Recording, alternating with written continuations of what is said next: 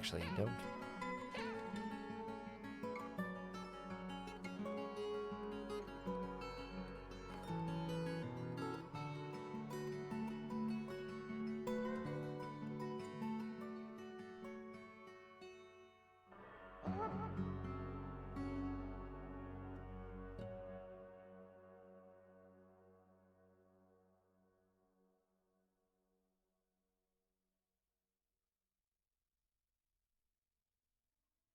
Yeah, you do in fact already have it. Okay, sweet. Damn bot. Okay, let's play some dwarves, shall we?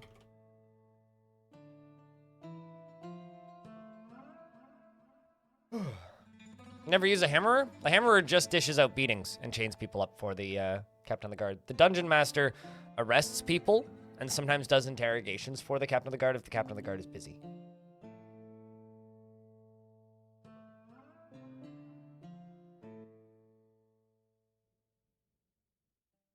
Hello. Hello. How are you doing, Flava? Thanks for the 79th month. Welcome back. That is the most number of months you could possibly have, because Flavabox was the first person to ever subscribe to this channel. So, this is the brand new fort that we started yesterday. It's in a very questionable embark, and part of it looks like a butt. The rest of it is this giant spike coming out of the ground. And this giant spike coming out of the ground goes very, very, very, very, very, very, very, very, very, very, very high up. This is Creaturekeepers.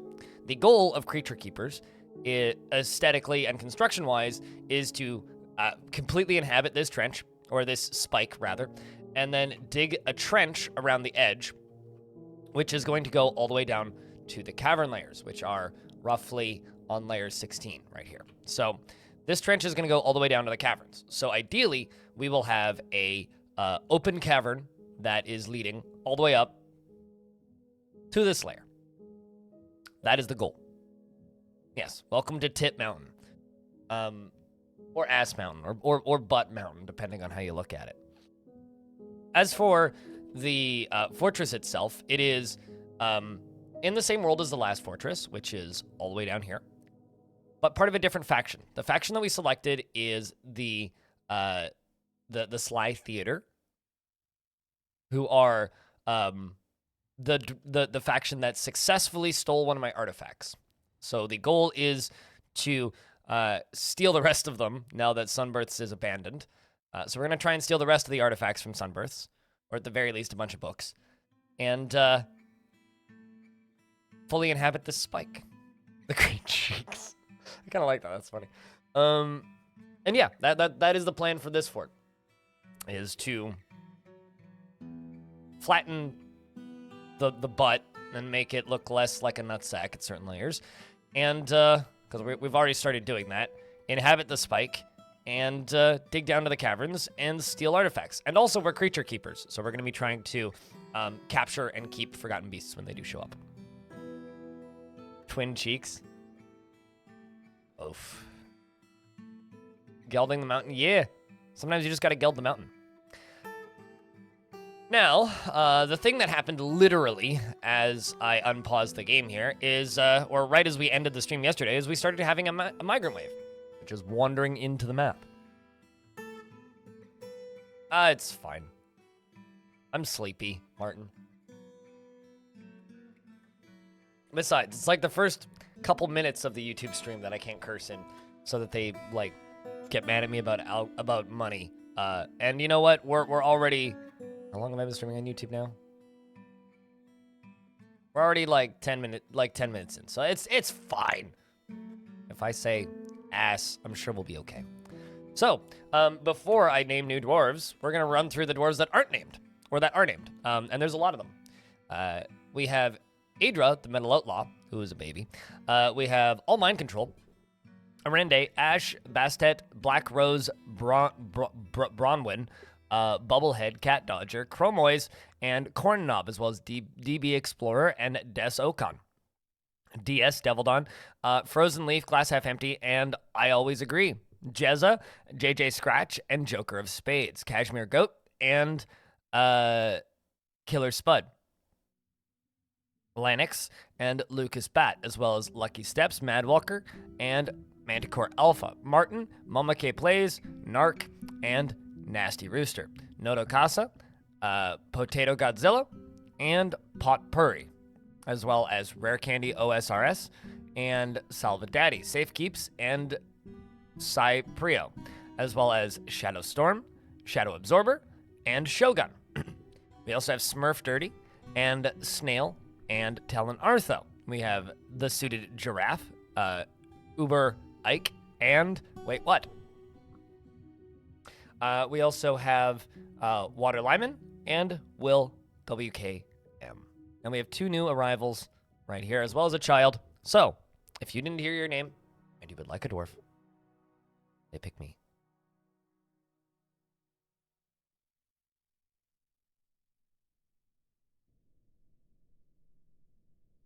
I don't know how many dwarves we're going to get in this migrant wave, so I will pick you if I can. First up, we have Dr. Special 420, who is returning. Who was in the previous fort. She is very quick to anger, always and finds helping others emotionally rewarding. She doesn't handle stress well, and she tends to avoid any physical confrontations. She works as a natural tendency with her respect to martial prowess, and she has a calm demeanor. She tends to hang on to grievances, and she does not often feel lustful.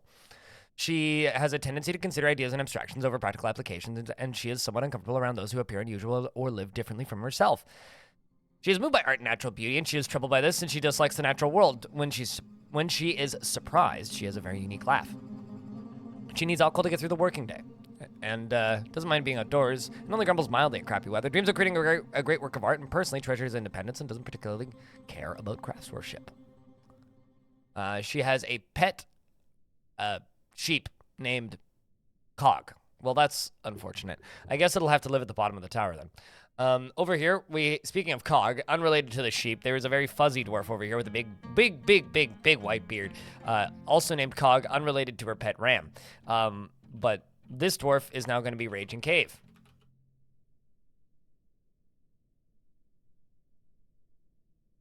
This dwarf is also probably very happy to no longer share a name with this dwarf's pet sheep, because I'm sure they've been discussing it all the way here. This dwarf has many a family, more than just a pet sheep. Lucas Bat and Snail are his nephews. His niece is Bastet. He has many other family members who aren't here, but at least he does have some family here. And he's only 36 years old, so that's like kind of a young dwarf to have so many nieces and nephews. He is greatly moved by art and natural beauty, and he is troubled by this since he dislikes the natural world. He only rarely tries to assert himself in conversation. He is grounded in reality, and he tends to be a little wasteful when working on projects. Also, I just realized we're going to be building a mayor's office for the first chunk of time. He can sometimes act without deliberation, and he tends to be swayed by emotional appeals. He tends to make a small mess with his own possessions, and he tends to share his own experiences and thoughts with others. He tends to avoid crowds, and he has a tendency to avoid forming deep and emotional bonds with others. And he needs alcohol to get through the working day. And he has no values. That is interesting. You don't often see dwarves with no values. He just has the normal, like, I'm a dwarf values, but he doesn't have any other values, which is interesting. And he's a former member of the Artificial Paddle, which I think is the mountain home, which is the mountain home of this faction. The Artificial Paddle, which is a really good name, by the way. I particularly like the Artificial Paddle. Also, the Sly Theater is also a good name too. It's like it gives a like mental picture of what this faction is. But aside from you having no unique personality traits, we have another dwarf here. And this dwarf is going to be Meissnerd, Mice Nerd. Mice Nerd values merriment and is stoic, is musical, and has a good focus. This dwarf almost never feels discouraged, is stubborn, and doesn't handle stress well. She has a sense of duty, and she lives a fast-paced life, and she tends to hang on to grievances. She is grateful when others help her out, and she tries to return favors. She truly values merrymaking and parties, and she believes it is important to conceal emotions and refrain from complaining. She values romance, and she finds romance distasteful, and she does not really value skills related to fighting. As for family, she's got a large family. She's got an uncle here who's Cat Dodger, and a cousin who's Shadow Storm, as well as DB Explorer and Laya, who were her cousins, although Laya has passed away in a cave-in. It's very unfortunate. Next up here, we have the last one that I missed in the initial run-through, who's Perry Rodan. Perry Rodan. Perry Rodan has a great trouble when mastering fear when confronted by danger. He is not readily moved by art and natural beauty. I'm also currently not reading chat because I'm way behind, but that's okay. I'm just going to skim through, make sure everything's good. Yep, you guys are just investing. He is not readily moved by art and natural beauty, and he is conflicted by this as he values artwork and its creation. He presents himself modestly. Reminds me of the SNL sketch where miners were constantly getting kittens. I feel like I've seen that one, actually. It's funny. I've never actually watched SNL live, but when people reference SNL, it's like, ah, shit, I think I've seen that on the internet. You know what I mean?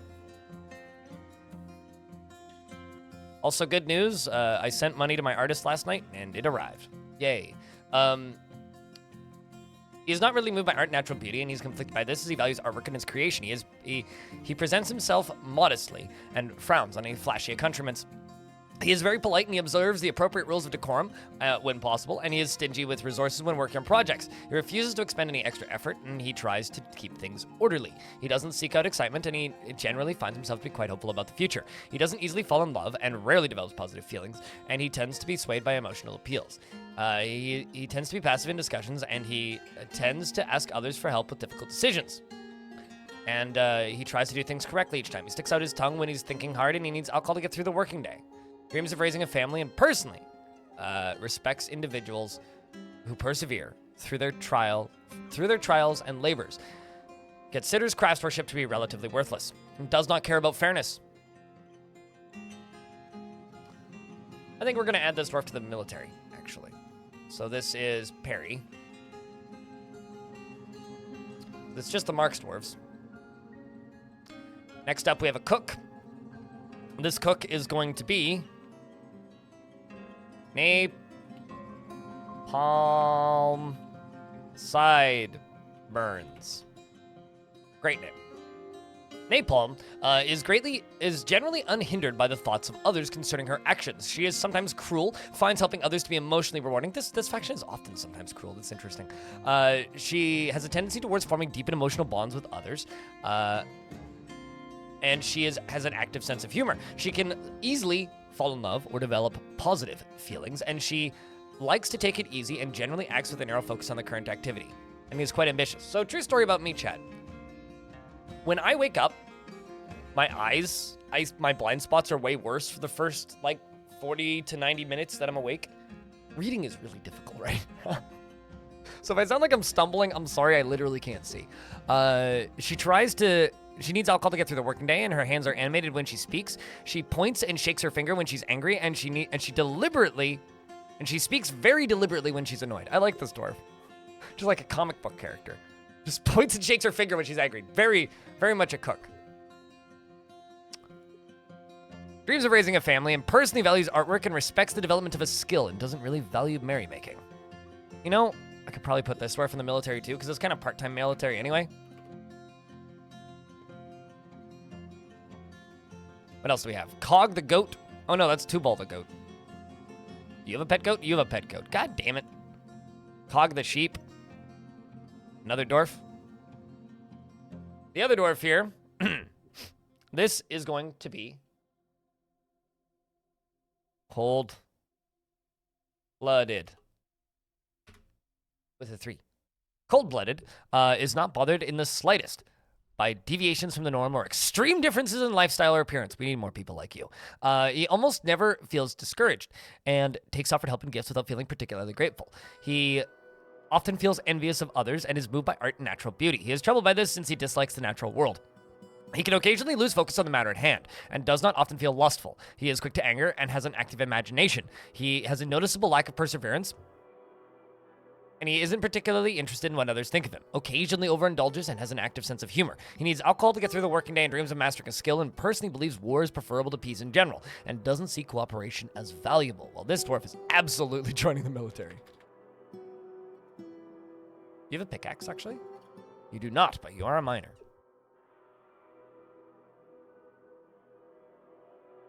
So yeah, I guess we're going to be making a, Actually, hold on, let's check your family. We are going to be setting up a mayor's office. So you do not have any family that we are aware of, and You are just, yeah, you're a dwarf and a militia dwarf. Next up is Saturnine. Saturnine. Lives at a slow-going and leisurely pace. He is trusting. He tends to assume that the worst of two outcomes will be the one that comes to pass, of course, and he is not swayed by emotional appeals. He is brave in the face of imminent danger and finds helping others emotionally rewarding, can handle stress, and doesn't seek out excitement. He needs alcohol to get through the working day and does not mind being outdoors, at least for a time. Dreams of raising a family and personally thinks that introspection is valueless. That's not true. And those that waste time in self-examination are deluded fools. Sounds like my dad. Does not respect the law and values a harmonious existence, values peace over war, and doesn't see the attainment of knowledge as important and dreams of raising a family. Well, you can join the military too.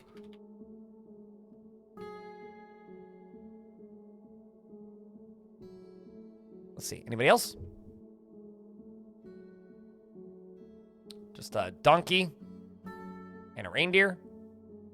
Looks like that's everybody. All right, so we'll get the rest of you named at a later date. But I assume I have a mayor now. Who's the mayor?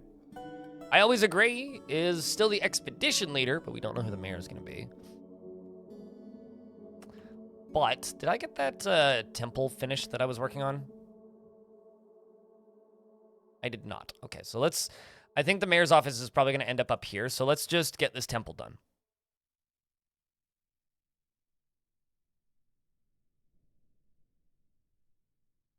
So this is like one of the most asked questions I get, Gertha. The long story short is, you know how humans are 70% alcohol? Or 70% water, rather? In Dwarf Fortress, dwarves are 70% alcohol. So humans need water to not die. Dwarves need alcohol to not die. Vote you for mayor. You promise sausage in every bowl of stew. Got it. Ooh. I might have to vote.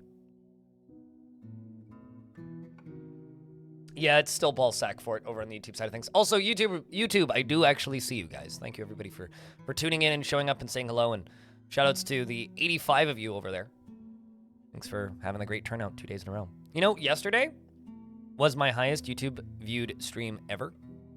Highest viewed YouTube stream ever. That was a broken sentence. Okay, so I'm going to slaughter the animals I don't need, and we're going to pasture the ones I do need in the basement. I mean, by in the basement, I mean lower down in the fort.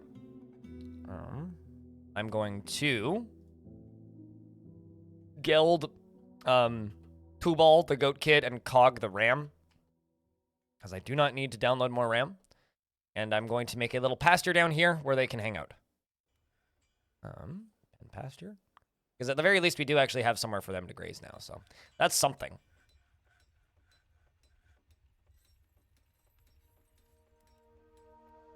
Open design basement. Sure, yes.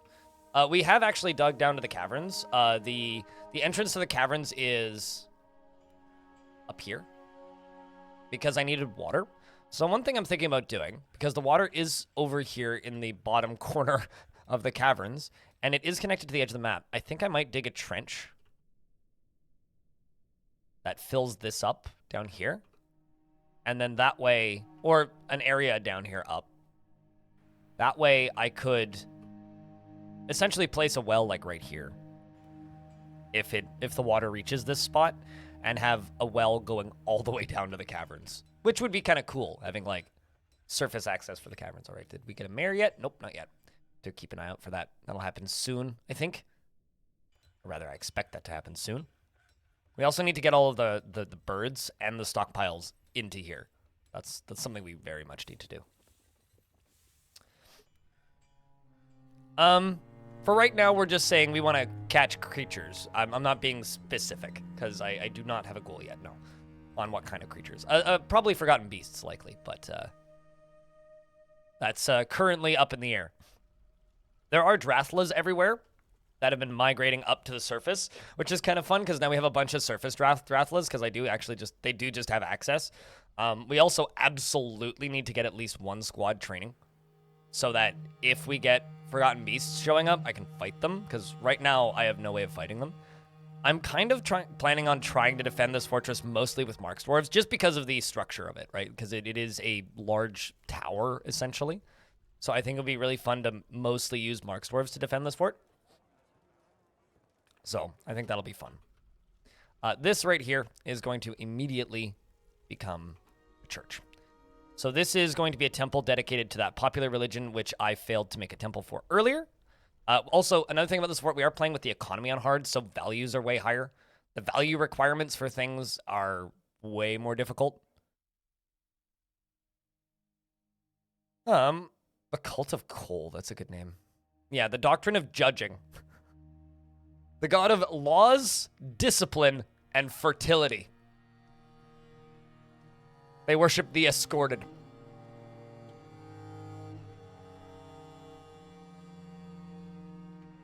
Yeah, I follow Krug's Patreon, so I've been seeing the little updates. It's something that I'm very excited for, especially because I think I was the one who told the developer of that game to send him a key. So here's hoping. Here's hoping that that video comes out and is as good as it could potentially be. So, yeah, I guess we'll make a temple to the Doctrine of Judging. The Cathedral of Cleaning. How about we change the name of the Cathedral of Cleaning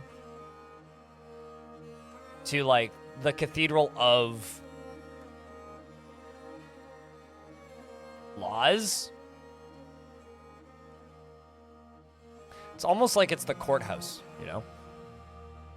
Go forth and multiply, it's the law. Pretty much, yeah.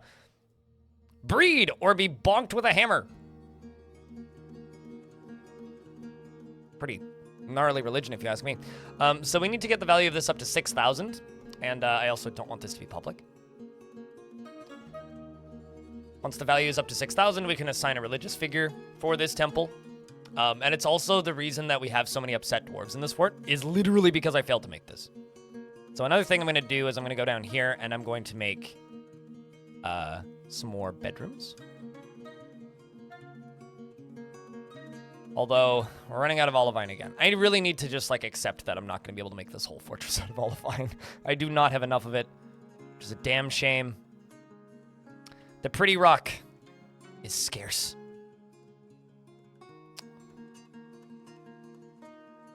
We'll use schist for this one. So this is how I like to make constructed rooms. You just click and drag a square. And then you erase the parts that you want to keep.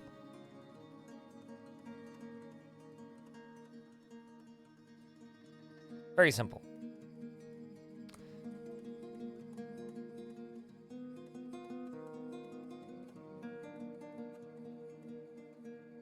A new kind of horny hammer. I mean, I like the go forth and multiply, it's the law. That's pretty funny, actually.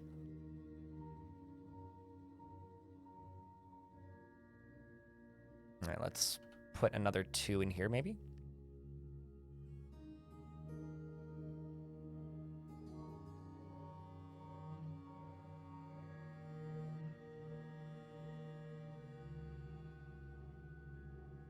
Or more like go forth and multiply in the name of the law, or whatever.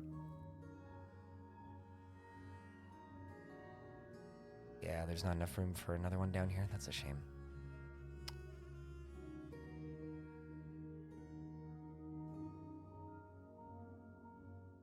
We'll do that. It'll work. At least schist is a fun color for the most part.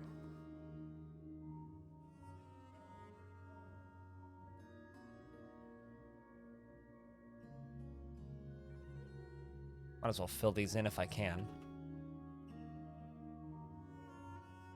Okay. Let those run.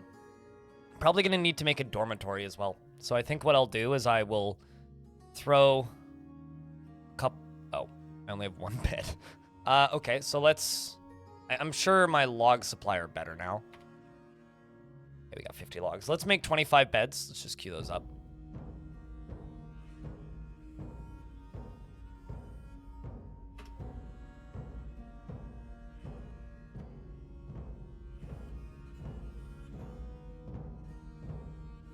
Wait, actually, Elfie?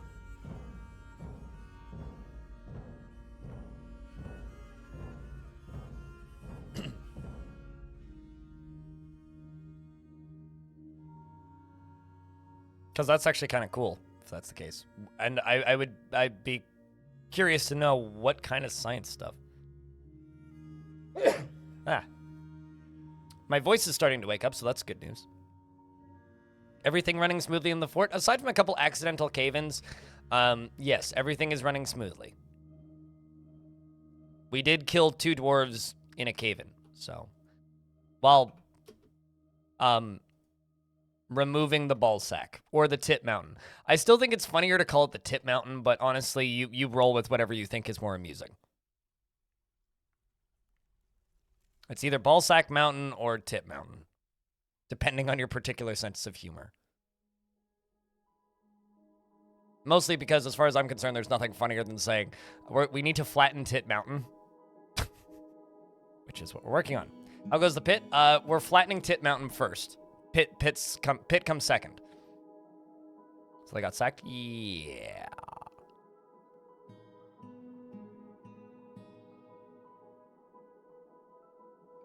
And also, Big Bang, what's up? It's good to see you.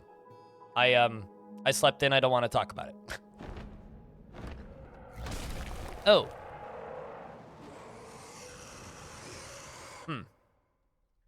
I guess it's, I suppose it begins.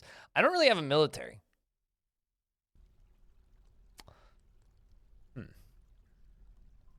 A worthy sacrifice. Ouch. So the giant Osmost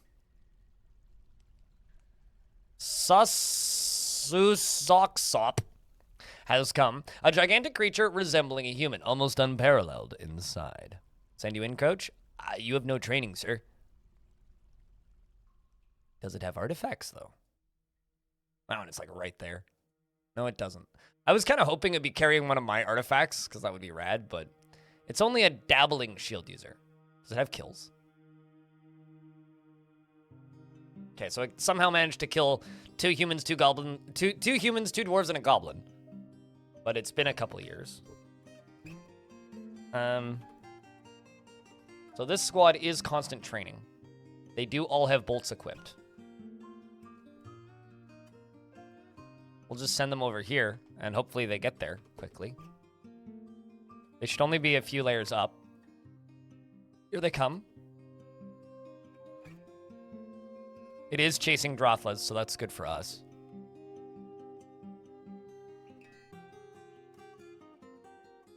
Run them down here. Yeah, it's gone. It's chasing Drothlas. Also, something I'm going to do is I'm going to queue up Gold Hive. Because one thing I'm noticing about this map is there is honeybees and bumblebees.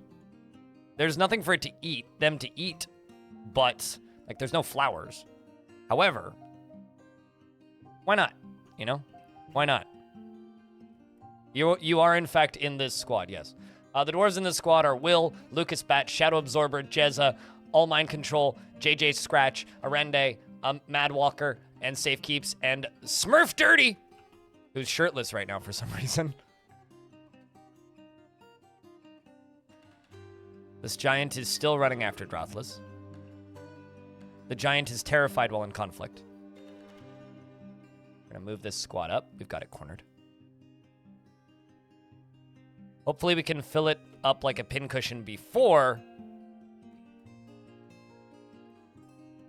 they begin bonking it. And if you look, these dwarves all have a combinations of iron, bronze, and steel bolts. Okay, they are firing bolts. This is actually going to be really good training. Flying bronze bolt strikes the not the Drothla. You're supposed to shoot the giant dwarf. What about you? Okay, you haven't shot anything.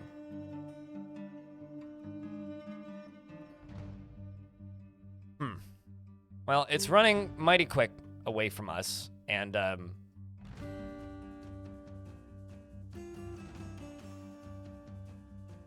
well, guy, can you come back? You know, it's at some point. Okay, I guess I have to go corner it again. This is really becoming a cat and mouse game. Just like hum yakety sax in your head and it'll make it 10 times better. Devane Cal, thank you very much for that Prime subscription. Appreciate you.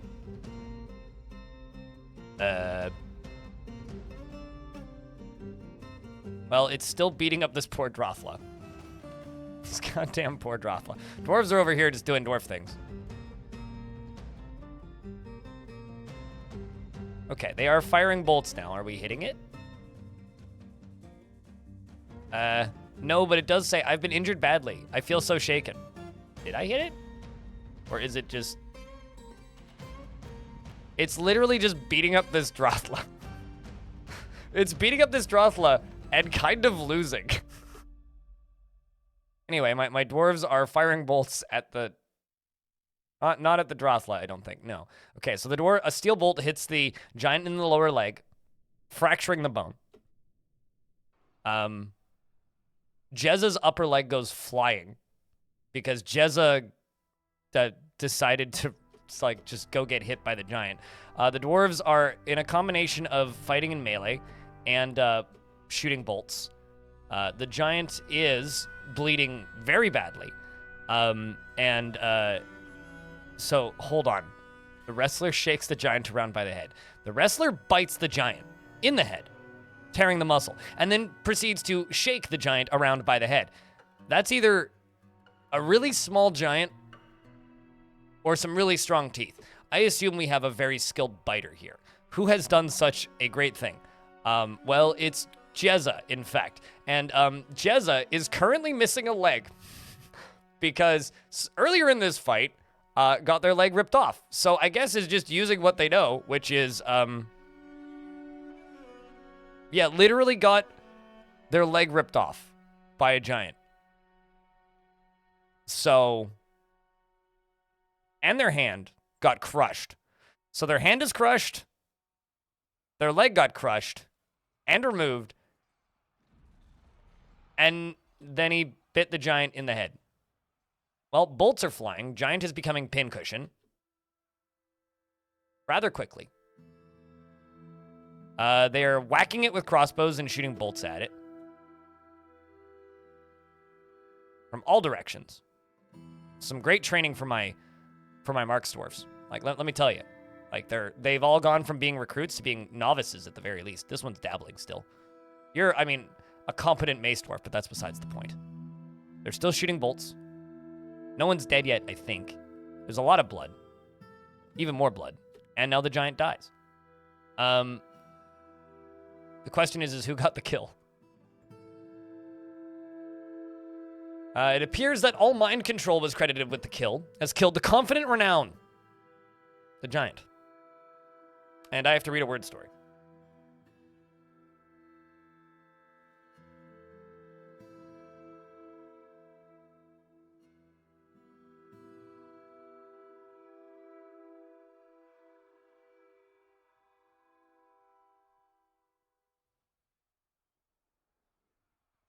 So I'm scrolling down to the word stories, which is...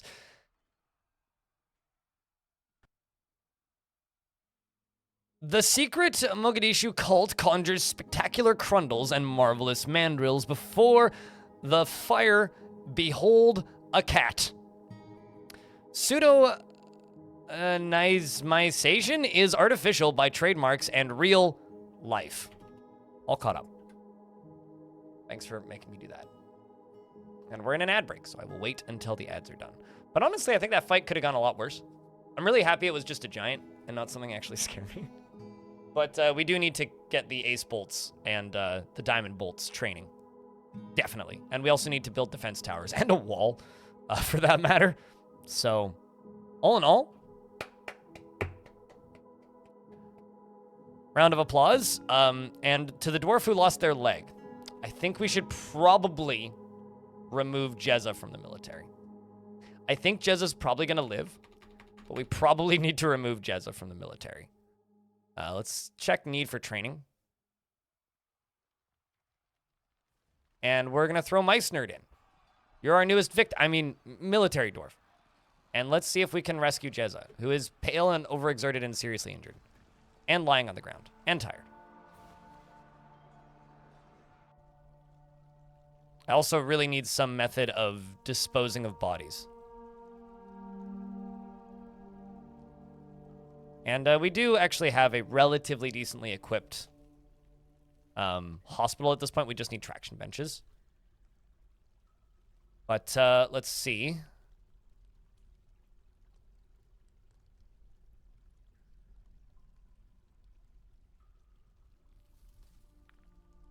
Was taken to rest in bed by Frozen Leaf.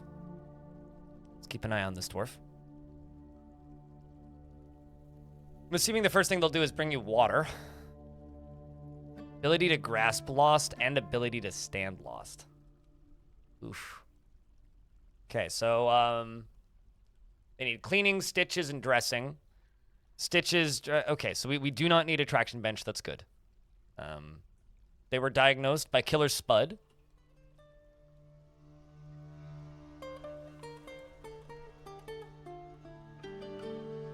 Oh, also, military shouldn't be stationed because I do have a bunch of doctors in the military.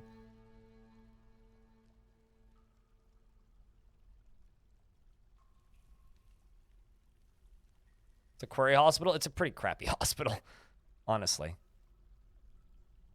In fact, actually, I should click this. Remove all of the dwarves who are in the military, which is most of them. And replace them with dwarves that are not actively in the military.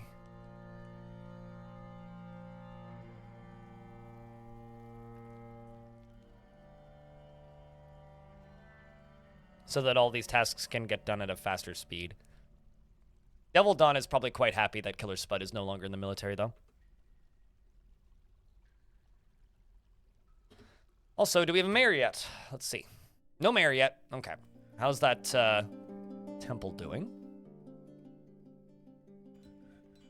You know, considering I slept in today, stream's starting off pretty hot. For the past 30 minutes, 8? In my fort? Well, none of them are the worst. Well, that's not actually that bad. I don't know if you're talking about your fort or my fort, but I don't have 8 pissed off dwarves. However you spin it. Let's do that and that. Got a pedestal in here. What's up, Digital Dam? I feel like I've forgotten to say hello to a lot of people today. So if I've forgotten to say hello to you, you can say hi in either chat room, and I'll say hi in the next 90 seconds. We did, in fact, do it, boys. Hello, Rolf. How are you? Hope you're doing all right. 0 is not an 8. Yes, definitely not an 8. 0 is a very different number than 8. I was like, what is this slander? You're informing me that I'm mistreating my dwarves, but in reality, it's like you just didn't have your glasses on. What's up, Shanira? Netzeng. Hello. Mocha almond ice cream time. That sounds delicious. I'll take 2. 2 scoops, please, and a cup of coffee. Okay, so we now have a temple, so I can recognize the Sacred Citadel, which is actually a really good name. You know, honestly, I'm going to make Shogun, who's currently a potter, the Sacred Citadel of the fortress, of the Cathedral of Laws, because Shogun is an absolute goat in this community, who if you ever watch any of my VODs on YouTube, uploads... Or not uploads, but comments with all of the timestamps. So I don't need to. Yay.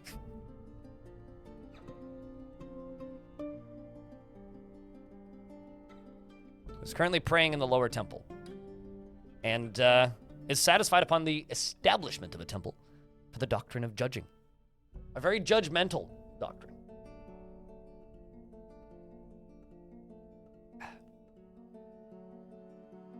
The Rocky thing is still there. It's going to take a while for me to remove the air quotes Rocky thing, yeah. It's going to take me a while. I mean, it's a large thing. It's like almost, it's like 80 Z levels tall. Like it is a massive set of tits. I mean, what can I say? Although I'm going to start building an overhang into it. So we're going to start digging out underneath it. It's gonna be an interesting cliff face by the time we're done. It's gonna be a very hard thing if you like bouldering or rock climbing to climb. But it's also a great, like, you know, resource supply. The underboob. Yeah. Well, currently right now it's more of an overboob than an underboob. If you look at its positioning next to the fortress. Still no mayor. I guess the dwarves are still in a state of shock after such an event. So we did make a the Goldenrod Grove, which is the Farmers Guild. So we did get that done.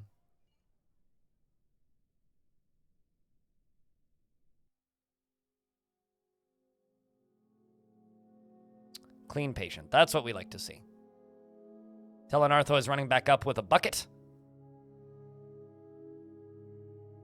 Cleaning all the blood off of this dwarf. And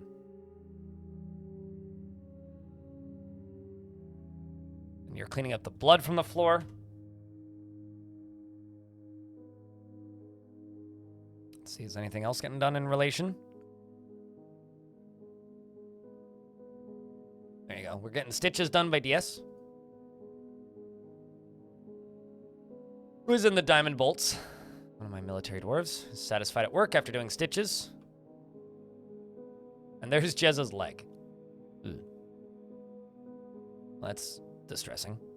I also really very much need to make a better hospital, because this hospital sucks. Well, I could expand the schist down here.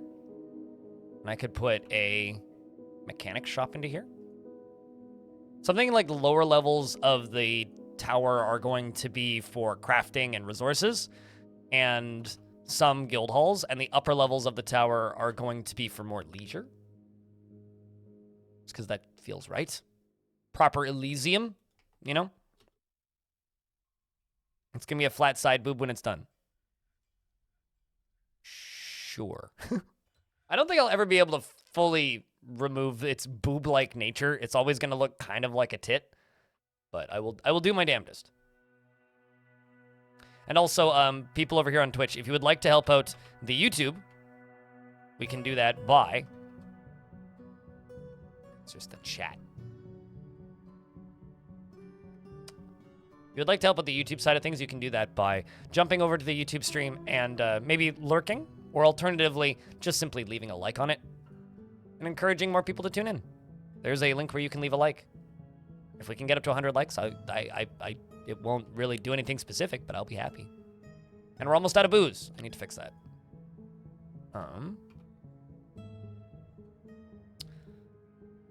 Let's brew drink from fruit and brew drink from plant. And I'm gonna go over here actually, and I'm going to milk my animals and shear my animals and make cheese. We're just gonna queue those up as separate jobs.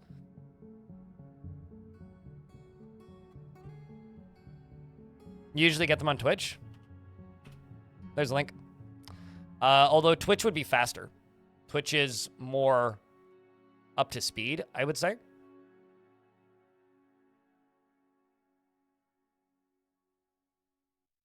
So you'll get the VODs on Twitch the same day, whereas on YouTube, it'll take a little bit to get rid of them. I need a corpse stockpile.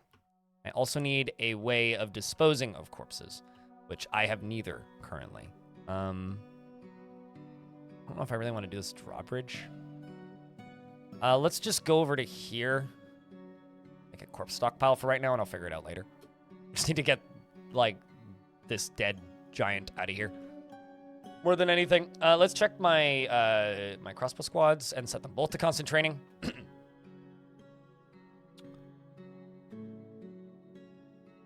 There they go. I'm also going with leather armor for this round.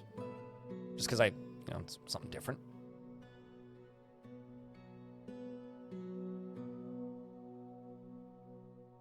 And they're all going up here in training. Firing their bolts. I was going to say, are you naked? No, you are not. You are just simply holding a naked baby. Dabbling. Dabbling. You're dejected after a lack of decent meals for too long. Well, I do need to make proper kitchens. That is a fact. We also need to make a proper tavern, which we also don't have. I'm thinking since this is the general, what's the word? This is the anything goes worshiping area for praying. This could probably be the tavern layer. Tavern and bedrooms. Maybe center will be tavern and outer will be some smaller bedrooms. Up here we have these done, so I can unforbid these extra bits. I can throw in a view. Let's also throw in some doors.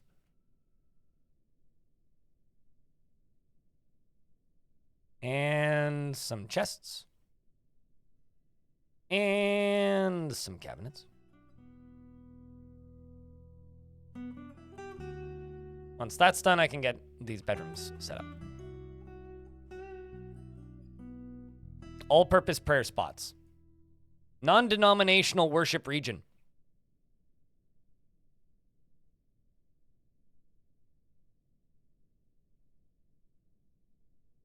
Or worship place? I don't know. But it's certainly a non-denominational place for prayer, you know? You want to go pray to the god of suicide? Go nuts. You want to go pray to the god of laws? Go nuts. You want to go pray to the god of fertility? I guess go nuts? Literally? A non-assigned shrine? Yeah, there you go. What's up, Kazanabo? How's things? Uh-oh. A snatcher? Protect the children. A goblin snatcher.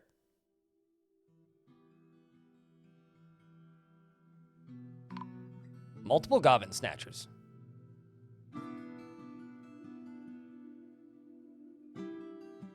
Where are they from? They're from the poisonous indignation? The poisons of indignation. Whatever that is. No relationships, though. They're here to steal the children. And they immediately run away like the cowards that they are. Islay Smoke, thanks for the 5-pack of gift subs. You know, it's kind of funny. Yesterday, you guys went kind of ham with the gift subs. And I couldn't figure out why. And then after the stream was over, I turned on Twitch and immediately realized, oh, there's a sale going on. That explains it. And then felt kind of dumb. So, you know, thank you very much for the 5-pack. There is a sale going on for gift subs currently. Are these goblins still on the map? That is the question. One of them is. Probably leaving. Yes. Left very quickly. Was being actively chased by Saturn. So, go back to training, dwarves. I did have a good holiday, yeah. As good as it can be. I mean, it was a very crappy year for the family, but, like, it was as good of a holiday as it could have been. Currently, we are short on gold. Get you smelting iron ore. And we're going to get you. No, we're out of gold ore. And, no iron to make pig iron. Okay, well, let's just get some magnetite going then.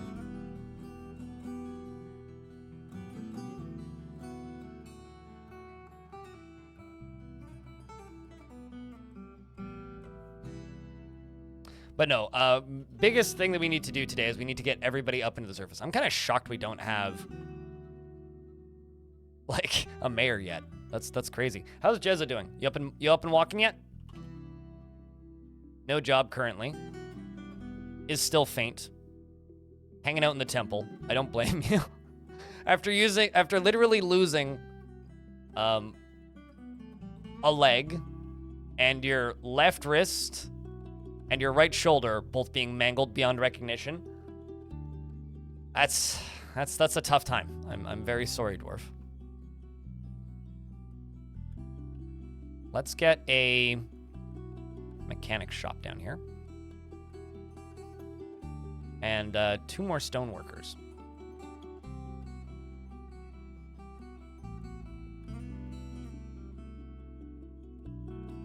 You had a goblin snatch a baby from your fortress until you saw that there was a mission to rescue her a few years later. Oh, really? Well, that's cool. Baby just lives with the goblins and doesn't do anything. Yeah, no, I mean, they get, like, brainwashed into goblin society pretty quick. Like, the goblins are, for all of their faults, very, very, very, very, very, very, very good at convincing people to join them. Rock blocks. Let's just make 200 and see what we have. Can't wait until we get some more mica. Basically out of olivine. Schist. Okay, let's do 500 schist blocks.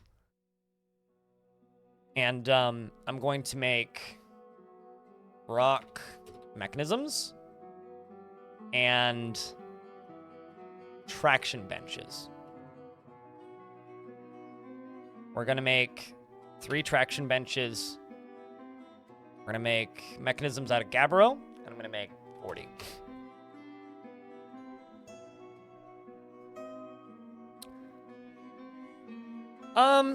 Every single time I've tried to do that, the god I've picked has been not the most popular god by a long shot, because I always go for the coolest god, which isn't necessarily the most popular.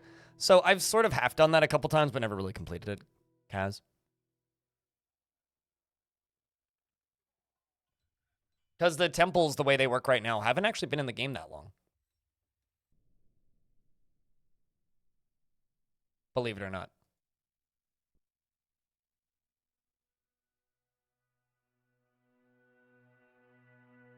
A fun thing to do? Yeah, no, definitely. Like, it's certainly that would certainly be a fun way to theme a fort.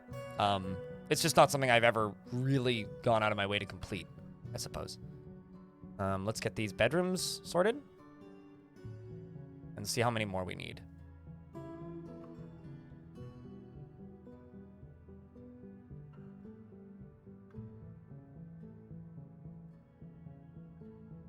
Quite a few.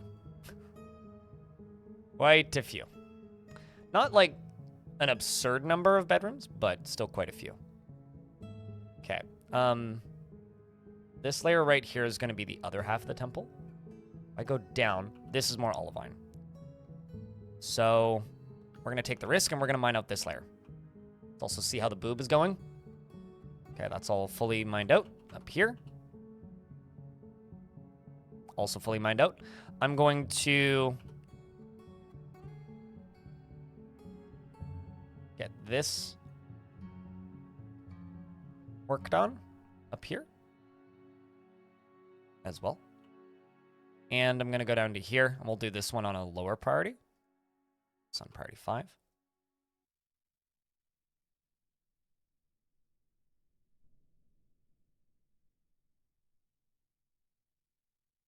I'm going to start working on building in the overhang.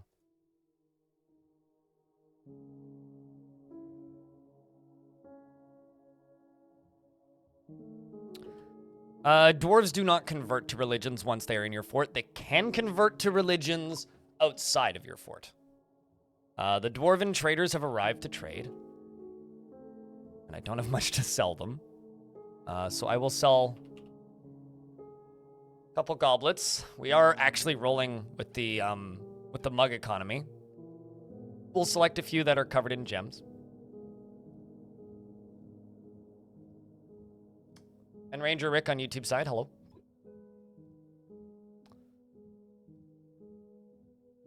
Still just an exposition leader, no mayor yet.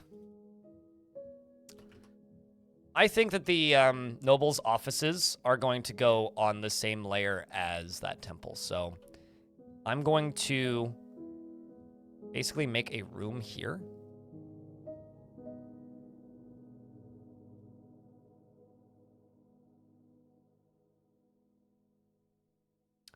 And this is going to be one large room, but this is going to be the mayor's office and dining room. Or rather, office, dining room, and then their bedroom will be separate. Because I'm assuming with the gold furniture that I'm making, just the normal bedrooms will be a high enough value for a mayor whenever we get one. Yeah, as far as like dwarves and their belief structures go, that's something that's like very unfinished in the game. Because like you have to remember that the way temples work right now were only added into the game pretty minimal amount of time before Premium came out, right? So, like, their current belief structure is pretty minimal as far as, like, conversions and things go. I think I will put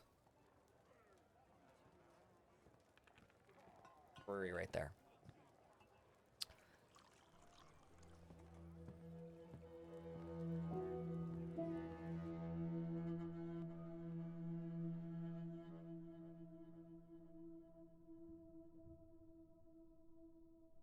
A temple is a tavern that you pray at?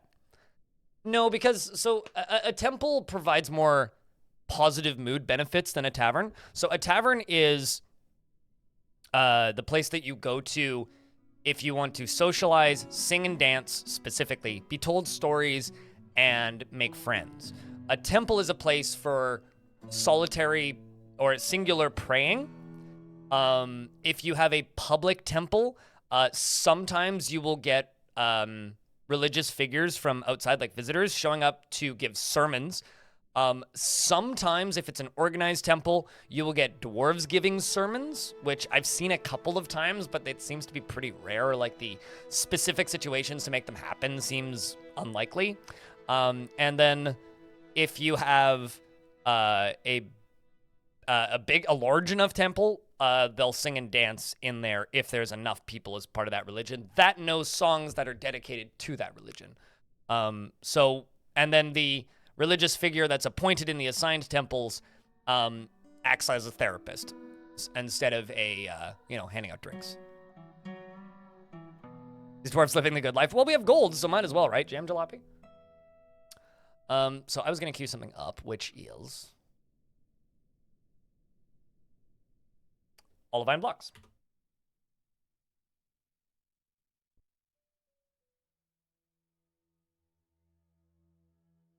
And I'm noticing that my manager isn't getting anything done. So I'm going to assume I need a new manager. Currently manager, broker, bookkeepers, cashmere. Okay, let's Rare Candy, you can be my new manager. And I'm going to give Rare Candy tiny little office, which is going to go right here.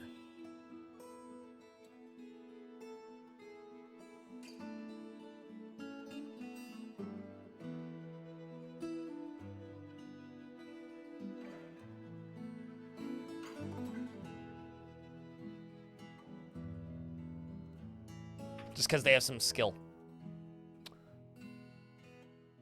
How do I stay motivated to do more in this game? Kind of a hint, kind of hit a wall after the basics. From my perspective, how do I stay motivated? I think for me, I'm a unique case because playing this game's kind of my job. So I have to. But what I would recommend is one of three things. I don't know what you mean when you say that you finished the basics. If you say you figured out how to make a safe fortress, the way I keep the game entertaining for me while I'm streaming is I make sure that it isn't a perfectly safe fortress, because perfectly safe fortresses are boring. I cut that nail way too low yesterday.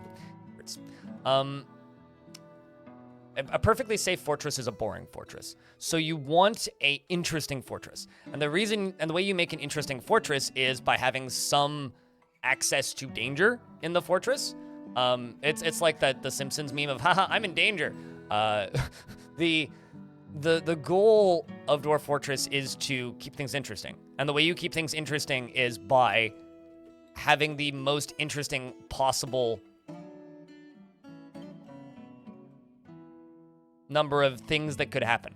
If you make a perfectly safe, optimized fortress, unless you're just playing the math and numbers game of trying to have maximum output and stuff, it rapidly becomes a boring fortress. So, like you partake in science, try and do something weird.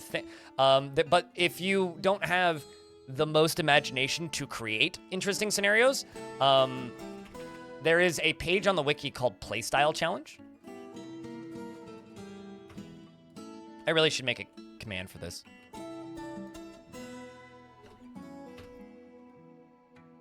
And here's a link, and I'll also stick it in the YouTube chat for the YouTube folks if you want it. Playstyle challenge is one of the most important pages on the wiki.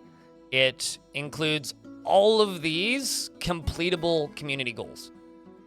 So and then also like has removed some that are no longer completable or added new occasionally.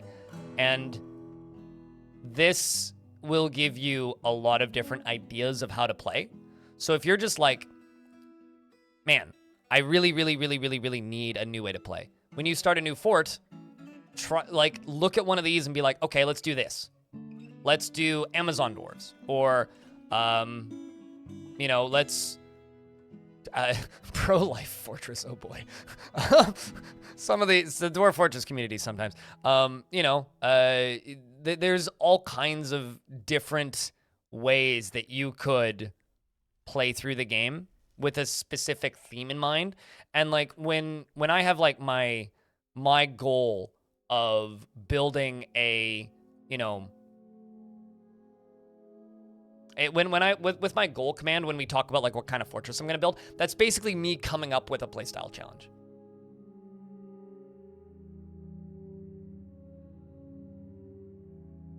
You got attacked by a were-elephant named Caddy.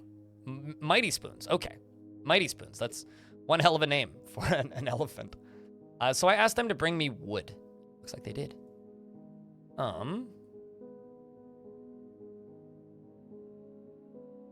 They also brought me alcohol, which I also requested. Just make sure that there's no, like, venom barrels or anything silly in here. Nope.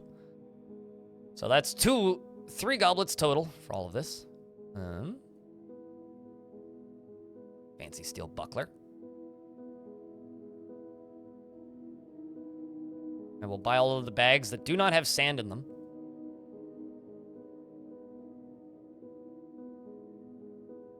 In fact, actually, I can't. I'm just not going to buy that. It's the bags. Let's do leather instead. Which I can't actually buy, even though it's only worth 80. Okay, let's do this. Individual pieces of leather we will buy. There we go. And trade. We're very happy with the trading.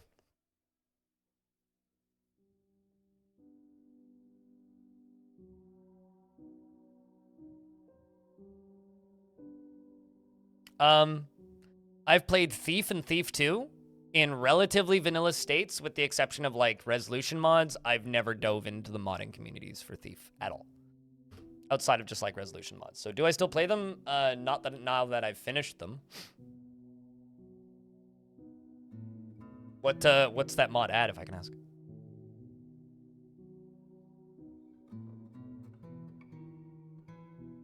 Starting off with peasants only, I do like most of the time, Jim Garrison.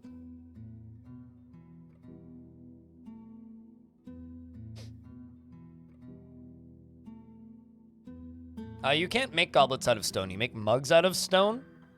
Goblets are made out of metal. But yes, they do have quite a high value.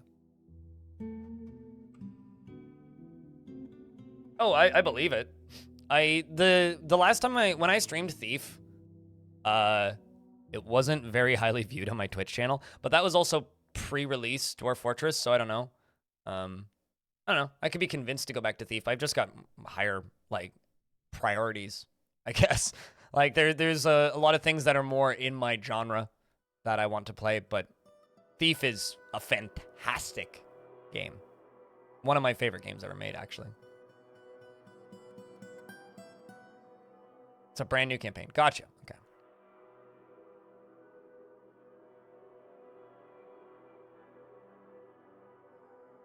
I mean, like, I don't know. Maybe one day I will go back to Thief, but it's not super high on the priority list. That is interesting, though, to know that there is. I'm also not surprised that there's that kind of modding community out there for Thief.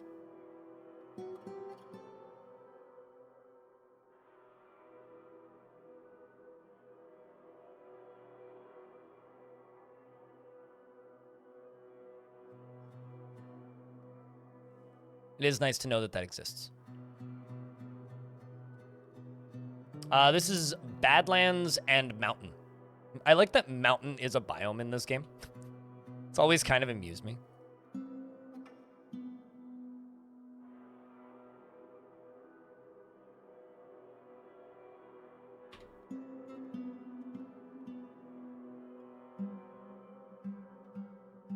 And there's no surface water. The closest water is in the caverns because it's Badlands. Although apparently there is a aquifer somewhere, but good lord, finding that'll be hard. You are a planter, Joker of Spades.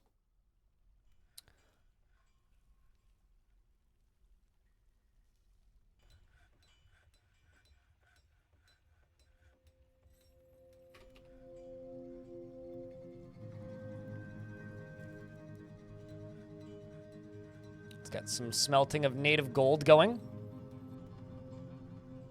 And alternate you with coal.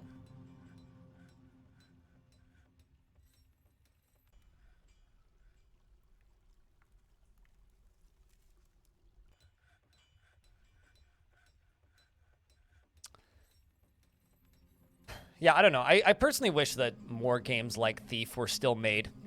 I wish that there was more people making games like that. It's basically just Gloomwood, and even Gloomwood isn't quite Thief. As cool as Gloomwood is, it's not quite Thief. All right, so you are working on boulders. I think I'm going to move this stockpile to right here. And erase it from up here so I can get this stuff moved over slowly. Do I have a mayor yet? I do! Our mayor is Cashmere Goat. Okay, so if that's the case, then I'm going to move. Yeah, and also I was correct. Look at that. Bedroom is high enough value, at least for the mayor. I'm going to move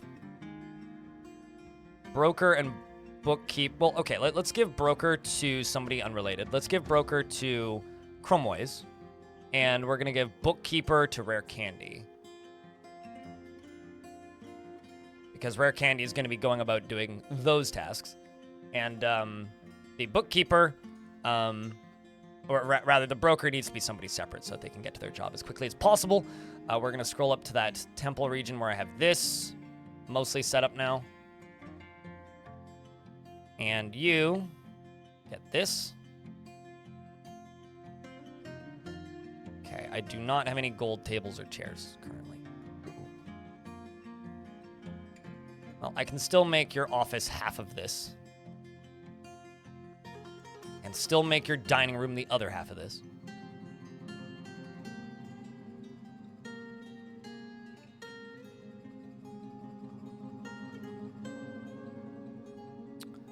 Can still assign you to both of them. And I can jump down to the bottom of this, and I can remove this.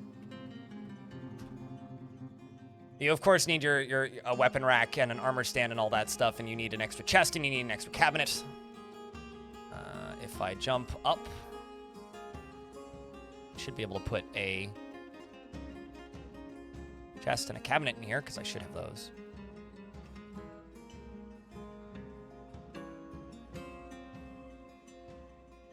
Could I dump a glass barrel filled with venom on weapons to coat it?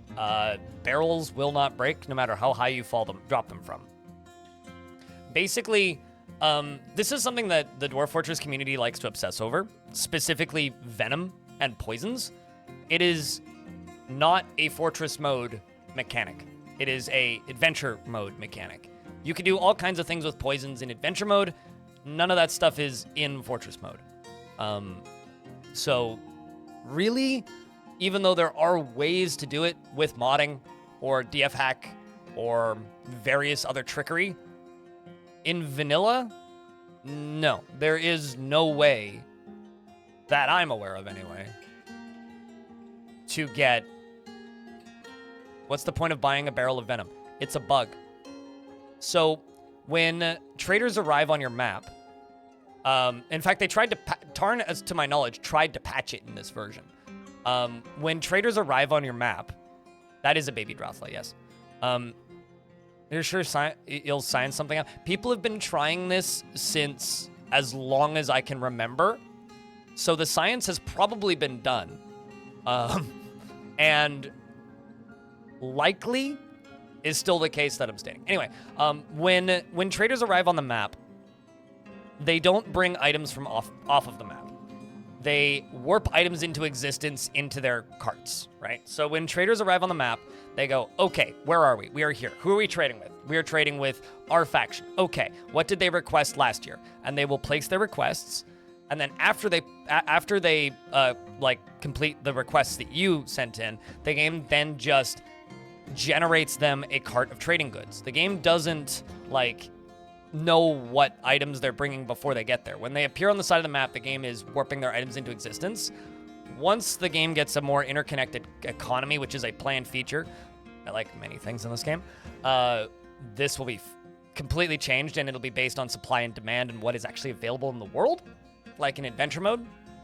But when they walk onto the map, their items just appear in the cart. And this includes liquids that are random in barrels. So the game pulls from all of the liquids in the game and puts random liquids into barrels. This is how you'll end up with like barrels of blood sometimes. What is the point of buying them? There is absolutely no point of buying them. You can't remove the liquids from them, and you have no use for them. So don't buy barrels that are full of venom. is the simple answer. Just don't do it. Yeah, kangaroo man milk is a weird thing.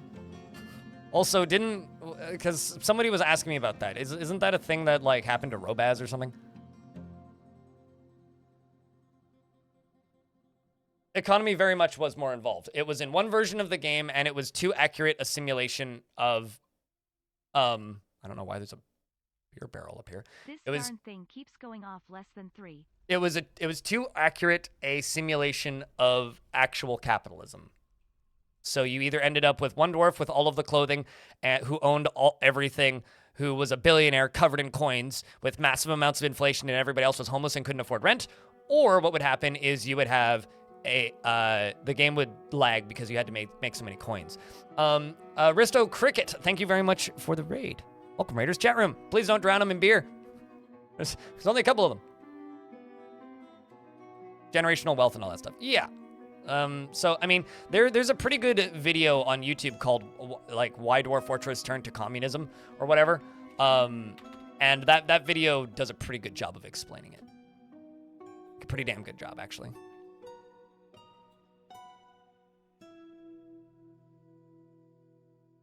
Whoa, dude, fuck yeah, dude. That's fucking sick. Hell yeah. Woo! And I don't know what Aristo Cricket was up to, but we should go give them a follow because they were kind enough to give us, or Astro Cricket rather, not Aristo. Astro Cricket was kind enough to give us a raid, so go give them a follow. Over here, he has a sword. And beer. And tea.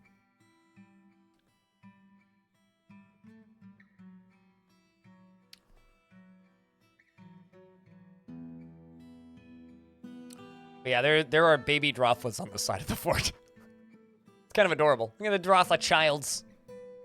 Drothla children. And there's also a goose. Why is there a goose on my fort? Get down to where you're supposed to be, you goose.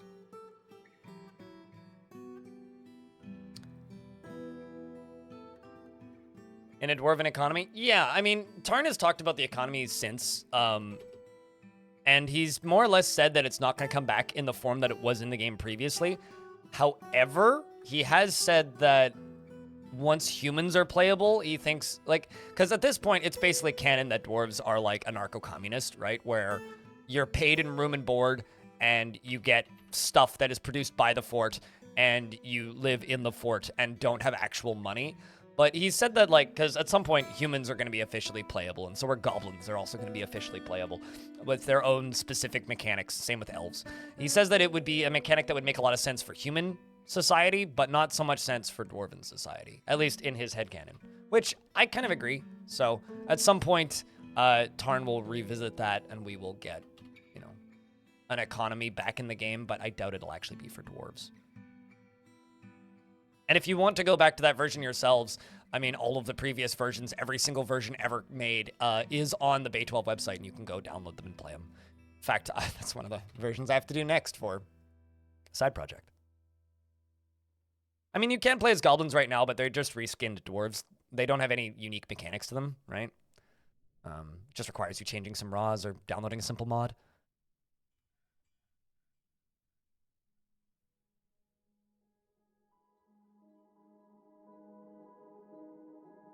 The state and the market? Yes. You are correct. The perspective of the player, it does make a lot of sense. I mean, like, as an example, the reason why, like, goblins right now are kind of redundant to play is if you go to the ethics page, in order for it to be proper goblins, killing the enemy, killing an animal, killing a plant, killing neutral entities, and killing a member of your same faction is all considered a personal matter, and killing neutral people is required. So, in order for it to fit within the way the game is designed, to play as goblins, you would need to have legal murder and torture. And also, like, playable demon overlords and stuff, which none of that's in the game right now. I mean, it's all happening in the background if you play in adventure mode. But as in a fortress mode situation, like, none of that stuff is doable currently.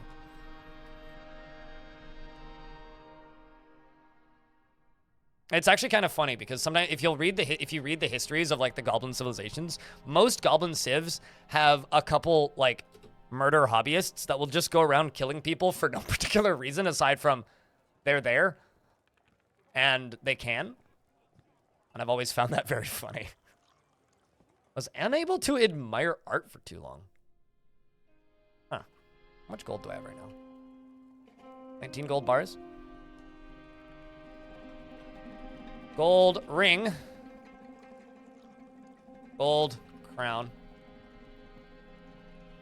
Assuming we are still smelting native gold, yes.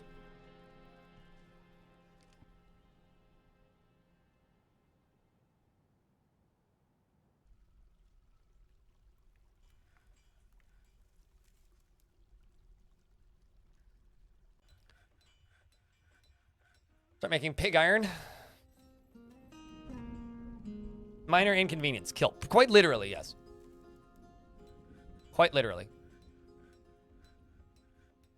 Also, how much milk do I have? Pig's milk, 10. How much cheese do I have? Decent enough amount of cheese. Let's get you to spin thread and make cheese.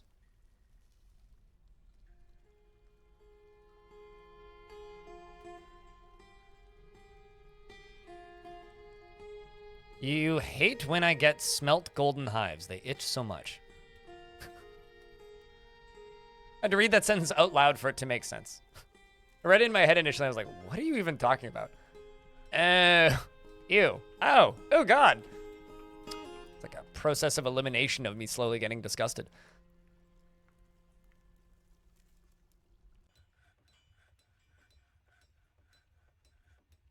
Most Fortress games and civ building games are totalitarian because the player controls everything with almost no pushback. Yes, which is one of the reasons I'm super excited for the Villains Part 2 update, which hopefully will come alongside of Adventure Mode, purely because of they tried to organize a coup thing. Because it would be really cool if you're just hanging out in a fortress and then suddenly you're under goblin control. And you have a goblin mayor. And a bunch of goblins show up. It's like, well, that was a successful goblin coup. Interrupted by honey badger. We're all fucked. We have honey badgers? We have a honey badger? Oh, that explains why it's stealing my cheese. You motherfucker. How dare you? You thieving badger. He's stealing my cheese, chat.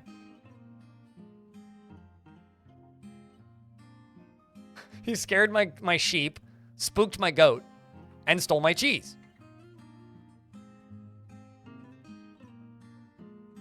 Thief. Has anybody here seen The Gods Must Be Crazy too? The movie. Anybody here seen that movie?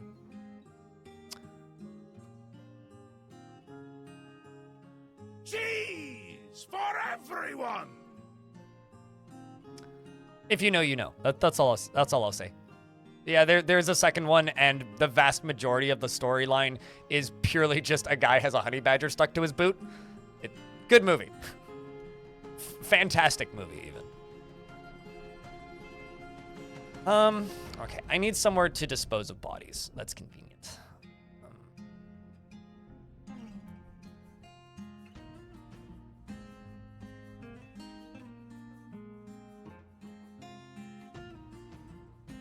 This sniped cheese. I literally can't, but I wish I could. I think we're gonna end up using a drawbridge setup to dispose of bodies. That's what I think I'm gonna do.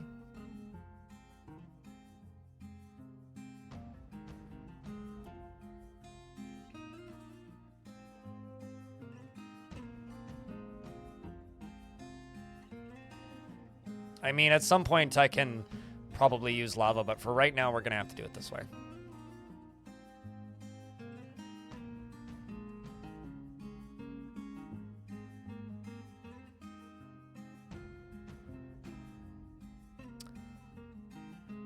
It was 25 years back. That movie ages pretty well. I can tell you that. I don't like this. Okay, you know what? I will just do it this way. We'll do it the easy way.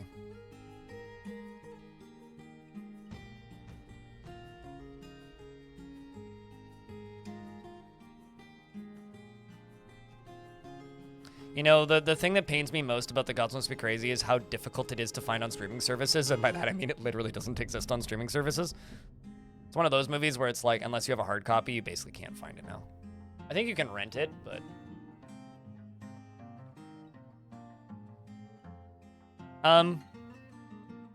No? Spleen, because we've had to go down to the cavern layers for water already, so... I wouldn't say it's the opposite.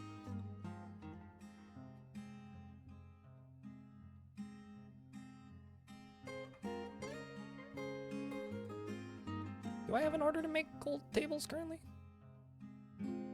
No, but I do have orders to make gold rings and crowns. Gold tables. Get back to that.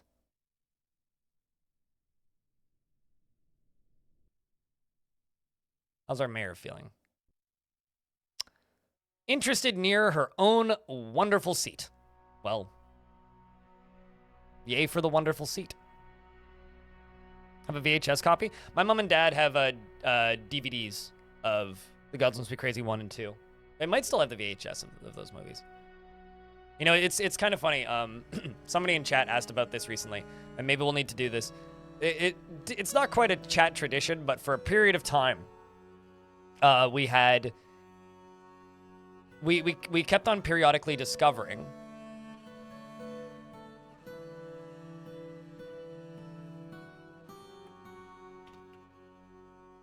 that people in the current era do not or have not seen the Blues Brothers often enough. If assuming they even know it exists. Looks like we've got some stuck merchants, so I'm deconstructing my trading depot to see if we can get them to move. There they go. Usually deconstructing the trading depot fixes them. But we kept on discovering that people had not seen the Blues Brothers. So for a period of time there, like every other month we would do like a Discord watch party of the Blues Brothers. And maybe we need to do that with The Gods Must Be Crazy at some point.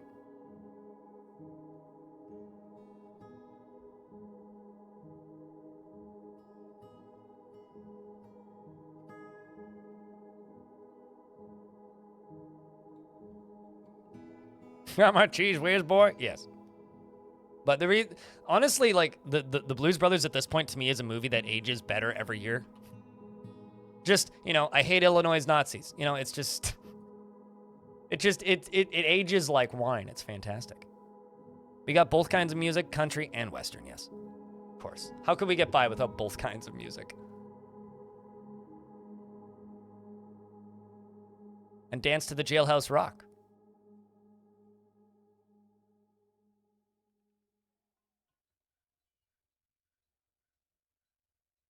You know, that movie was formative for me because it taught me the F word. Claymore. Like, true story, the soup is fucking $10 is one of, like, the most formative lines in film for me. The soup is fucking $10, which is very funny in the current year, too. Like, really funny. Well, they definitely left their stuff in the trading depot. That's a shame.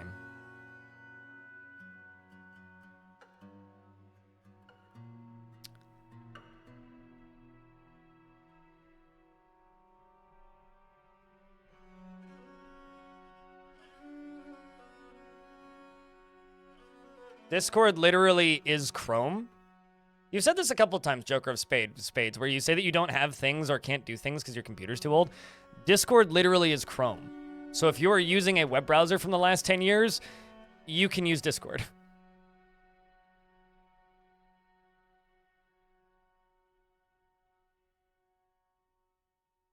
Like, you're artificially limiting yourself because you think your computer's too old.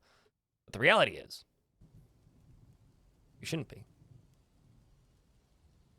Yeah, also it can run in a browser, so. Yeah, YouTube is probably more intensive than Discord. Yeah, that's actually accurate. Certainly has more trackers.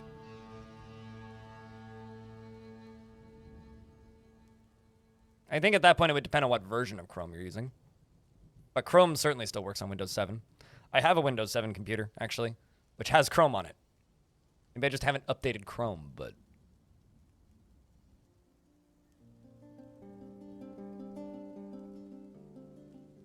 Yeah, my parents run Discord in a browser. Or at least my dad does. My mom has it on her phone.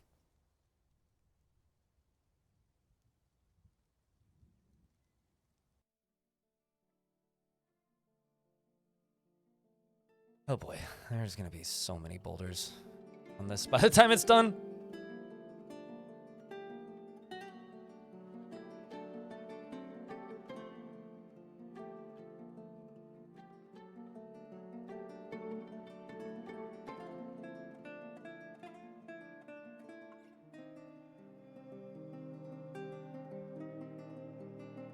Let this side come out a little bit.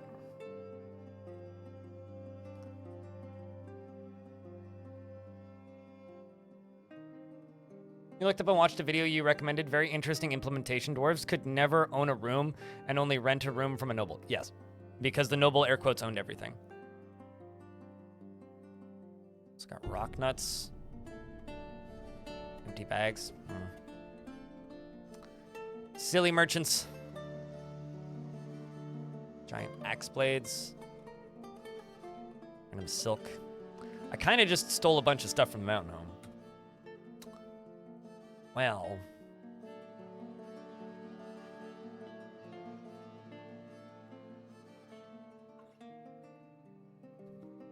My parents know how to Discord.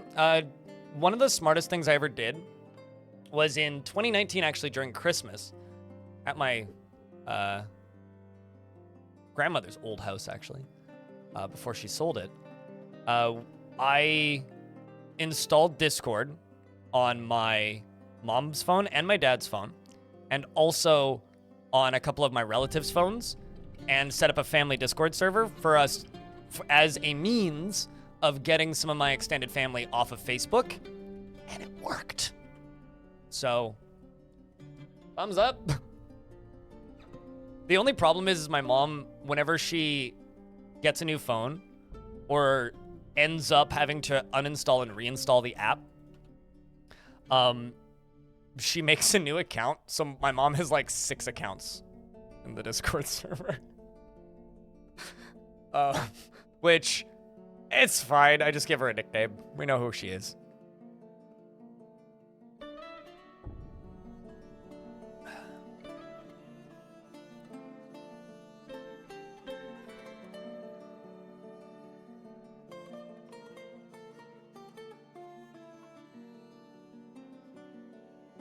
I need to watch more Belushi and Aykroyd films, because like they were in a lot of films together. And Dan Aykroyd's hysterical, and John Belushi also hysterical, so.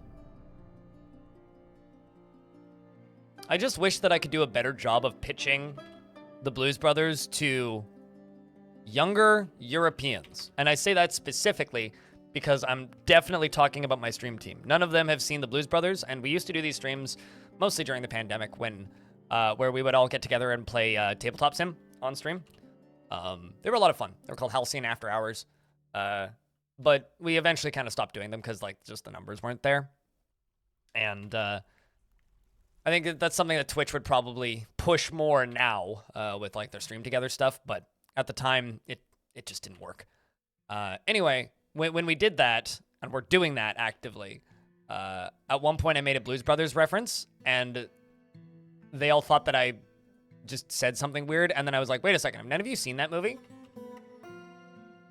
And literally none of them had seen it. One of them had heard of it.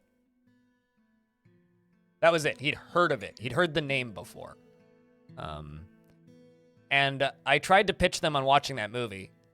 And I think I managed to, like, convincingly unsell them on it. Which is a shame. Because, like, the reason to watch that movie is, one, it's hysterical. Two, it ages really well. And three, that movie was made originally because these two comedians were, like, making stupid amounts of money and loved blues music. And the whole idea of that movie from the get-go was, well, let's make a musical, a comedy musical about blues musicians, hire the actual blues musicians so that we can give them a retirement fund. Like, literally, it was just to give them royalties. Like, that is why that movie was made.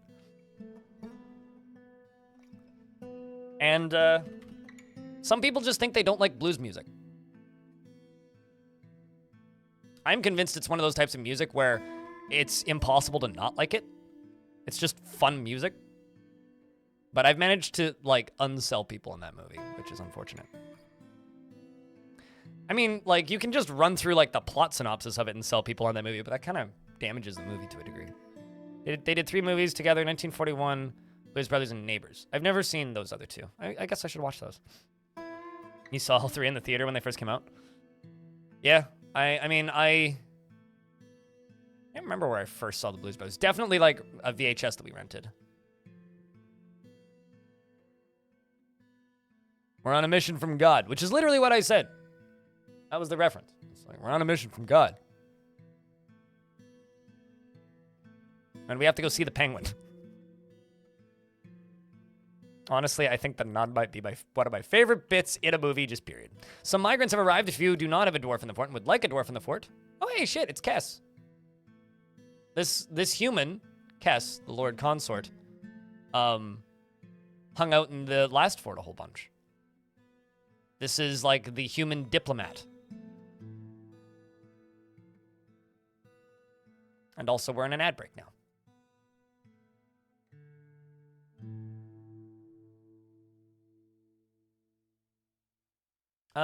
Holy, did I give you one yesterday? No, I did not. Okay. Did I give you one and they died? Because for some reason I remember giving you one, but it must have been like in the last fort, like 2 days ago or something. Okay, so Holy Spokes, up first. Must have been the last fort.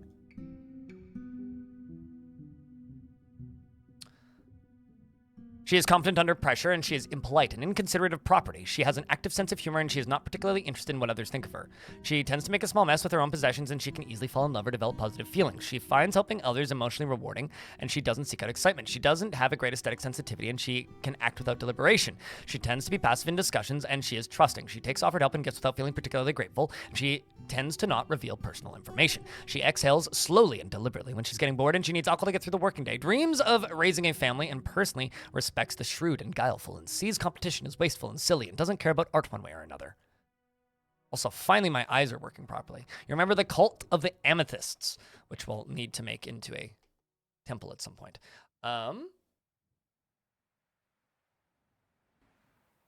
Next up is An Fragrance. Blues was the first genre of music you learned how to play. Really? What instrument? Claiborne? I didn't know you played instruments. In Fragrance, is extremely confident in herself in situations requiring her skills. Has a greedy streak. Lots of peasants in this faction. Has a greedy streak and prefers to present herself modestly. She thinks she is fairly important in the grand scheme of things, and she is not particularly ambitious. She tends to hang on to grievances, and she likes a little excitement now and then. She doesn't handle stress well, and she tends to share her own experiences and thoughts with others. She is not particularly interested in what others think of her, and does not easily hate or develop negative feelings. She dreams of raising a family, and personally, she personally sees lying as an important means to an end. Holds shrewd and crafty individuals to the lowest esteem, and does not care about fairness, and does not see cooperation as valuable. So something that I'm noticing about this faction, a lot of the dwarves in this faction are sometimes cruel, and a lot of them like lying. I guess that explains why the king of this faction literally stole one of my artifacts in the last fort. Her husband is going to show up at some point, who's also a peasant. Would you look at that? Next up is Shinira. Shinira is not bothered in the slightest by deviations in the norm or even extreme differences in lifestyle or appearance. Seeks out exciting and adventurous situations and has a very calm demeanor. Finds helping others to be emotionally rewarding and is stubborn. Is quite polite and has an active imagination. He is not particularly interested in what others think of him and isn't particularly curious about the world. Occasionally overindulges and becomes very focused during conversations when he's angry. And when he gets exasperated, he often points and shakes his finger. I wonder if that means that he actually gains the focused stat when he's in an argument. Dreams of mastering a skill and personally respects power and doesn't particularly respect commerce. This dwarf is joining the military.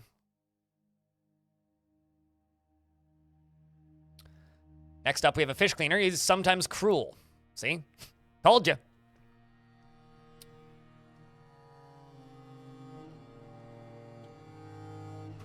Diamond Destruct is sometimes cruel.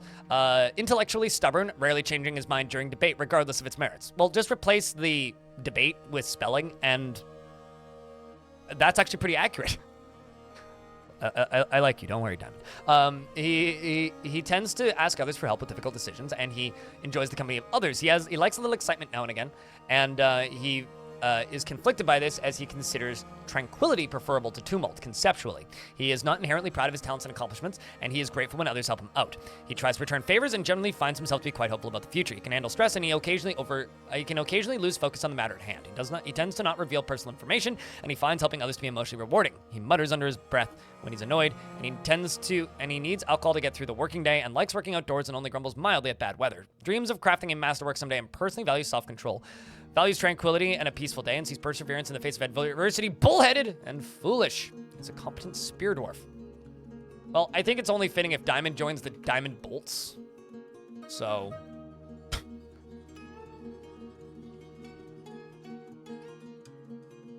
Next up is another peasant.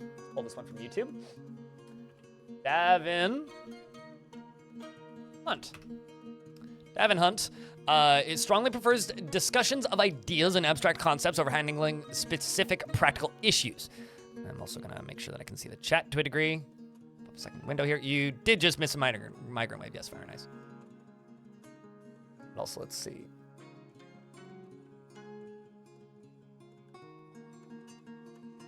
You played guitar on and off for about 20 years now. Bass and strings, also a splattering of mandolin. Oh, that's cool. I didn't know that. Well, the more you know.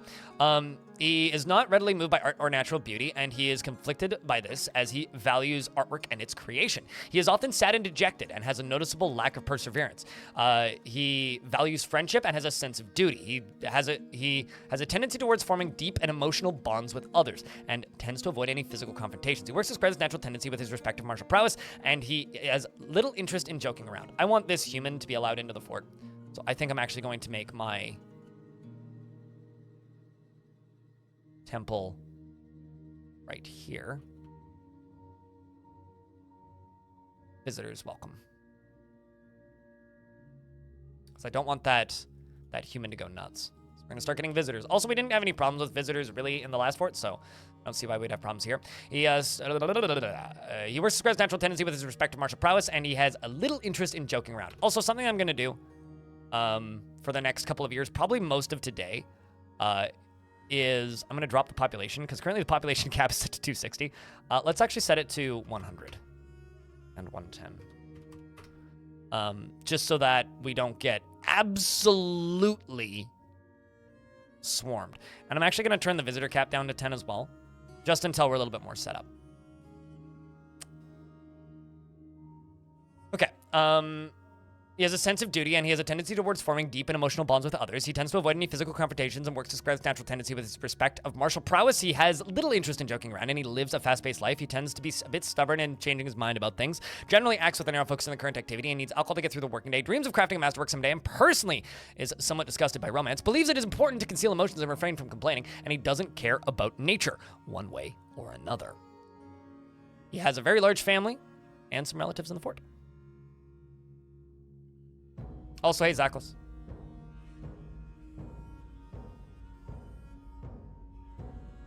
We're going in order, right? Fire and Ice, so if I get that far down, sure.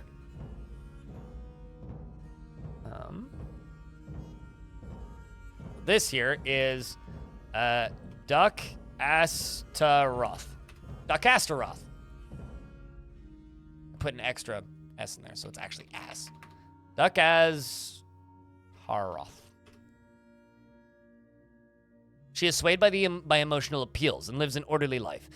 She organized and neat. She could be considered rude, and she is not inherently proud of her talents and accomplishments. She tries to do things correctly each time, and she has a tendency towards forming deep and emotional bonds with others. She is slow to trust others, and she does not have a great aesthetic sensitivity. She is conflicted by this as she values artwork and its creation, and she can handle stress. She has an active sense of humor, and she is somewhat uncomfortable around those that appear unusual or live differently from herself. She needs alcohol to get through the working day and dreams of raising a family and personally respects the law. She doesn't have any family in the fortress, and she's a member of the Doctrine of Judging, of course. Yeah, the music in this game is great, baby Blueboard.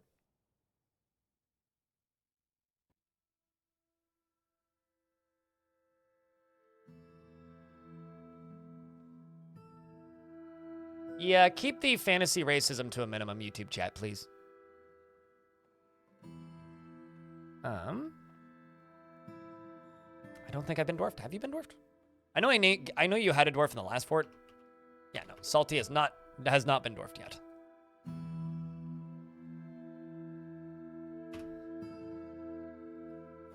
You're a ton lure trumpet. I like that name. He can get caught up in internal deliberations when action is necessary. He tends to be passive in discussions and has a noticeable lack of perseverance. He isn't given to flights of fancy, and he's brave in the face of imminent danger. Tends to be swayed by the emotions of others, and he likes a little excitement now and again. He finds obligations confining, though he is conflicted by this for more than one reason. He isn't particularly ambitious, and he does not easily hate or develop negative feelings. He can handle stress, and he's pleased by his own appearance and talents.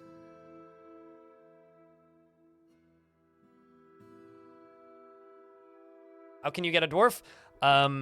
Say, pick me quickly when a migrant wave arrives. And I'm currently going down the list in order. He personally sees those that attempt to maintain dignified and proper behavior as vain and offensive, and doesn't see the attainment of knowledge as important, and dreams of creating a great work of art. And he's been preying on the concept of fertility. Well, you've arrived at the right mountain.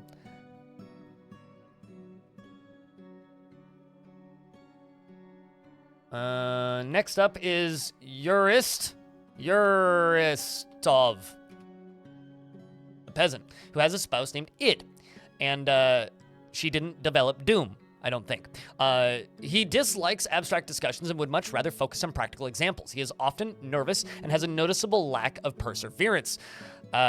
He is pleased by his own appearance and talents and doesn't often feel envious of others. He is often cheerful and is moved by art and natural beauty. He is troubled by this as he dislikes the natural world. He generally is quite confident in his abilities when undertaking specific ventures, and he doesn't handle stress well. He can occasionally lose focus on the matter at hand and is quick to anger. Rolls his eyes when he's annoyed and needs alcohol to get through the working day. I could do that, Joker of Spades, but the reason I won't do that is... the reason I won't make a command that adds it to a list, and I've explained this a billion times, is I used to do that a long time ago. And what would happen is you'd end up with this really, really, really, really, really long list of people that tuned in once and never tuned in again, right? This requires people to be present and aware and ask for a thing when it happens and then get a dwarf named after them. I like this system more because you don't have people tune in for 90 seconds, request a dwarf, and then leave, and then never know that they got a dwarf. And so, yeah, no, I won't do that. If anything, at some point, I may end up going back to the more stringent of just like using like in-chat commands. But honestly, to me, this is the fairest, easiest method of giving people dwarves that they're aware that they've gotten. So more than one Urist in chat. Yeah, there's Urist McTinkerer and Urist Uristov, right? There's also like there's a bunch of people with the word Urist in their usernames around this chat. Pretty common. Anyway, he is generally quite confident in his abilities when undertaking specific ventures. He doesn't handle stress well and can occasionally lose focus on the matter at hand and is quick to anger. Dreams of mastering a skill and personally values good craftsmanship, values artwork, finds maintaining decorum a silly and fumbling waste of time, doesn't feel strongly about the law. And also, this dwarf appears salty. Yeah, you dream of creating a great work of art. How are we doing? Next dwarf is Lava Ox, my first ever Twitch subscriber. She is intellectually stubborn, rarely changing her mind during a debate, regardless of its merits, and has a tendency to go it alone without considering the advice of others. Finds obligations confining, though she is conflicted by this for more than one reason. She doesn't mind a little wearing something special now and again, and tends to be passive in discussions. She is moved by art and natural beauty, and she is conflicted by this. She's moved by art and natural beauty, and she is troubled by this since she dislikes the natural world. She tends to not reveal personal information and has a greedy streak. She personally finds herself somewhat disgusted with eloquent speakers, views the pursuit of knowledge to be deeply important, values sacrifice, and does not particularly value the truth. Can you get a goose named after you? No. No, I will not name a goose after you. I only name dwarves and fortress residents, not pets.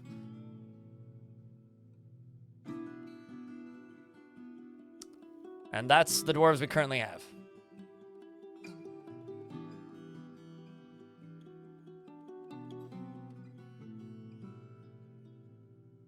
But we will get more migrants.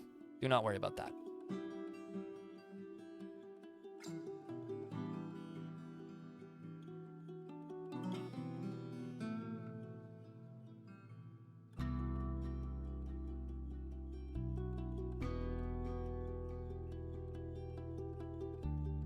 Let's also check this. Archery practice, archery practice, archery practice. Cool.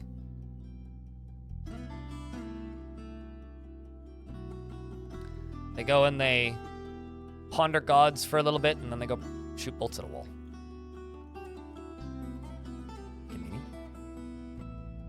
I don't name pets or animals. It doesn't matter if it's for the lulz or for any other reason. I do not name pets or animals. More crossbows? No. Okay.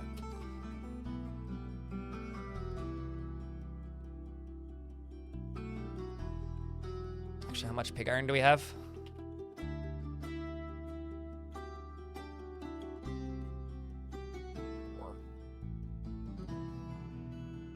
Not many. Let's just do iron crossbows. 5.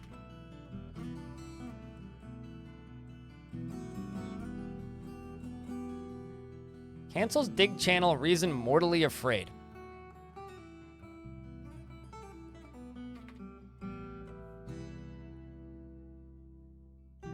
What?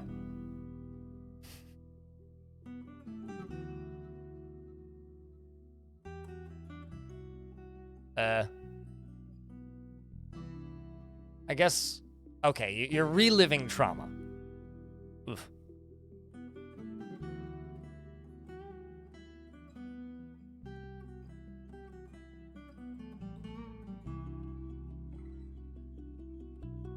Yeah, they do. NetSec. They do have in-game effects. It's mostly things like this dwarf is more likely to start fistfights with other dwarves. This dwarf is more likely to get into arguments with these particular people and get negative thoughts. Or like, this dwarf takes slightly longer while crafting. This dwarf takes slightly longer to assign themselves a job. They're all very minor effects, but they do have actual in-game effects.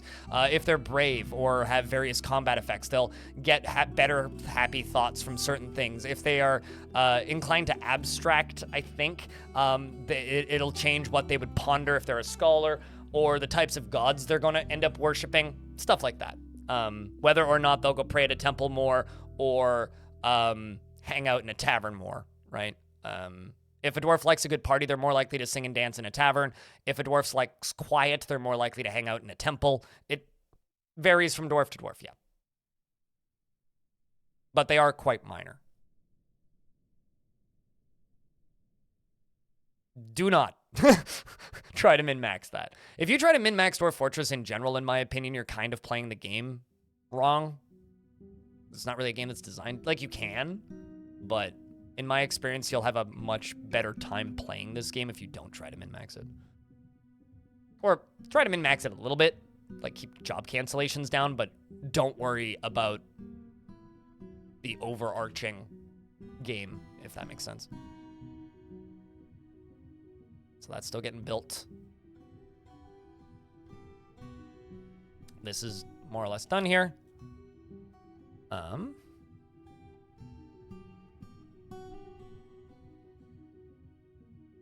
Not a ramp, I need a bridge.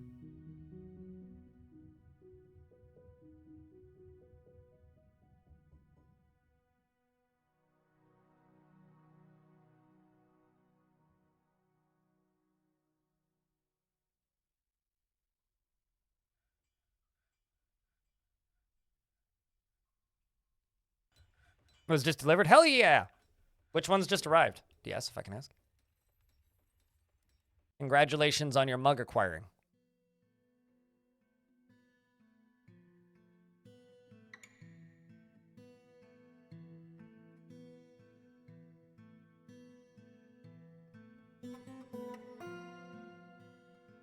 And I think I will also allow rings to be put here. And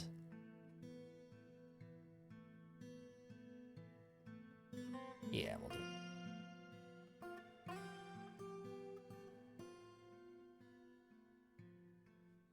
it. Wait, what? Oh, I see. I'm out of gems. That's why we're no longer cutting gems. That's why we're no longer encrusting things with gems, is because I'm out of gems. Although there's brown zircons literally right there.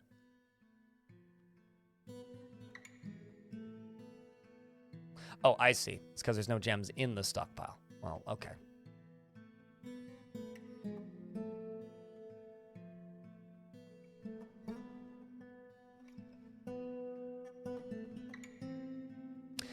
You know what? I'm going to move this upstairs anyway, and we can manage this better when we get it upstairs.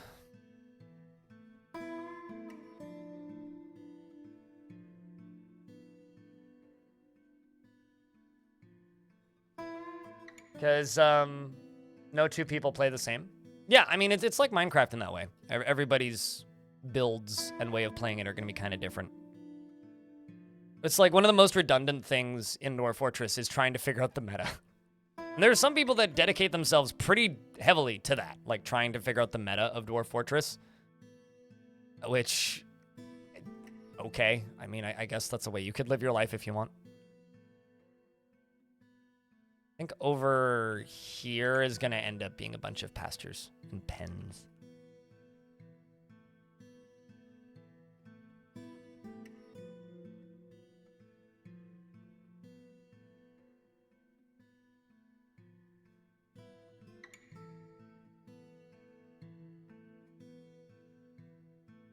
The meta is that there is no meta? Well, I mean, for a very long time, in older versions of the game, the most common play style was pretty simple. Dig sideways into mountain, build mostly on one layer, and then dig vertically straight down. Right? But I think with the release of the Steam version and the player base getting much bigger, I think that's changed a lot. And the reason that was kind of the way most people played back then was because all of the tutorials, more or less, and most of the instructions on how to play came from like the first real big era of this game gaining popularity, which was Boat Murdered, right? And Boat Murdered was in 23A, which is 2D Dwarf Fortress, which I actually recently uploaded a video to YouTube of me going back to that version. And you start on the left and you build to the right into a mountain. And I think a lot of people got stuck in like a time loop for like a decade doing that even after the game became 3D, which is interesting because in that era, that was the most interesting way to play the game, was to dig to the right, because that's where you found stuff. Now the most interesting way to play the game is by digging down, right? And finding stuff underground, instead of just simply digging to the right. And when this version came out, there was a couple streamers who played the game, and a couple, like, YouTubers who played the game, who had some pretty derogatory clips about this game being uninteresting or boring. And I went and looked at most of their VODs. Most of them didn't leave the first 5 layers. I'll see you later, Joker.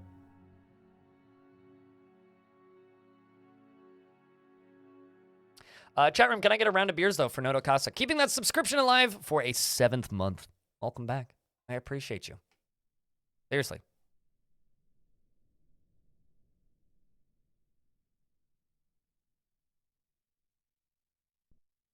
I stay warm all winter? Oh, that's cool. Yeah, that's another piece of feedback I saw a lot. Because, like, it's unfortunate, right? Because, like, first impressions are super important for video games. If you have a negative first impression of a video game, you're probably never going to go back to that video game, right? Because first impressions are very, very, very important. And I think that there was quite a few people, actually, who got the first impression of trying to play this game like RimWorld, nothing happening, obviously, and finding the game boring. Like, there was quite a few people, actually, who I think got stuck in that. And I think it's really unfortunate, because I don't think any of them will ever come back.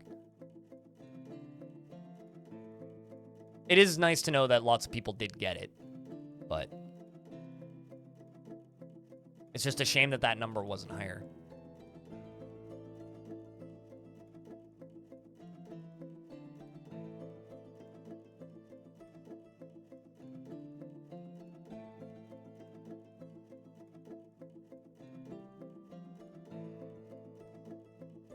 Trying to get more bedrooms built. Because I'm doing these all out of constructed walls, building bedrooms is going to be a slow task.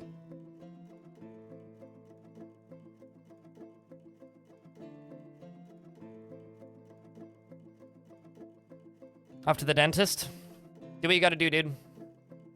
I just had a dentist's appointment, and I have a tooth that may be a cavity next time I have a dentist's appointment, so, you know. It's edge. Actually, it's a cavity that might need to be refilled, which is worse, but... It was a tooth I got a filling for like a decade ago. And the filling is starting to fail.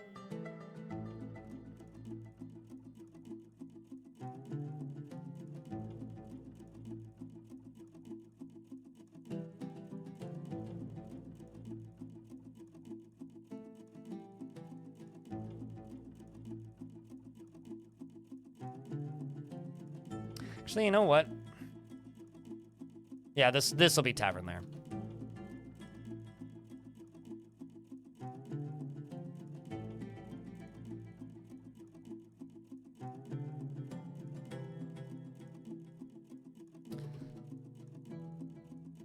Shoutouts to the baby Dwarfless. Jezza, I'm not sure if you were here for it, but your dwarf lost a leg, and I think both of your arms.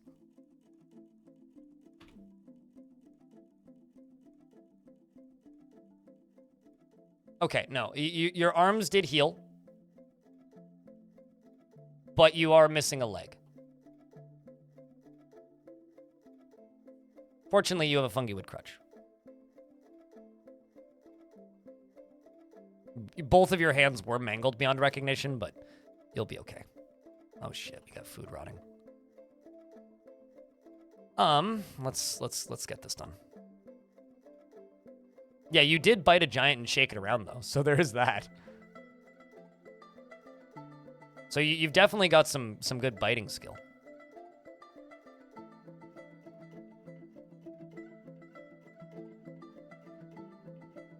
You've played 600 hours in the past year. Yeah, no, that's a lot of hours. You know a guy who hated Tarkov, his first games, but many months later he's still playing Tarkov. He probably still hates Tarkov, too. You're 40 years old and half retired and never looked twice at this game until the Steam release, and now you have 200 plus hours And now you're on. It's your third most played game of 2023. Yeah, I'm in a similar boat. But yeah, no, I'm happy that the audience for this game found it. But you know, it's also kind of a greedy thing because the more popular and the more played this game is, that directly increases my income because there's more people that are going to be interested in watching this game. So I obviously want more people to be playing it because that helps me out. I mean, even like whenever there's a sale for Dwarf Fortress, it's kind of funny because I can like literally watch in real time as people start to buy the game because all of my tutorials start getting views again. It's kind of fun to watch, actually. It's like, oh, look, suddenly all of my tutorials are getting views. Neat. Which does directly make me money, right? So, let's go to corpses, Rothla, and the giant. And let's go to body parts. Dump everything. And let's go to rotten. Can I can't search by rotten. Prepared slug eye. I don't want to know. Okay.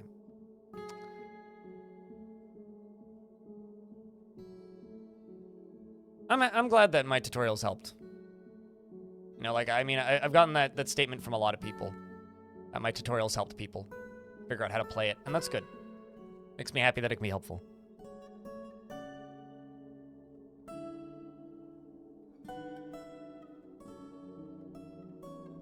But like, some people think I'm joking when I say this game's a weird art project. It's genuinely a weird art project, which is part of, I think, why it's hard for some people to get into. Expedition leader, necromancer, who's also in the military. That seems exciting.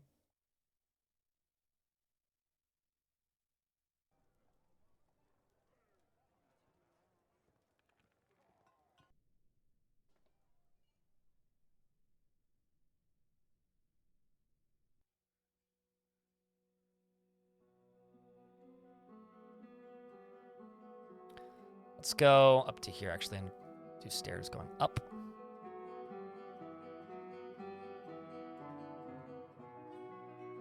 Levine. Oh, no, I got DF hacked. I don't know why the icon vanished. But the icon vanished the other day. But no, it's running. Still searching and all that. In fact, it's probably just going to keep running for forever. But I will enable and disable certain features as I need them. Or as I feel I need them. What's up, Justin Lewis?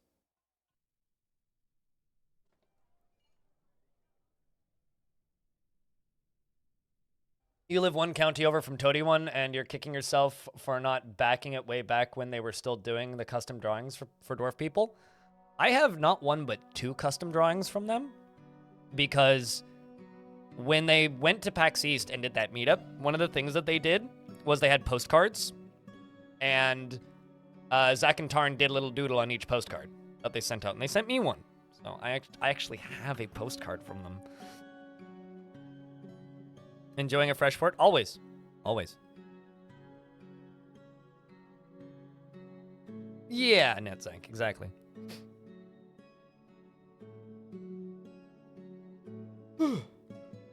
Sorry, I need a stretch. I slept in today. Like I said earlier, the good news is I slept great last night. The bad news is my alarm didn't go off and I started the stream an hour and a half late.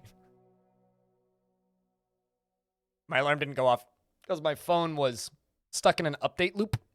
I woke up and my phone literally was showing like the TCL icon and then a little spinning circle. So I had to like force restart it when I woke up.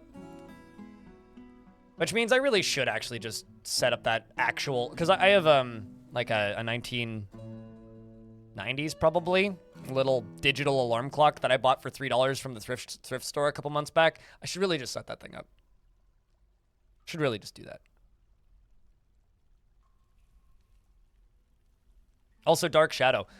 When this game came out, Kitfox sent me a key for it 4 days early. Okay, when this released on Steam, and I had a launch time embargo, so I couldn't. I could tell people that I have it. I could brag about it, but I couldn't stream it or make videos of it until the day the game went up. The first day the game was up, I uploaded about 12 tutorials. The first day. I think it was a total of 20 videos that I uploaded, though. Not all of them were tutorials.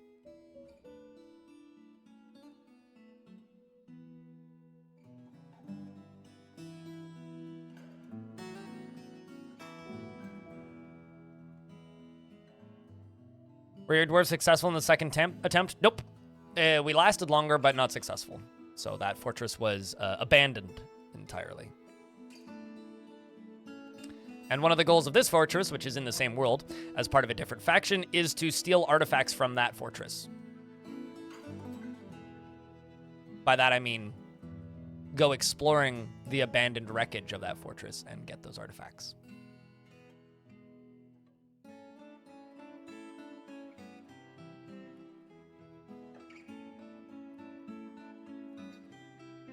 Better question, though, is Gwendelf, are you enjoying the fresh fort?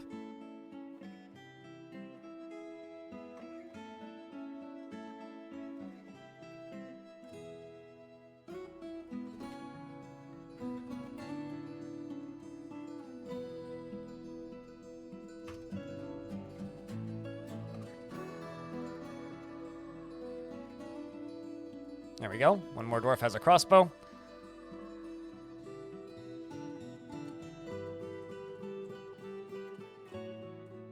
We have a command called goal, but make this mountain look less like a boob or a butt. We're gonna have open caverns, so I'm gonna be channeling all my moat around this fort all the way down to the cavern layers. Those are the two construction goals, and aside from that, it's reclaim artifacts and build another cool fortress in this world.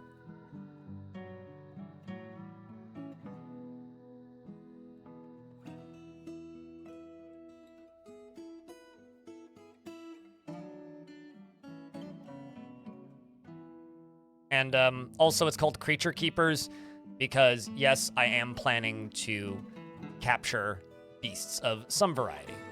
But we need to... we've got a little bit of progress that we need to get done before we can start doing stuff of that size. Yes. I mean, currently we're digging on layer 103 there and digging on layer 83 here, and we have to get it down to layer 49. So yeah, it's been a process so far, and it's gonna continue being a process for a while. Let's deconstruct these.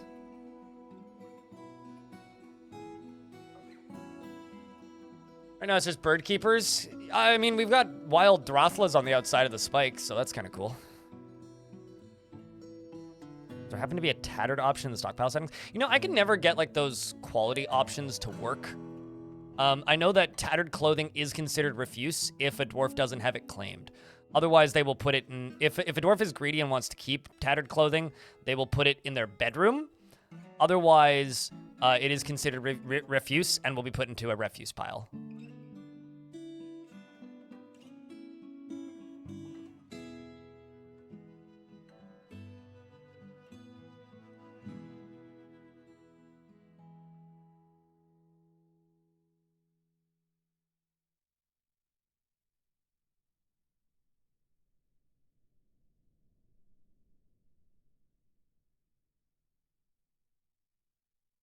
Am I not making olivine blocks right now?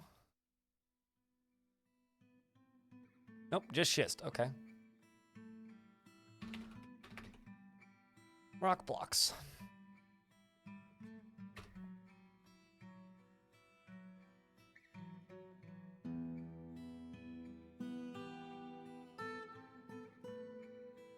Got 87.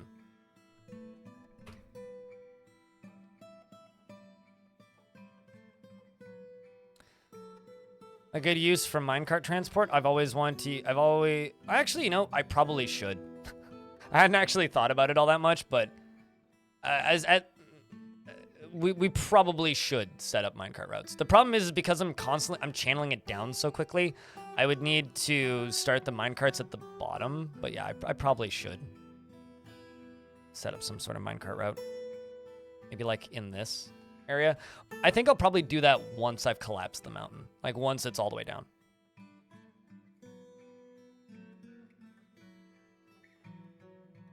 You know what I could do that would speed this whole process up?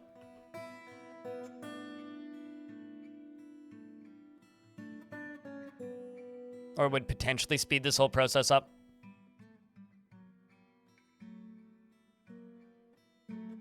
Would be to go to this layer right here.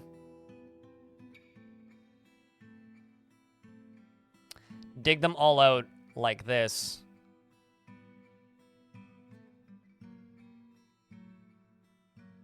Then put support pillars into each layer.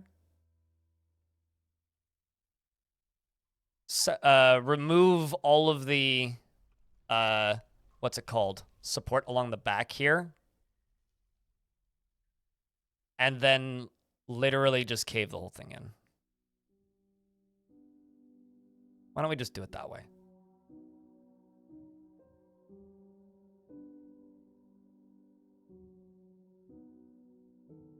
Yeah, let's do it that way.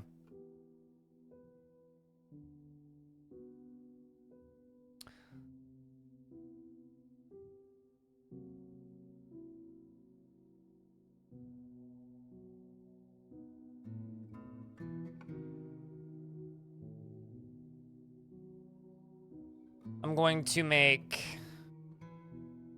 iron picks. Let's do 10 of them. And then I will assign 10 more miners. 1, 2, 3, 4, 5, 6, 7, 8.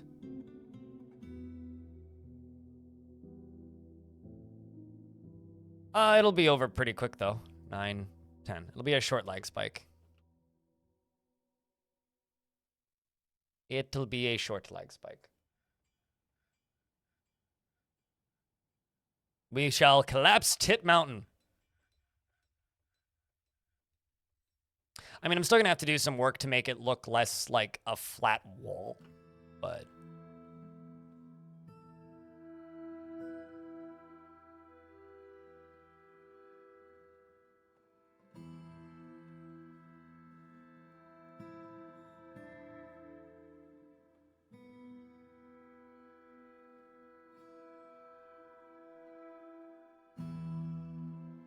Get that ass in shape. Out of shape?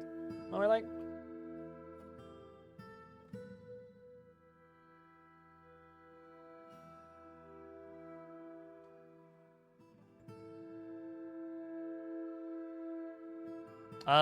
If you're getting, like, burning notifications, you can go to announcements and find the announcement for a thing has collapsed and just completely disable them. You could just turn that off if that's annoying to you. Person in YouTube chat. Some sort of shape. Yeah, it'll be in a shape.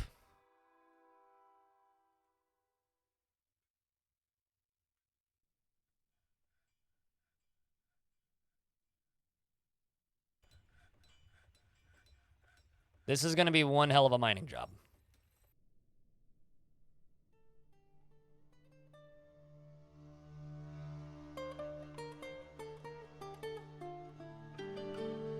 And then we can use minecarts after this is done to move everything up to where it needs to be. And while all of that is happening,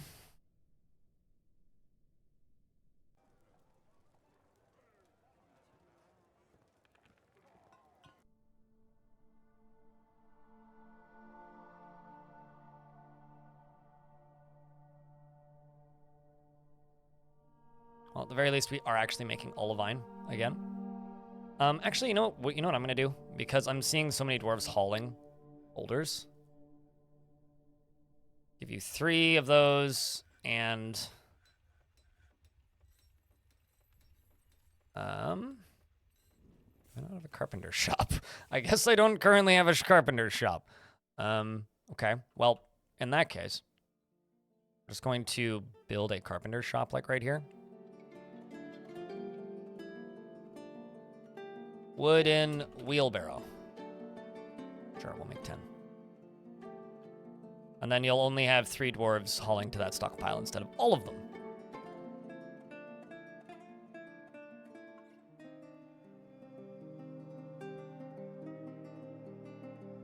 Satisfied at work. Let the big mining begin.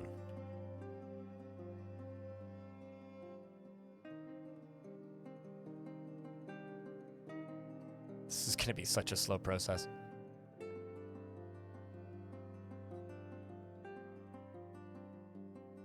Look at all that quartzite.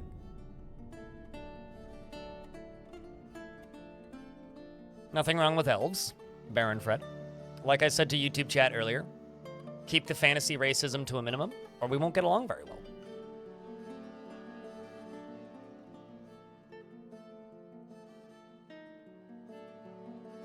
And don't you come at me with the whole, they're different species, it's not racism bullshit.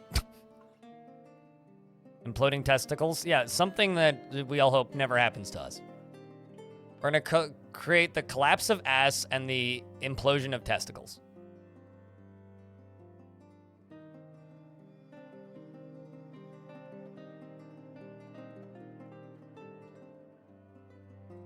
It's in the process of losing its right nut. Hasn't lost it just yet.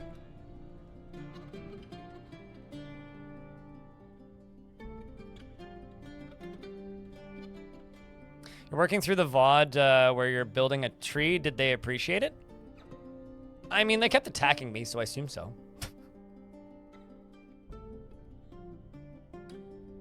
Is against the cheese thieves? You can be as against honey badgers as you want to be. But just as long as you acknowledge that while they are asinine little fucks, they are adorable. All hail the mighty chinchilla. Yeah, sure. Feel free to worship whatever fantasy games you want.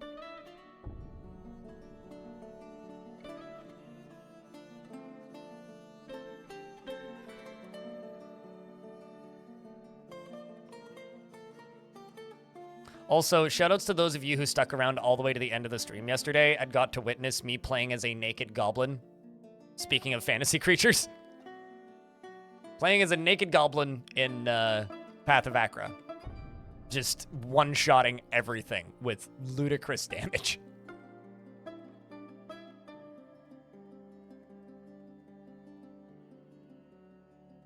Absolutely ludicrous damage.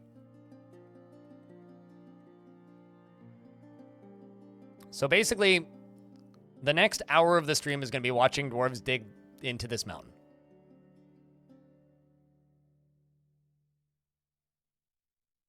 Naked goblin with an axe that gave free armor for reasons. I mean, the VOD of it will go up onto the YouTube channel. So.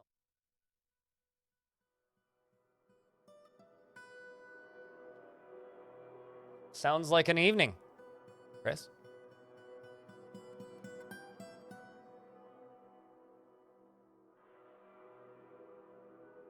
Also, Dusty be his pelt. Dark jumping walrus.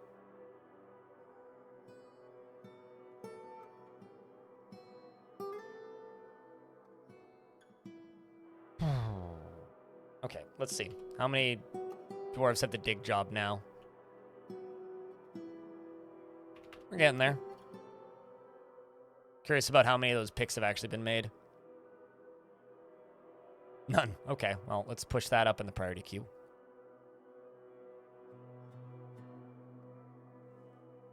We do have those wheelbarrows now, so I'm assuming hauling will get done quicker with this. There we go. See? Wheelbarrows get put there.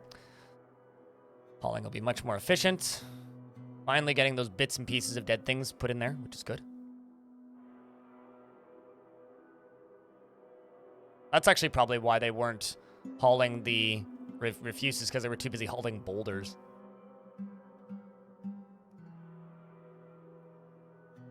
This is calm. This is the opposite of Untamed Wilds. This is the most passive of an area can be. Which isn't optimal, but that's fine. The caverns will still be exciting, and we will make the caverns exciting once I'm actually set up.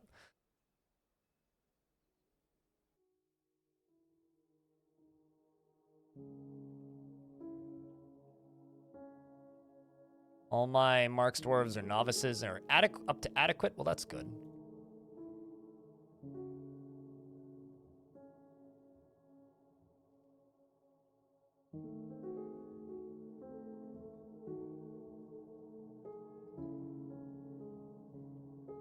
Is there a way to make woodcutters not pick up steel axes? Are you trying to get them to prioritize worse axes? Is that what you're trying to do? Because they will just automatically pick up the highest value item. Same as anything, so no. Unless you can somehow make, like, bronze axes more valuable. Or copper or whatever. What I would say is if you're trying to get the steel axes into the military, you can specify material type for the military. Remove all your woodcutter dwarves until your military has their axes, and then reassign them. Because once they're claimed by the military, they won't go pick them up.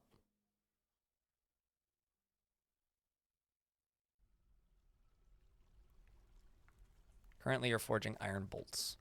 It's going to pause everything else, except for the picks.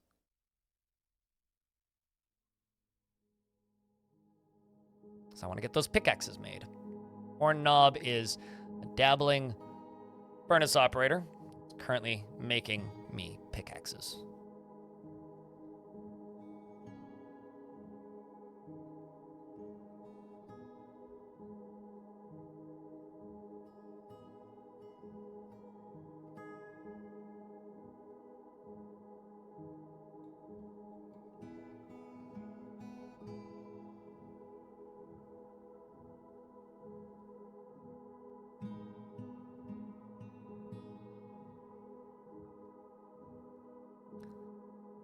This fortress is going to take forever to get going, though.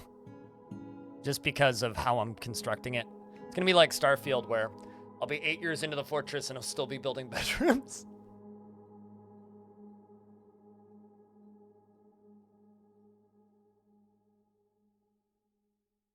And else we will raid Hill? What? You mean attack Hell? No, I will probably start attacking other things. I mean, like, I want to... yeah, I was waiting for that. I want to go after, what's the word? Cavern layers and creatures. So I don't think the caverns will disappoint based on, like, previous other caverns that we've had in the last fort. Based on the caverns we had to deal with in the last fort, I don't expect it to be, like, disappointing. But, like, I'm also planning on treasure hunting, so we'll have adversaries. I'm not too worried about that. Where exactly do I want to put this? I need to click this. I am not worried in the slightest about this fortress being boring. It's just going to be a slow setup time.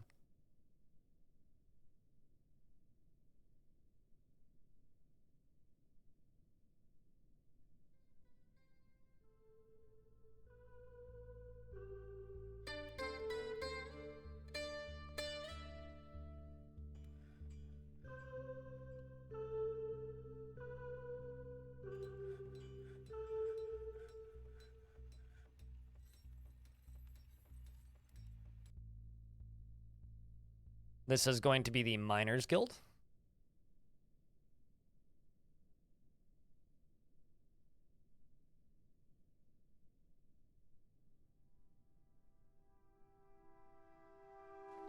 But raiding Hell isn't going to happen for a long time.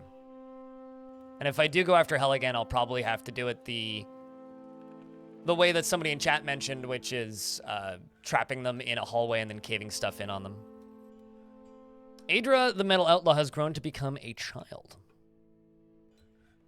Fantastic.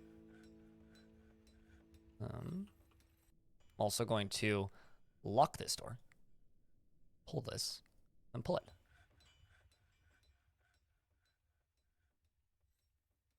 Flat.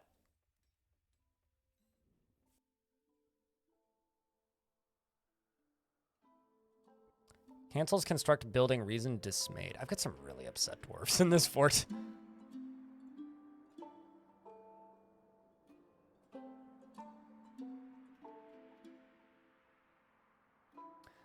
Because they issue a new, okay, so the way mandates work, for those of you who don't know, is your nobles will request one mandate per season, right?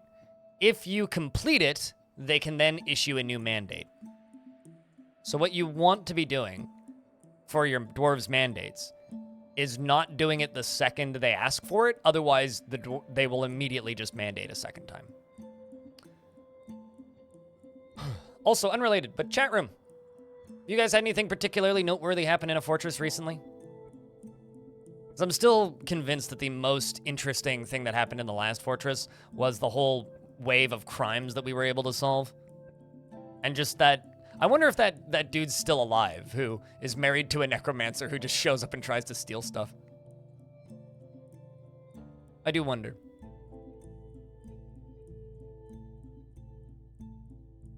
You had a dragon appear yesterday? Were you able to kill it or catch it? I'm kind of hoping we'll get something like that, because we are on a mountainside, which means there's probably caves everywhere.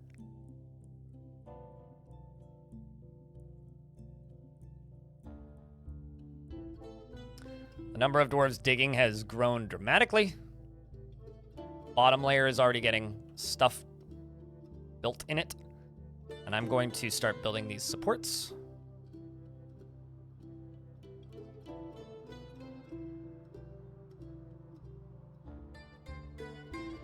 Only gonna need one on the first layer, though. Or the only one that I'm gonna need to cave in is the one on the first layer, rather.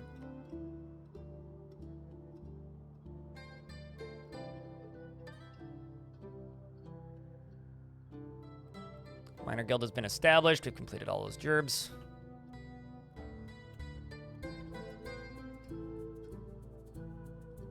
How much pig iron do I have? Pig iron. 17. You're making pig iron. You're smelting magnetite. Let's get you to make steel.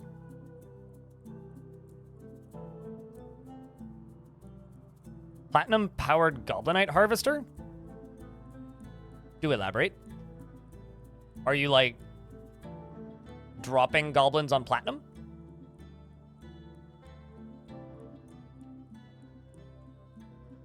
We'll put the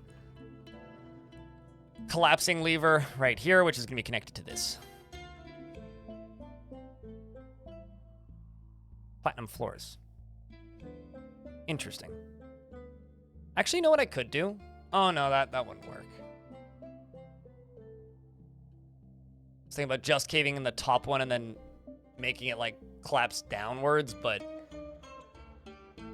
then we just end up with, like, a top layer shape on the bottom one, which wouldn't be very optimal. You had a titan made of water running around outside killing stuff. Killing off everyone and wandering around the map. One legendary spear dwarf walked up and severed its head with the first strike. I kind of love that.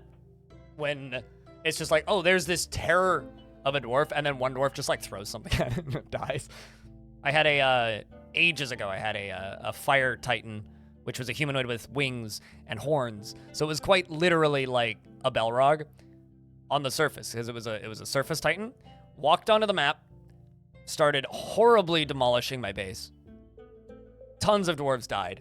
Managed to lock the dwarves inside. And then it burned up a tree that had a log sitting in it, and the log fell on it and killed it. Oh, it was a web spewing? Yeah, okay, that's rough. That's actually the reason that I'm, like, kind of reluctant to go after hell in this world again, just purely because of the web-spitting flying creatures and fire-spitting flying creatures. Like, great.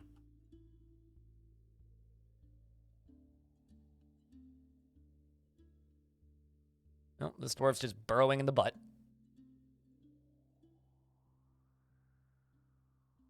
We're going to have so much ore when this is done, though. So much ore. So what I'm going to have to do is I'm going to have to go all the way up to the top once we're done with this. And basically dig into here and then start going down from here.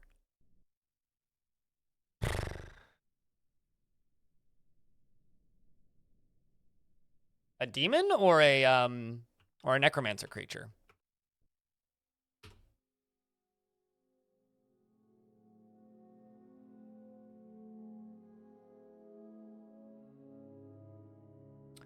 Your current fort is pretty simple. You embarked in year 5 looking for Kovist the Dragon. You made action figures, figurines, and statues, etc. in his honor. Cool. It's a big ass removal project. Yes.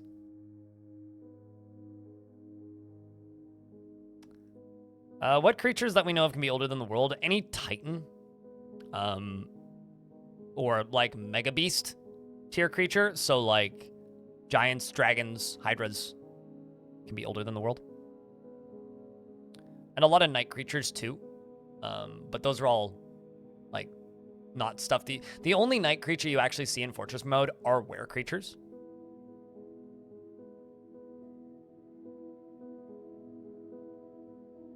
Uh-oh.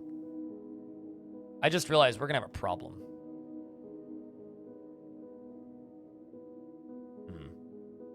Okay, so something I'm gonna have to do here is I'm going to have to build stairway going up, because I'm just suddenly realizing a lot of these dwarves are going to get stuck.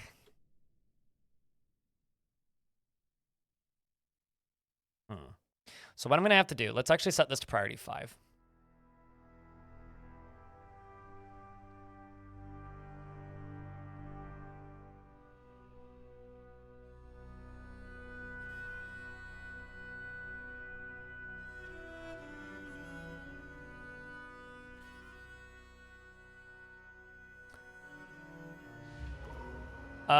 And a dwarf withdraws from society. And I'm going to go to here.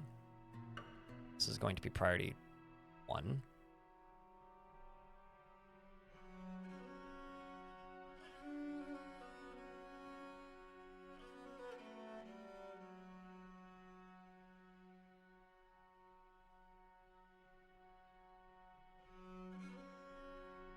And then I'm going to also make priority 1. I'm going to zoom in until I can find it. Where the hell did that stairwell go? There it is. Right here. You're going to go all the way down to here. That's going to be the highest priority area to dig through. Oh, that's all stairs. Whoops. Oops, all stairs.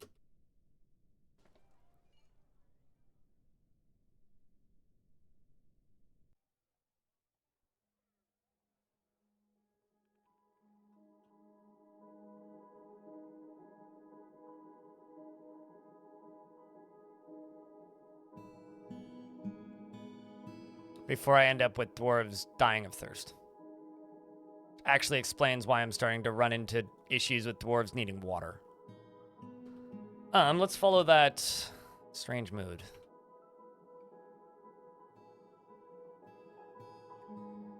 Werewolf fort last night. You know, it's funny. I played this game for like 8 years before I saw an actual werewolf, because there's like 200 different possibilities for were creatures. I seem to be behind on my mining. Oh boy. Gotta mine out this crack.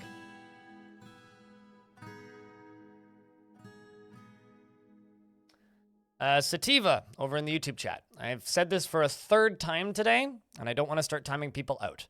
Keep the fantasy racism to a minimum, or we're going to have a problem.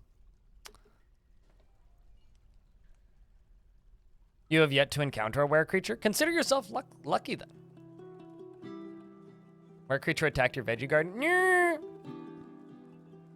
I usually try and keep livestock outside so that if we do get hit by a were creature, the were creature usually just dies or turns into a whatever they were previously before they make it into the fortress, just killing a bunch of sheep or something. But look like iguanas for some reason. That's weird. It wanted the rhubarb. I mean, if I was a were creature, I would attack a rhubarb plant. They can't be trusted. So this dwarf has claimed a masonry shop. And needs skeletons. Well, time to slaughter an animal.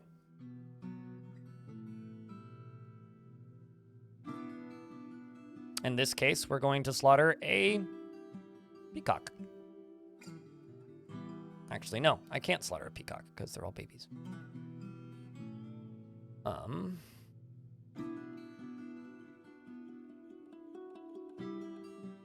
Slaughter a goose.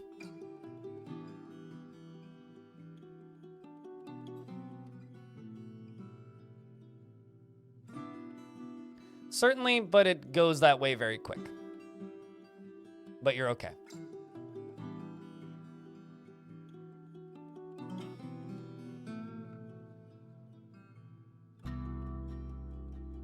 It's very much a slippery slope kind of argument. It's time to slaughter an animal. Why Gru specifically?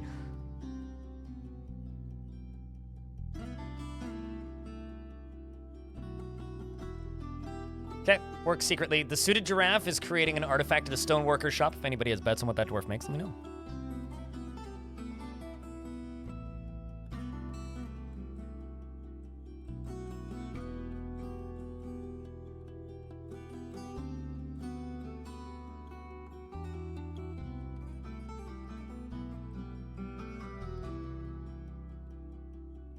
Wow, I managed to completely screw up these stairs somehow.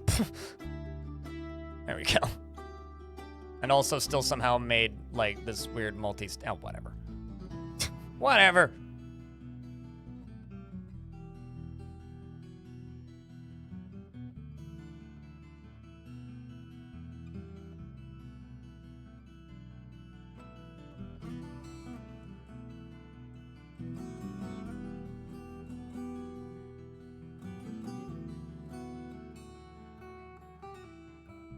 I don't think they can't make artifact blocks. Millstone would be funny. Okay, let's accept this minor guild. Because this room's built. And then this can be Miner's Guild.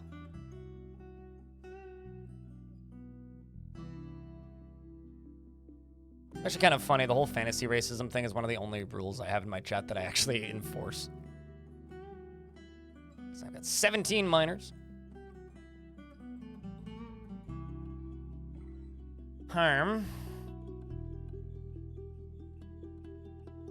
Put some gold tables in.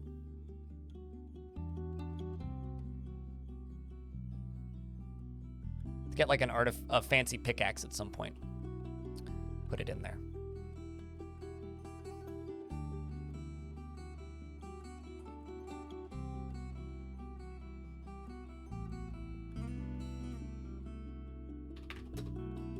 Got 5 gold bars right now. Are we currently smelting gold? Not currently. Smelt native gold.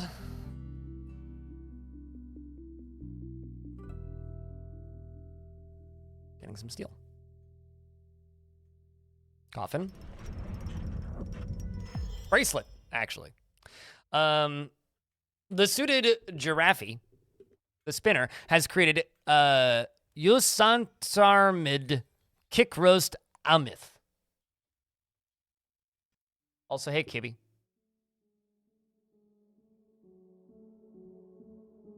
A schist bracelet and offers it to the pointy rock of artifacts.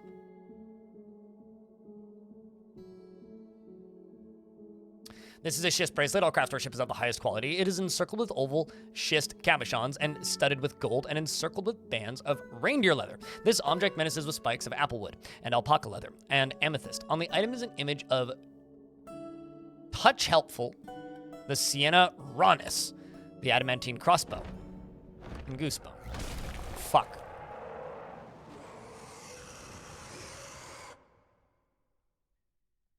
The forgotten beast, Ugo Shreshkis, has come. A great eyeless newt. It has a pair of long antennae and a bloated body. Its dark violet skin is waxy. Beware its fire. Can my military fight that? I don't think so. So, I'm gonna lock this door. And we're gonna catch this thing and then figure out what to do with it. I'll start building another one of these. And I will put a door here. And I'm going to make my first burrow. And we are going to 3D flood fill the surface.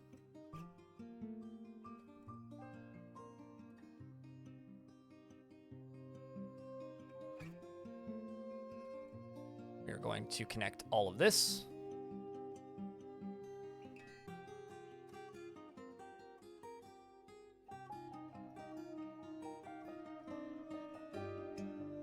And go all the way to the edge here.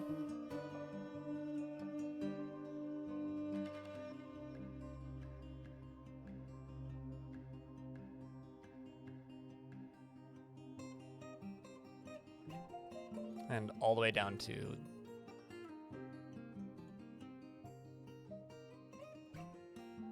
this layer. Everybody's going to be assigned to this.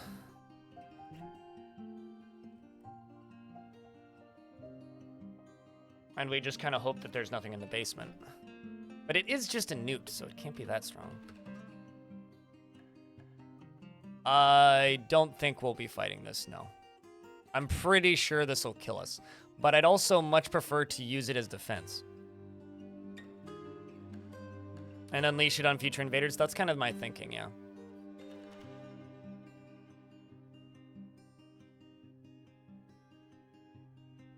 I mean, it's already making a beeline for the door. Look at that.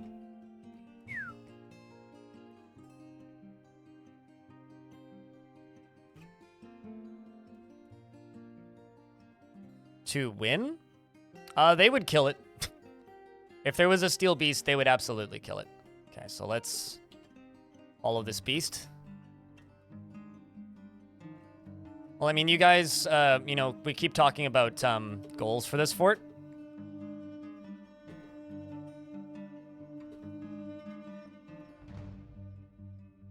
And to that, I have to say, catching beasts is one of the goals of this fort, so it's in lore.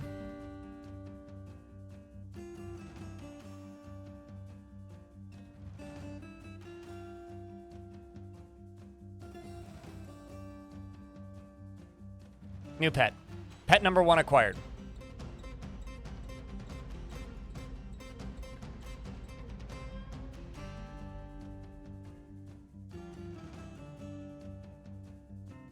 Can forgotten beasts be tamed? No. They also are not cage trappable unless you abuse an old bug in the game. Can we name the new pet? I prefer to not, because I kind of like the forgotten beast names. But you can have a headcanon name for it if you want.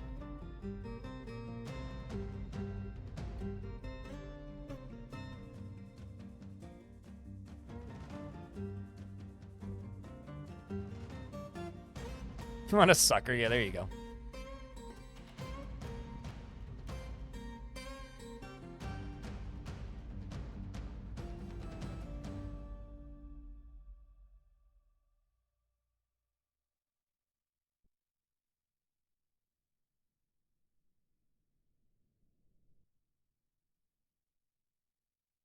Like, see, this dwarf is stuck.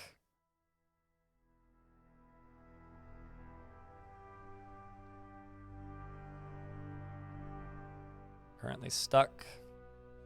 This can be erased.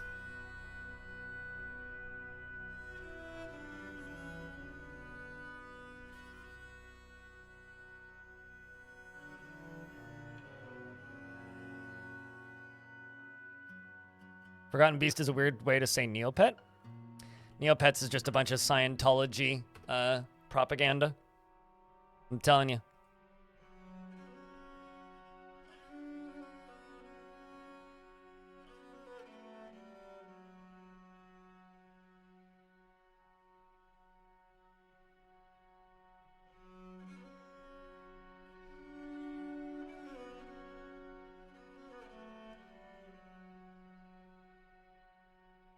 If it's not made of something outlandish, you can butcher them, yes. Usually I just build a, whatchamacallit? Usually I just build a butcher shop right next to them. And then they can get to it, usually. Oh, that's getting done.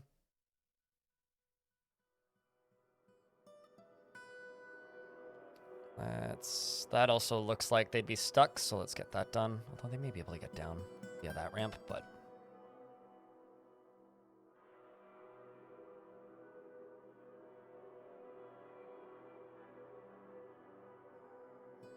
for anybody who doesn't know what I just referenced, Scientology, or the Church of Scientology, bought Neopets a long time ago. I think they've since sold it.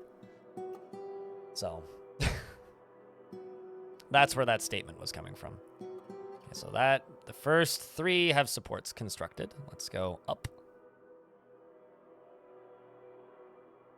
Do 4. Do 5. Do 6. 7. 8. Do 9. 10. 11. 12. 13. 14. 15. 16. 17. 18, I could just use the closest. 19, 20, 21, 22, 23, 24, 25, 27, 28, 29, 30, 31, 32. Damn. Okay, so I don't need one on the 32nd layer. 32 layers of ass will be collapsing. You really split the crack with that one? Thank you. I don't know how else to respond to that.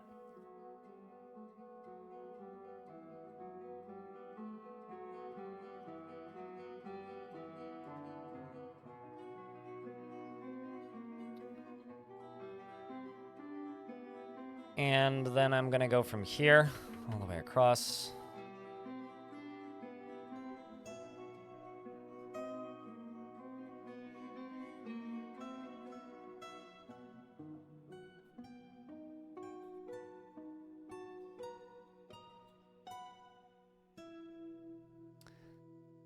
Okay, well, now we just wait for them to dig and keep digging. So I will go back to following this dwarf as they dig.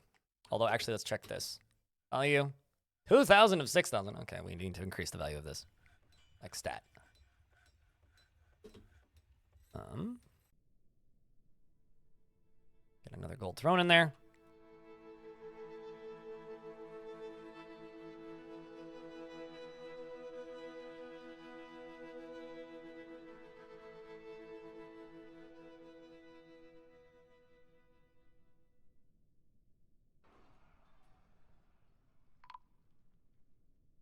A snatcher, protect the children. We're going to have to kill those snatchers in a moment.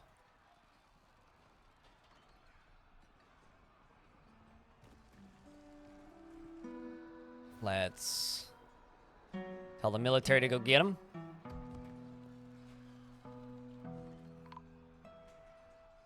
In fact, there's 2 of them. They're all firing bolts at it pretty effectively, actually. Actually, just going to station them instead. They just keep shooting bolts, keep shooting bolts. And it appears that Wait What decided to take matters into his own hands by punching it. Goblin is becoming more pincushion than Goblin. Most of their armor and clothing has been knocked off. And it is now actually a pincushion. And we can get its crap out of here. And then we're going to see, where is the other one? There it is. This one is running away. It does have 2 bags? Normally they only have 1. Why does this one have 2? Overachiever.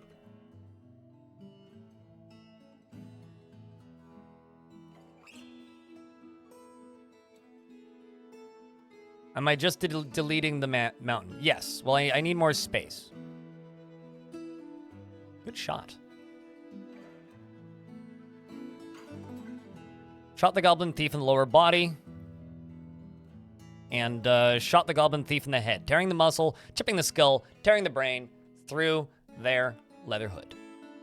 Good shot.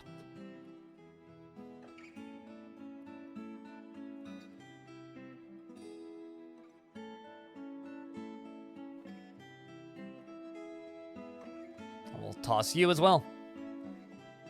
But yes, we are deleting a mountain.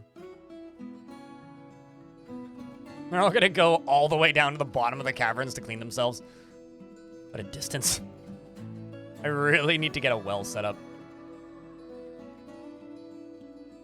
To chase units off map? Yep, they can run off map. But they have to decide to run off map. Wait, do you mean keep chasing them when they get off map? Is that the question?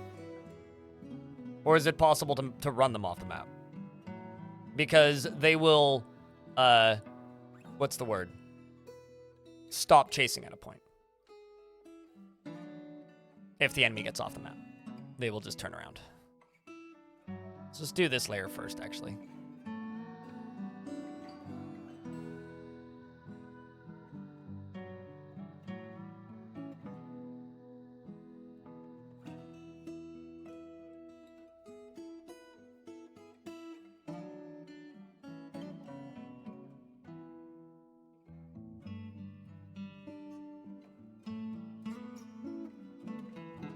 I have abandoned cheese making for a life of hard. You have abandoned cheese making for the life of hard labor in the mines. Literally everybody has. I mean, it's just kind of the fortress, the future of this fortress in a way. This isn't the biggest one-off mining job I've ever done, but it's a big one.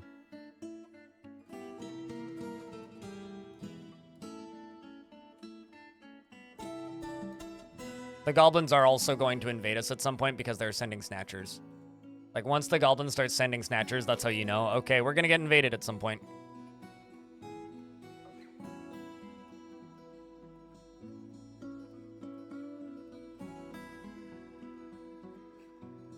Is there an aquifer? Somewhere. It's somewhere under the mountain. I haven't found it yet, though. It might actually be below the first cavern layer, because the first cavern layer is above sea level. Yeah, it's 14. So sea level is 0.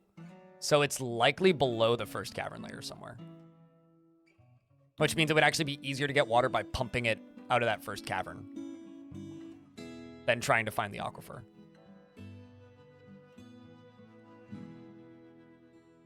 These dwarves want to make merry, meaning I really need to get a tavern done, which is going to go right here. Let's start building floors.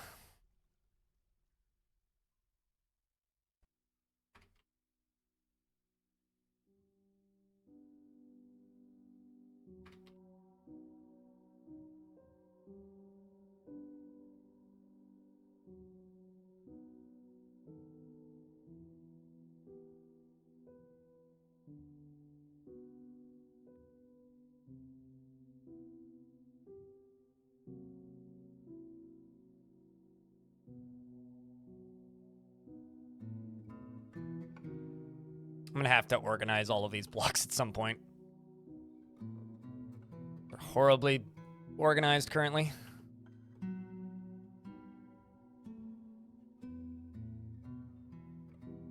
You struggle so much with water mechanics. It's something that you just kind of figure out with time. I mean, at least for me, I figured out the water mechanics in Dwarf Fortress by horribly destroying many fortresses. Eventually, you kind of come to terms with it. But aquifers are nothing like they used to be in older versions of the game. Aquifers are not to be feared. Aquifers are very important and very valuable, and will make your life in a fortress much easier. Makes you feel better. It also used to be a lot harder. So, combine this game used to be a lot meaner and would, like, make your fortress die to fun way faster. Way more consistently, in fact. Because the game used to be more like that. The way it is now, combined with also mechanics being fairer, water mechanics are a lot easier to get into now in the game.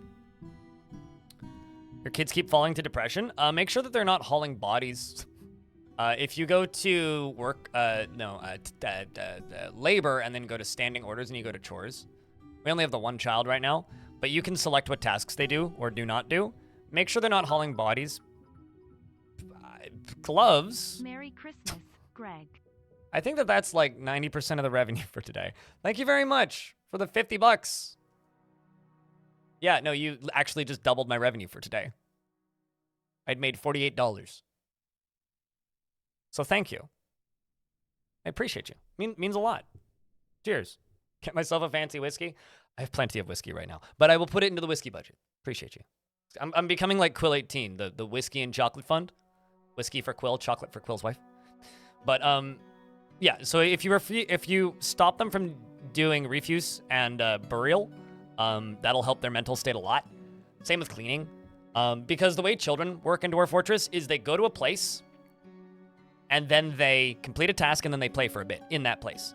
So if you have them hauling bodies, let's say you have a big corpse stockpile full of bodies, they will go to the corpse stockpile, they will drop off the body, and then they will play for a bit, which is just like stacked trauma and a really good way to like horribly terrify all of your dwarves.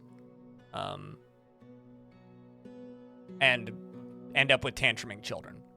So if your children are a bunch of sociopaths, you might want to mess with your chores. But thank you so much, Gloves, for that very generous drop of bits. I hope that you've had a good holiday as well.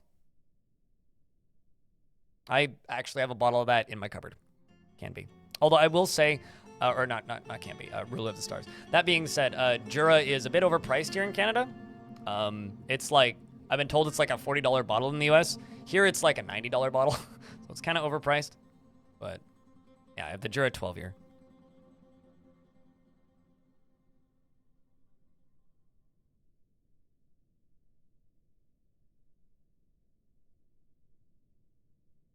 Yeah, it used to be like, oh, there's children in your fort, crush them with a drawbridge. Was like old school dwarven childcare. I actually like to keep my children alive in Dwarf Fortress because I think it makes them significantly better. Narc, you're wondering if you're still alive. I think so. Yep. You're currently meditating on fertility. Also, let's make 10 more picks and assign 10 more dwarves. Iron pick. 10.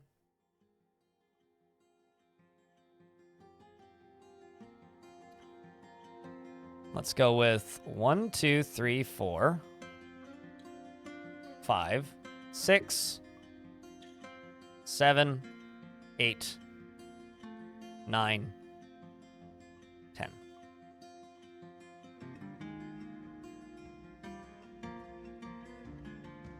Meditating on fertility, which means they like to watch.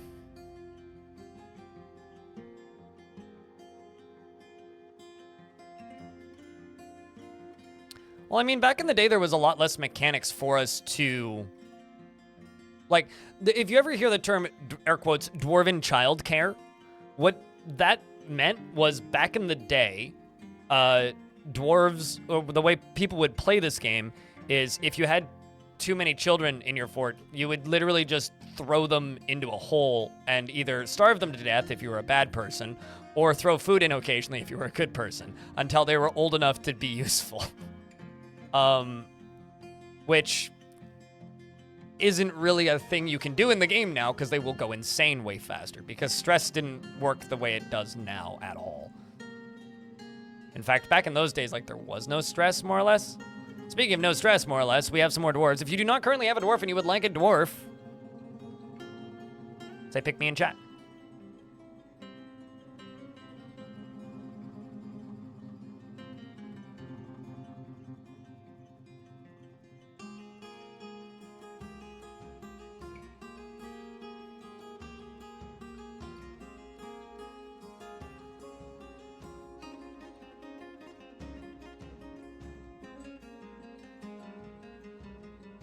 So let's start off with Cramp. Actually, no, not Cramp. Chucks, Bucksnuts, Cathode, Satarub, and then Cramp, then Caramel Nuke. Okay. I missed the first few. Hrodgeir. Chat moved too quickly. That's my fault. He is completely careless with resources when completing projects, and invariably wastes a lot of effort and time. He is given to flights of fancy and to the point of distraction. He has a noticeable lack of perseverance. You know, actually, I'm gonna do this. I'm gonna let all of the dwarves walk onto the map. I'm gonna name them, or because we'll know who's gonna get dwarves. And then this way, I can just let the game keep running because we need to get through all this mining. Like, really.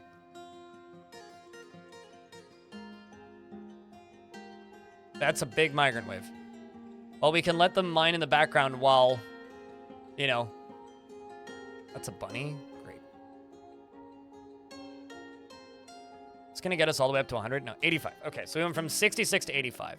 Now I can scroll down to the dwarves that haven't been named yet. Well, this is the first one. He's completely careless with resources when working on projects. He invariably wastes a lot of time and effort. He is given to flights of fancy to the point of distraction, and he has a noticeable lack of perseverance. He is assertive, and he often is cheerful. He takes offered help and gifts without feeling particularly grateful, and he is curious and eager to learn. Also, one other thing I need to check is what's the value of this currently? Dang it, not even close. Shit. Let's just engrave all of this flooring.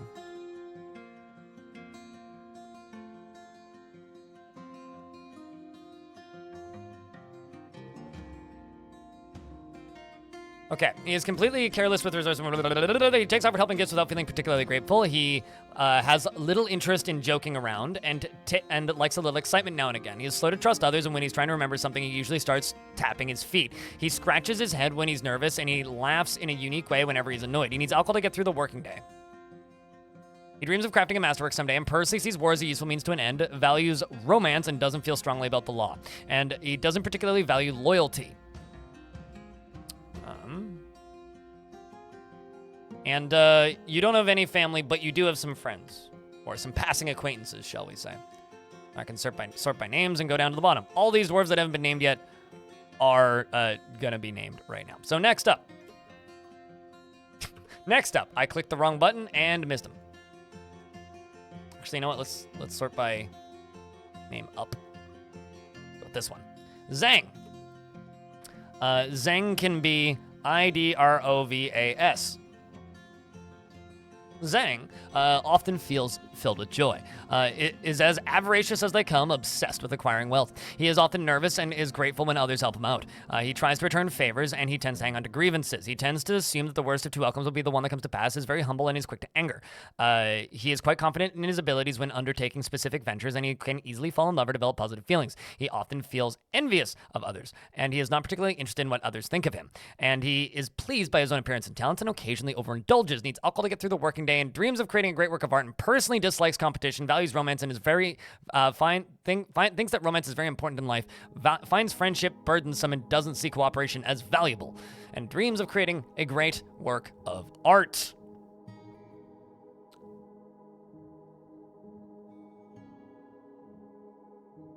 Next up is Chuck.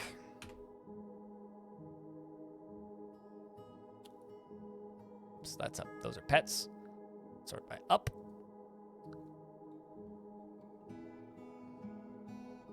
Chucks. Although we're stuck in an ad, so I will wait. Buck. And Snuck. Chucks, Buck, and Snuck. All right, well, we will let the game run so we can get this thing mined out, but I'm going to just stare at this dwarf for the time being. This is going to be a little bit more tedious on my end, naming them this way, but honestly, it's worth it because the most important part of this fort right now is getting that cliff mined out. Speaking of getting that cliff mined out, I think I'm actually going to add an additional 10 picks, and I'm going to give an additional 10 picks. 1, 2, 3, 4, 5, 6, 7, 8, 9. 1, 2, 3, 4, 5, 8, 9, 10.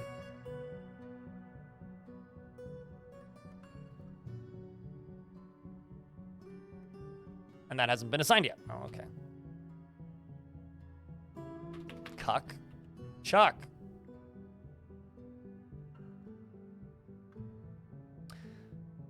All right.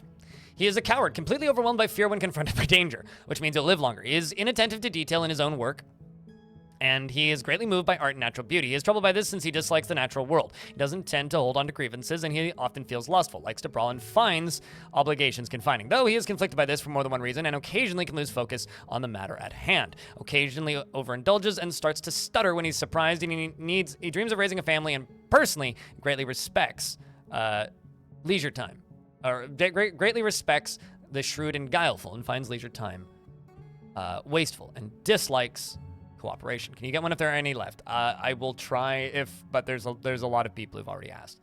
So, next up we have cathode ray tube.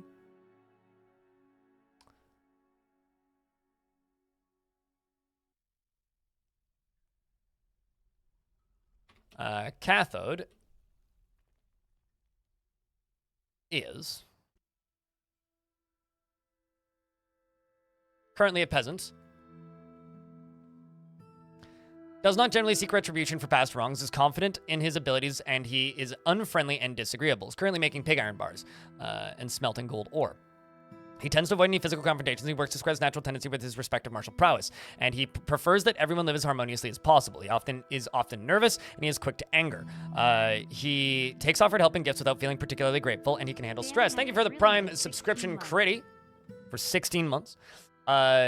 He tends to avoid any physical confrontations and works to spread his natural tendency with his respective martial prowess, and he is often nervous. He's quick to anger and takes help and gifts without feeling particularly grateful. He can handle stress and tends to do, he tries to do things correctly each time and is quite ambitious. Dreams of crafting and masterwork someday, and personally finds the pursuit of knowledge off put. Wait, why is there teeth and vomit everywhere?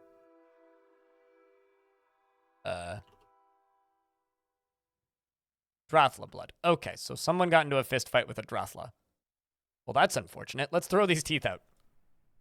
Anyway, this dwarf dreams of crafting masterwork someday and personally finds the quest for knowledge to be of the very highest value and disdains loyalty. Library. Your spouse, who's Etur, who's going to be named next. Your spouse is Rob.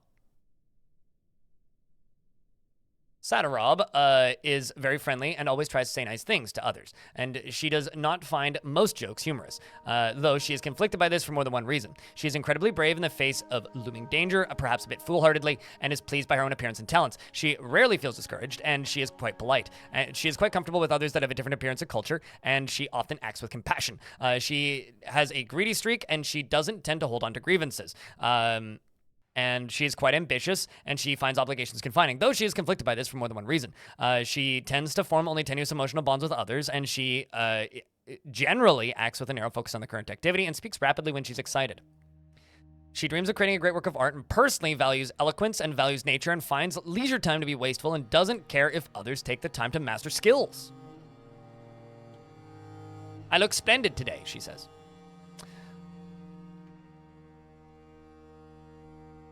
Time for another suicidal army dwarf. I mean, I could put both of those dwarves into the military, but I kind of don't want to put either of them into the military because I'd rather make them into, what's it called? Library dwarves eventually. Next up is Yushirir. Yushirir is caramel nuke. I'd love to eat a mook. What? I'd love to eat a caramel nuke. That sounds delicious. He strongly prefers discussions and ideas of abstract concepts over handling specific practical issues. He is a perfectionist and he is very ambitious. He's always looking for a way to better his situation, and he finds obligations. What are we fighting with? Oh, vultures. Interesting. I was going to say it would be perfect if we got vultures on this map because of where we are.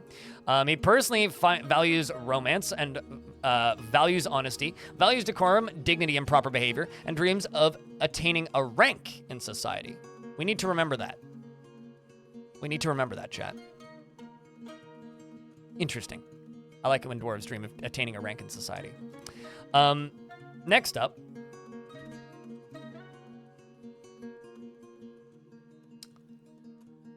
Ubal, who's a blacksmith. Ubal, Has a lot of thoughts already in the fortress. This is going to be Cramp. Cramp is an optimist, very curious, and sometimes to his detriment. He can get caught up in internal deliberations when action is necessary. He does not often feel lustful. He thinks he's fairly important in the grand scheme of things, and he doesn't mind wearing something special now and again. He doesn't often experience strong cravings or urges, and he tends to hang on to grievances. He is not inherently proud of his talents and accomplishments, and he sometimes acts with little determination and confidence. He finds helping others to be emotionally rewarding, and he is rarely happy or enthusiastic, and he is conflicted by this. He values parties and merrymaking in the abstract, and he isn't given to flights of fancy, and he takes offered helping gifts without feeling particularly grateful. He generally acts with a narrow focus on the current activity and needs alcohol to get through the working day and is getting used to tragedy. He dreams of crafting a masterwork someday and personally deeply dislikes competition and doesn't particularly value loyalty. Member of the Sly Theater and a member of the Doctrine of Judging, of course, like most of the dwarves in this fort. Next up, well, we have a baby. Could name a baby. Or, yeah, sure, we'll name the baby. We'll just keep going the way we've been doing this. Next up is, let's grab Alma from YouTube. She never fails to seek out the most stressful and even dangerous situations, like being carried around by her mom. She is often nervous, and she is quite polite, though she is troubled by this tendency in herself since she finds dignified society to be stifling and silly when properly considered. She is quite comfortable with others that have a different appearance or culture, and she likes to keep things practical without delving too deeply into the abstract, and she is not particularly interested in what others think of her. Talks very quickly when she's nervous and needs alcohol to get through the working day. Dreams of mastering a skill and personally finds blind honesty foolish and finds maintaining decorum a silly and fumbling waste of time.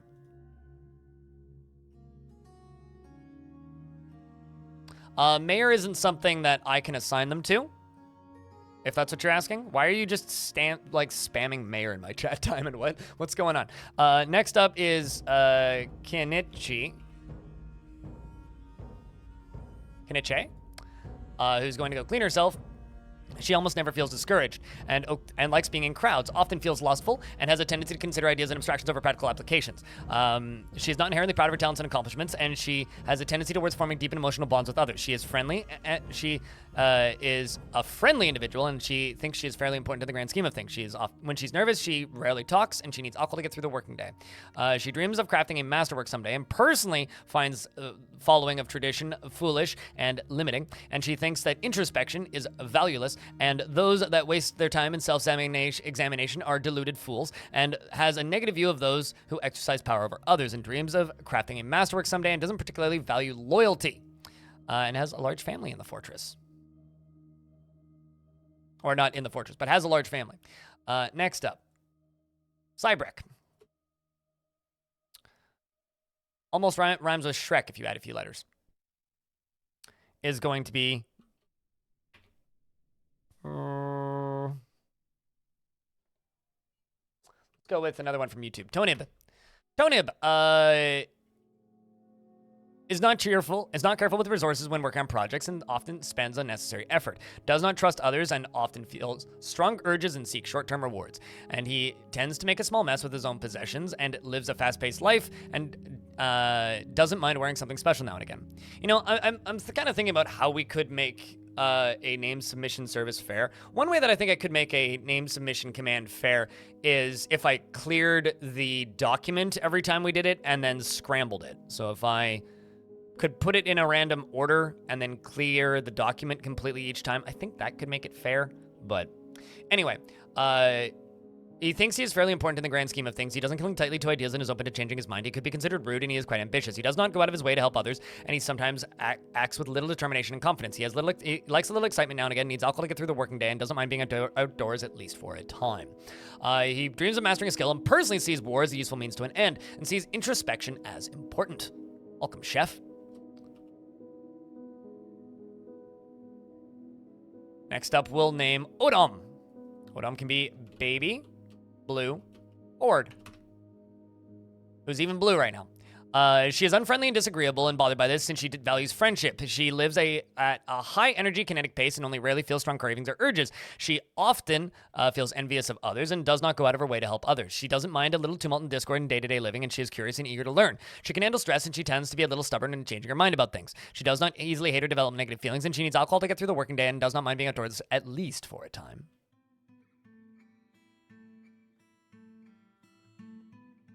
Yeah, I mean, something like that. I don't know if I would do it with a command. I would just manually do it myself.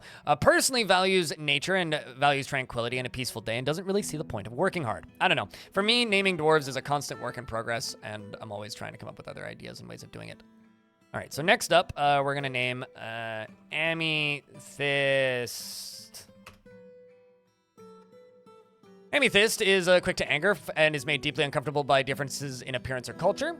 I am not going to read the word story. I will refund that. For multiple reasons, but the main reason being there just isn't enough in it right now. This would be the third time it's been used today. So I will reject that so that you can get your points back. Which basically means before someone does it again, you should add to it a bit. She is very quick to anger and is made deeply uncomfortable by differences in culture or appearance. Sometimes acts with little determination and confidence and tends to be swayed by the emotions of others. She likes a little excitement now and again and has little interest in joking around, is quite polite, and does not go out of her way to help others. And she is troubled by this because she truly respects sacrifice. She is pleased by her own appearance and talents and occasionally overindulges, holds her breath when she's nervous, and needs alcohol to get through the working day. Dreams of raising a family and personally finds the idea of laws abhorrent, sees life as unfair and doesn't mind it that way, values sacrifice and doesn't particularly care about craftsmanship. What a dwarf. Has a large family once again. Several family members in the fort, in fact. Mostly cousins. Excuse me. Next up, we have Servish. Also, hello, Dad Grammar over on YouTube. Finally carving out a royal palace for your city. Cheers, dude. Looking forward to more screenshot updates eventually. Gemma Heiser. Who's Servish natural clasp, is very ambitious and is looking for a way to better his, always looking for a way to better his situation. He's often sad and dejected. He is bashful, and he generally finds himself to be quite hopeful about the future. He does not easily hate or develop negative feelings, and he's rarely happy or enthusiastic. He is conflicted by this as he values parties and merrymaking in the abstract. He doesn't focus on material goods, and he thinks that he is fairly important in the grand scheme of things, and he has a sense of duty. He dreams of attaining a rank in society, another one, and personally holds shrewd and crafty individuals at the lowest esteem, has a negative view of those who exercise power over others and doesn't feel strongly about the law, and does not care about family one way or another. Interesting. Next up, we have this dwarf. This dwarf is going to be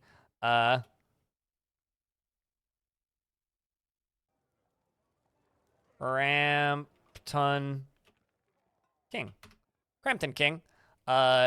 She tries to do things correctly each time, and she has a tendency to go it alone without considering the advice of others. She tends to assume that the worst of two outcomes will be the one that comes to pass, and she has a tendency towards forming deep and emotional bonds with others. She is often cheerful, and she is brave in the face of imminent danger and prefers to present herself modestly. She is not inherently proud of her talents and accomplishments, and she can handle stress. She has a greedy streak, and she tends to avoid any physical confrontations and works squares natural tendency with her respect to martial prowess, often bites her nails when she's trying to remember something and needs alcohol to get through the working day, dreams of mastering a skill, and personally finds following of tradition foolish and limiting, and finds introspection to be a waste of time. I like this dwarf. Also an adequate siege operator. Probably would be pretty decent in the military, but both my squads are full currently, so. Let's make the start of a new squad, but I'm not actually going to put anybody in it. I'm not actually going to, rather, start them training for a little bit. But I will start making that squad. How many more do we have to name? A few. Godin, we'll do that next. Godin can be Mr. Raven. I've got a list, UGDPY, and they're all accounted for already. But there will be more opportunities. He lives at a high energy kinetic pace, and he tends to make a small mess with his own possessions. He has a noticeable lack of perseverance, and he generally acts impartially and is rarely moved to mercy, and often feels discouraged. He's quite polite, and he finds obligations confining, though he is conflicted by this for more than one reason. He often touches others during conversations when he's excited, and he laughs very loudly when he's nervous, and he needs alcohol to get through the working day, and dreams of mastering a skill, and personally finds romance distasteful. Finds those that deny their impulses somewhat stiff, and values honesty, and sees introspection as important. This is another dwarf I could totally chuck into a military, but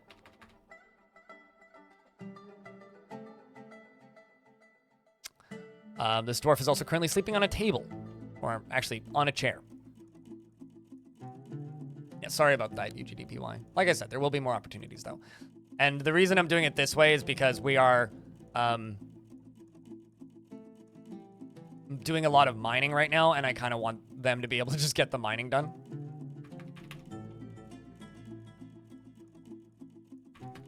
There we go. So this dwarf is going to be Hermissu, Hermissu, who has a single passing acquaintance. Likes to present himself boldly, even if it would offend the average sense of modesty. He strongly prefers discussions and ideas of abstract concepts over handling specific practical issues. Also, I've just realized these vultures are becoming a bit of a problem. And also moods are getting bad. All right, he bites his nails when he's nervous and he needs alcohol to get through the working day and doesn't mind being outdoors at least for a time. Dreams of mastering a skill. Personally sees working hard as a foolish waste of time. Values eloquence and self-control and doesn't care about art one way or another. Doesn't have too many friends in the fort, if any. Next up is Ezem. Yeah, we need a dorm. We need a bunch of things. He is always in love with somebody. Or she is always in love with somebody. This one is Mr. Strong Hog. She is always in love with somebody, and easily develops positive feelings, has a calm demeanor, and likes to brawl. Is brave in the face of imminent danger and just joined the military.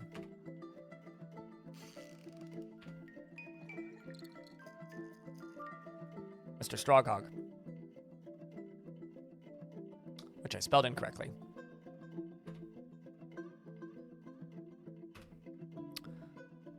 Doesn't handle stress well, and is assertive and generally isn't particularly interested in what others think of her. She has a greedy streak, and she sometimes acts with little determination and confidence. Tends to avoid crowds and likes to take it easy. She is intellectually. She occasionally overindulges, and she isn't given to flights of fancy, and she needs alcohol to get through the working day. Dreams of crafting a masterwork someday, and personally sees concealment of emotions as a betrayal, and tries her best to never associate with such secretive fools, and values loyalty. Her husband has a goblin name and doesn't live here. That's interesting. A former member of the Swift Stockade. I wonder who that is.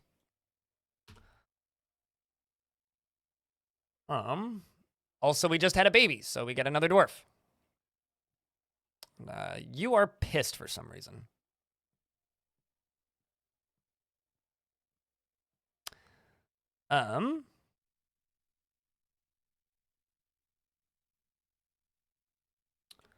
Bezoark.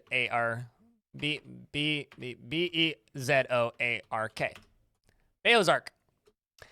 Is unbelievably stubborn and will stick with things even if the most futile action once his mind is made up. Sounds like me.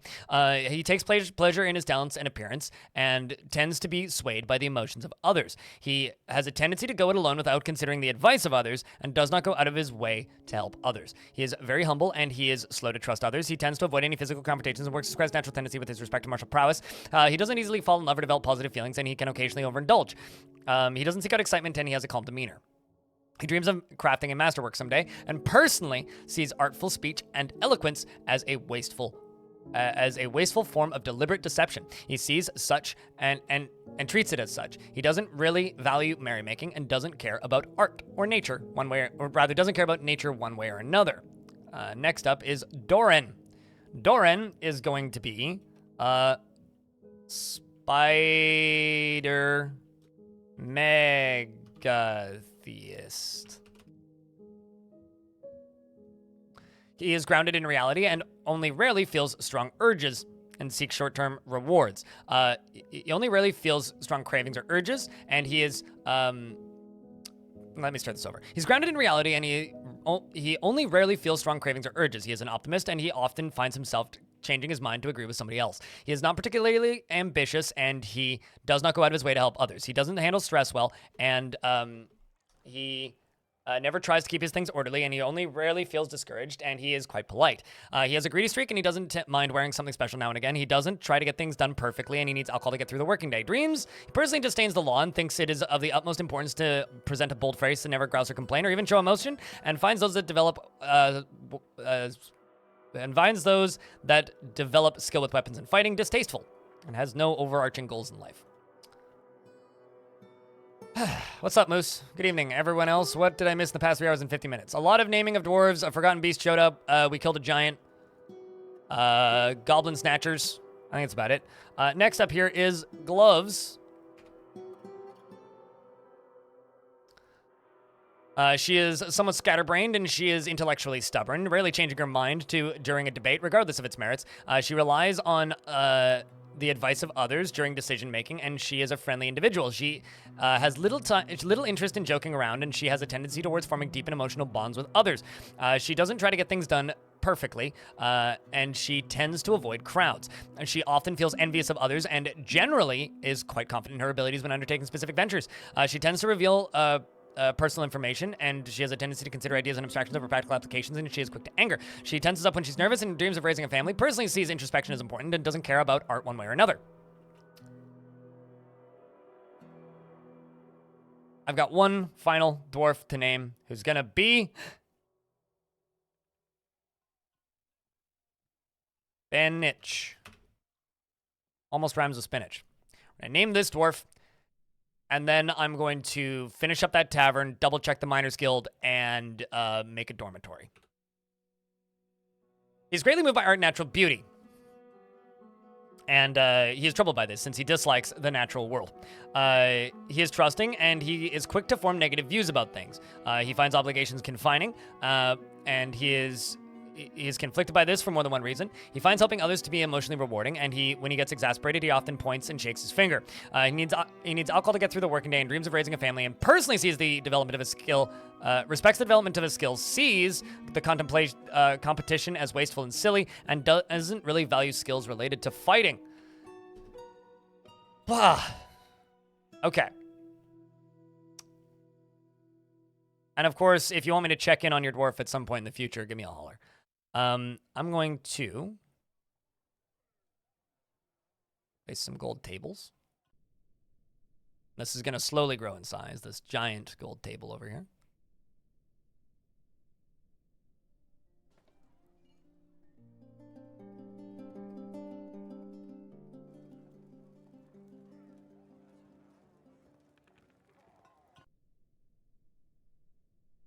Yeah, we failed this guild hall. That kind of sucks. Look at all these miners.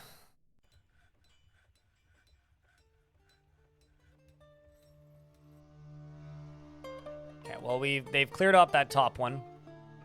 Move down a layer. Clean out this one next. What are you demanding? Some random monster hunter? Nah.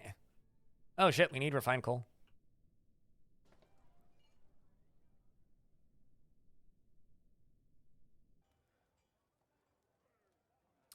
Which means I need to make another wood burner. Crap.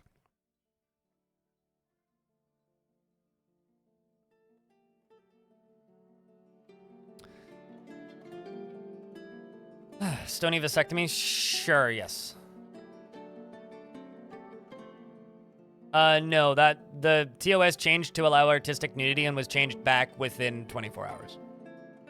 Which made me really mad. Not because they changed it to allow nudity. I think that was a good change for the art community, but because assholes ruined it. It was a damn shame, frankly.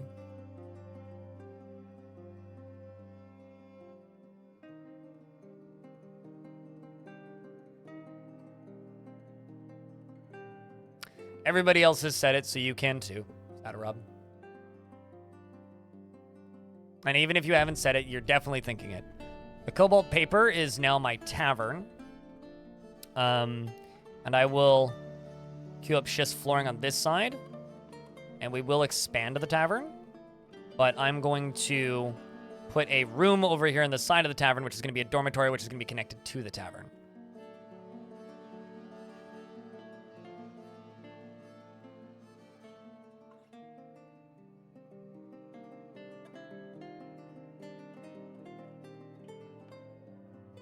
Also, how do you know that that ass isn't clothed? What makes it automatically naked because the rock is the shape of a butt? I mean, just because that mountainside is the shape of a butt or boobs or a ball sack, depending on what angle you're looking at it, doesn't necessarily mean it's not clothed. What are my opinions on it? I'm probably the most biased person in the world when it comes to my opinions on it. One, because I play this game for a living, and two, because I do actually really like it. But chat, what are your opinions on this game, and should our friend here buy it? If they've been thinking about buying it. I mean, I personally really like it and recommend it to anybody I get the opportunity to, because I think this game's very good. But chat room, help me out here.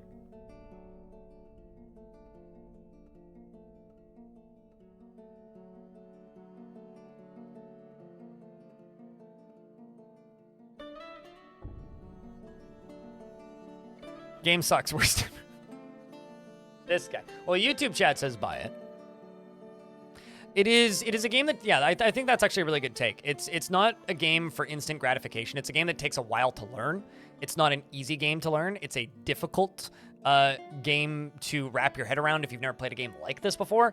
But once you get past the initial shock of how this game works, it becomes a really, really, really compelling city builder, colony builder, storyteller game.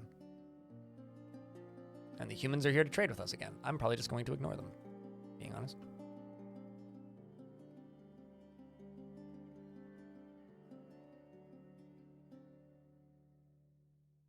Your life has literally become Dwarf Fortress. It has that effect on some people, yeah.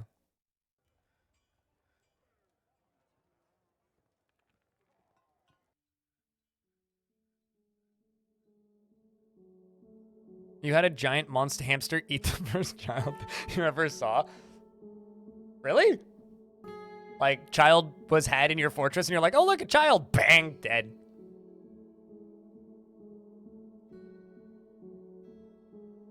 Yeah, it is kind of a game that you have to... It is a wiki-delving game at points, for sure. Dwarves are now telling poetry, and they can perform. Hopefully this will help those bad moods from earlier.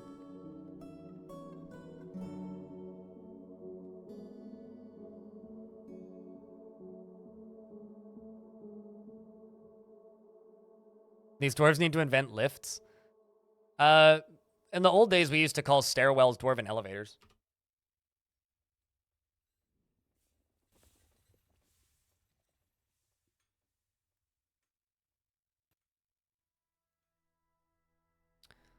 All right, I'm going to slaughter 4 of these peacocks and leave this one. Let's leave 2 of the females.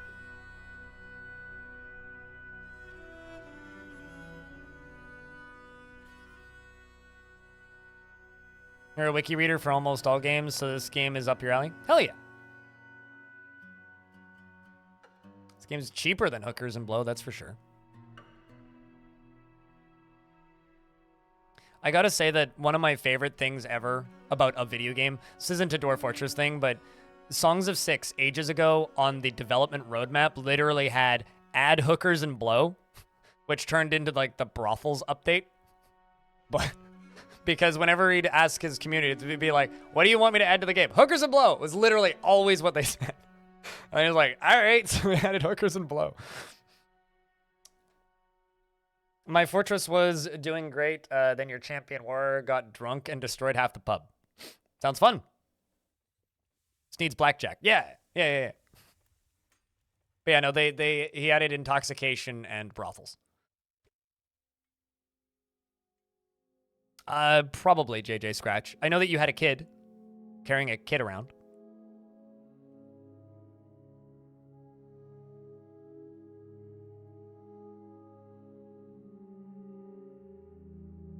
I do still like the in joke, even if it's not the greatest for learning geology. I do like the in joke that Dwarf Fortress. Well, actually, not in joke, but fact that Dwarf Fortress taught or helped somebody pass a high school geology class that the kid didn't study for at all. So this person who had been playing this game a whole lot had to take was taking high school geology and sleeping through the class, not paying any attention, but somehow managed to pass the class because they remembered enough basic geology terminology from Dwarf Fortress.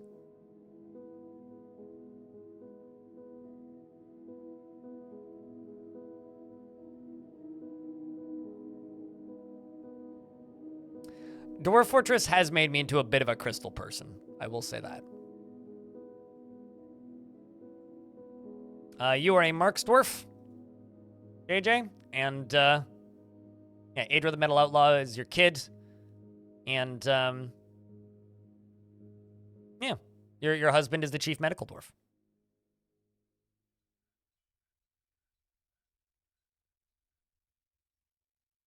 It's not 100% accurate to real life, but it'll definitely give you, like, the words and names of things if you're using Dwarf Fortress as a way to learn geology.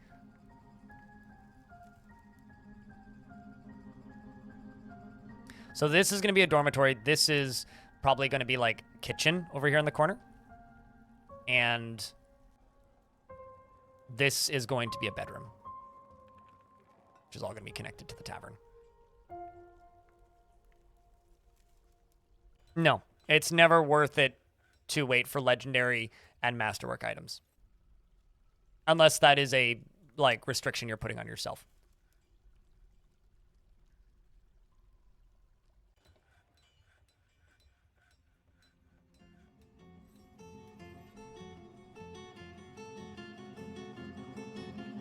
It's not a good source to cite in a paper, but it has a lot of lingo.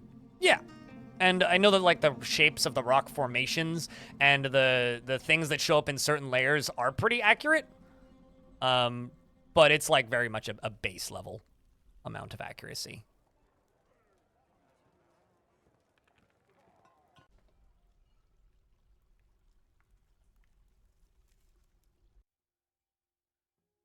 So noise pollution was removed from the game in 2014, but for some reason, nobody knows that, and everybody seems to think that there's still noise pollution in the game. No, it's not bad to put it near a tavern because noise pollution isn't a thing in the game anymore. The only thing that can still cause noise is mining.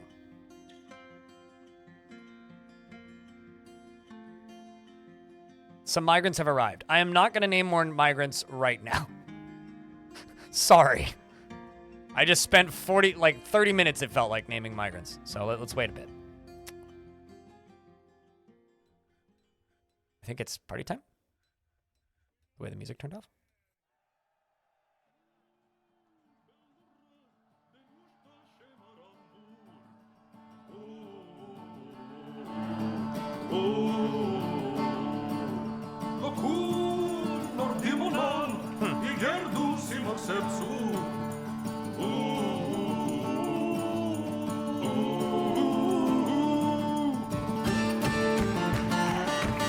Okay, so what dance is this?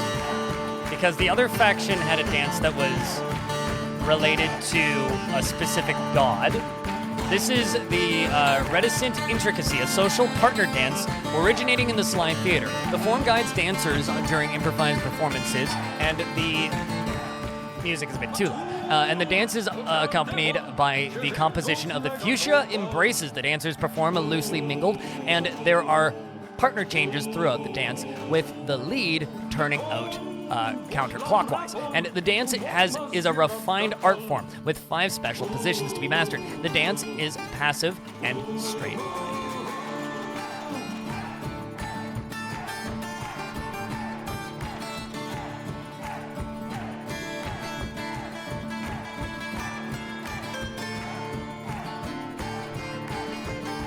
You can look at dances, you can look at poetry. You can look at meditating, but it doesn't do anything. So, yeah. You click on the little magnifying glass next to them. Also, if you go into their inventory, or into their screen, and you go to knowledge, you can see what poems they know, and you can click them and read about the poems. And if they know songs or dances or musical forms, like in this, the Fuchsia Embraces, it'll explain what that is, and also give you a description of how to play it approximately.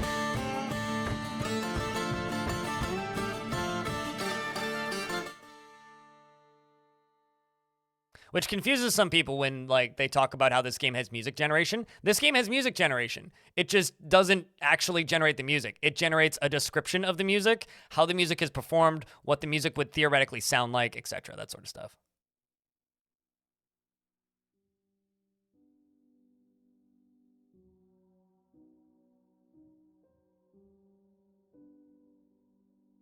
Okay, so you are going to be connected to the steel of to the cobalt paper, which is my tavern. We're gonna put a door on this. Yeah, I don't know why like the collective consciousness of the Dwarf Fortress community still thinks that noise pollution is a thing. Genuinely do not know. But it is not a thing, so.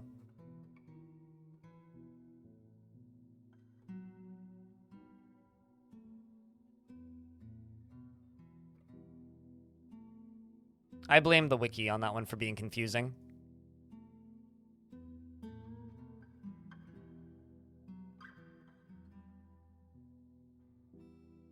Also, to clarify, it wasn't really removed from the game. It was just nerfed to the point where it was a non-issue, basically. But a lot of things just don't produce noise that used to produce noise. Farming, let's go kitchen.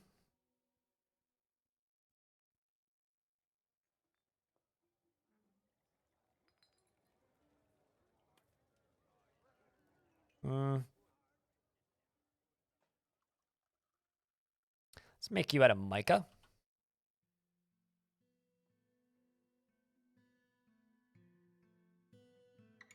And then 2 olivine stills, I think.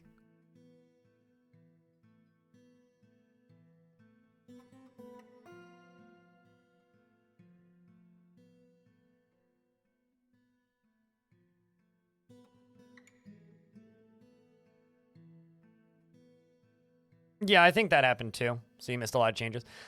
Yeah, between like players taking long breaks and like the wiki being not super clear on it and whatnot, yeah. But long story short, noise pollution isn't a thing, really.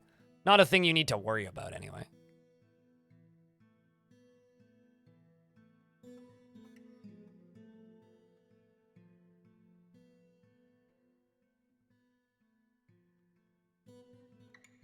I doubt it. Diamond. Also, please don't make me talk about why I hate AI. Let's not do that today. Meal. Let's make lavish meals and make 100 of them. And let's go to the labor kitchen.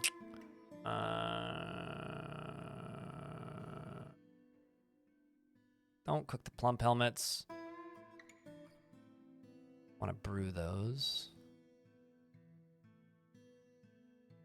You can cook rock nut seeds. Please don't cook my alcohol. All the meat can be cooked.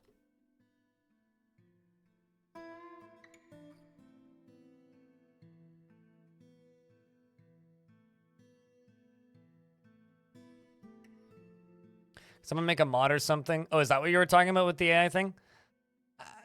Not really. Like, the thing is, the funny, like, or maybe not funny, but the weird thing about Dwarf Fortress modding is people always ask, could someone make a mod to do insert thing here that they think would be cool?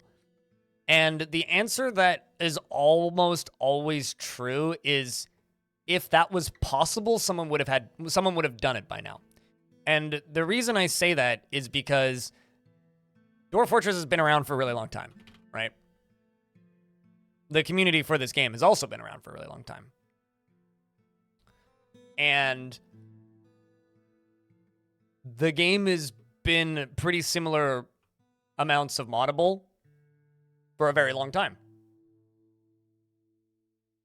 So if that was a thing that was realistically possible, it would have been done already.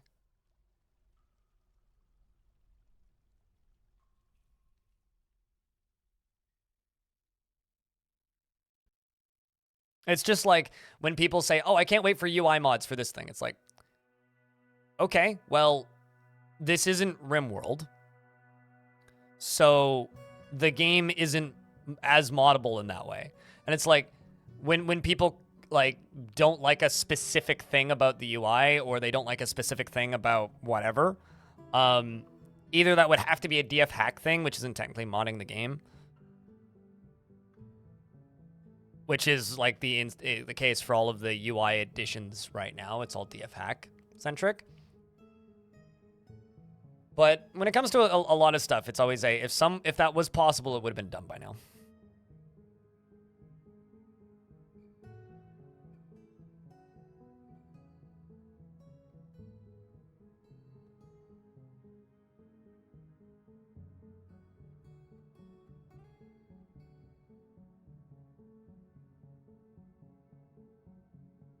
Pablo, keep it out of my chat, please. And since you very well know that, why did you bring it up?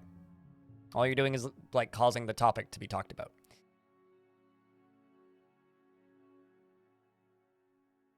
It's like you're desperate to have me sit here and talk about why AI is bad and why it's not actually AI in the first place and why large language models are stupid and why we shouldn't be using them and why art generation is bad and why we shouldn't be using that, but you know.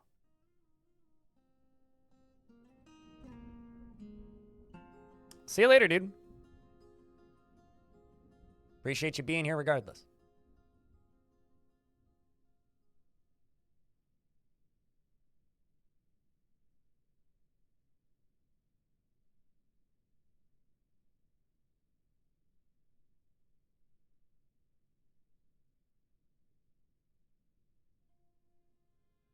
You love the Olivine blocklet usage? It is slowing down my constructions so much.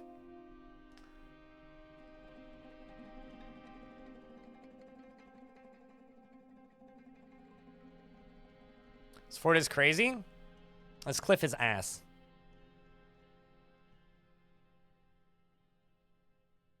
I genuinely...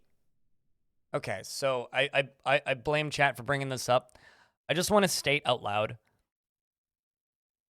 I really, really hate, and I don't like using that word unless I have to. I really, really hate how cult-like people have become about large language models. Genuinely depresses me.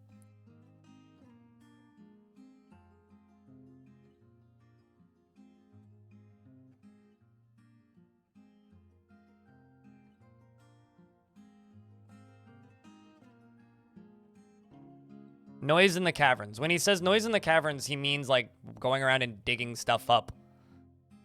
He means like the mechanics don't or do not ramp, or agitation doesn't ramp up based on,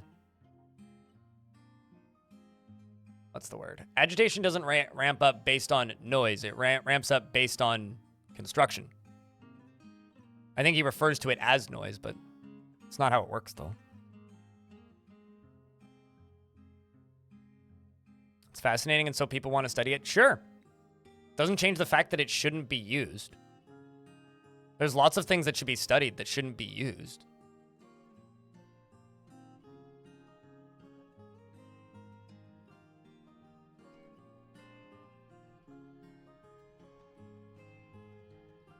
Clay and soap is, or soap is not buildable.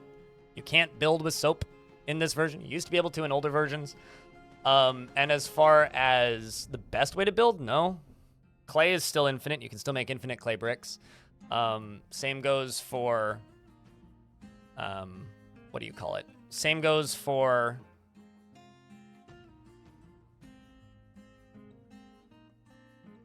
I don't know. Why is this job getting canceled? All right, well, apparently we're out of coal. Whatever. We'll just let it sit.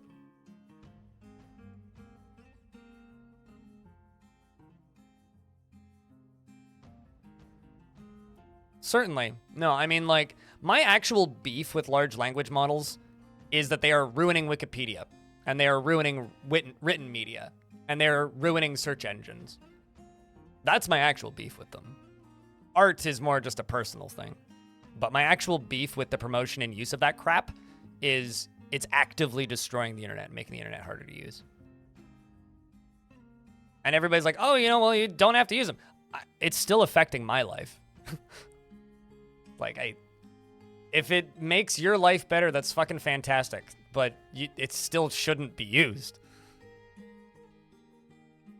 But it really sucks when, like, someone feels the need to leave my stream because, like, you are using technology that is actively enshittifying the entirety of the internet. You're actively promoting, training, and helping technology that's making the internet worse. It sucks.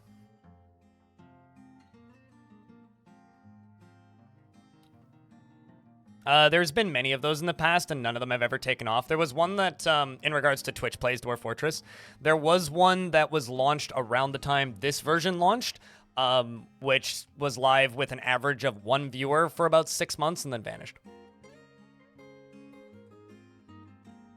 So, I don't know. I mean, Pablo Rasta's been around the stream for ages, and I like the guy a lot. And it just, it blows that he feels the need to leave my stream because he, like,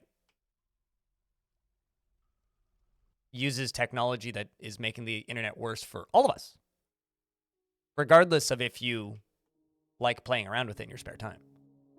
But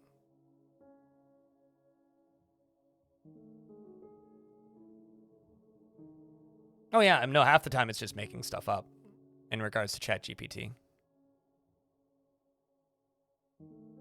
Certainly.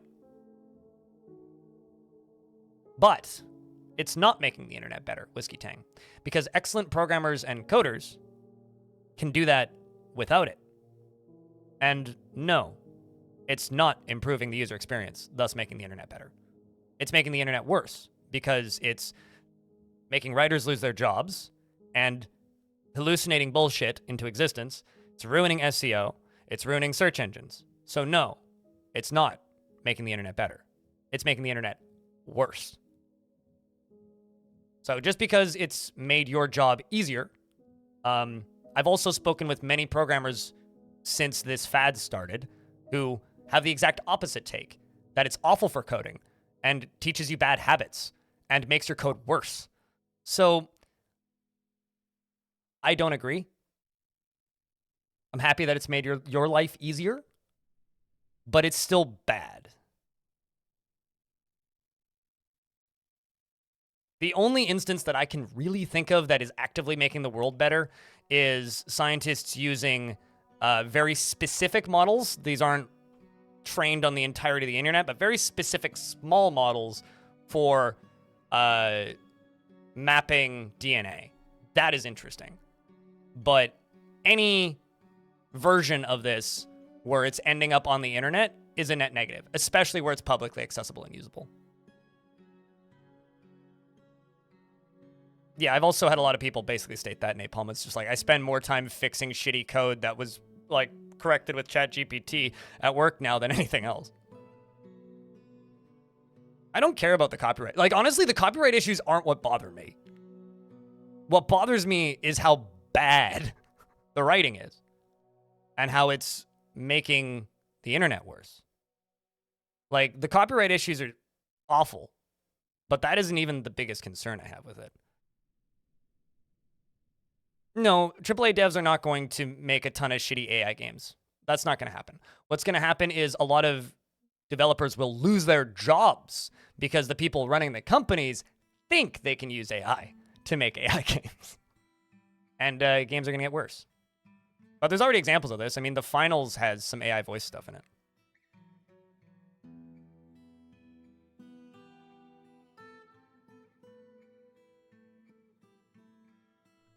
Fair enough. UGDPY.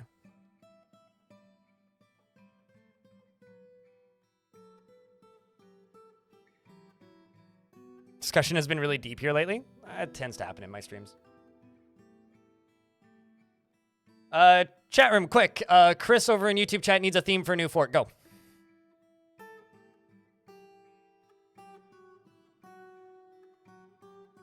Is that we don't know how it works. We know how to build it, and but how it actually works is a mystery. I mean, that's why it's fascinating, right? Like, that's actually the interesting part. As a new content creator, you had to think about this and AI. And in using AI, I was using it for making art, mostly for fun. And now I realize now that the AI is ethical. That's just not good to use. What I think it could be useful for would be like coming up with an idea to send to an artist to then commission artwork. I mean, like my entire career, I've had about 3 different artists that I actively pay who make art for me. Right? I'm never going to use AI anything. Like, I could see a world where at some point I use like an AI voice thing and train it after myself as like a one-off gimmick for a subathon or something. But that's about the extent of it. I've commissioned some art from Elfie Bean, yeah. I mean, she made the undulates emote. Most recently.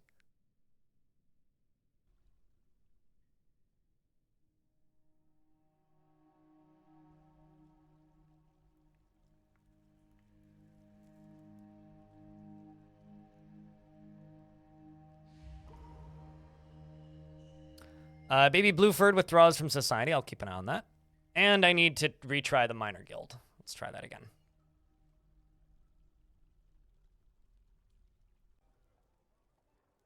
Yeah, because it's huge. That's why it's taking forever. What's the value of this currently? 2,000.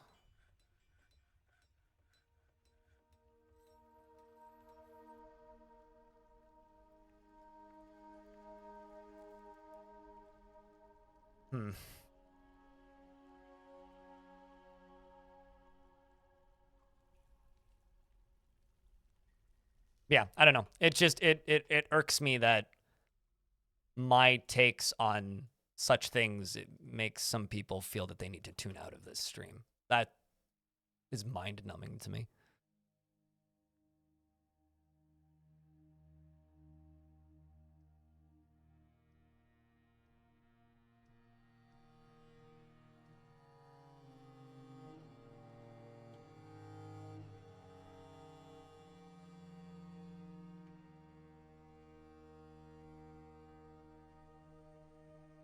Yeah, I clicked on the wall tool instead. I figured it out, though.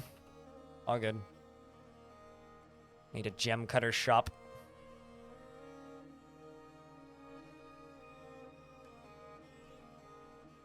Oh, that too. Like, you can disagree with literally everything I say, and that's fine. I'll think you're a strange person, and we might not get along super well, but...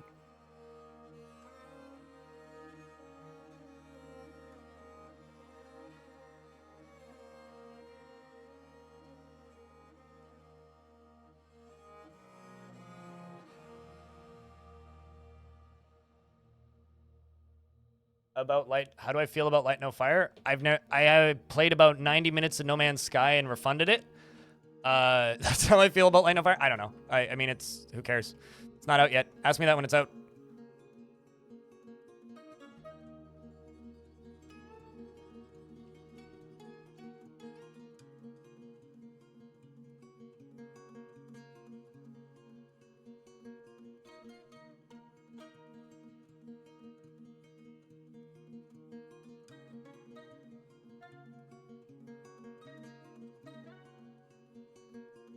It's funny that you're saying so much gold because currently I'm at an impasse with my material production and currently don't have any more. What layer is the trench at currently? 0. We dug half. Like, I haven't even started the trench yet. We're working on the mountain still.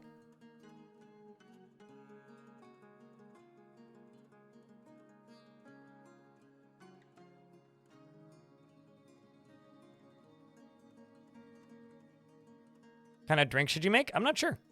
I don't know much about tequila mixed drinks. Yeah, hopefully like an hour instead of a few hours, but...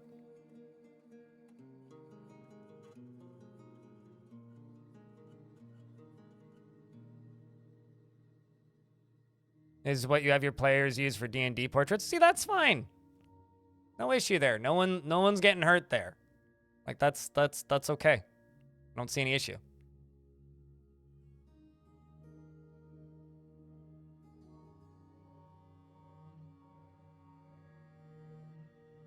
But I wouldn't use art generation for world vistas. There is software that you can buy that you could use for such things. There's also software that you could buy. Let's make.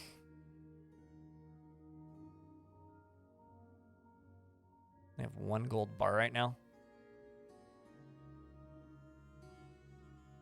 Just stick with schist. That seems like a pun. Tequila Mockingbird. I approve.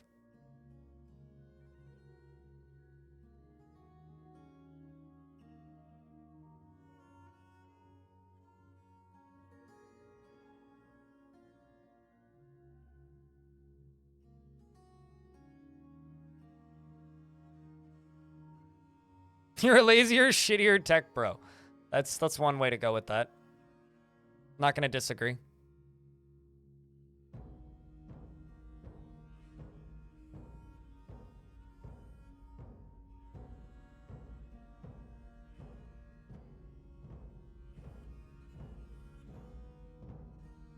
Okay, so my bookkeeper sucks. Rare Candy, what the hell are you doing? Guess you're just working too much because you haven't updated my stock, like the value of this room in forever. What about the value of this one? Okay, yeah, no, I just have a really crappy bookkeeper is the problem. I have somebody with more skills in bookkeeping. Lycott is a proficient record keeper, so we're gonna swap that job over to Lycott.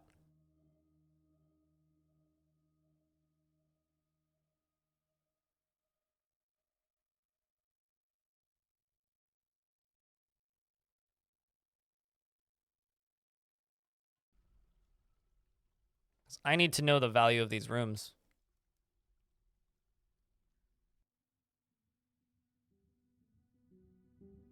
I think that AI is, or language models, art models, etc., because it's not really AI, shouldn't be available to the public. Period. That's what I feel. But it is. That cat's out of the bag. There's no changing that, right?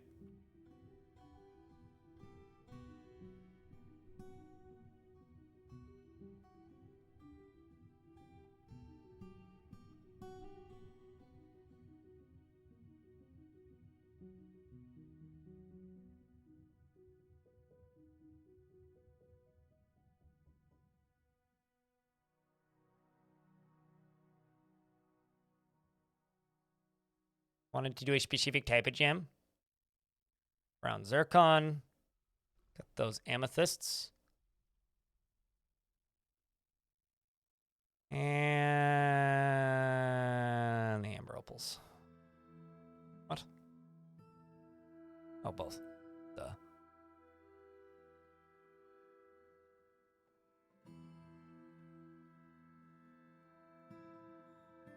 Eye roll. That's all I have to say.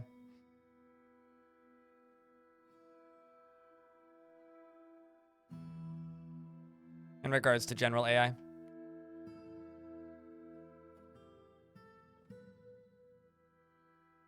.404 Media is fantastic. Excellent writing.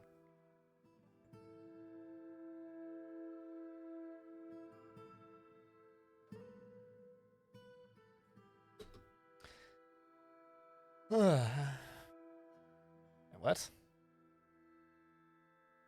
We talk about Dwarf Fortress is one of the only mining games that actually has a good use for minecarts. You can't think of any other game that implements them in a practical way. It's funny, like, I rarely use them in a practical way. We're in an ad currently.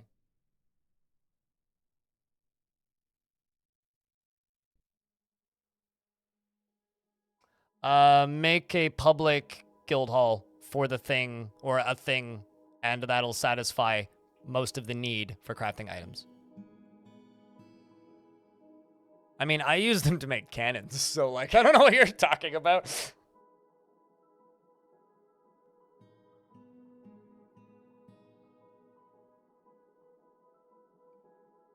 I mean, I would love to have, like, a fully 3D functional life-size holographic AI girlfriend like they have in fucking Blade Runner. But, you know, we can't have nice things, turns out.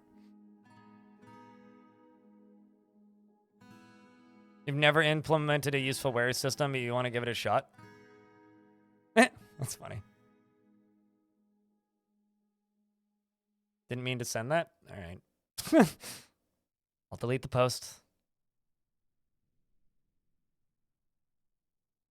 I've never seen her, but I have seen Blade Runner. Also, welcome back, Pablo.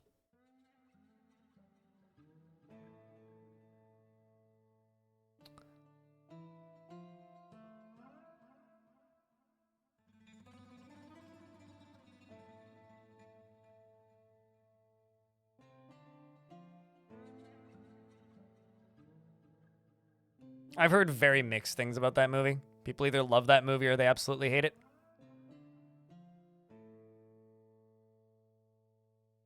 Yeah. No, that's why we're in a boring dystopia. This is a widely known fact. Earth is a boring dystopia because we didn't get any of the fun bits of being in a dystopia. Baby Blueford is still in a strange mood.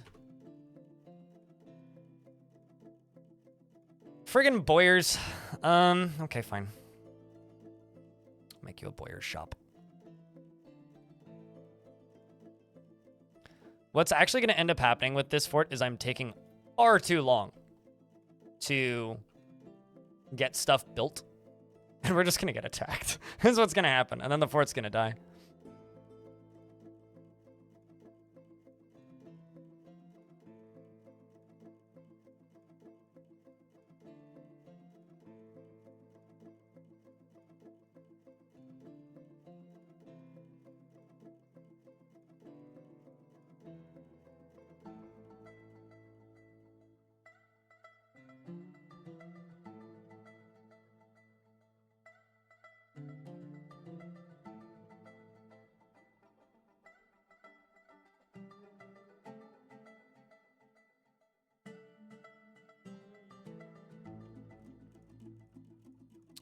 Was the possessed dwarf just sitting around in this fort? Yeah, because they are a boyer, and I don't have a boyer's shop currently. Because I make crossbows out of metal, not out of wood. And boyer makes crossbows and bows out of not metal. So yeah, they were just sitting around.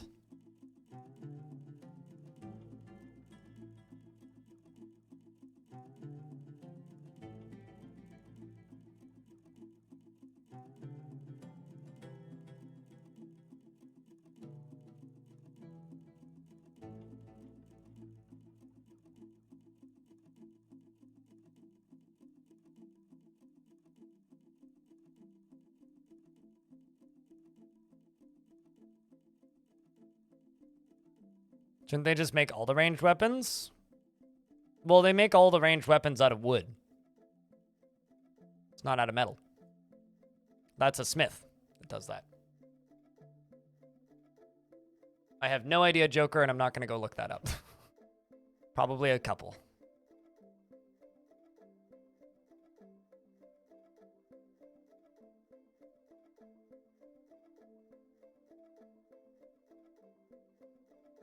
Or rather, I'm not going to count, but I can look at how many they have in this fort. A lot. They have 4 in the fort.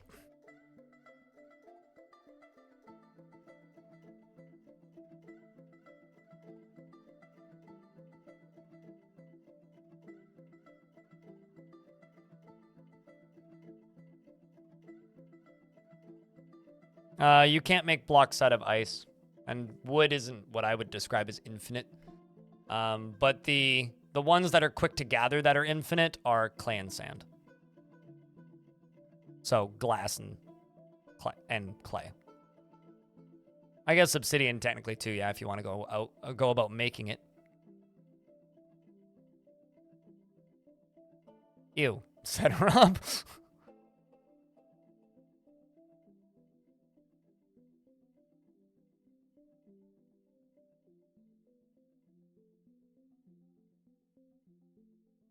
Yeah, I used clay directly to make a drop trap for a previous fort.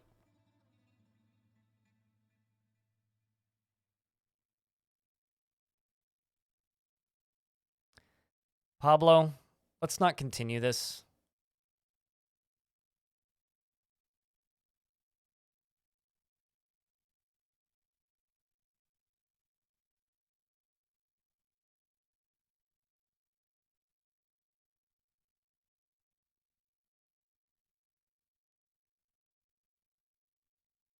Like, let's just not.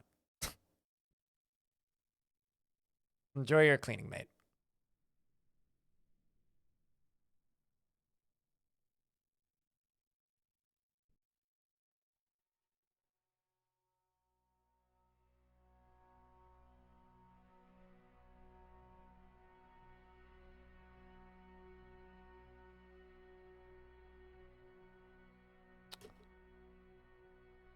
Okay, so it's still unknown value. I'm not going to be able to satisfy this need.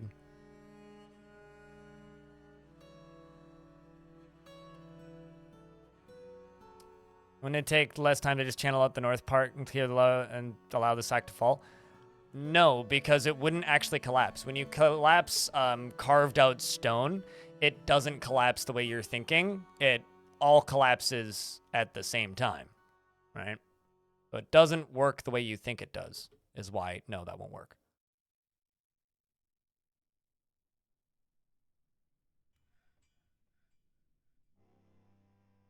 Great. Now we're under attack.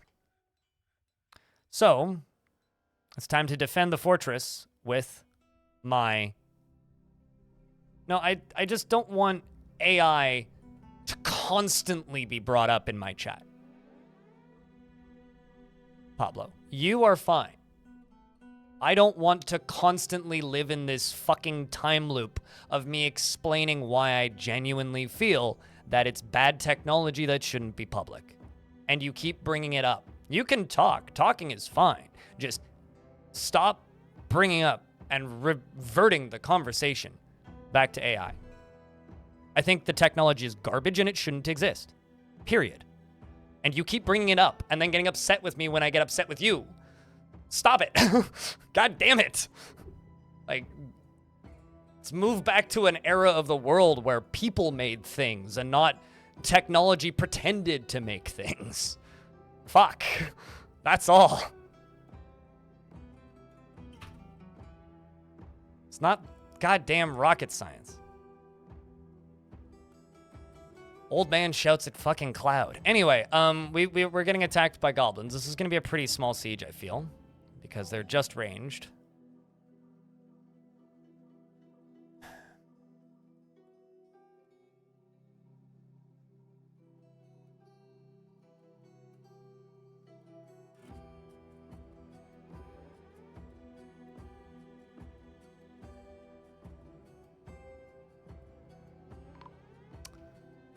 They are the child snatchers that are going to come with them. Dwarves are already firing bolts directly at them. One of them is bleeding. This one's bleeding. It's taken a couple hits already. We're going to need to build defense towers.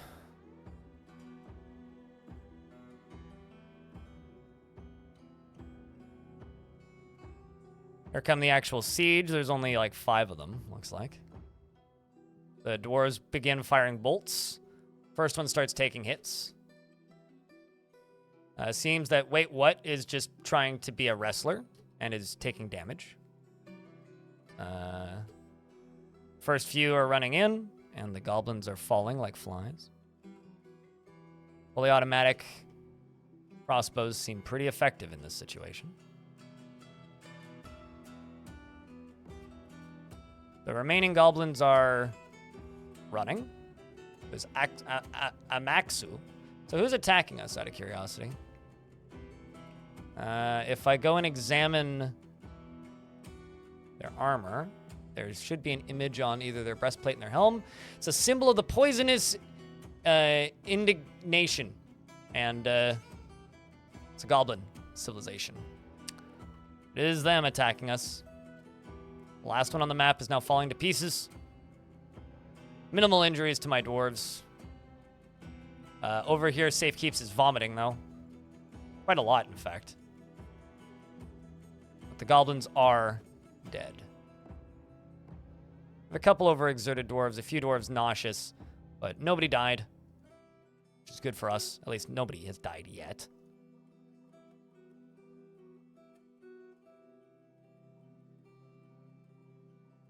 We do have 2 seriously injured dwarves. Safe Keeps and Smurf are both seriously injured.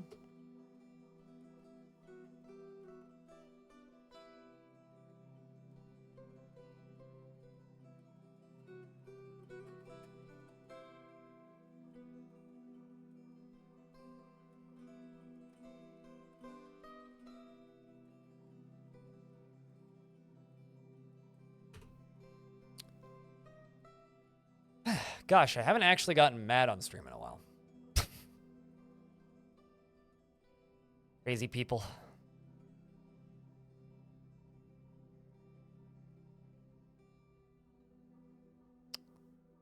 It's crowns, not corpses. Apparently we have a bunch of gold crowns. I don't remember making those. I guess I thought I just made rings, but apparently I made crowns too.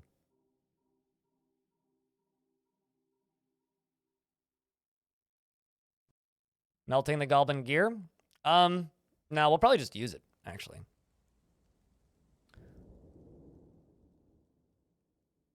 I have no plans to use to melt the goblin gear currently. Meanwhile, Baby Blueford decided, for some reason, to make a black cap blowgun at the Boyer's shop. And they've named it S. Mule Dole. Almost rhymes with Fussroda. And it is offered to the Pointy Rock of Artifacts.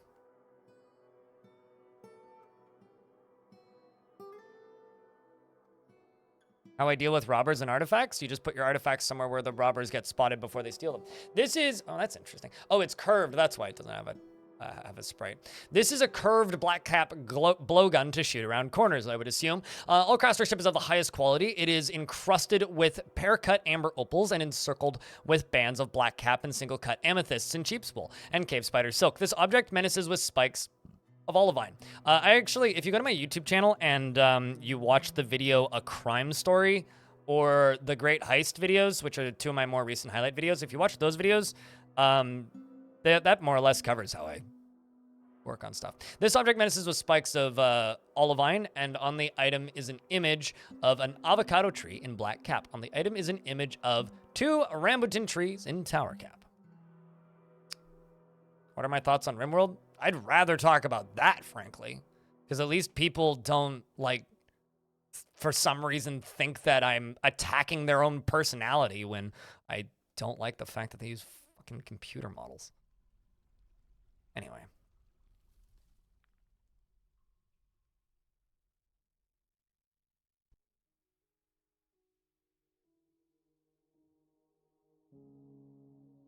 No problem, Metalhead. We see its human name? Sure. That would be under the objects screen. Philweather is the name of it.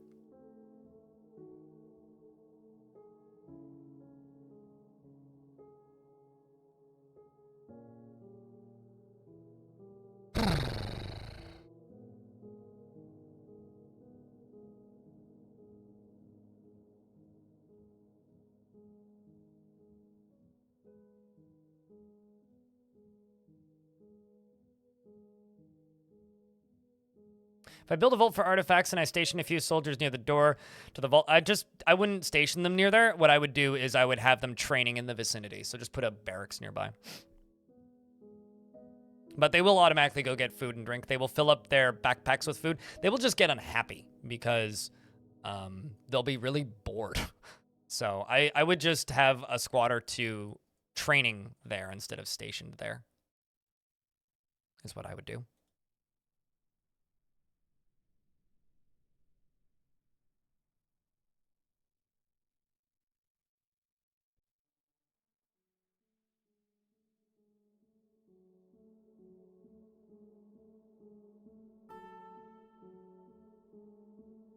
It's early autumn, meaning I can trade soon. which is good.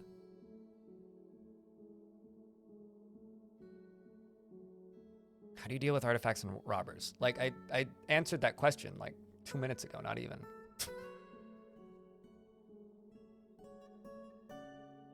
You set up a, like, captain of the guard, you have a prison, you make sure that your dwarves are near where your artifacts are and they'll see them getting robbed. And then you arrest them. It's all good. But I did literally just answer that question, so.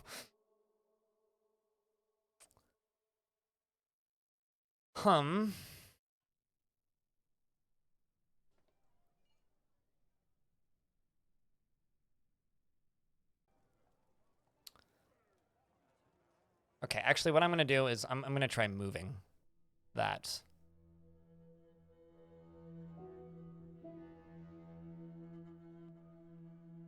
You know what now? We'll try this way. Let's just make rock pedestal.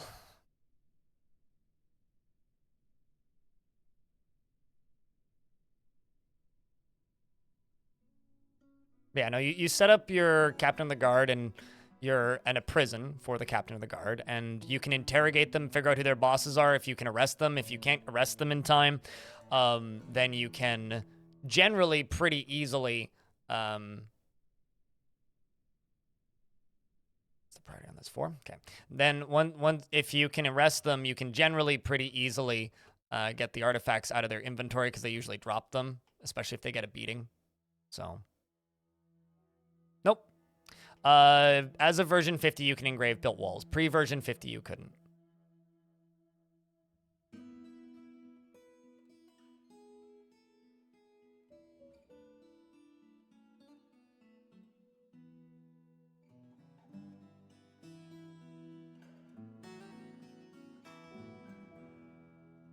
Would run after them? Oh, they do. You just have to have them set to do that. And because they have to get marked as hostile. They get marked as hostile pretty quickly once you've convicted them.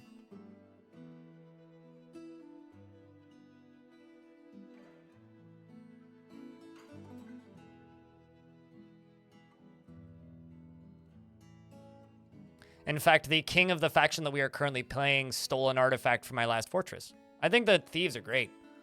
One of my favorite newish mechanics to the game. I don't think 2021 counts as new, but new-ish mechanics to the game.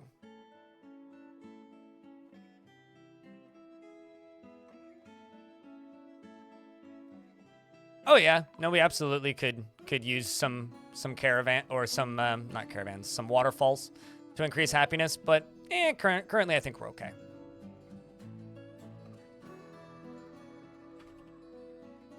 Sell that giant axe blade. Grab anything that's damaged.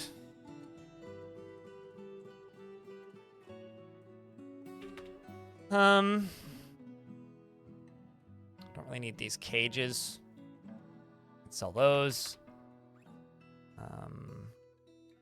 Let's sell these crowns. Although I'm probably not actually going to sell the crowns, I'm just bringing them to be traded.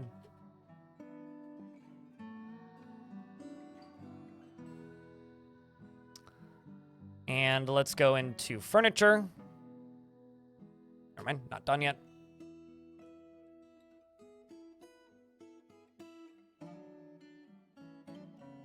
Hello, cutest.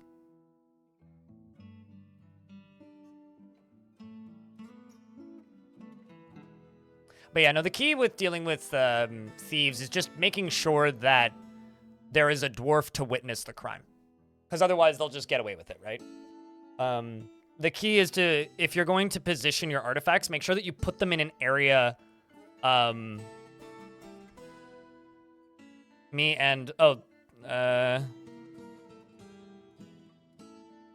it's a bother? Well, if you don't want to have them show up at all, don't have public taverns, right? Don't have public rooms, don't allow visitors in your fort. You won't get thieves if you don't allow visitors in your fort. You'll still get goblin snatchers, but you won't have, like, you know, those people who show up and try and claim your artifacts from afar. Those are AI adventurers, so they're adventurers that are Those are AI adventurers, so those are adventurers that are run by the game world. I'm gonna trade instead. Okay, go eat first.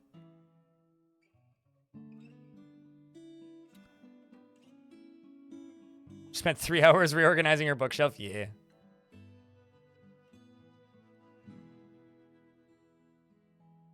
A witness for what? Metalhead. Your metalheadness? Your headbanging ability?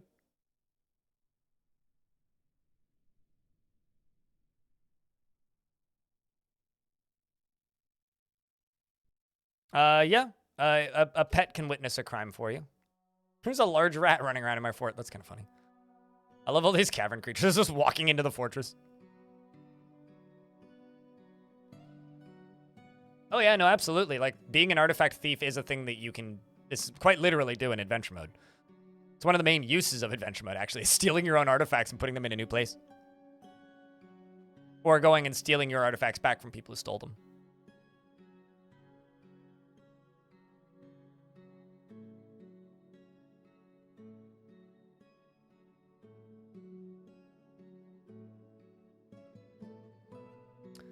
Opus liaison, let's discuss your situation. Just need more wood, really. That's about it. Saves me from aggravating the caverns. They want splints, okay. Try and remember to make them some gold splints.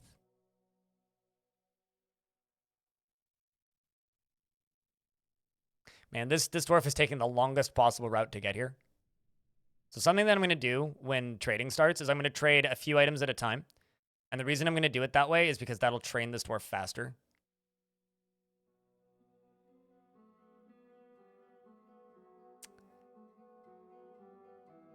Actually, you know what?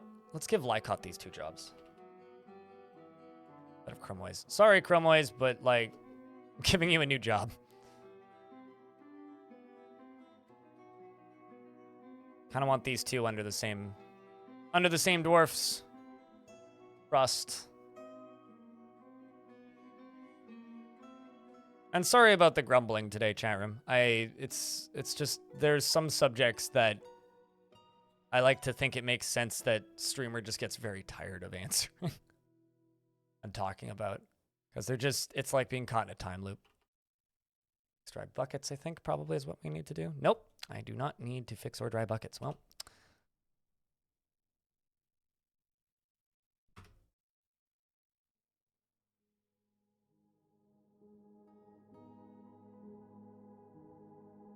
Oh, it's all good. Therefore. Let's do the time warp again. There you go.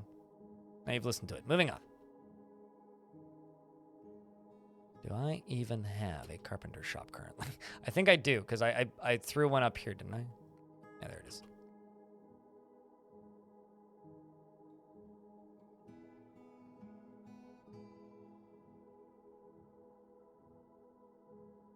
Something like that. Stelvocal.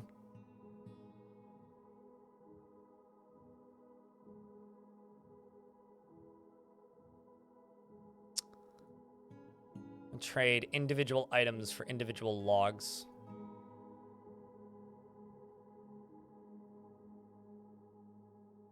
Even though they are getting way more value for each of these, that's fine.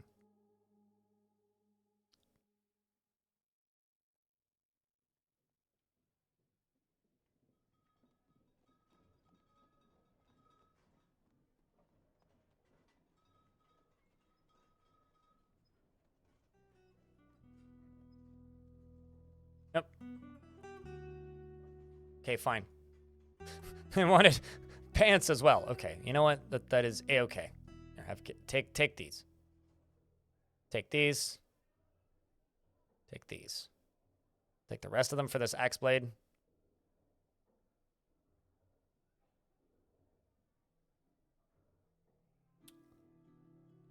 I'm just gonna buy these around sanity.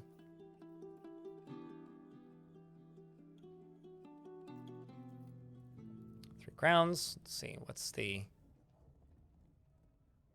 What's your skill now? You're now a proficient record keeper and a novice appraiser. Need that appraisal skill to go up.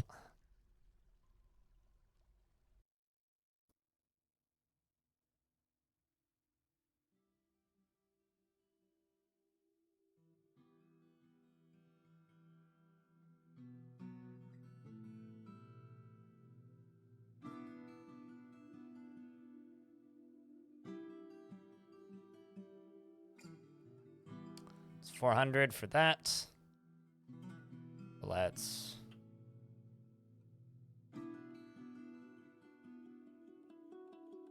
You're a really bad negotiator, though, Dwarf.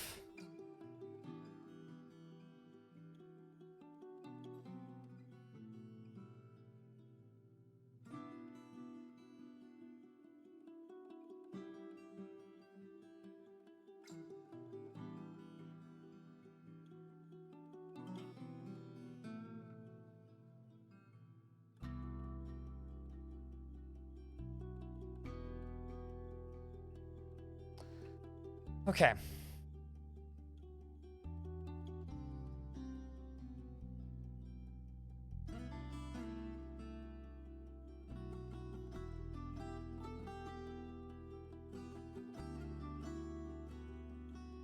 Still a novice appraiser, though. Okay, so now what I'm going to do is I'm going to hope that some of these have been constructed. Nope. No, they've not. I think my manager has too much work. 2 pedestals.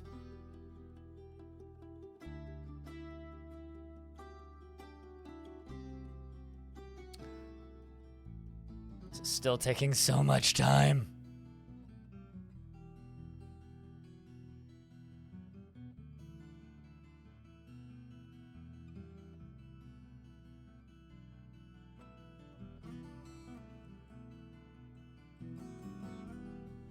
Yeah, feather eggs are real eggs. It's like the fruits that they give, basically.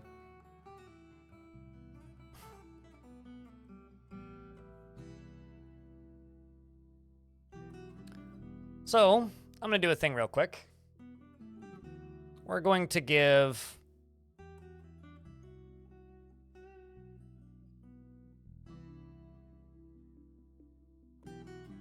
Gwendelf a name.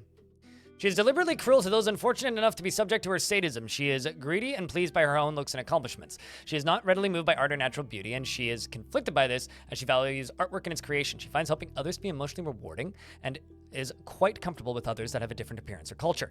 And she likes a little excitement now and then, and she has a tendency towards forming deep and emotional bonds with others. She is not particularly interested in what others think of her, and she tends to be swayed by the emotions of others, and she has a greedy streak. She's embarrassed about sleeping without a proper bedroom, just like most of these dwarves. Welcome to the fort. Also need to make more beds, now that I think about it.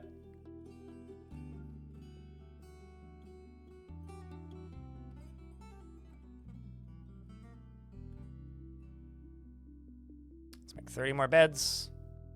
Unsuspend this. I get these dwarves with bedrooms over here.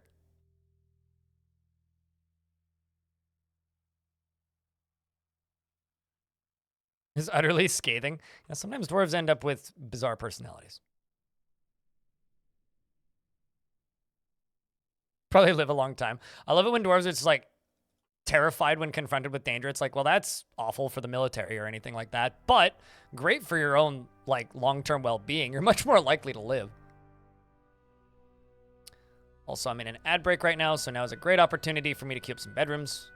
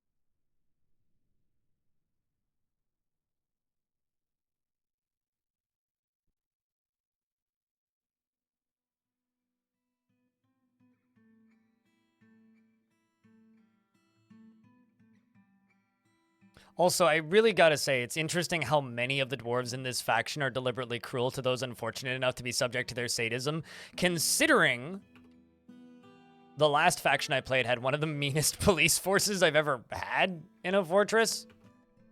Like, on average, my militia had more kills on my own dwarves than actually on enemies.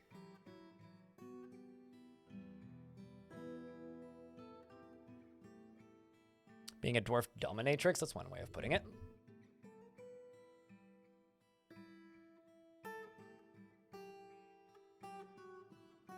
And also, thank you to everybody who's watching on YouTube. We've had record numbers the last 2 days. We collapsed the mountainside yet? Nope. Working on it, though. We're getting there. We are making progress. Quite rapidly now, actually. Because we now have 30 miners in the fort, which actually has caused some mood problems in the fort. Because the issue is, they keep demanding a very fancy guild hall, and I keep refusing to give it to them. But we are, you know, still have quite a few more layers to go, but we are making progress.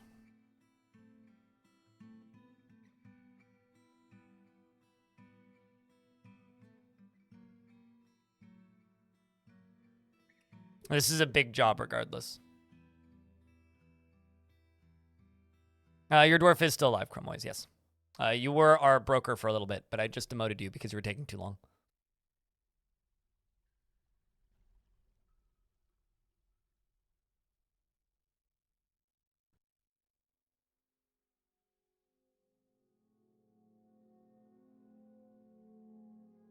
What, getting fired because you took too long? But yes, still alive.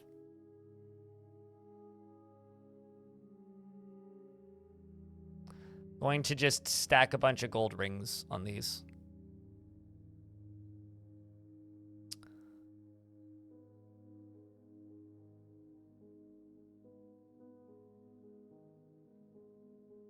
Also going to throw some gem windows into there.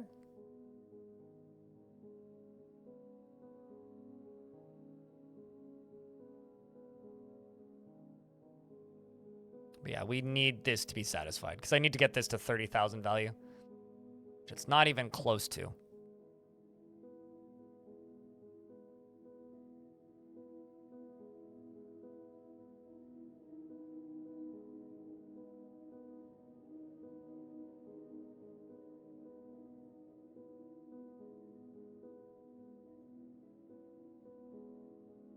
I wonder if they ever made the other ones.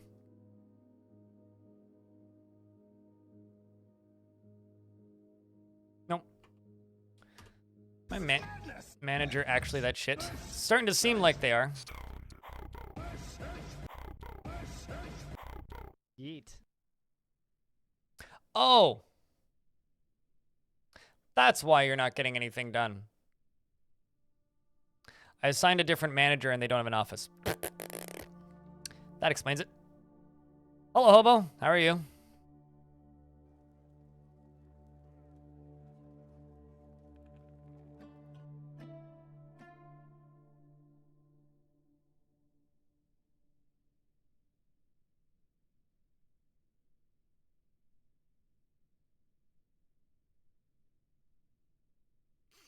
Works for me. Montecore.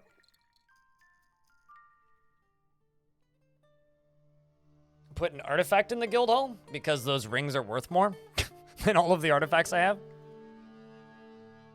And I don't have a $30,000 artifact, and also that guild hall is not going to be as frequented as other areas, so I'm leaving it in areas where we can see people if they try and steal it right now. But yes, we did just get a new baby. Baby boy. Even.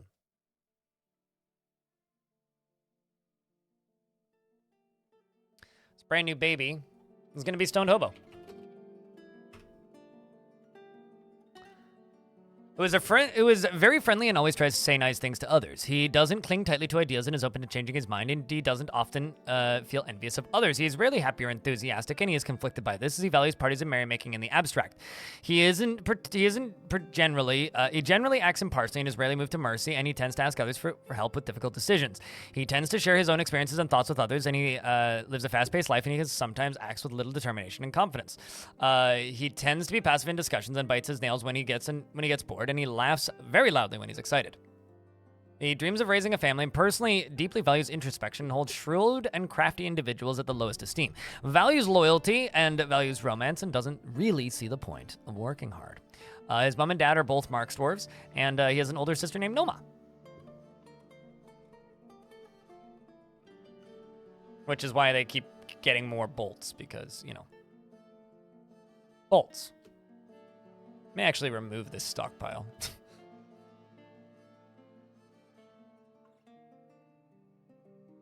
A lot of, like, nonsense hauling jobs.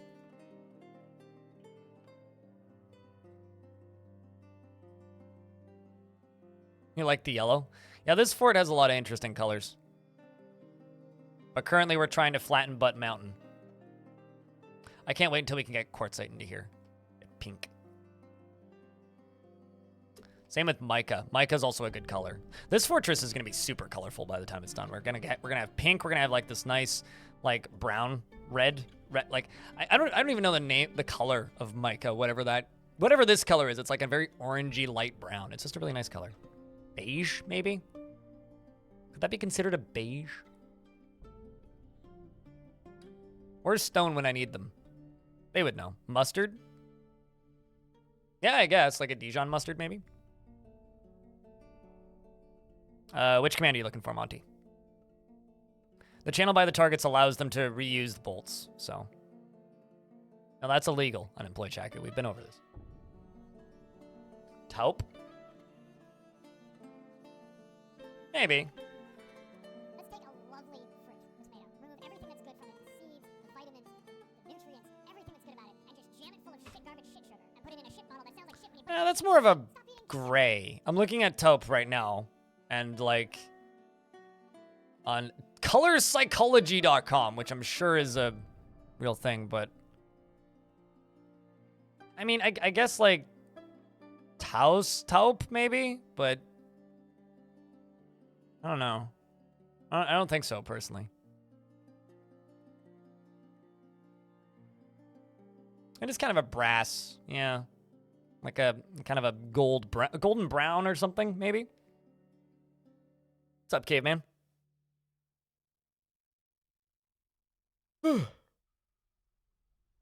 Terracotta is more red? I mean, Elfie draws pixels, so Elfie would know. Not me. Although there is graphite, so we can make pencils.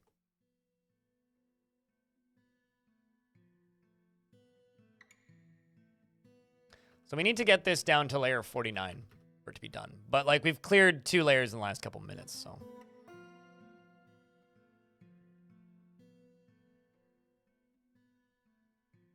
Lord. Still hasn't increased the value. Yeah, because I've got dwarves that are bad, or my broker is bad, I suppose. It's like we're never going to be able to complete this guild hall because the value of it is considered not what they think, or it's not the value that they think it is. So, although it did go up slightly. Final migrants have arrived. I also still don't know why migrants are arriving off map like that. We're at 99. We might get a single migrant, one more migrant. Well, it means that it'll never be fully appraised, which means it'll never be completed, no matter how much value I put into it.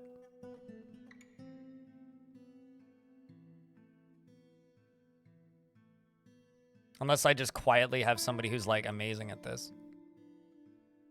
It's like my mayor is an adept record keeper.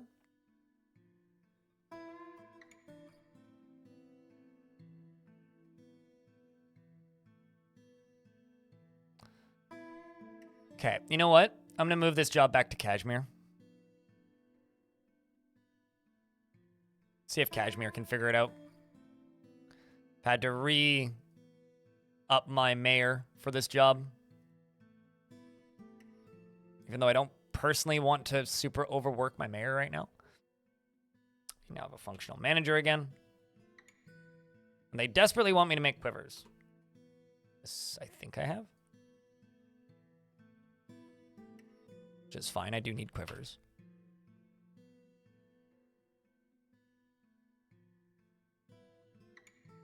Since I'm not sure if I have a leather workers. Oh, there it is. Sweet, we do. I was going to say I'm going to check, and then I'm going to make one if I don't. You can have a legendary appraiser.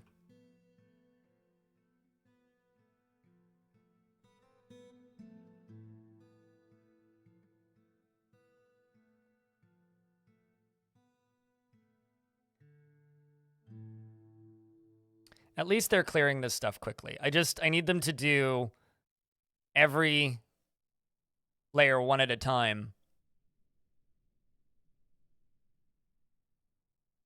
More or less.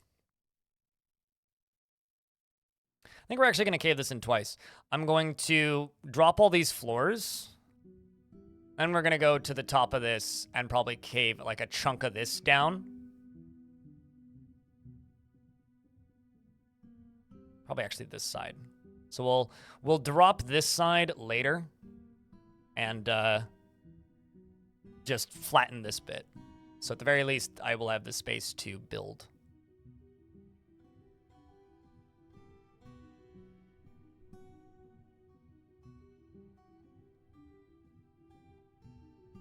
Diggy, diggy hole. I'm happy that you got that the money arrived safely, Cooler.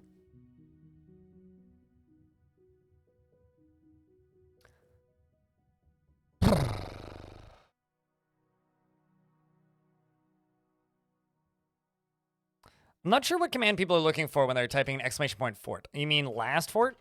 That one? Unless there's one that you are looking for. In which case, I'm not sure.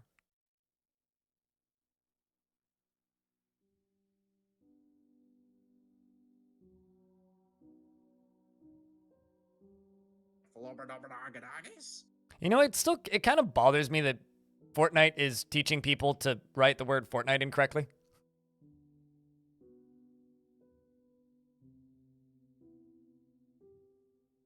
A number of cave-in fatalities? Oh, it'll be safe.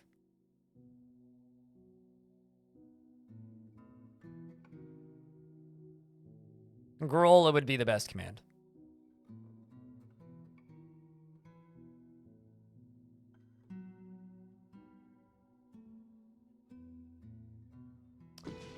Elfie Bean, thank you very much for gifting 3 months of subscription to everybody's favorite Cooler. Thanks, Cooler, for being around and making cool art. And thanks, Elfie, for gifting 3 months of subscription to Cooler.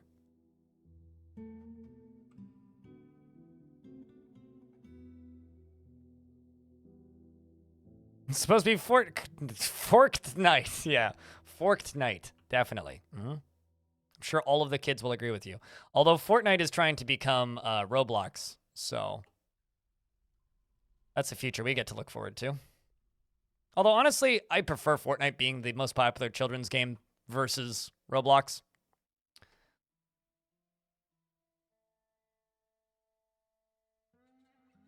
What do you mean you can't make cool water anymore?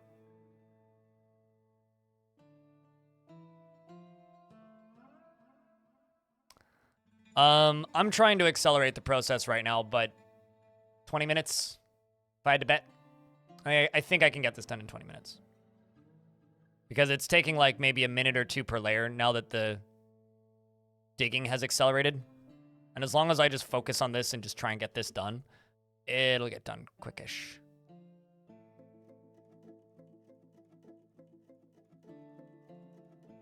Quick-ish.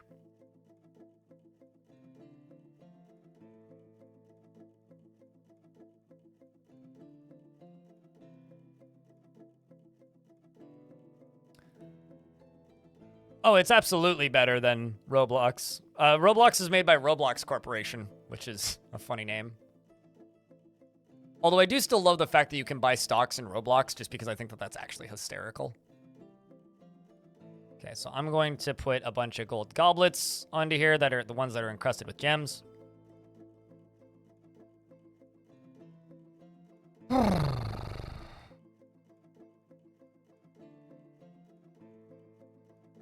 That's what I mean, is you can buy Roblox stock.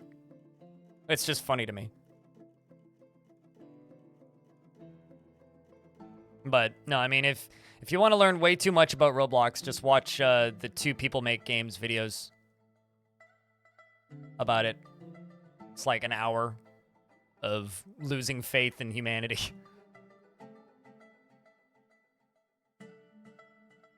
It does sound like an evil corporation. And you know what? I would argue they are kind of evil, so name checks out, I suppose.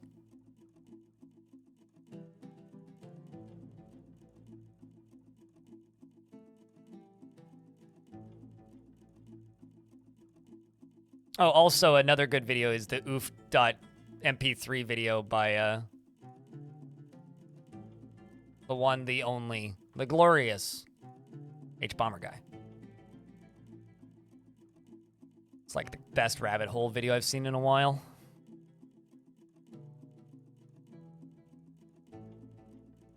I wouldn't say that they're an enslavement nightmare. I think that's actually a bit of an exaggeration. I would just describe them more as like child labor. With extraordinarily predatory monetization.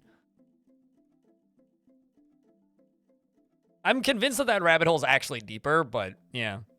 Yeah, it's unpaid child labor without the benefits of, like, you know, kids actually learning skills. Like, I think that there is a world where Roblox could be really cool if it didn't have a predatory monetization system, and if you could actually export your games like a proper game engine, and it had better actual real game engine tools.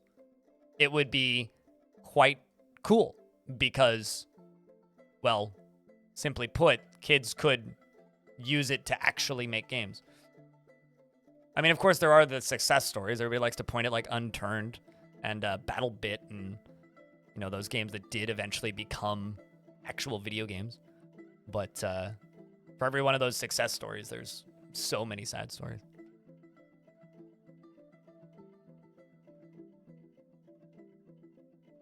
Is that what Everywhere is supposed to be? I was convinced based on like their trailer and the few things that they talked about it, I was convinced it was going to be an NFT metaverse, but is that what that thing's actually supposed to be?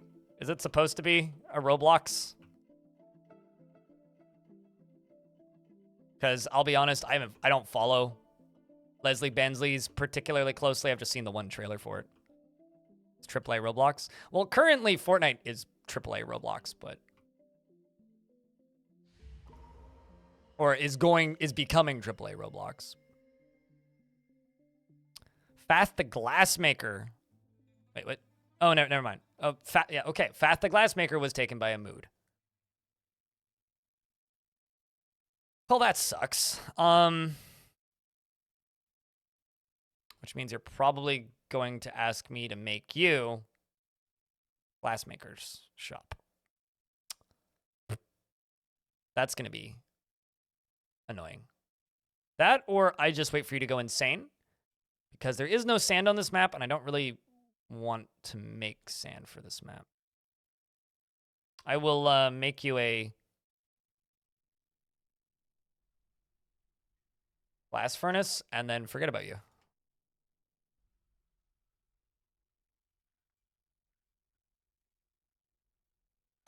You know, I kind of wanted to get into that Lego Fortnite, and then I realized, and then I watched some people playing it for a bit and realized how basic it is, and then kind of went, actually, maybe I don't. Maybe I don't really want to get into Lego Fortnite. Now we're down to layer 60.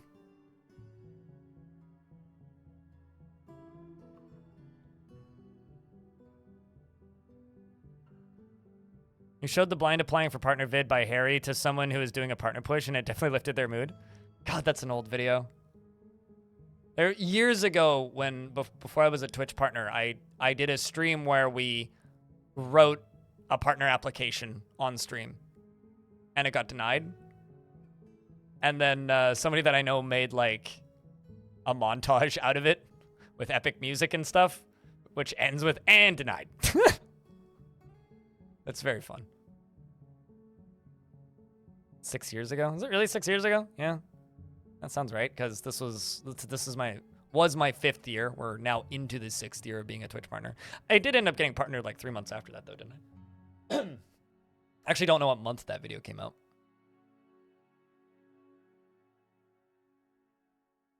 Building a tower, a good or a bad plan? It's as good or bad as any plan in Dwarf Fort. Plan is a plan. Plan give you thing to do, and thing to do good.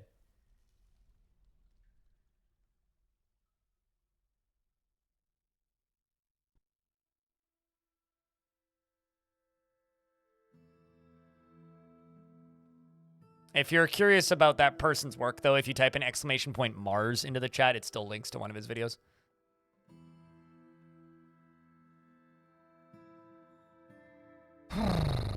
This is the dumbest mining project I've done in a while.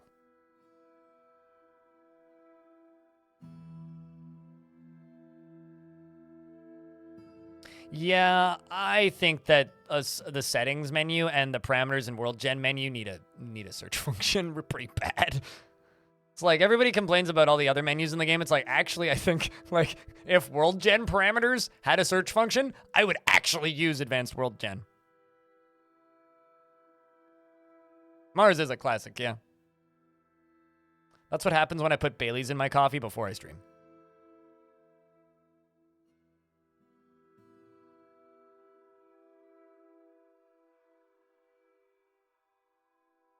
I like those sparkly emotes.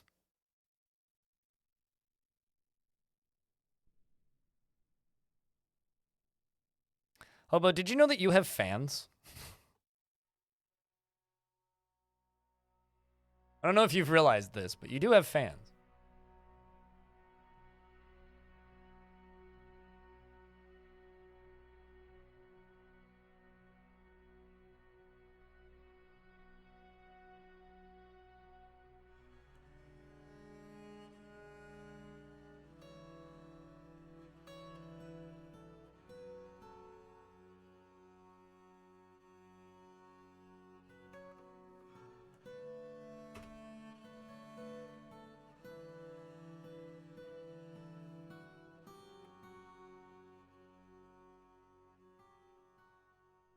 The only, yes, sure.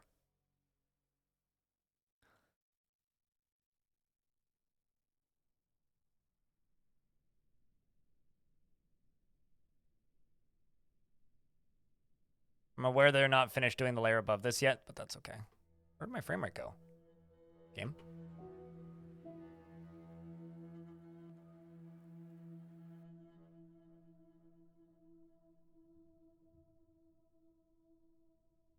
Gotta just be all this mining. That or a bunch of birds just showed up on the map. Actually, it might actually be birds.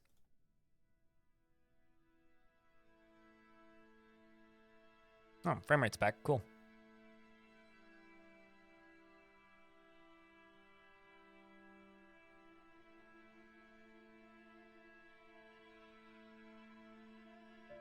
Is there a dwarf stuck somewhere?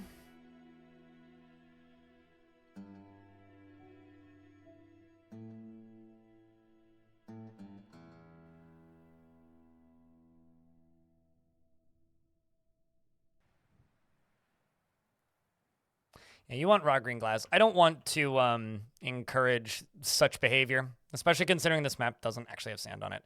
I could probably force the game to make sand appear, but yeah, we're just gonna let that dwarf go nuts.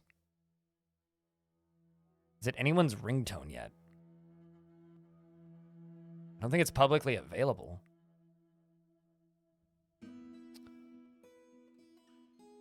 The more fans Hobo has, the less he will get chasing you. There you go. Wait, the less hobos you'll get chasing you, or the less fans you'll get chasing you?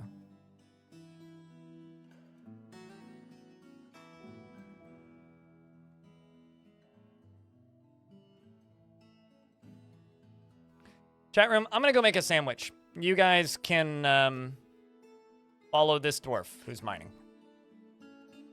I will be back in about 30 seconds. 90 seconds. I don't have a list of commands. Cheese for everyone!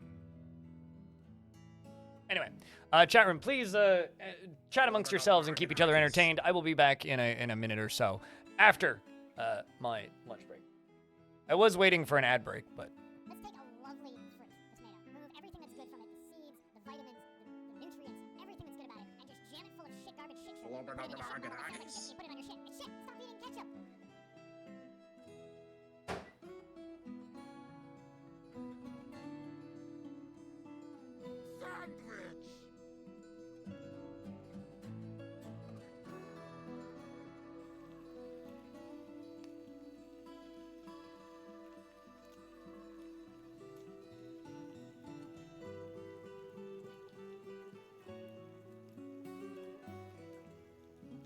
Cheese for everyone!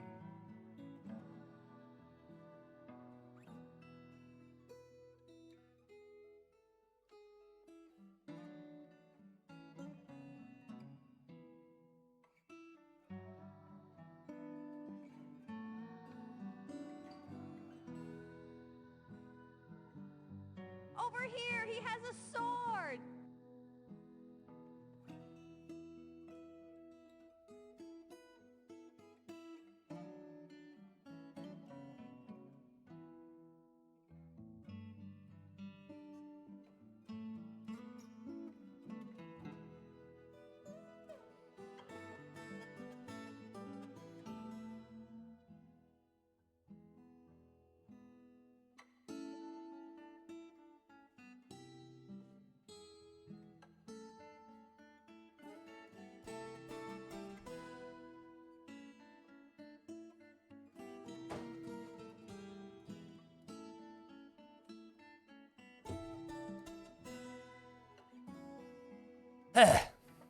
What sort of creatures? Well, there's a forgotten beast locked up already.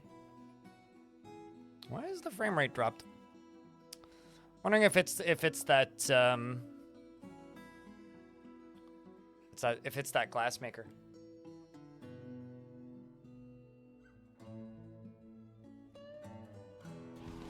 Are you man enough for all this fucking tea?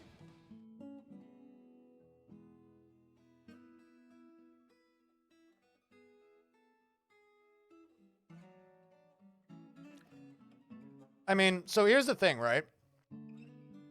Dave the Danger Warlock. Most of the commands are sub only, and if they're not listed in the title, they're not relevant.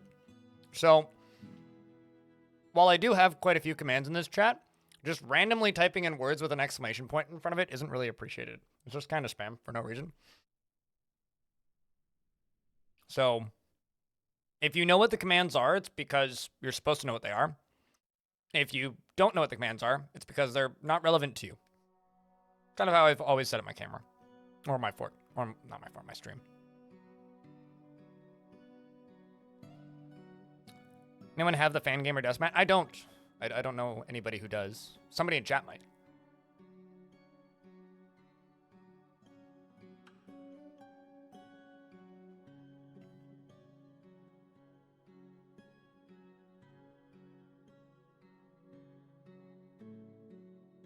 Really? Does it count their armor as value, or is it just the cage that's value? That's the value add. Creeper World is a phenomenal game, so.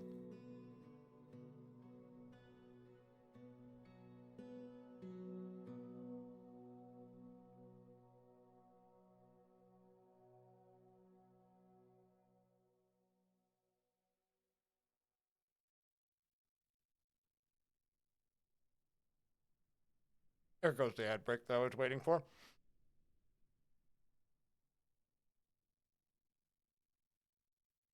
Cages are all cheap wooden ones? Gotcha.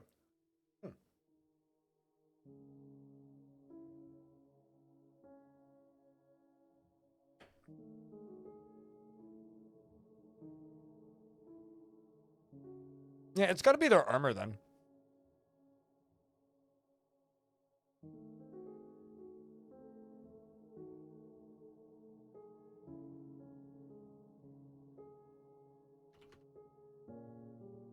Why do I keep on trying to make items there?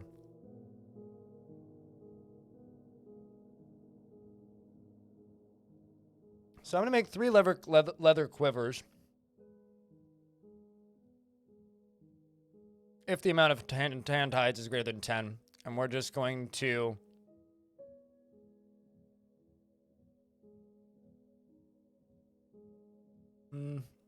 actually, you know what? Nah.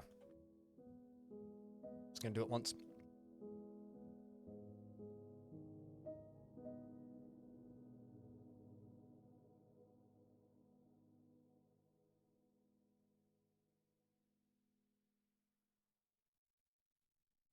Let's clear this layer first. How did the mood of the fort change so rapidly? We got attacked 3 times.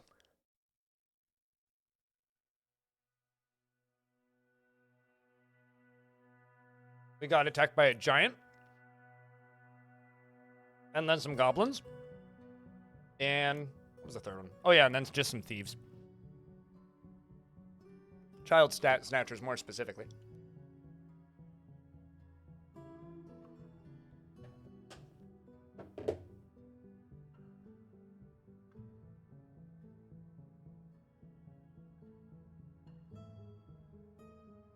Cheese for everyone! Yeah, I don't know. I'll just remember to queue up new ones when new mandates come in.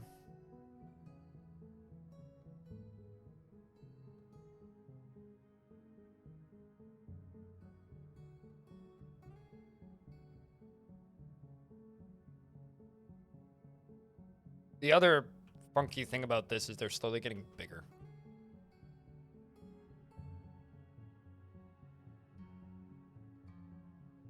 "25-year tick is noticeable only because the event counter stops." Wait, what? What do you mean 25-year tick?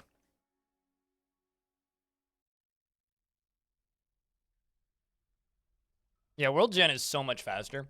I had to generate a world in version 47 for a thing, and it took like 20 minutes. And it was a pretty small world too. And when I was generating worlds in 23A, and world gen was a lot simpler then. World gen itself was really quick. Like, it would generate a 1100-year-old world in like a couple minutes. Not even, like 90 seconds. But saving the world takes like an absurdist amount of time. Wait, you only just upgraded to version 50? Really?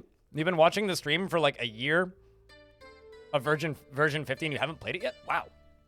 That's amazing to me, actually. I just kind of assumed that all of the regulars in this stream have played this version. But obviously that's not true. So. Interesting. What made you make the jump finally?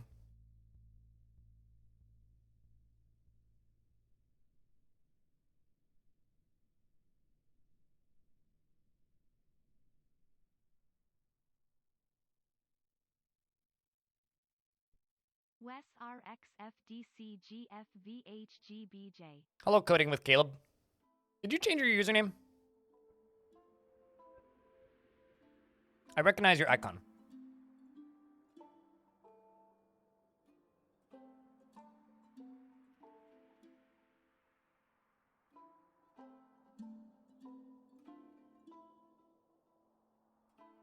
Oh, you're pink fluffy llama. Okay, cool. Can update.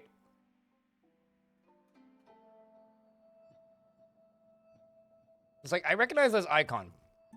And I would know somebody who's been subbed that long. But, hello, what's up? Do you stream coding now or something? Or, like, is that why you have this username? But, good to see you. Neat. What made you start streaming, like, coding, out of curiosity? No more pink fluffy llamas. Couple things. 1, sale. 2, present to yourself. 3, a slow accumulation of... Oh, that's an improvement. Oh, yeah, totally. Yeah, no, I know I think the big... Not the big changeover, but I think the thing that made a lot of people make the jump specifically was the frame rate improvements.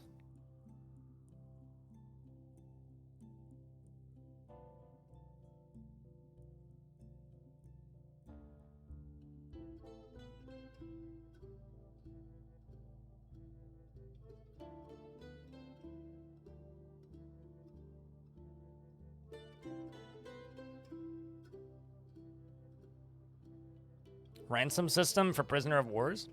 There's a lot of systems they could do with prisoners. I wish it was easier to identify locations that had prisoners.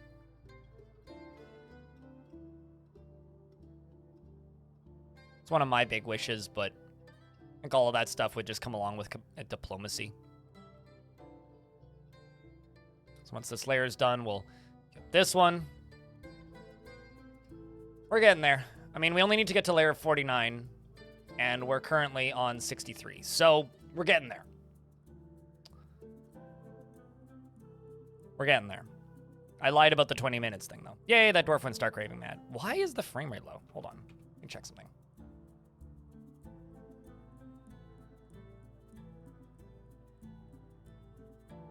Game claims that there's 32 Crundles on the map. I'm inclined to blame the Crundles.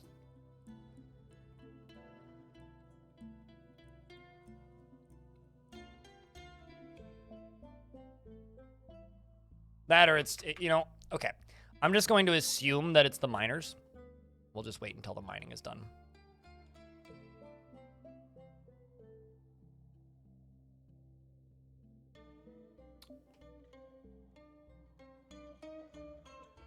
I know that you did, like, you've always talked about software development stuff, but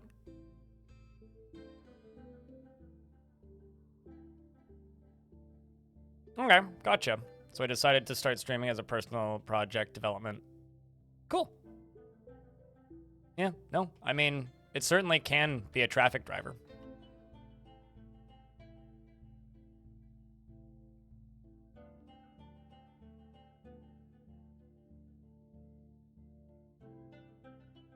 You know, it's funny because this is still the faster way to do this. That's the funny thing about this whole dumb project of getting rid of this mountain. This is still the faster way to do it. So once we're done turning all of these into floors, I'm then going to go all the way up the back and channel it out, and then I just need to pull a lever. So what I'll do is we will make a new burrow, lock all the dwarves in the burrow, and then seal the whole sucker off.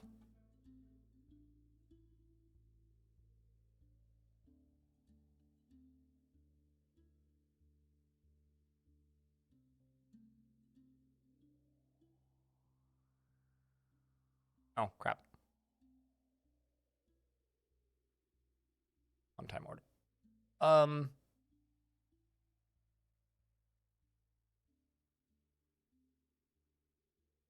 Eh.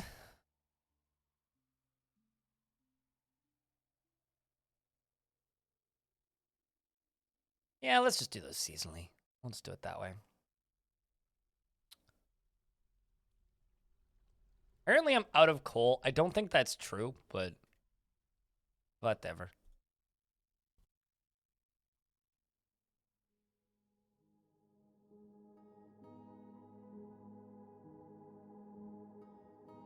It's something that you don't have time to get in, but it's quite the accomplishment to build up an audience and subscriptions. I mean, a lot of people these days look at me and go, wow, you're so successful, and stuff like that. But at the same, or they're weirdly dismissive of it. But at the same time, it's like, I was not successful for, like, even remotely for, I don't know, 6, 7 years, like 6 years maybe. I think I started to get some success around 2016, but up until that point, it was a slow grind. Yeah, it literally took me 10 years to get here.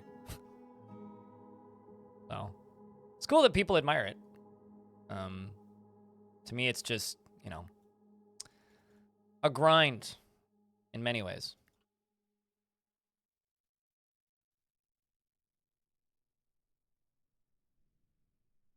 I mean, I know some people who have been streaming longer than I have who still can't pull more than 10 viewers, so. Why is this faster?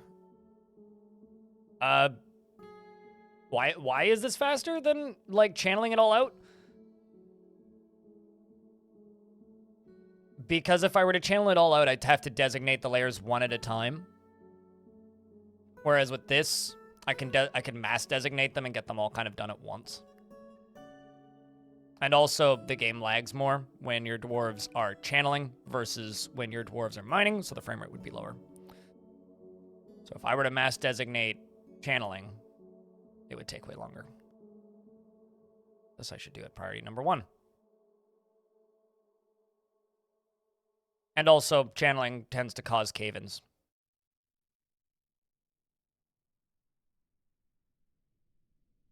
Yeah, exactly. It's much easier to accidentally kill dwarves that way. So this way is safer, technically, and faster. How many more layers until we're ready to collapse? We have to get to layer 49. We're on 61. So I think in the next half hour. Here, let's try this word story again. Hubbity bubbity. The reading the word story. Still nothing for me to read. All right, chat. So you guys have a job. Join my Discord. Go to the Add Word Stories room and add some words. You guys have like 90 seconds because there's literally nothing for me to read. There's like 4 more words have been added since the last one. You guys have been way too efficient at using that today.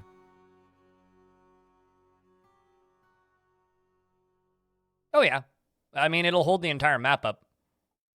Well, there's 1 support on each level. So, on the bottom one, well, currently the stairs are also holding it up, and the walls at the back. But yeah, that one, those supports will hold the whole thing up.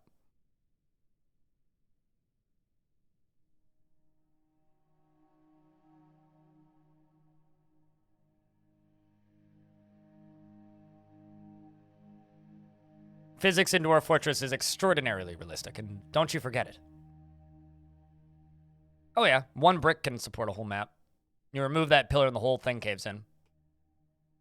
And before we start talking about structural integrity, the game used to have structural integrity in older versions. If you used to dig a room that was bigger than 7 by 7, I think, after a couple of days it would start to cave in. But I'm kind of happy that that got removed because it allows us to build things like Moria. And also, like, with the existence of caverns, it would probably cause entire maps to collapse to a degree. How many have I removed so far? Well, we started on layer 80 today. And we're almost done.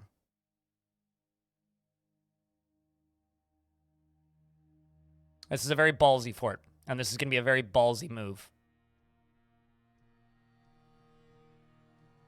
All right, let's read this.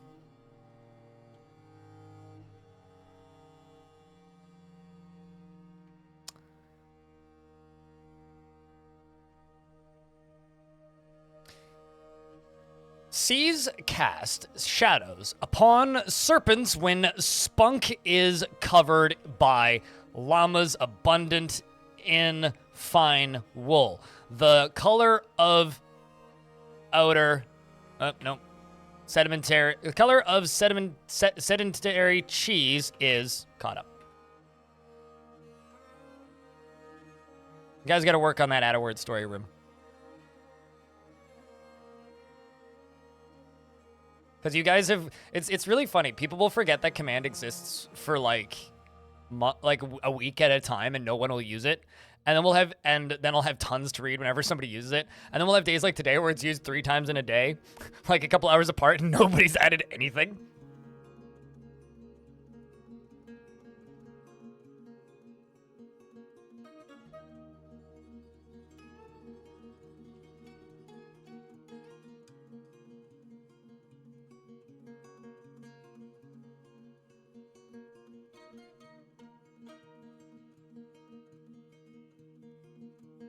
Okay, so, meanwhile, Rolf used to be rich, so congratulations, Rolf.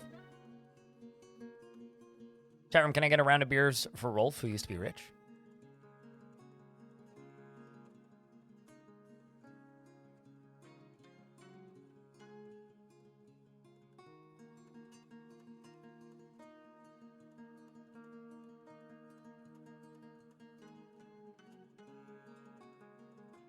Also, chat room, we have a bunch of free emote slots right now because of the emotes that have been animated And we're gonna get more. I need ideas for emotes to give to Cooler so that Cooler can draw them.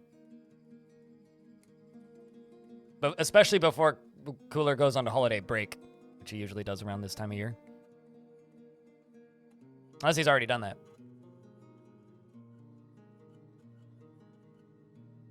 I kind of think that we are in dire need of some sort of like dragon, forgotten beast, Hydra sort of emote. Just saying. Dwarf Ross. Dwarf Ross is for the people. Dwarf Ross should not be limited by subscriptions. Dwarf Ross should be free. I will never charge money for Dwarf Ross.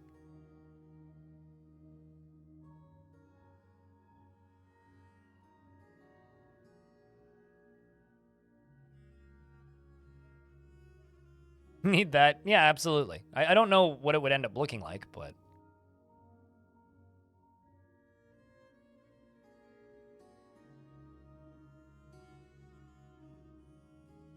It's like a dragon. Some maybe even something like PogChamp that looks kind of dragon-y. Like, except maybe fire coming out, like... Something like that. But we already have a Pog emote, so it wouldn't be Pog.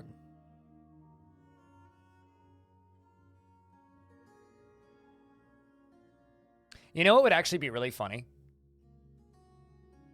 Is if we had a dragon emote, but I called it Crypt Duck. Because everybody thinks that drakes are dragons when they first start playing this game. Or used to always think that. Ooh, a Crundle would be good.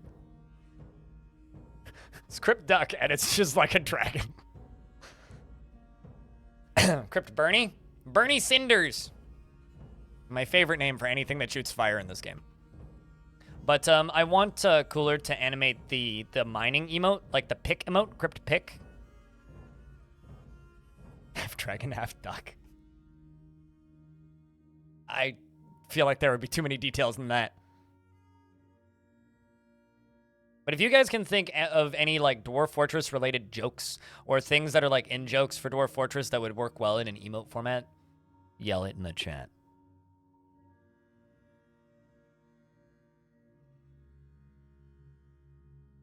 We did have that deadly dust, yeah. I don't know how we would make that into an emote, though.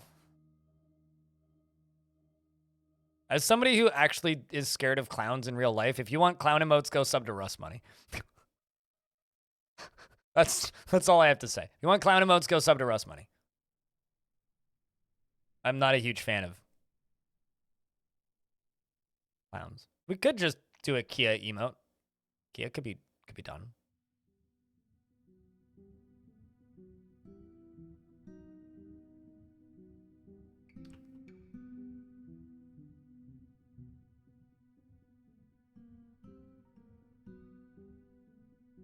Tricks, thank you very much for that brand new tier 1 subscription. Appreciate you. Means a lot. Those new ones are always the coolest because it's like, wow, somebody new likes the stuff. Well, thank you.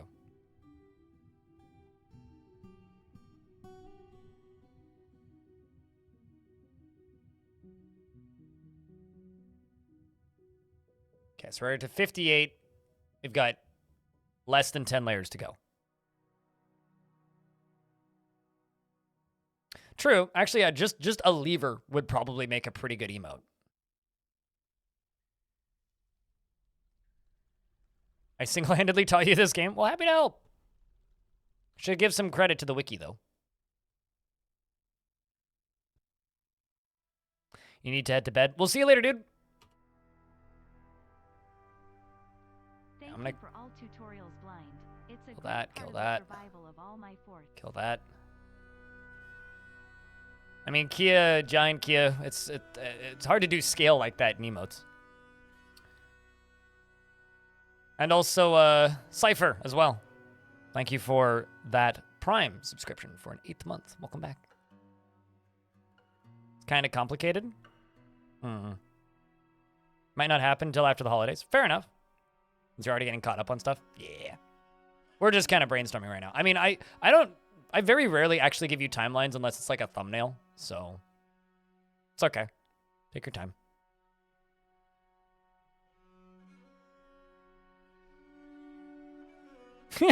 It's really funny, like how common I hear basically that sentiment, Tricks, where it's just like, yeah, too lazy to you know, read the wiki.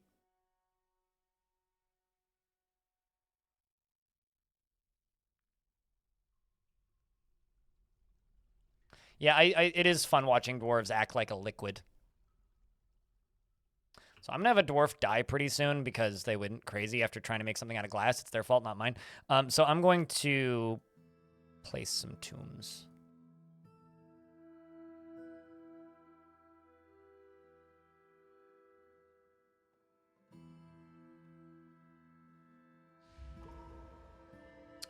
Quendelf has been possessed and is a peasant. Please don't ask for glass, or I swear to Dwarfus, I will just let you die. Probably gems would be my bet.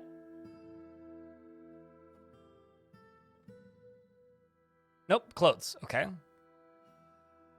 You run off, you grab some sheep's wool. And that's it. All right. Just trying to be creative. You're going to do a very good job, I think. Din-din time. We'll see you when we see you, Flav. Enjoy your din-din.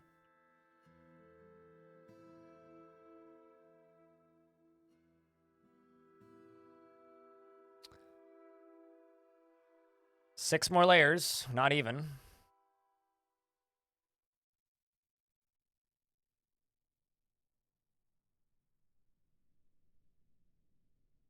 Then the last thing I will need to do is put everybody into a burrow inside. So I'm actually going to delete this burrow.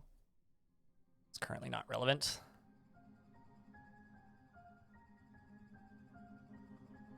Make that into a burrow. Turn it off. And assign everybody to it.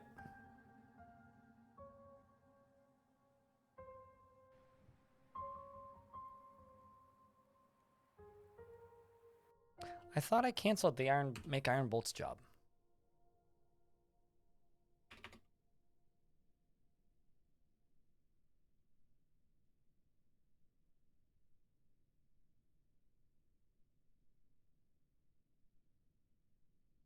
Yeah, true. We could just have crypt industry, which could be like a dwarf dancing, because I do have more animated spots.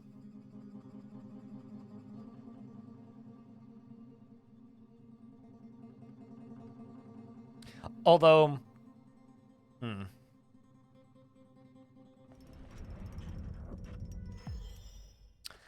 Quendelf, the peasant, has created Dater Shadmal, Bazat Anil, sheep's wool head veil, and claims it as an heirloom in the name of the family ancestor, Moses Point Crystals.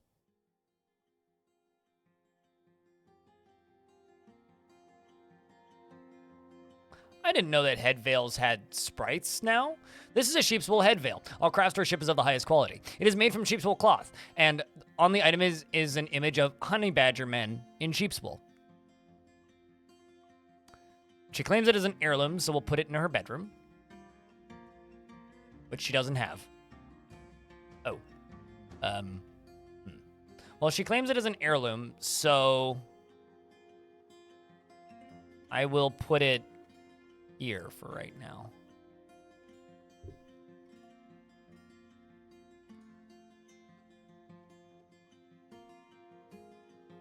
That's somebody's last name, Point Crystals, yeah.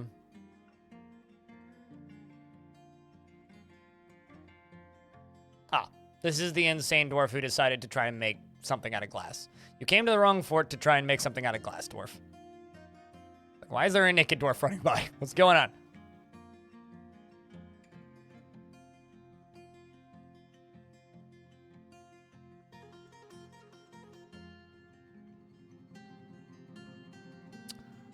Almost time to make this ass clap for the last time.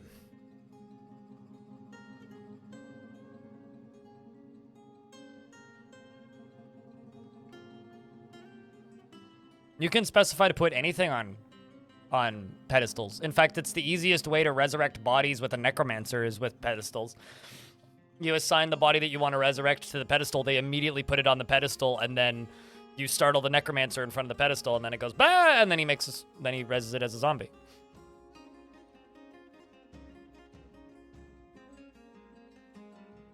What does a sunberry even look like? Diamond. All right, chat. That's it. We need a Crypt Wambler. Except it'll be like you know those dancing blobs that are all over the internet that like blink multiple colors and like jump up and down. That's what we need. We need a Wambler. A Goblin recruit.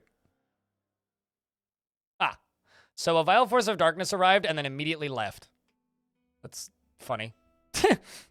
Okay. They just didn't want to walk all the way down the hill, I think.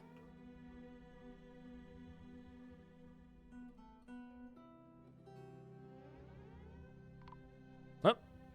Snatcher, though.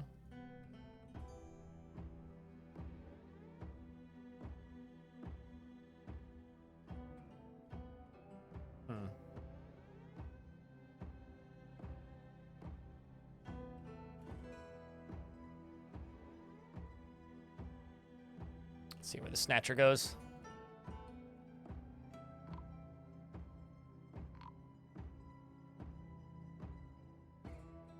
They'll probably just leave the map, actually, which is actually totally fine. Okay. There was 4 of them, and they are just leaving the map. Okay. I can just send the dwarves back to whatever they were doing.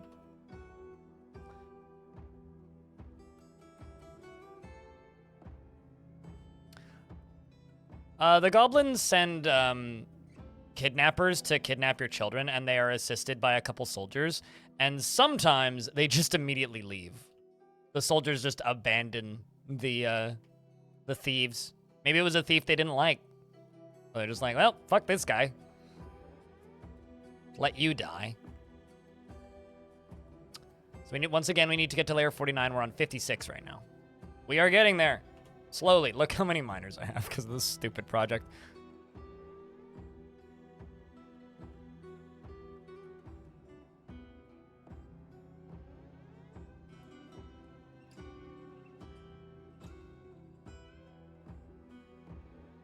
Since you snuck back in, why am I digging out that mountainside? Because I'm making space for a moat. There we go. Found that glassmaker dead. Means I gotta go down here. And I gotta make tombs.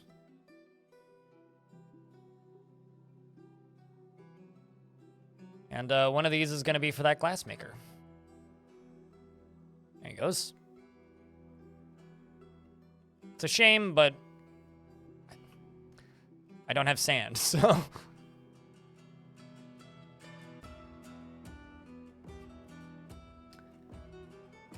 It's one hell of a moat. Yeah. Yeah. I'll agree with that. Followed by a moat or boat. Hardy, hardy, har. This is the same world as Sunbirds. This is actually the faction whose king successfully stole one of my artifacts from Sunbirds, and the side goal of this fortress is to claim more of the lost artifacts from Sunbirths. So we're a different faction. Happy to help, Painter. Hope you're enjoying your return to Dwarfs. Once become Dwarf, it's hard to cease being Dwarf. I'm just gonna let the game run because there isn't anything particularly crazy happening, even though there's ads currently.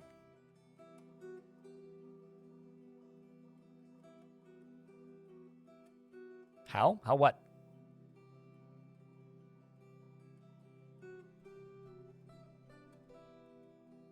Tetrahedrite. Jeez.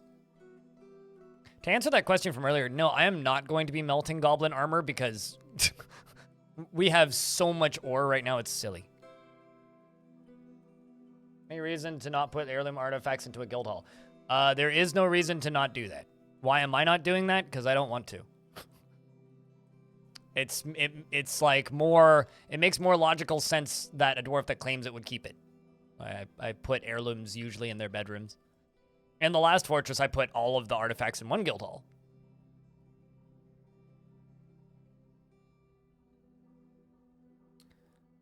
What happens to all the items on top once you dig out under them? Everything falls. There's going to be boulders everywhere. I'm gonna have to build a minecart route to reorganize everything. You just got hit with ads, Painter. That sucks. Anyway, thank you very much for watching the ads. Anyway, I wish everybody could have ad-free viewing. Dearly, I miss the days where it was included in Twitch Prime. Greatly, but that being said, thank you for I hope that the return to Dwarf Fort has been smooth, and thanks for watching the tutorials again. It's actually kind of funny. I can tell whenever people come back to Dwarf Fortress or when Dwarf Fortress is on sale, because the views on my tutorials just do this and just start climbing, which is fun to watch in real time.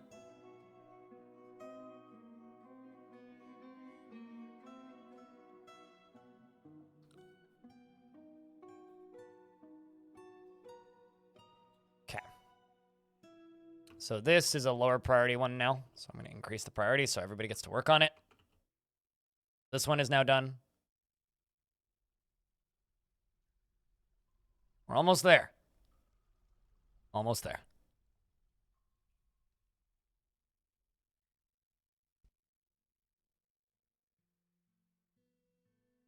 You have a screenshot of the 7-hour mega tutorial for people and ask how complex this game is. I don't know if that's necessarily true. It did for years. Oh, Prime subs do. Devil Dawn. Prime subscriptions. So if you're subscribed to my channel with Prime, it removes ads. But when Twitch first announced Twitch Prime, one of the features of linking your Twitch account to your Amazon account is that you got ad-free viewing site-wide on Twitch.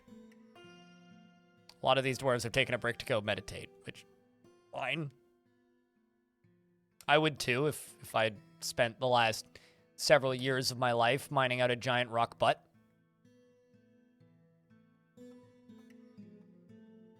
You randomly recommended them before you started playing and fell in love with the game, and after watching a bunch of your YouTube vids. What's yours? Yeah, no, I get that comment a lot from people, which I don't know. I'll bet you Kit Fox is happy that they gave me the game 4 days early.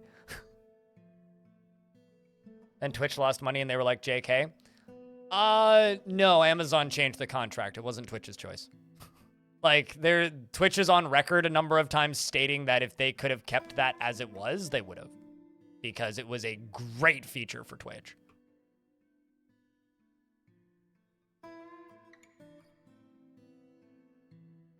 Yeah, Amazon. But the thing is, a lot of people, automatically equate Twitch and Amazon as the same thing because Amazon is Twitch's parent company. Twitch operates independently of Amazon. If Amazon's budget changes, then Amazon will tell Twitch to lay people off. If Amazon decides they don't like something that Twitch is doing, they can tell them to stop, but the day-to-day business of Twitch is not governed by Amazon.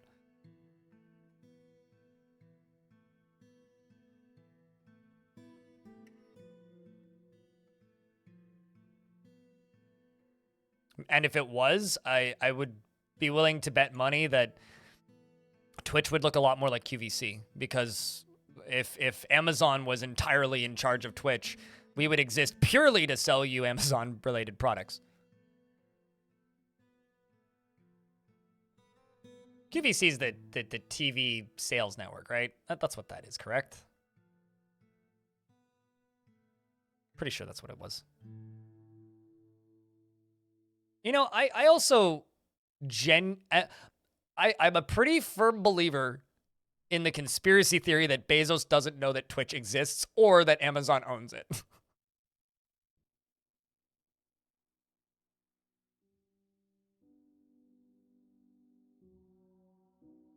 And wow, the ads are still better on Twitch than on YouTube. Because at the very least, the ads on Twitch aren't just straight up scams half the time. I've gotten some sketchy ads on YouTube.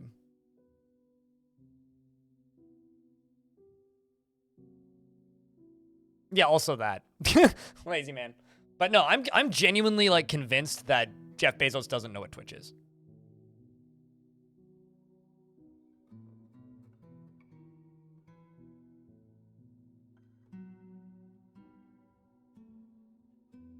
And you want to know why you can, what happens when you skip them? We've been over this before, Nasty Ninja.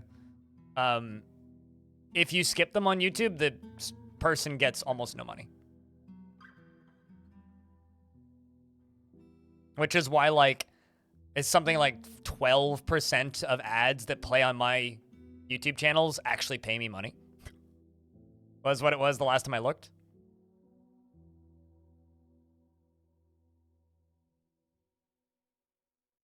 And here you get 1 minute and 30-second blocks of ads, not 3 minutes. That's up to the streamer to set. I have mine set to the minimum, which is 1 minute and 30 seconds.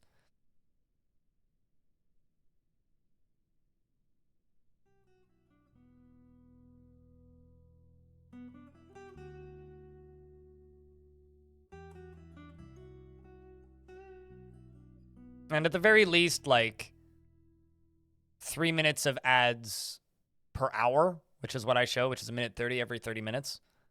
At the very least, it's better than cable television.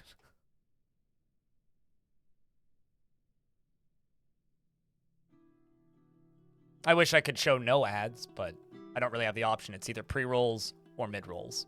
Have to show one. And statistically, retention is better if you have mid-rolls. So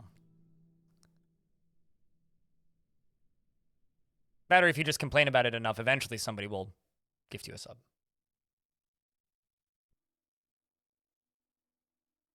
You just leave the stream on and do whatever you want around the house. Yeah, that's another thing too. That's, I think, actually where the majority of YouTube money comes from, is just people who like put on a playlist and walk away, and then occasionally go, oh, there's an ad playing. Anyway.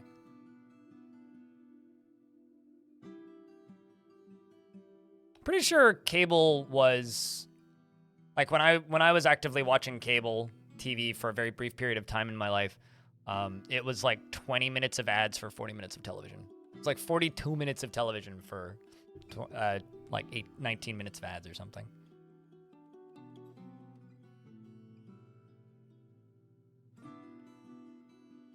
Have 2 or 3 per hour? Yeah, no, I know it. I know. I would assume that I'm fine because you're still here.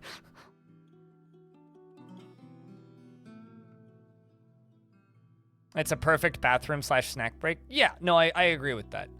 The one thing I would change about Twitch's ads, if I had the ability to, is currently, like, if you're watching on the website, the stream goes up into that tiny window in the top right corner of the screen, and the ad plays.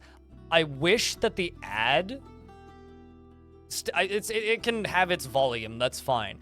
I wish that the stream would maintain some sound. So I wish, like, you could still partially hear the stream, even if it's like ad plus that. But I know why they won't do it. It's because it would devalue their ads, which makes sense. But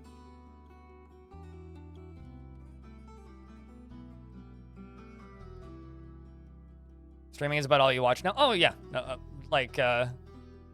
TV's dying rapidly. It has been for quite some time.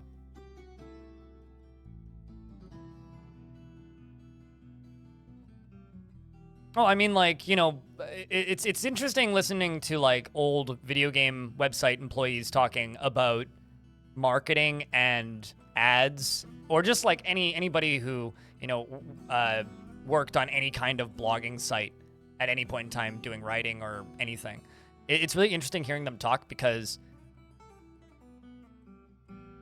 if you were getting like ads are worth like almost 1,000% less than they were 20 years ago.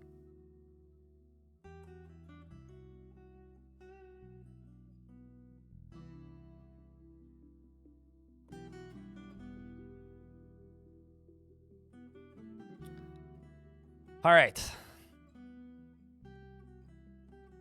You more up here. You more down here.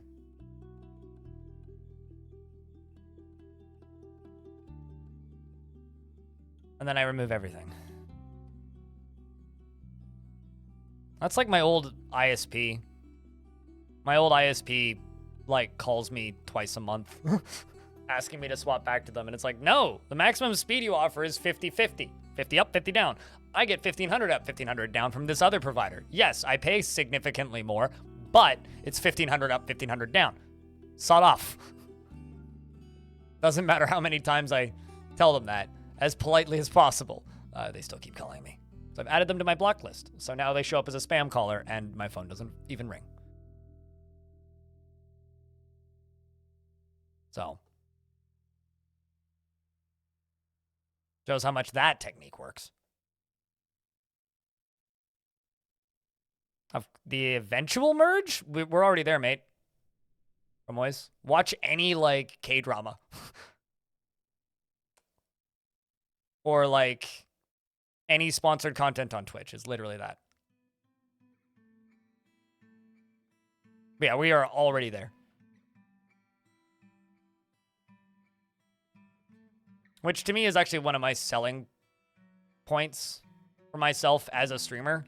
Like, oh geez, I didn't realize that that wasn't connected. Well, that's fine. I can fix this.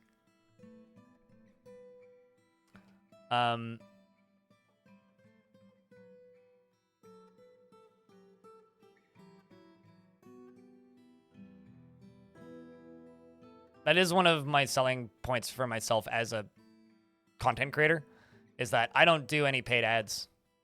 I don't do sponsorships, which I only get to do because people throw money at me consistently. I used to have to, but it makes me happy that I don't have to do that. I am currently advertising Dwarf Fortress, sure. But I'm not getting paid by the publisher to advertise Dwarf Fortress.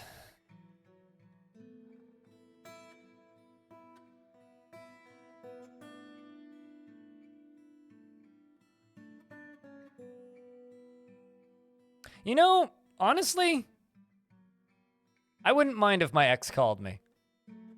And I know that might sound weird, but something that I genuinely wish could have happened when my last relationship ended is I wish we could have just stayed friends. Because, you know, when you spend like almost a decade with somebody,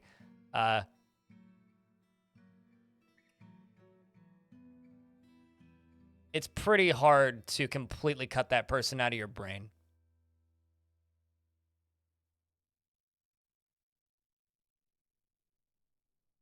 Also not paid by the developer. In fact, I'm actively paying the developer. I give Bay12 Games $10 a month on Patreon.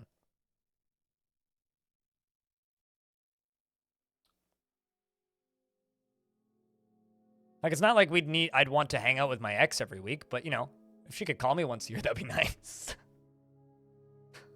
But anyway, no, she blocked me on every single platform, so I'll never hear from her again. Dave the Danger Warlock, thank you very much for the 10-pack of gift subs. Cheers, mate.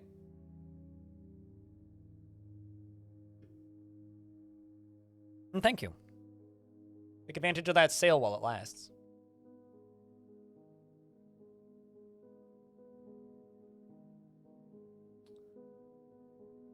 We are about to drop the tushies.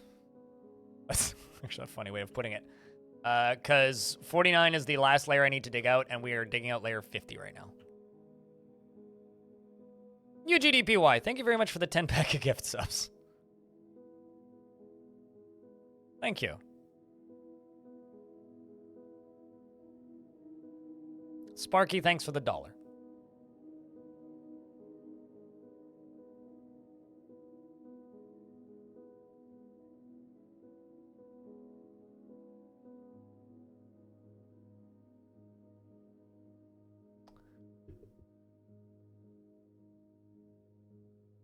Also, I don't even know how I hit that button. How long was I on that screen for? Been not too long. Lazy Man, thanks for the 5-pack. Because, yeah, we are on layer 50 and 49 is the last one. You want dinner? Yeah, me too. I also want this thing collapsed. Okay, so we're going to go down to this layer. Just going to set this one to get dug out. And priority 1. After this is done. If it was too spicy to be on screen. No, I just somehow managed to hit that button, and I have no idea how.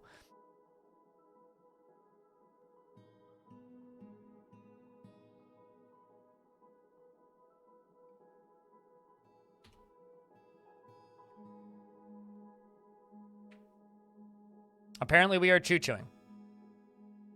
But yes, that did trigger the hype train. Lazy Man.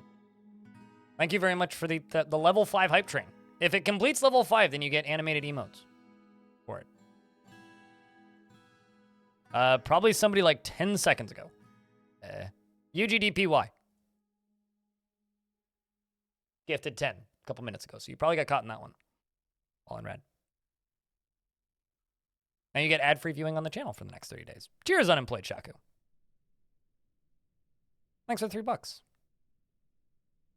These holiday hype trains are something, let me tell you.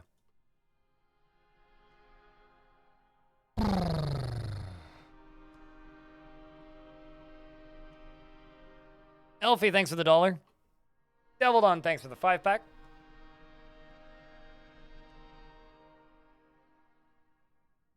And Rock Raza says beers. Same with Crampton King. Also says beers. Give me motors? Yeah, there you go. Caleb.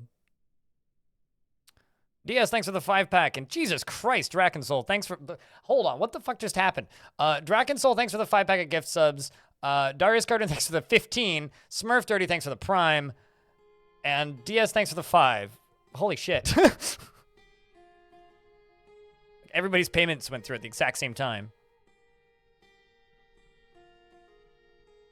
Thank you so much. Seriously. What level is it even on now? Saturnine, thank you very much for the 5th month of subscription. Biddies for biddies. Yeah, exactly. Suited.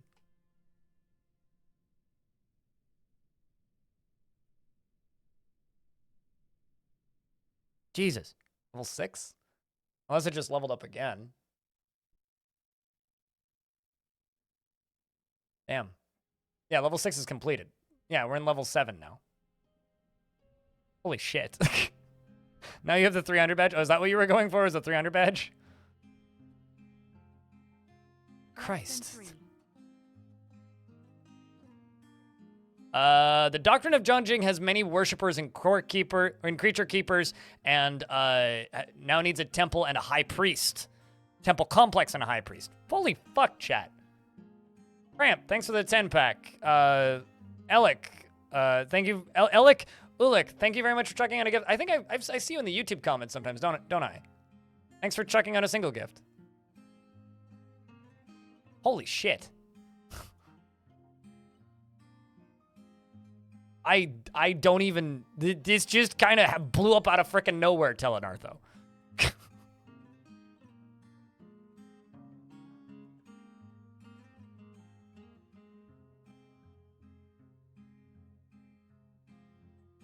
Rolf, thanks for checking out a gift.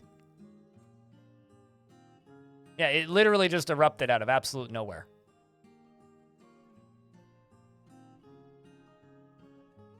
Lose impulse control when animated emotes are on the line? I suppose. Darius, thanks for the $3. Mountain is almost done? I mean, I would say it was kind of out of nowhere, but all right. Emotes, let's go. Don't do things you can't afford, chat. Just remember that. Jesus, what'd you miss? Everybody decided to gift subs all at once. I think. Pause the doodlin to hype it up. Last Crew, thanks for the $5. And Urist McTinkerer, thanks for the gift. Lord Almighty. Like, I'm out of breath and I'm just playing a video game.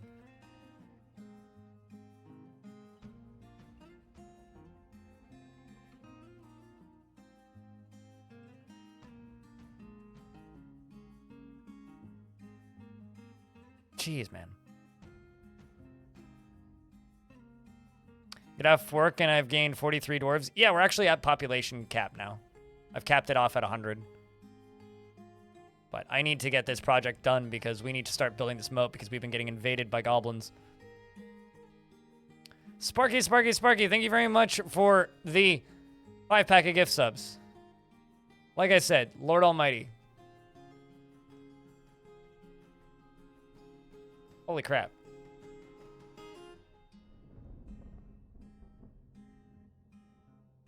Lightheart Gaming, thanks for checking out a gift as well. And NME, the enemy.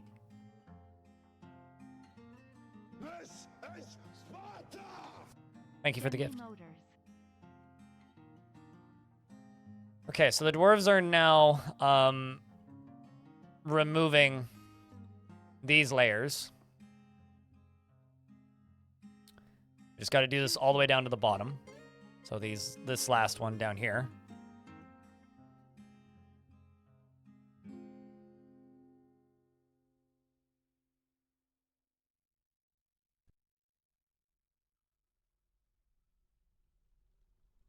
And once they dig all these channels out, or all these layers out,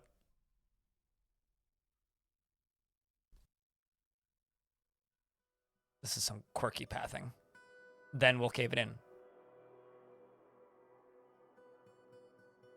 The real hype train starts when I drop the butt. That's such a funny sentence. Ever done a human-centric fort? I'm one of those weirdos who doesn't understand why people would want to play anything that isn't dwarves. For one specific reason. Why in the world would you want to play an underdeveloped, like, species in this game? They're literally just reskin. Like, if you play with a different faction or a different species in Dwarf Fortress, it's literally just reskinned dwarves. I will have to remove the bottom staircase. Yeah.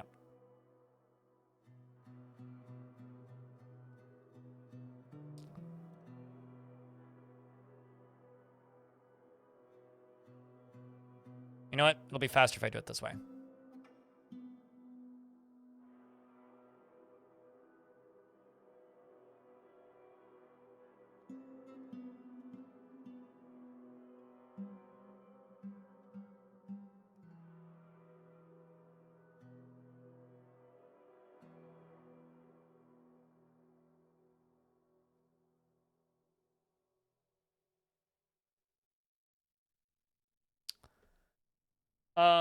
And Crampton King, thanks for the final 5-pack. And that hype train landed on 77 subscriptions and $20 in bits. You absolute mad lads.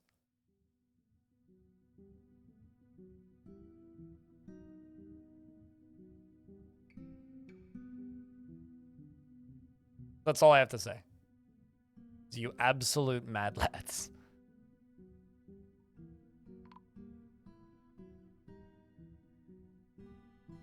What?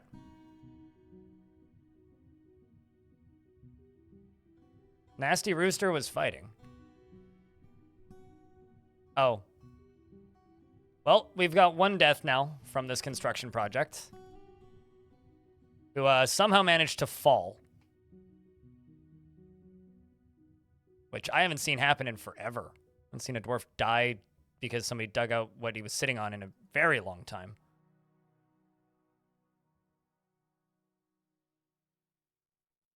Super unfortunate, actually.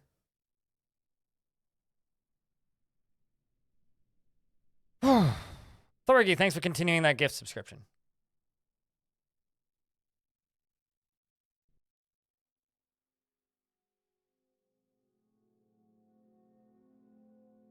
Days since the last great accident. 0, yes.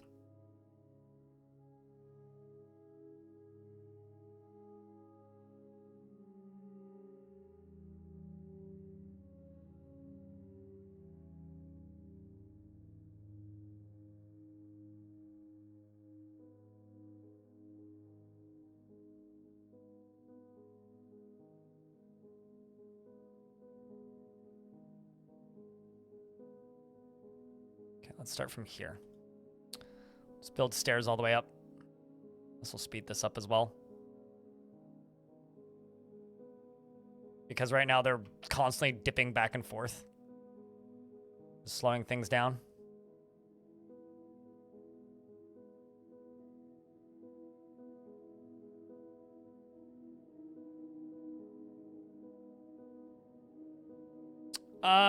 No. He's already buried in a coffin.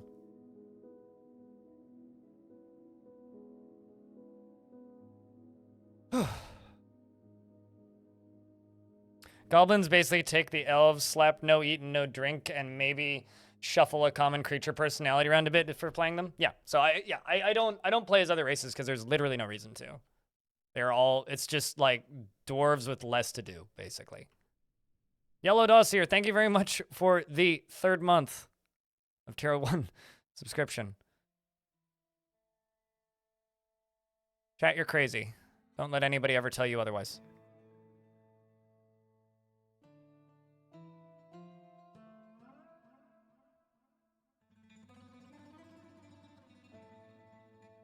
How can you play with another race? Mod your game! It's always been a very easy mod to make. Actually, I'll bet you what happened was not that the dwarf fell. I'll bet you they just got hit by a boulder. That's probably what happened. I should have cut out the wall instead. Oh well. Would have been safer.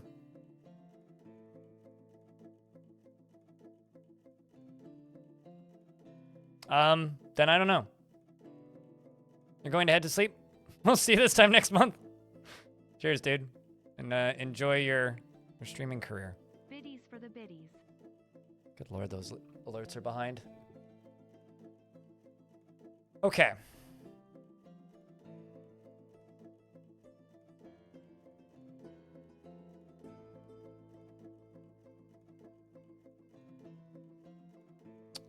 Let's scroll all the way up, because I think we're done. Yeah, building that stairway sped this up significantly. Human caravan has arrived. Well, they're just in time for the fireworks. All right. Yeah, nobody's got any digging jobs left. So, these are all suspended now. I'm going to put a quick save down.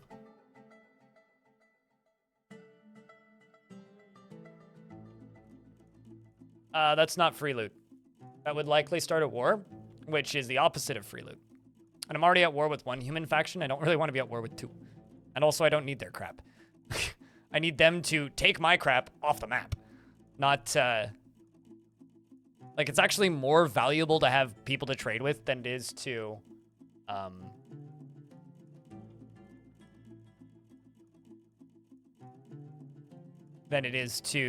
fight those. Because if you fight them then and kill them for no reason, then they just stop trading with you and you got less people to pick up your garbage and get rid of it for you, which is not good.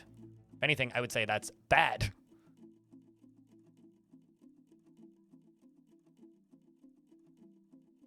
Wait, really? That's weird. That seems very buggy. Not sure. I don't think I've ever seen that before. Okay. Well, what we can do now...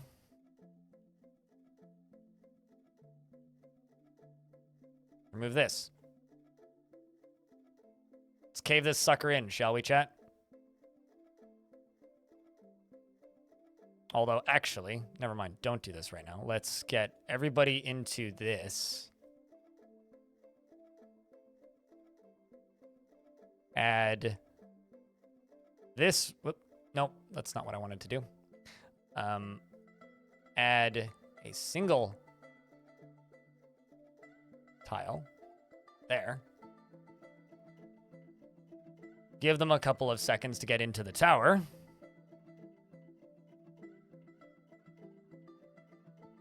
Then remove this.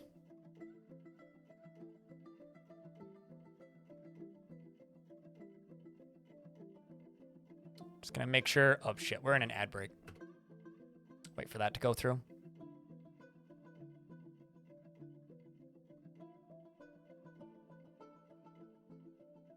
Well, if you can hear me right now, and if you're not stuck in an ad, Hell Dwarf, you're about to witness the fireworks. This is Sparta! Those alerts are going to keep going off for a while. Way back at the very beginning, before we actually embarked, yeah. Besides, the top of it's still there, and it still looks nutsacky.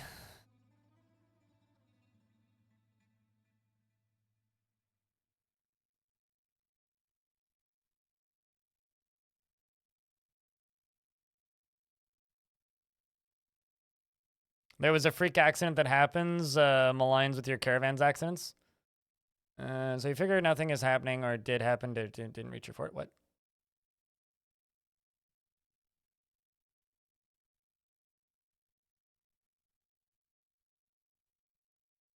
Yeah, I mean, usually something like if they stop trading with you and leave the map, something happened. Even if you had nothing to do with it, something happened. Okay. But yeah, if you go to the beginning of yesterday's VOD, you'll see me fiddling with it. All right, let's get a dwarf to come up here and remove that. Now this is connected to a lever. Tonib has been taken by a Fey mood. This is the lever. Connected to that.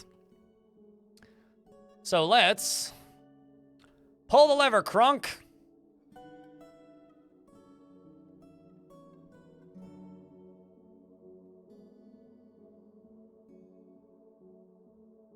I fucked up. I may have to do an instant replay.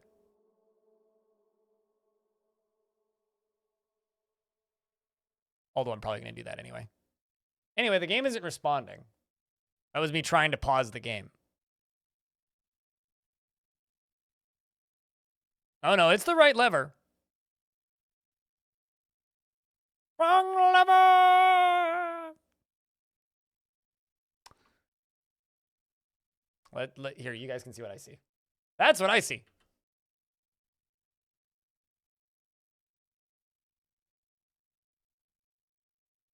Too much ass, I suppose. All right. Pause, you doof. Okay. I love the fact that there's a giant ass-shaped hole down here now. So I didn't expect this, but it looks like the boulders are scattering everywhere. It looks like a butt-shaped cloud.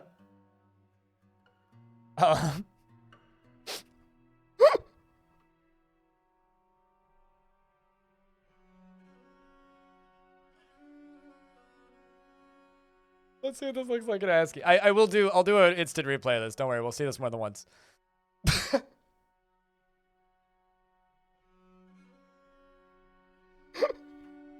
Oh, Jesus Christ. Crypt beer, crypt beer, crypt beer.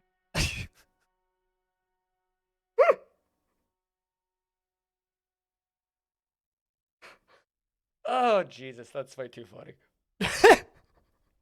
All right, let's jump back to this. And we're going to watch it from this layer. I'm going to move it forward. Oh, wow. I can't even remove it forward one turn at a time.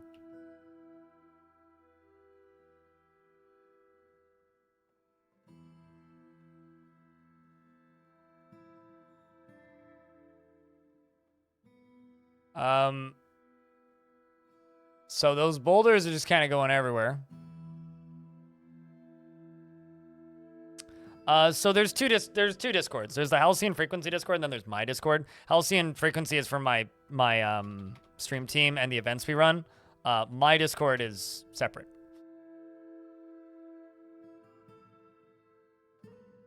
And also, unlike the Halcyon Frequency Discord, mine has absolutely no role requirements or organization, aside from 2 hidden subrooms and a hidden mod room. Yeah, to get into my Discord, you click on the picture, not the link, but...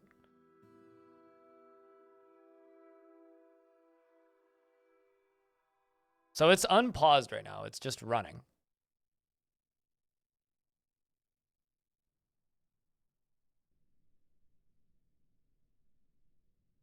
In before a bunch of my dwarves die from shrapnel.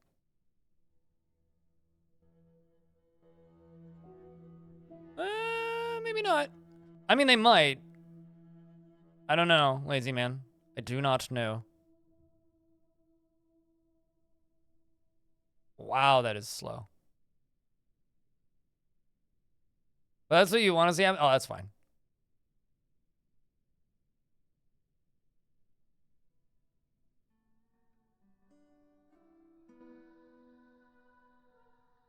It's all collapsing, yes. Oh.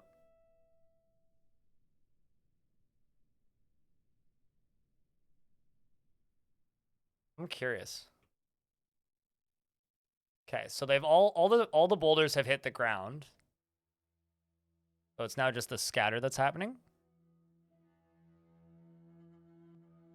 And there we go. So do you guys want an instant replay?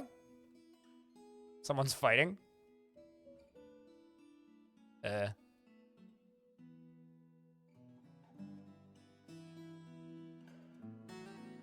Hold on. What?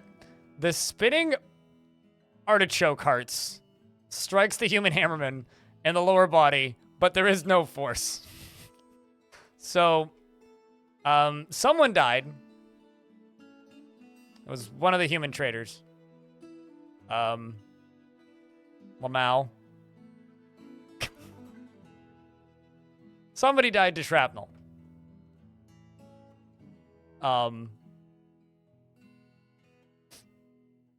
Again in full ASCII. Let's do it again in ASCII.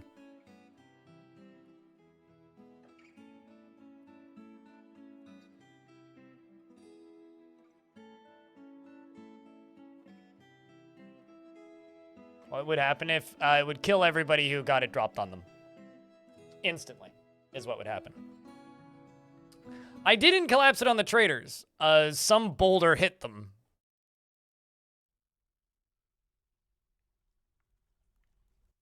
Okay, so once again, put everybody in here.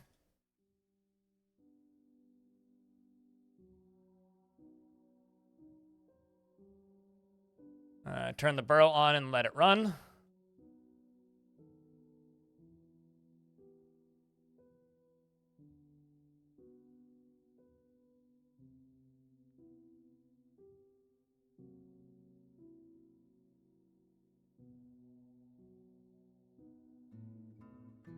No, I collapsed it because I needed it out of the way. And that's why I'm about to do it a second time. But this time we're going to do it in ASCII. I'm going to tell them to pull this and unpause the game.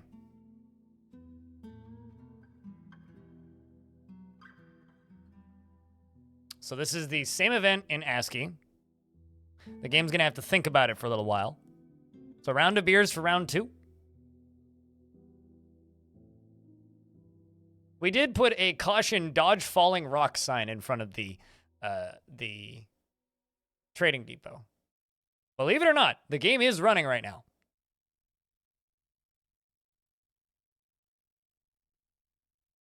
It's thinking.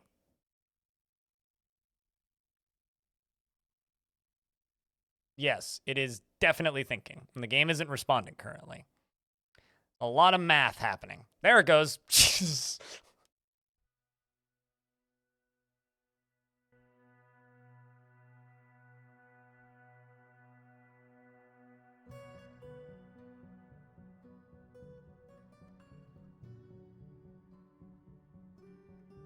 It kind of is a jump scare, isn't it? Yeah.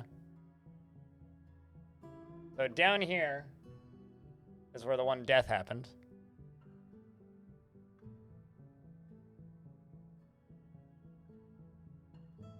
It's like you're not supposed to drop 100 Z levels worth of mountain at once. It wasn't 100. It was like 60.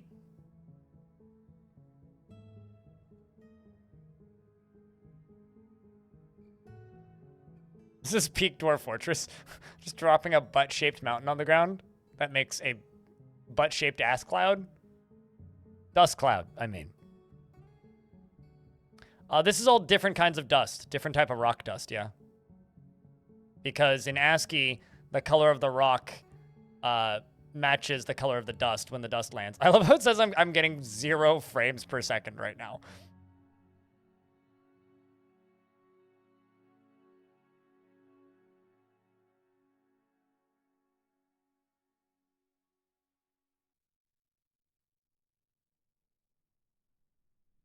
ASCII is definitely lagging less, yes.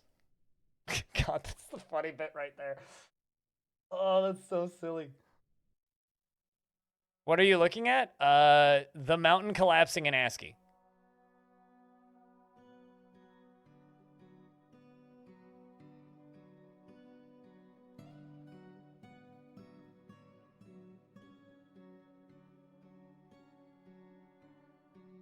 There it goes.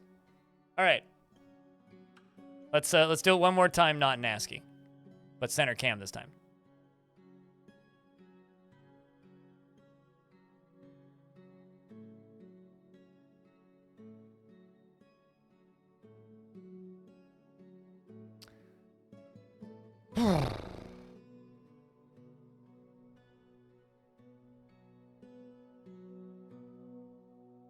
We can still see the outline of the book. I mean, you know, it's like Mount Rushmore, but for this fortress, okay? Like it's a national monument. You might not like it, but it's a part of our culture now. The Butt Mountain, we will never be rid of it. Mount Buttmore. Honestly, I'd like to mount Butt less, but you know.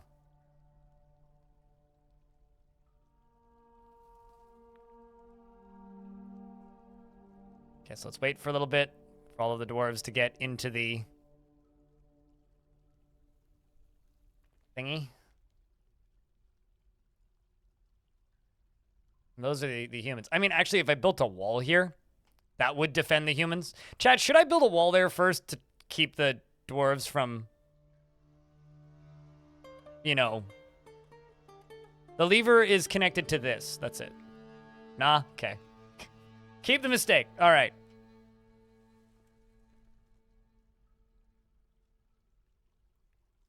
Now we wait. He'll be fine. I mean,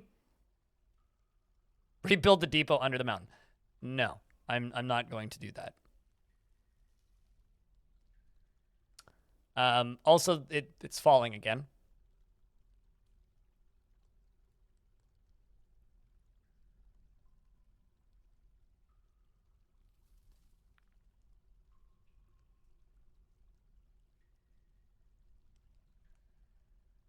I would like to inform you guys that I have 1,669 sub points right now. That's all. Well done. Ah. Surprise giant butt appears. That's so funny.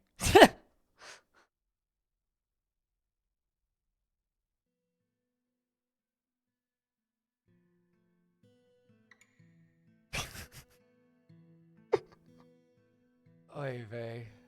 There's also just a giant butt on the mini-map now. You came back at a good time? Certainly. Certainly.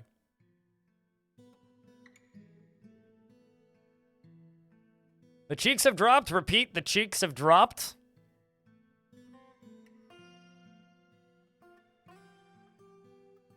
You're a tit guy? Well, we have a command for that. Exclamation point tits, I think. Drop the cheeks. Yeah. Arch. What's up, Arch? If there's any mods lurking, could I get a shout out for Arch, please?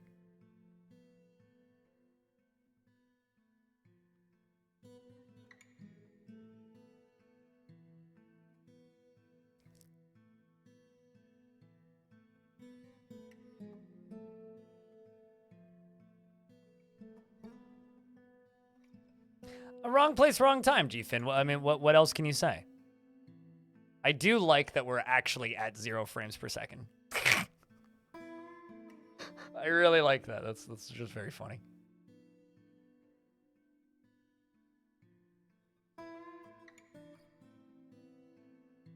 Fighting again? Yep.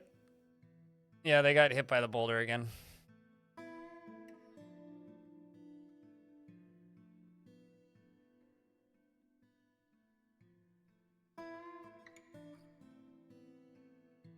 There we go. Piece of cake.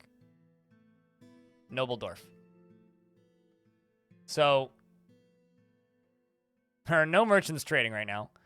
So we hit, we still hit them, but we hit them earlier this time. This time we also got their horse. Basically, it made all of their stuff explode, and then they slammed into an obstacle and died. Although the horse actually lived, which I think is crazy. Horse slammed it. The horse got hit by all of that. Slammed into an obstacle and is walking away. So the horse is fine. But the human merchant, Eno, got smacked with all of this stuff. Their clothes got blown off and slammed into an obstacle, and they took the full force of the impact. Their upper body took the full force of the impact. Also, I think the killing blow is actually some roots, some muck roots, hitting them in the lower body, and the injured part is crushed. So they got hit by some muck roots, whatever that is, and their body exploded. And their arm got blown off, and their leg got blown off. All right, well, that was a success. Excellent. Minimum casualties. It's very unfortunate that that happened to those humans, though. Considering it wasn't even, like, remotely intentional. They'll still blame me for it, though. Oh, geez. Thanks for the $10 super chat. Super chat, not super chat. Jesus. I can words.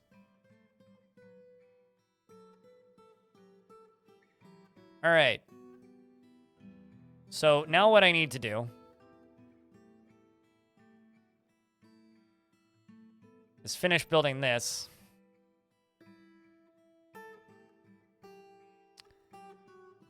Get this stockpile moved.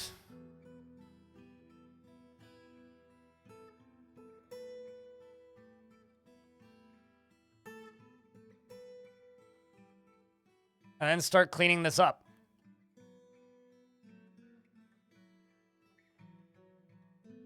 Also, I think something collapsed.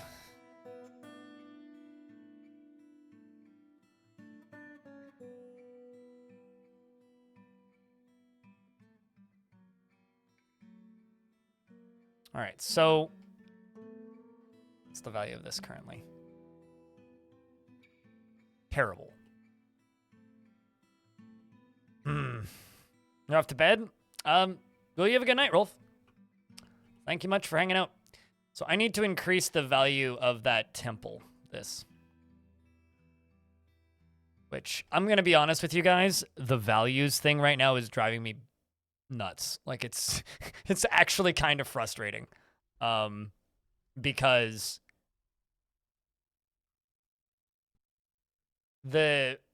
for some reason, my dwarves are incapable of properly counting the value of things in my fort. So most of these negative moods are coming from me failing to complete requests for guild halls and temples, but not because I'm actually failing them. It's just the dwarves are incapable of doing the math to figure out that I have, in fact, actually completed it. They just don't think I have. So that's kind of annoying.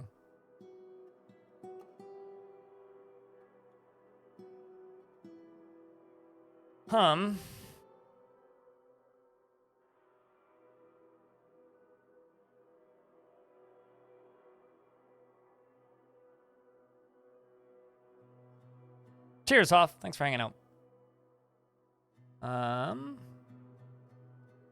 Fill weather. It's a blowgun.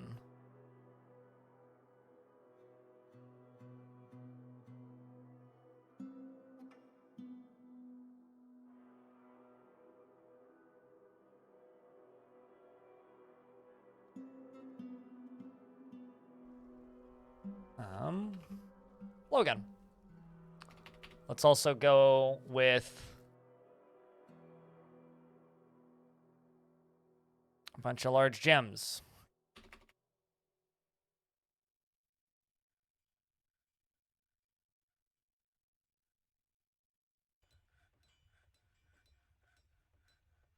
And I can remove, like, most of my dwarves from mining, because I do not need this many miners.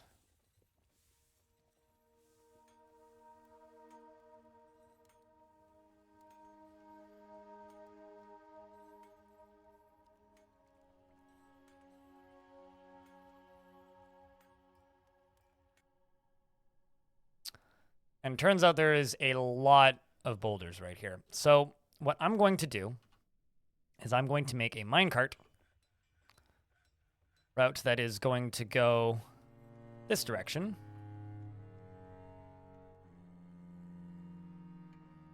And is going to go up through here.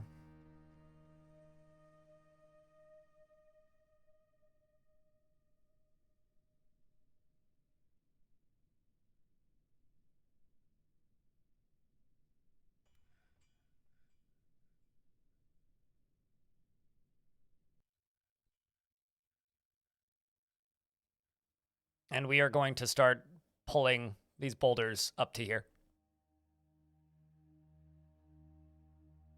No, there's nothing weird about the world gen. This is fully default world gen parameters. Fully default. Completely 100% default parameters.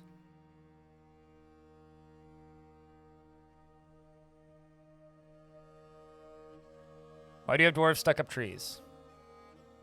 Yes, you just answered your question. Someone was dead before the collapse. Although we did collateral damage a human who was in the vicinity, which is unfortunate, but...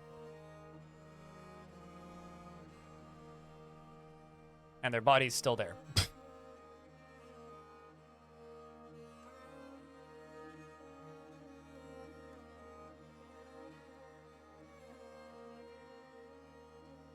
But none of my dwarves actually died in the collapse itself. One died right before the collapse, though. To what I assume is a boulder landing on their head.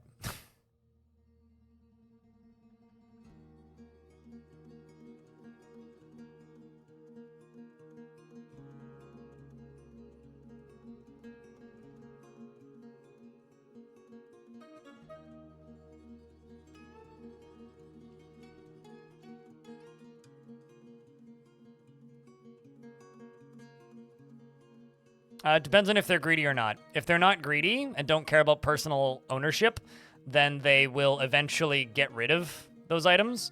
By that, I mean toss them. If they are greedy and do care about personal ownership, they will just keep hoarding them forever.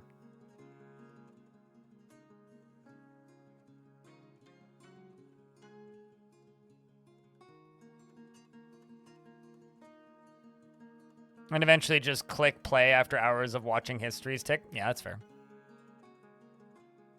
Sounds like most of us. I really need to get this stockpile organized. So I think what I'm going to do right now is I'm going to build a wall. I'm going to build a little temporary bridge going out here, which I will probably get rid of at some point, which this minecart route's going to run over. And we're going to build a wall around the outside of this. And then have a drawbridge that I can close here. And while I do plan to dig this whole area down, I don't plan to do it just yet. And what we actually need is I need to get these dwarves satisfied with bedrooms. Where will they get the stone for the bridge, though? God, who knows? No idea.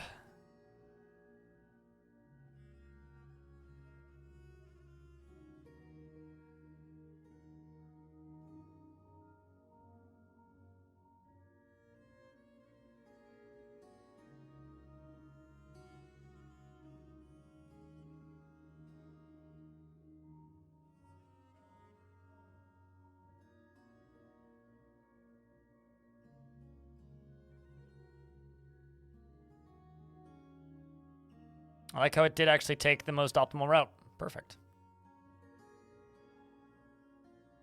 Problem is now dwarves are just going to use this as their walkway, which I don't really want them doing, but...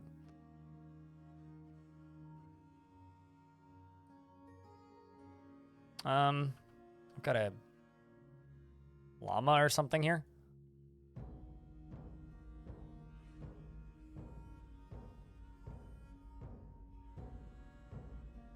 Get those in place. Right, then up here, we're going to run this track all the way up to this edge.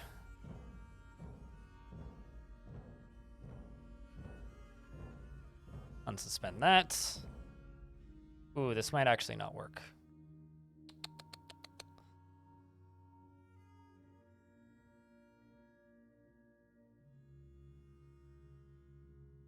We'll see. Because I don't think you can turn on corners. So what I might actually have to do is this. Might as well just change it now because I don't think it'll work. Just cut out by one more and go around this way. So let's go to track. I need it here. Run you down. And down to there.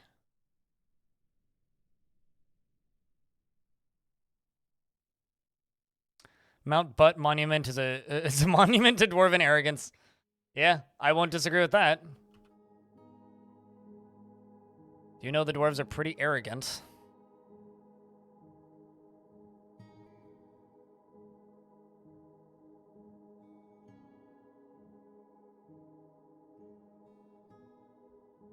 So all of these are only going to take from this.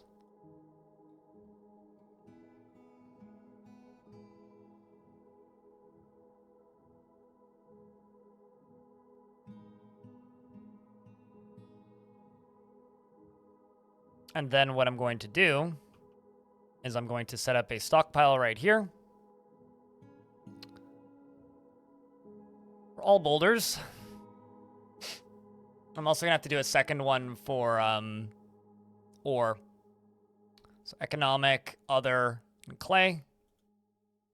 And then this is going to be a minecart route that loads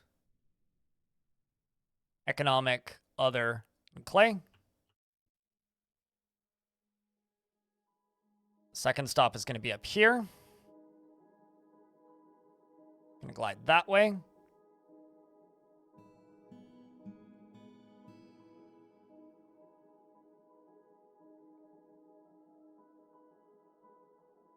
This one, you're going to glide this way when full. And you're going to load from here.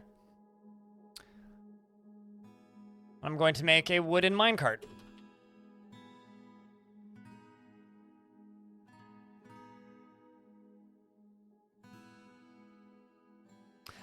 Things can get scared up trees, yeah. Also, what's up, amateur player? Hope you had a good holiday. It's been a rough one for you. Yeah. It was a somber holiday for me this year, is the way I would describe it. It was very somber. Certainly not the worst holiday, but it was somber. Of the human who got obliterated? What, is like an apology? I need to find their body. Or rather, actually, what was their name?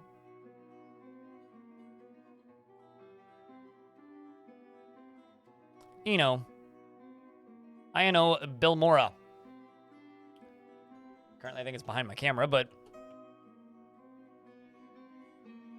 yeah, I could make a statue as an apology to the humans.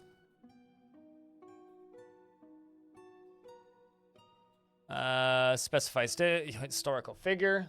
INO Bill. There it is. Born in the year 106. Man, dude was 21. Even had a beard.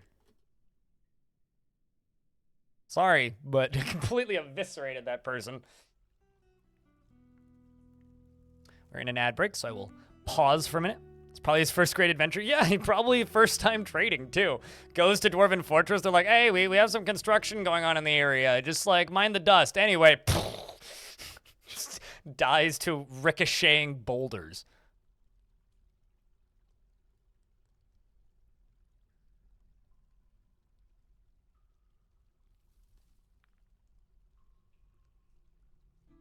The amusing thing is I didn't need to do any of that. I chose to, didn't need to.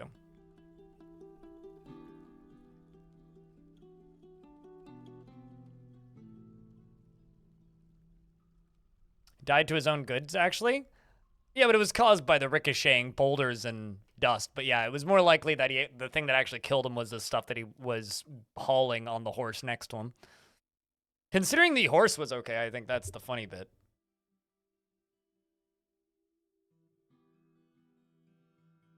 The logs state that he was impacted by the flying horse, probably not what killed him. I think hitting the wall is actually what killed him, but aside from that, his lower body was crushed. His name is Seymour Butts. Okay, got it.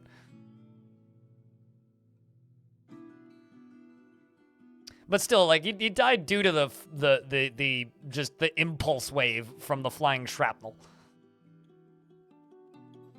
More than anything. All right, so now all I have to do is I have to put a minecart on this route. So we just need to wait for a minecart to get made. Oh. Found his legs. It's like, what's rotting? Oh, the human's arm and leg that got blown off by the shrapnel. Oh, it certainly was a lot of TNT. Most definitely.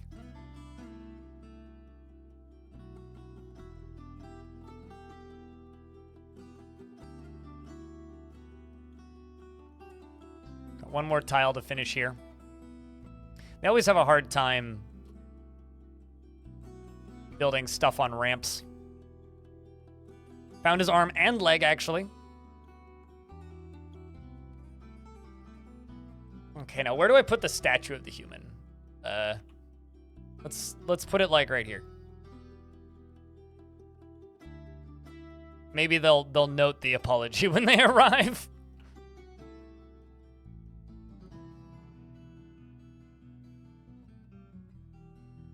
Okay, so now that that's done, do I have a minecart I can put here? Yeah. No? Yes, I do.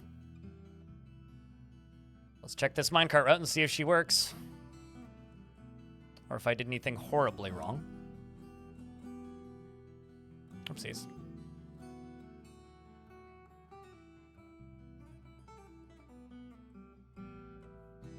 And also, let's put 10 wheelbarrows on this.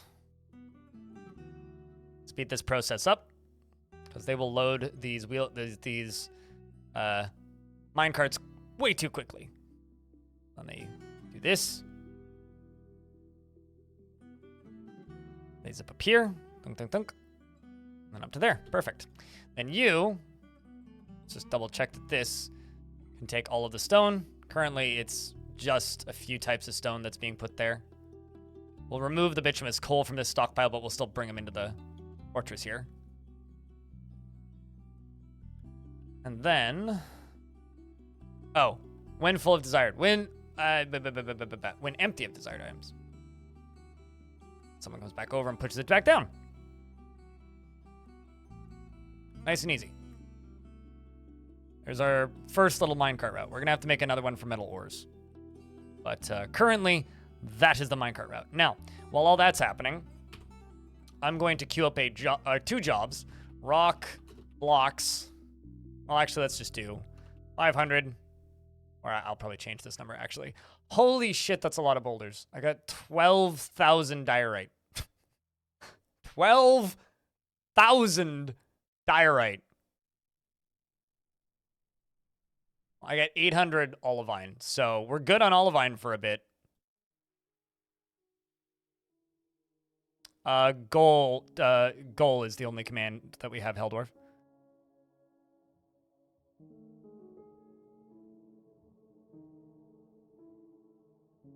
All right, so now I'm going to make...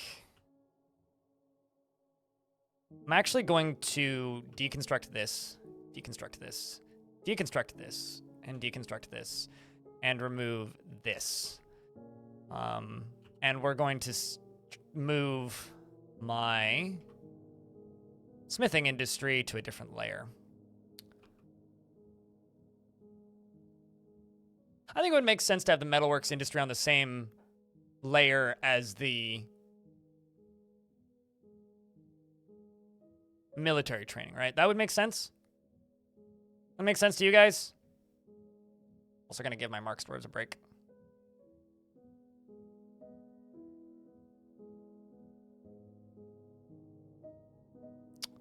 So what we're gonna do,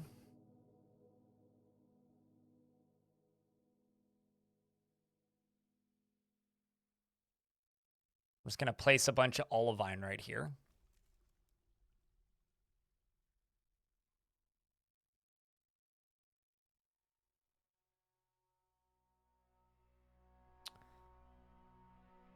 So I'm gonna pull this lever twice. Oh, the other thing that I should be doing that I'm not. right now at this exact minute is I really should be making that temple higher value. I got kind of distracted by the whole exploding stuff thing. So you right here, you have that. Oh, sweet. That actually got the value up enough. Awesome. So Shogun is now the Exalted Barricade, and I now have a new Sacred Citadel, who I'm going to make into all mind control, because that sounds like somebody who would work in a church. Because, oops, it's all mind control.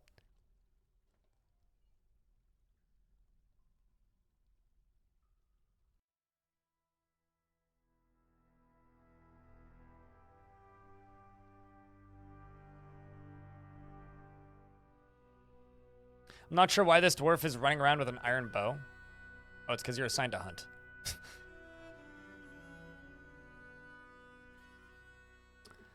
Also, hold on a second. Why are you naked? Are you actually naked? You are actually naked.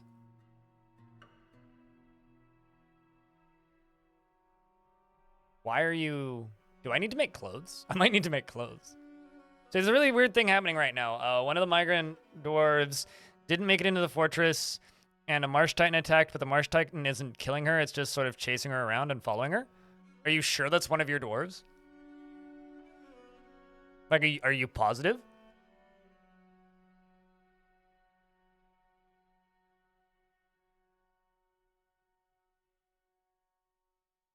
Okay, I think we need some new clothing.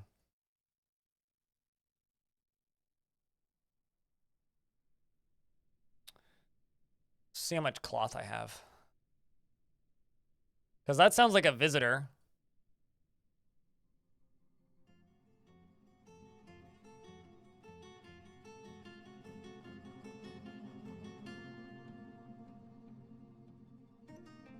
If you can't see her in the unit screen, then that's not one of your dwarves.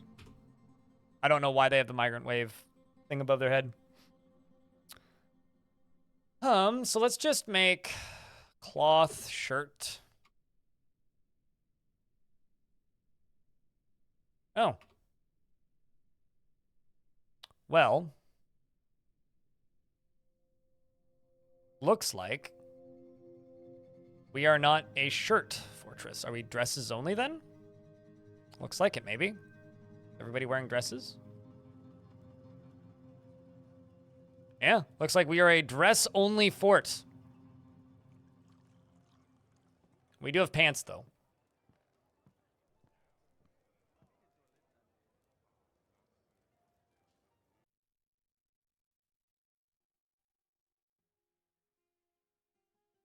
Let's make 50 dresses.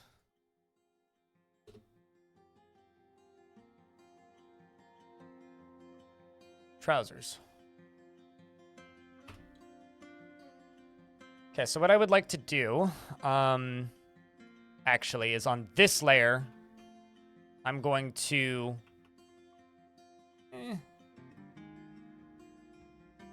I need a actually, hold on. How much thread do I have? Oh. Of course it tells me how much spider silk I have. Pigtail thread. Okay, so I've got quite a bit of thread that I've been not spinning. I don't know if I want to cram a clothing industry into that particular layer.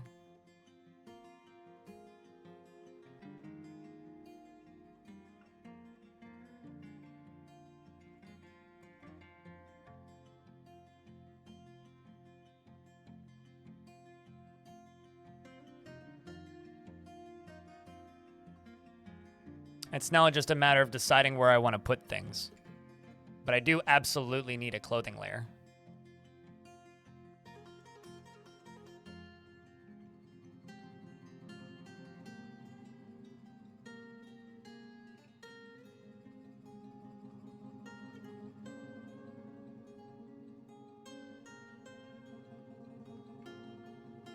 Okay, let's also get doors built.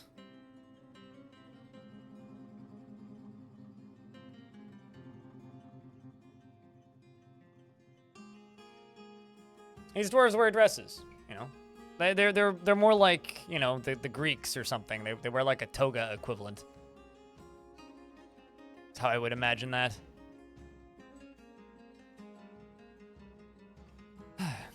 I like to think that dwarves probably don't have the same issues with self-appearance as humans, but what do we know?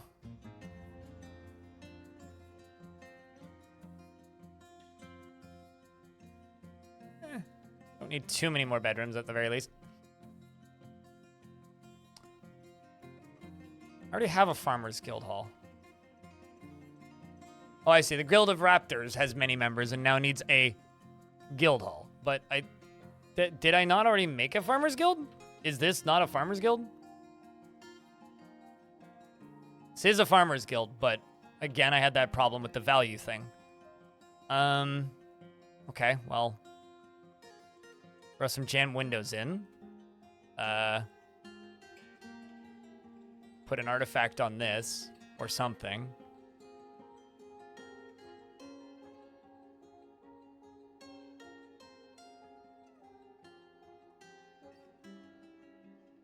In one of the VODs for Sunbirths, there was a baby that had its mother killed in front of it, crawling around. Did that baby make it? Yeah, it grew up. But did it make it to the end of the fortress? That I don't know about. That's a expensive looking backpack.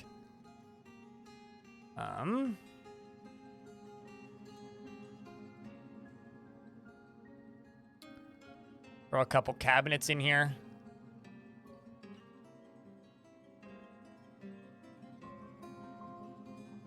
Keep an eye on the value. I'd swear that I completed that, but I guess not.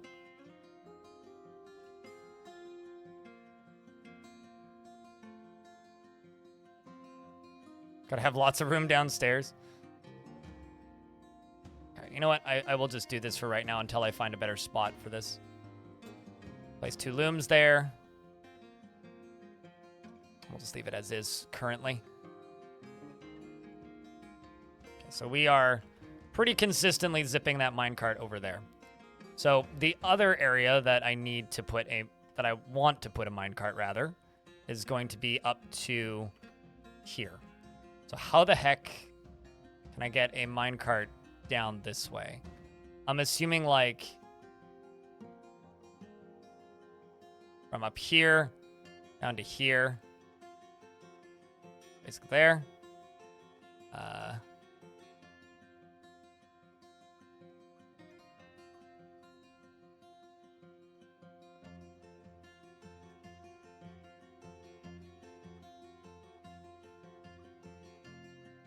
So what I'm going to need to do is go to here.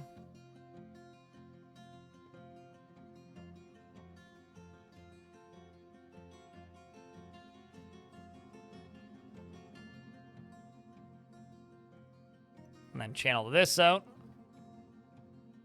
Right there, which is then going to go down to here. Okay, that's not where I want to go.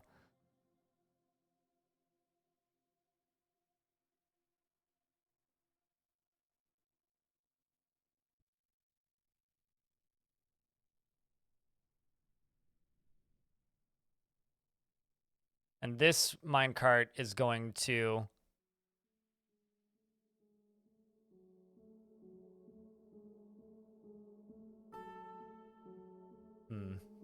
Let's go one further back. Let's go to like right here. So channel down, channel down.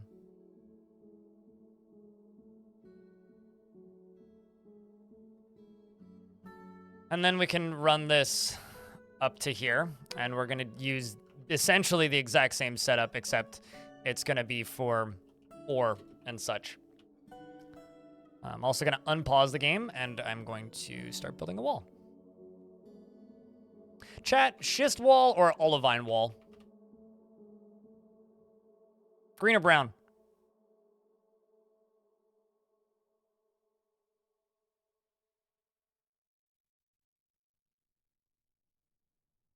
Green? Okay.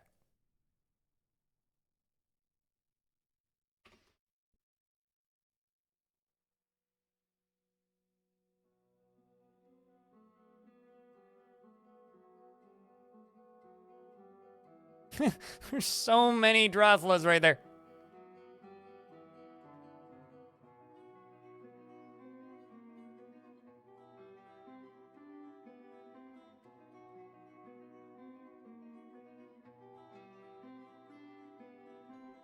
It's just plain funny.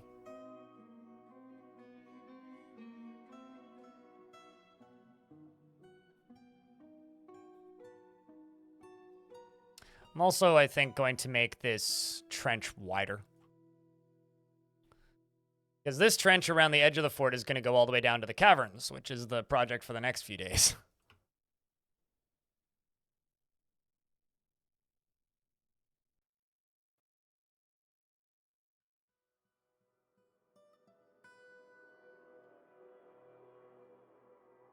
What's the dumbest thing you've attempted to do in Dwarf Fortress? I mean, this fortress is pretty elaborate even for me.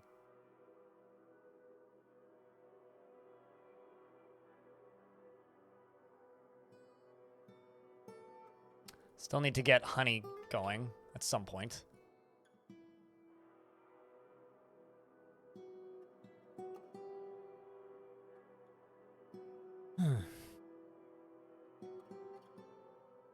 Collapse it into the caverns? I mean...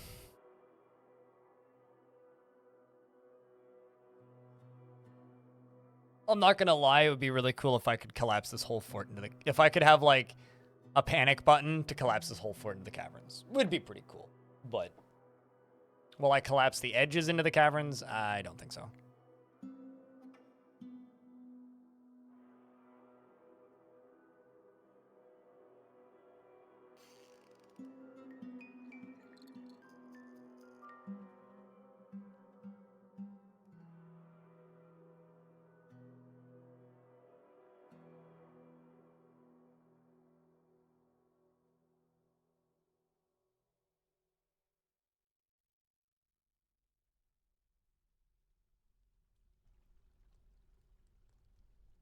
Let's run it this way. Because what's the fun of minecarts if they don't cross?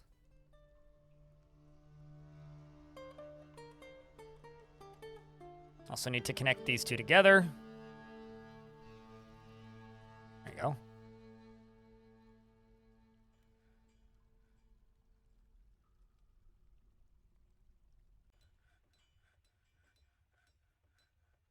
I'm going to need another lever right here. And this will make sense in a moment. This other lever is going to connect to two doors. A door right here, and then a door right there. And then the other lever is going to be a drawbridge over top of these. So these doors are going to be locked by this lever.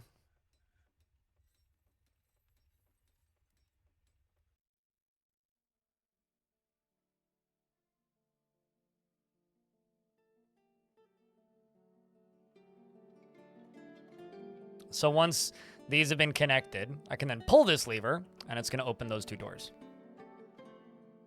You can place anything's on tracks, although it's going to screw it up for a little bit. This dwarf is currently protesting.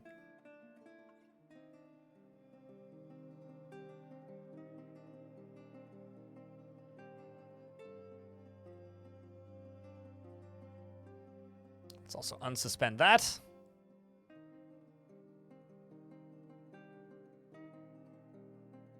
There you go. So now they're both open. So it should work. Though currently this dwarf is hauling this poor minecart, I assume.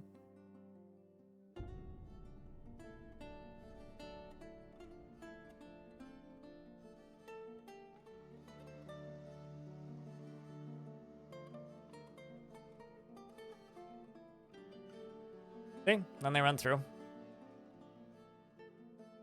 Problem is there's way too much not olivine in this. I'm just gonna remove that for right now. It's gonna take a while for them to load it. All right, so then this other one is going to have two track stops. One here.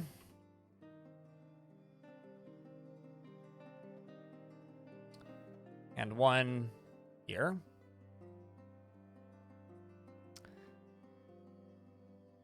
I feel like I'm just passively, slowly teaching people DF tricks as I play this game.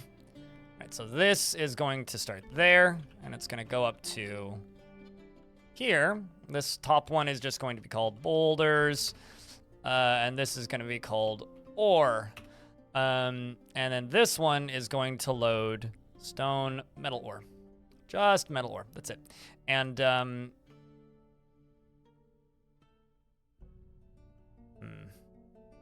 need 2 stockpiles for it. So let's go up to here. And I'm going to place a stockpile right here. And this is going to be for metal ore. And then down here, I'm going to make another one, which is going to also just be for metal ores. And then you are going to load up from here.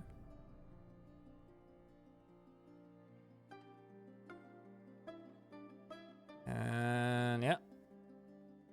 And then when you're empty, you're going to glide down and go this way. And I will put a Hazelwood minecart on here. And there we go.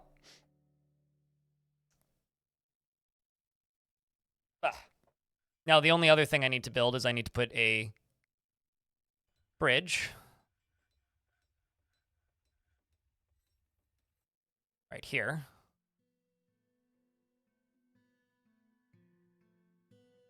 Okay. How we doing out there, chat room? Like train tracks, you gotta gamble with that crash. I don't think they'll ever actually hit each other, and if they do, then it'll reset by the next round and it'll be fine. Like, I'm not too concerned about them actually bumping into things, or each other for that matter. Busy but happy. What you been doodling? You said you were taking a break from doodling earlier to do a thing, so.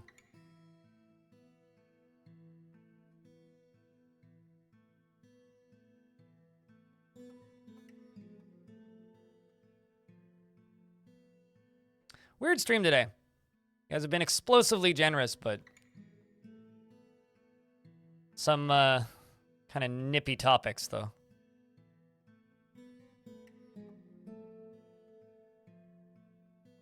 So this trench has been sitting here for quite some time. I don't think it's going to spurt into trees.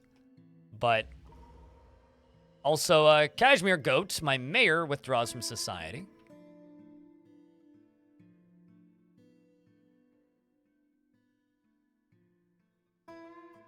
Probably just canceled a meeting. Marsh Titan ended up murdering the migrant, but then he stole her large rope reed dress and is now proceeding to murder visitors with it. I mean, that seems very normal. To me, anyway. So, has claimed grabbed a boulder, and I'm assuming some cloth. Now, turkey leather.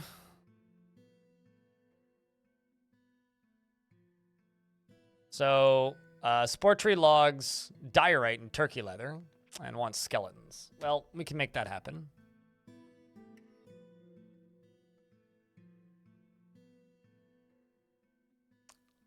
Let's eat one of my ducks.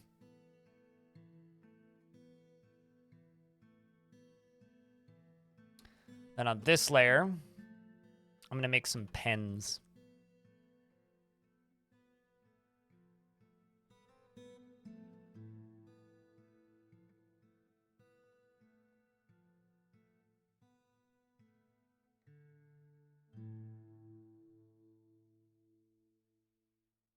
Yeah, that's very Dwarf Fortress. Miscellaneous object is best weapon, because that's why we end up with, like, bizarre things that certain creatures wield and then run around with. It's very funny.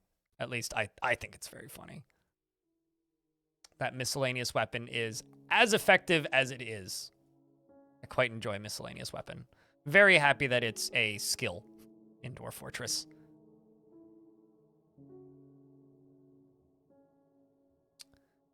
Okay, so let's do you, the geese, the turkeys, and the peacocks can go in this one.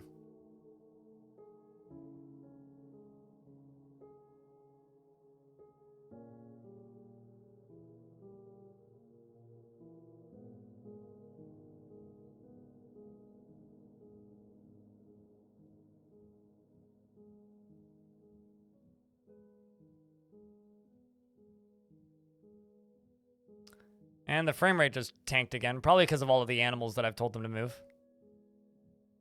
It's going to go all the way down to the caverns. Gravity, Gracie.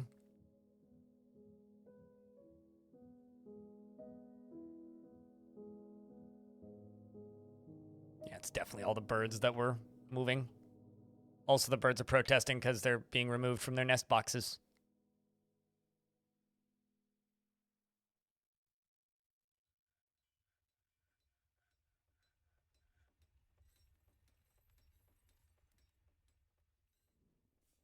Let's go to farming. So yeah, I could do that, absolutely. I could fill it up with liquids, but I'm choosing not to do that because I am not because I want a dry moat with cavern layer at the bottom. It's also worth noting that dry moats are wow. Shoutouts to this mom, Potpourri, who's carrying around baby Stoned Hobo and baby Autumn, who says da.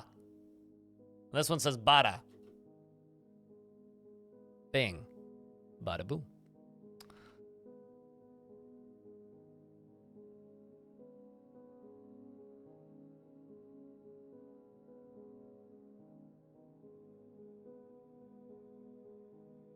Why have a moat when you can have random creatures walking up through the chasm like demons? Yeah, absolutely. You get it. Precisely.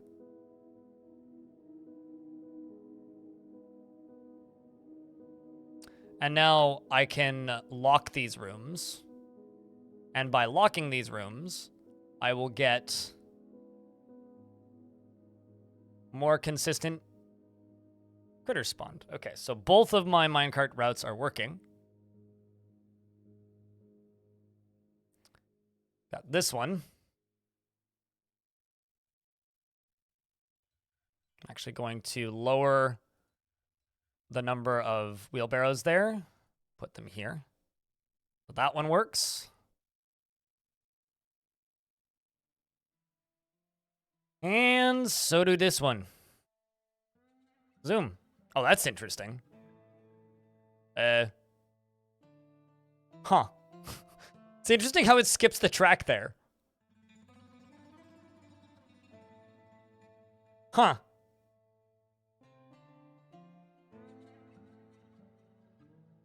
Neat. I mean, it works. I'm okay with it. A force of vile darkness has arrived. Hold on, it's all dwarves. Nagom, nope, these ain't dwarves. They might look like dwarves.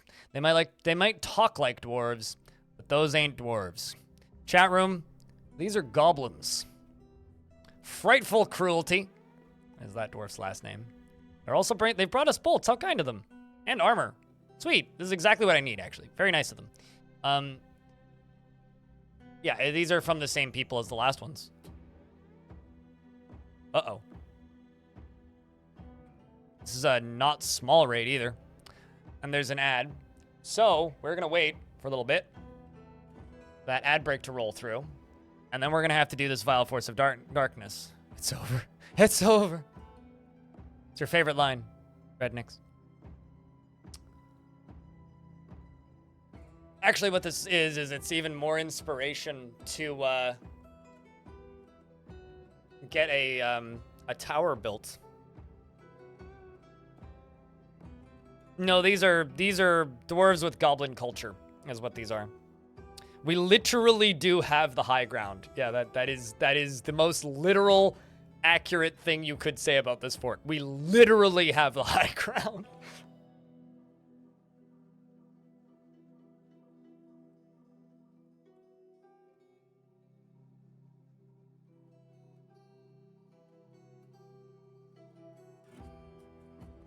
But no, these are dwarves that were kidnapped by goblins at a young age and were forcibly converted to goblin culture. Even though he holds craft store ship to be of the highest quality, these are goblins, which, like I said earlier, is actually really good for us because it's free gear that we can use. Never seen that in 1,200 hours? Really? You've never had primary goblin factions with a lot of dwarven population? This one's weak. This one's weak and has an iron crossbow. Okay, so let's station my 2 squads right here real quick. See if we can get some shots off on them. Put everybody inside.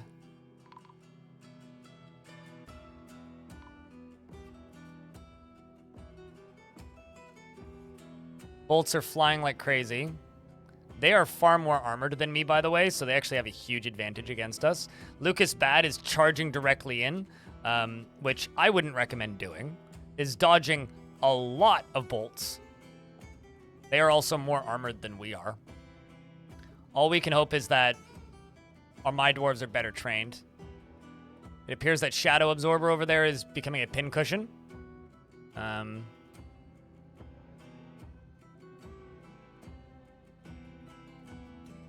Flying Iron Bolt strikes the Goblin crossbowman. See, they're even considered goblins. Strikes the Goblin crossbowman in the lower body, but it is deflected by the Goblin's iron breastplate. Yeah, they have much better armor than we do. Lucas is taking damage. This is going to be a hard fight to track. Lucas Bad is dead. Rest in peace, Lucas. This Goblin is bleeding. I mean, Dwarf is bleeding. The Dwarves are punching him. Madwalker's in a martial trance. We also lost Potpourri. They had 2 young children. Rest in peace. Madwalker's now has passed away too. Dwarves are charging in. Ooh, we may actually lose this fight.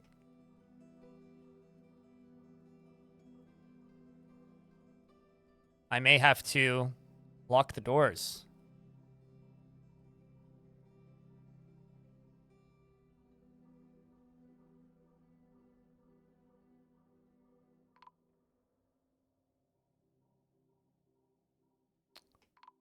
Shadow Absorber is dead. JJ Scratch is still firing down. It's really hard to tell who's winning because... Well, I'm assuming I'm losing, actually. But it's hard to tell who's winning because when they die, they just look like dead dwarves, right?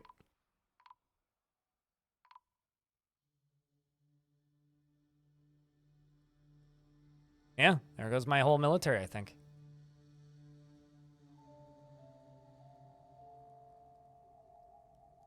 My last few dwarves are running in, trying to fend them off. Doing their damnedest. Being pushed backwards. Potato Godzilla is in a martial trance. Completely overexerted.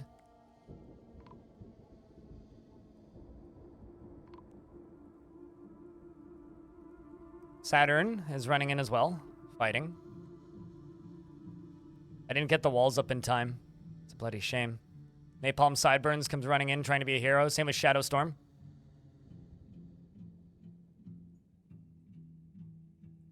We have 3 military dwarves left.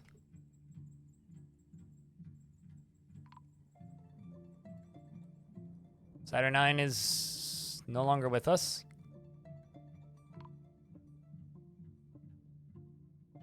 Well, we did damage to them. But we need to get inside now, or lose the fort.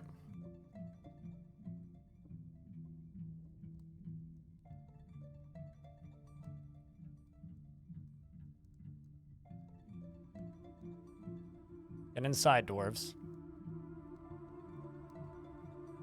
Diamond Destruct is running.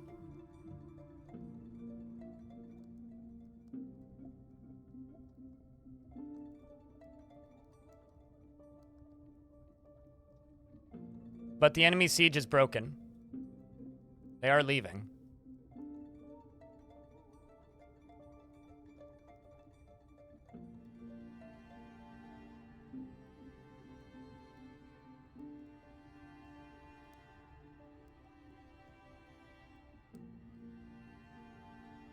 Oh, come on, Dwarf. You can get into the fort. I believe in you. Let's see.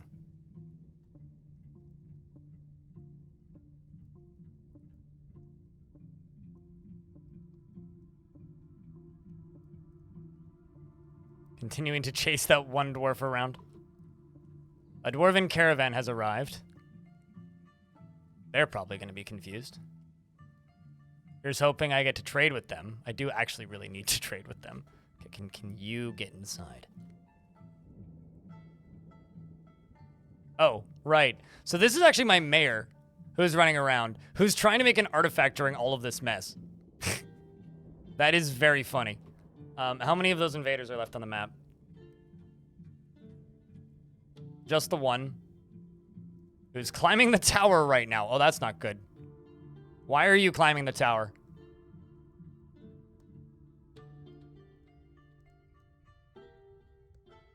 I don't even know if I have any weapons these dwarves could equip. I don't. I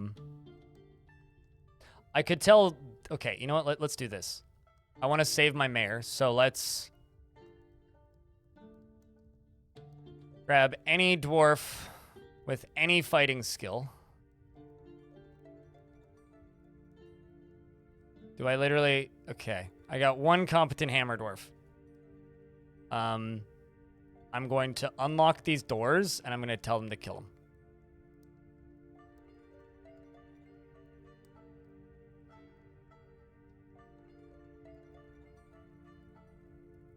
How many dwarves did this one kill? So this one killed most of my dwarves. Let's hope that they're able to get some sort of weapon. Actually, maybe cancel it. Although he doesn't have any ability to stand. Do you have any arrows left? Okay, so this guy's out of ammunition, and he can't stand. Or she can't stand? She can't stand. Drop a rock on him? God, I wish.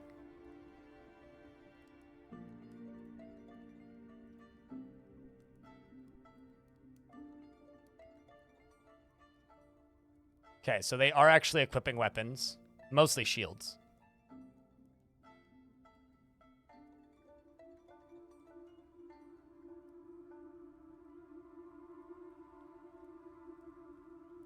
Okay, so they're pretty far away from that fight.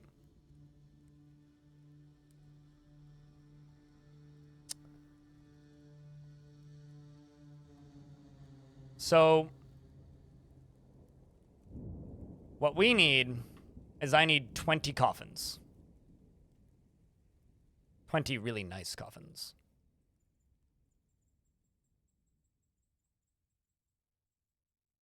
And I can remove this.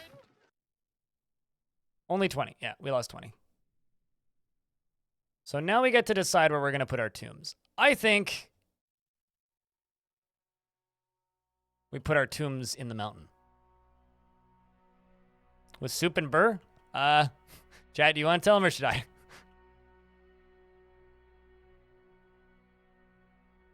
Also, Soup and Burr sounds pretty good right now.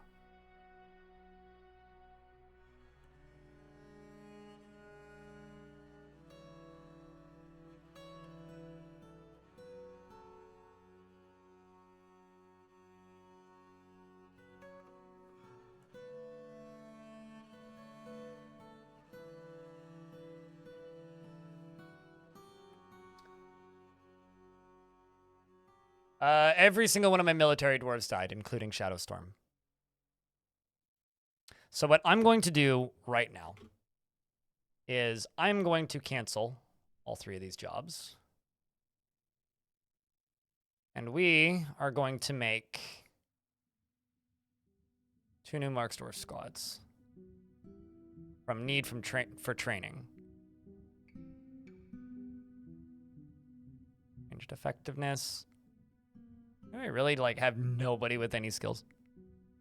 Okay, well. We're going to start off with 1 squad. Prioritize peasants.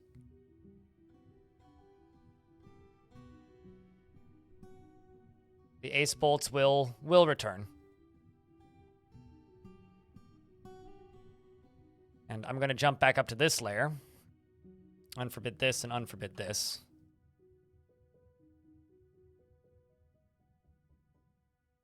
To me, in my headcanon, this was kind of an artsy fortress, right? They'd set out to build this crazy kind of construction, And now they're driven to war. They didn't want this. They never asked for this. It was forced upon them. Also, shoutouts to this dwarf who has a friggin' silver scimitar. That's rad.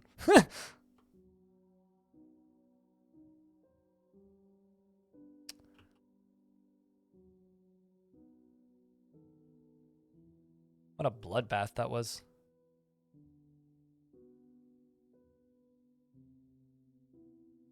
Okay, so I need...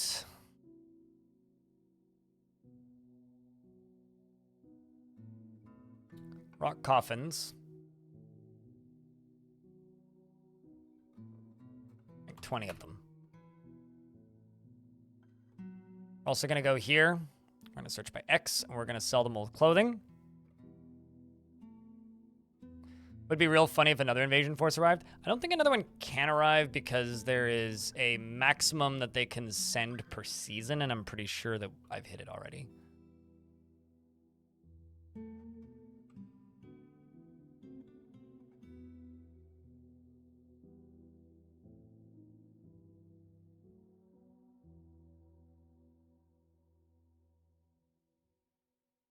But yes, it would be pretty funny if another invading force arrived.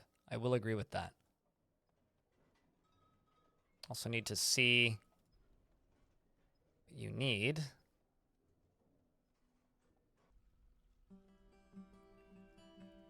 We need skeletons. Okay. Gotta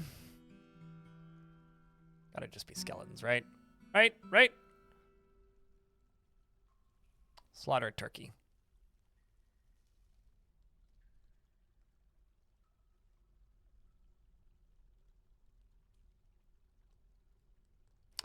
Do have one dwarf that's in hospital. What do you need? Sensory nerve damage? Needs cleaning?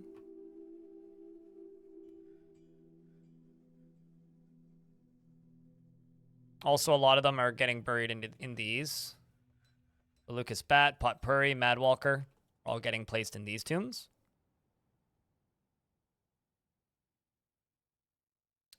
They're all kept close to home. Same with Shadowstorm. But we're digging up here. Actually, you know what? Let's make this wider.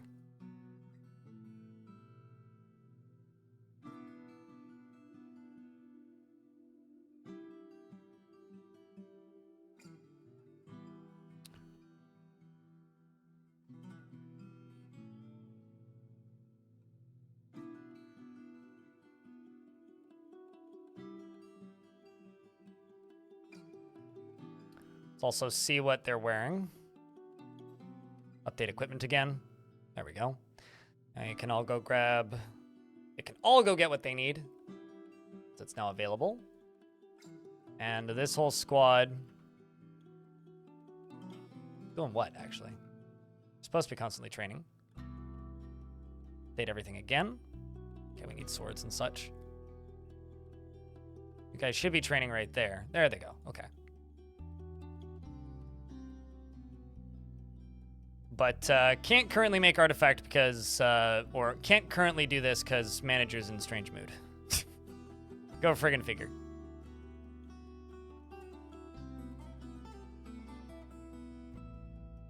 That, or you know what we could do? Anyone may trade. Let's let somebody else trade, and I think they have a pig. Could buy a pig from them.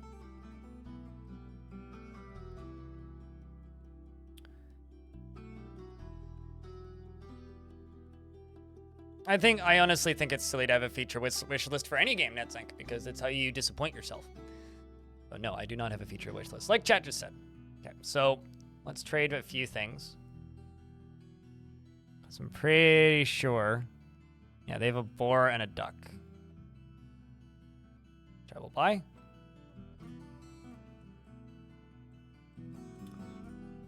And I will slaughter that wild boar. Also, sorry I haven't been reading chat. That was kind of a all-encompassing moment that I had to follow.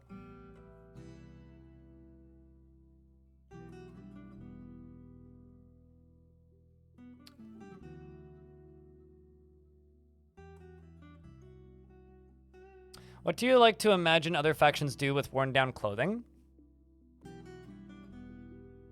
Probably exactly the same things dwarves do. Throw it into a volcano, as you should. I mean, come on. If you had the option between like having smelly underwear around or throwing it into a volcano, wouldn't you just throw it into a volcano? Doesn't that just seem like the better option? I mean, I would. Imagine never having to do laundry ever again. Come on.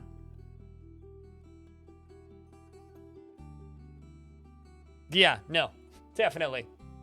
Unemployed Shaku, definitely. And now I still am not defended yet. I need to get more of that stuff done. There you go. He's doing his artifact. Sweet. Okay, so.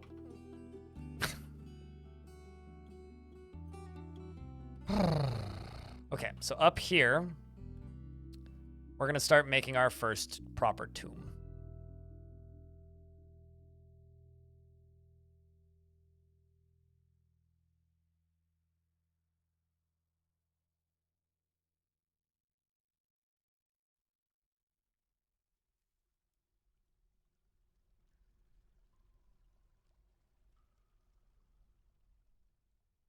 I don't know what a drow is.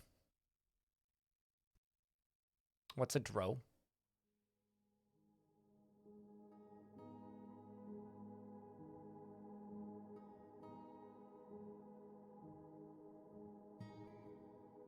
Okay, why? Why you not do thing I need you do?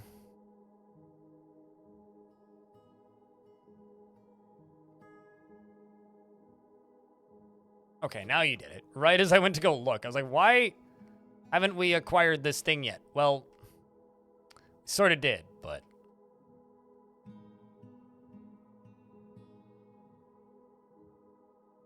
Oh. Never heard of that before. Although I haven't played D&D in like 10 years, so that's probably got something to do with it. Kashmir Goat the Mayor has created Stitzstigmer, a spore tree crossbow, and offers it to the pointy rock of artifacts. I think this is an item in memoriam of that bloody battle, considering it was made during the battle, and this mayor almost died during the battle trying to make this artifact. So, this is going to be dedicated to all of our future crossbow dwarves, I think. You know, just because you keep telling me to make a Boyar Guild, I'm never going to make a Boyar Guild. Just because you keep telling me to. I will deny it if they ask to make one. This is a spore tree crossbow. All craftsmanship is of the highest quality. It is encrusted with cushioned diorite cabochons and decorated with turkey leather and turkey bone and encircled with bands of spore tree and oval olivine cabochons. Very much so.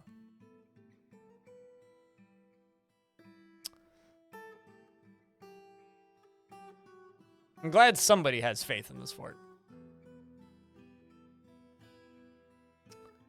Man, that fight was brutal, though. Jeez.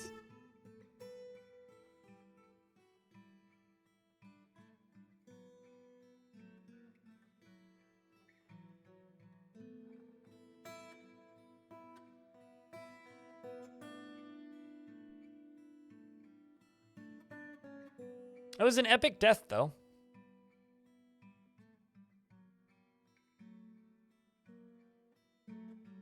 It was definitely an epic death.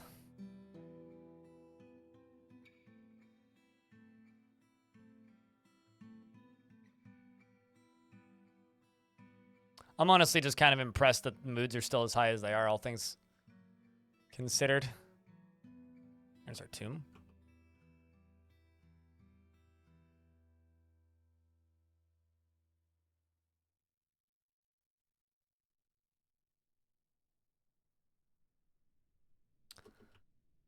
That creates us 9 tombs.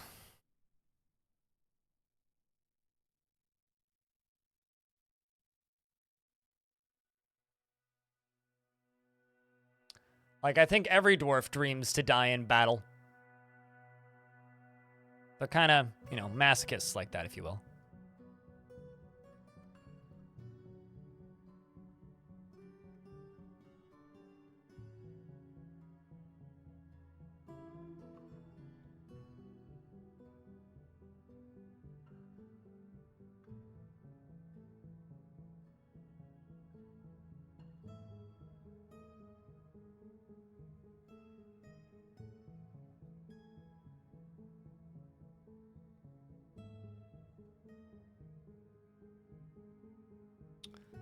And I didn't get to trade properly, which sucks, but... oh well.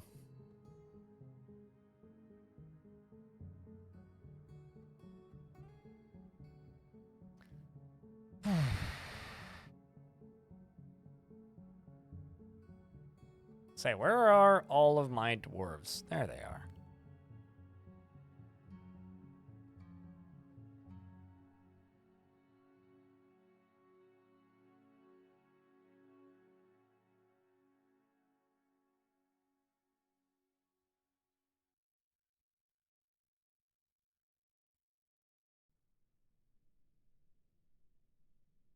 Stoned Hobo has grown to become a dwarven child. A damn shame that both of his parents died, though. Maybe we're going to have a Spider-Man situation. Or rather, a Batman situation, not a Spider-Man situation. Oh, kind of the same deal, but... tragic backstory to future superhero.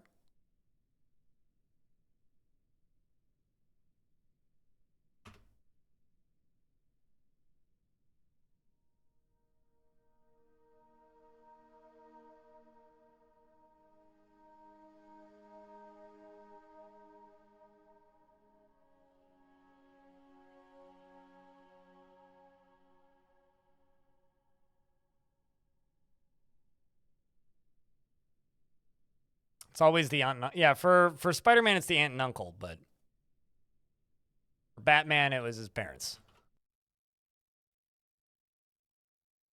Which is the worst part about watching Batman movies, because it's like, cool, I get to watch his parents die again.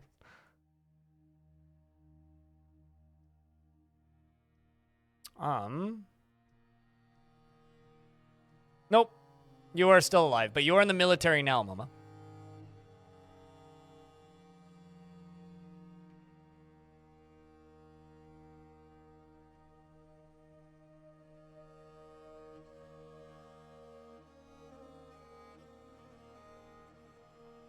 But beats goblins to death with his bare fists. That's just your average adventurer. Running around naked, 2 shields, beating the crap out of everything that moves. It's normal adventurer.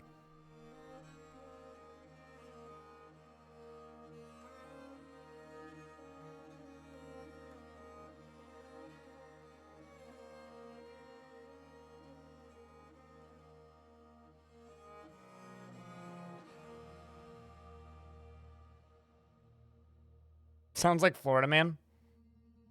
Minus the part where, like, to do with beating goblins to death, but sure. Okay, what are you hauling? Direct coffin. And I can literally just fill this cliff face up with tombs. Which I think is actually pretty badass. Like, they get to rest in the true mountain. Smooth it up, put statues in it. Okay, so while all that's happening, I'm gonna jump up to here. We're gonna go to furnaces, and I'm going to, let's make like 4 or 5 smelters. Question is, what material do I make these smelters into?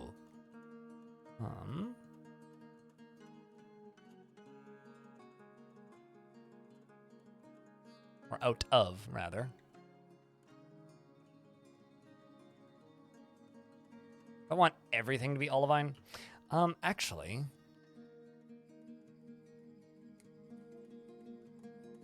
just checking what's actually in this stockpile right now.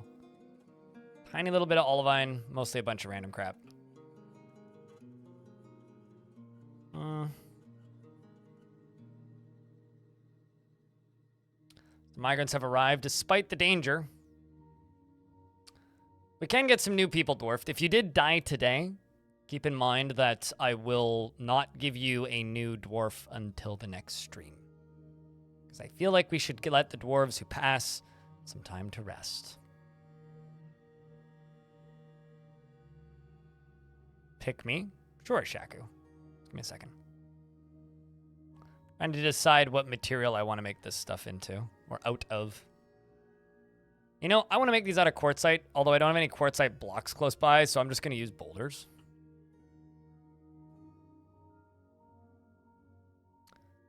And I also need a wood furnace, which I'll use schist. What's the danger? This fortress in general. But if you get that particular pop-up if a lot of dwarves just died.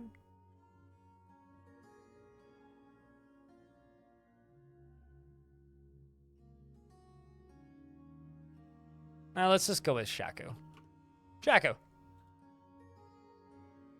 Prefers to be alone. And is slow to anger and tends to consider what others think of her.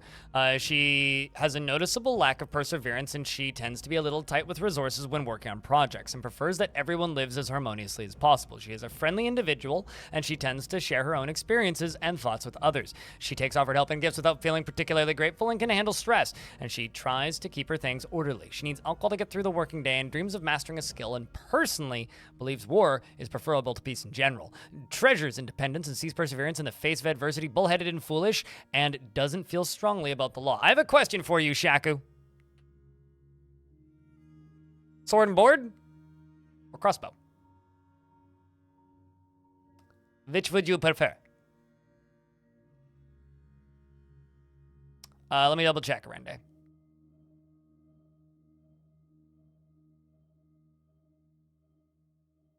Stabbity stab.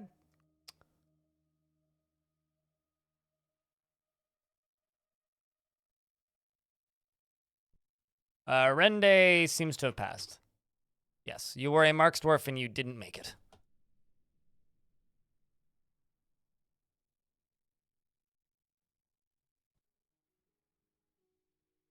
Some migrants use save video game. Oh, there we go. Game was paused. Killed 50 plus dwarves and 20 plus mercenary villagers? Damn it. Speaking of normal adventurers, has Toady said whether or not adventure mode is upcoming will still have the demigod heroic? I'm assuming everything will still be the same. I'm not sure. I haven't heard anything said or mentioned about that. You managed to fix your validation problem. Manager was too occupied, so new manager with more time for validated new work orders. Yeah, there you go.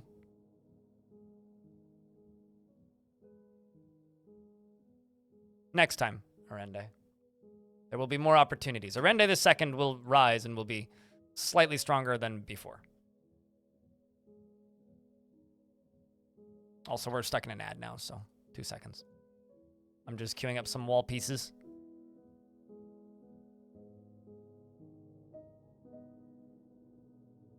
Another thing I can do while we are waiting is I can drop down a layer.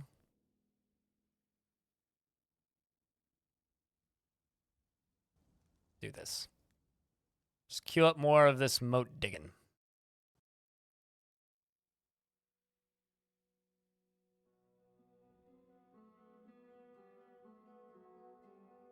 Because this will actually make the fort safer.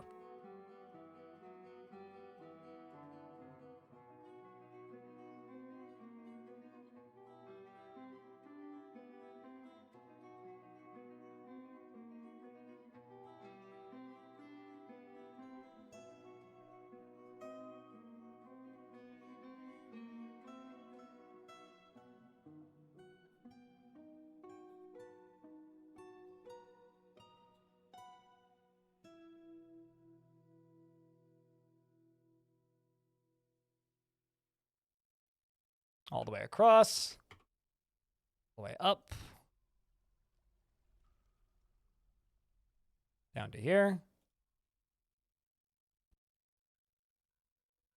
down to there, down to there, over here, over there, done, done, done.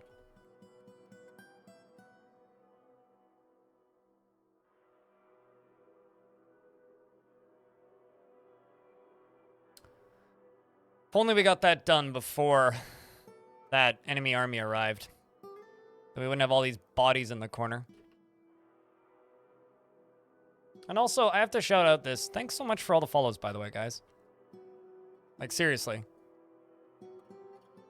So the full death list, Mice Nerd, Potato Godzilla, All Mind Control, Perry, Shanira, Shadow Absorber, Arende, Safe Keeps, JJ Scratch, Will, Odom, apparently, Saturnine, Cold Blooded, Napalm Sideburns, wait, what? Smurf Dirty, DS, and also over here, Shadowstorm, Madwalker, Potpourri, Lucas Bat, Nasty Rooster, and that's everybody who died in that fight. What I need to do now is I need to throw all of these bodies out.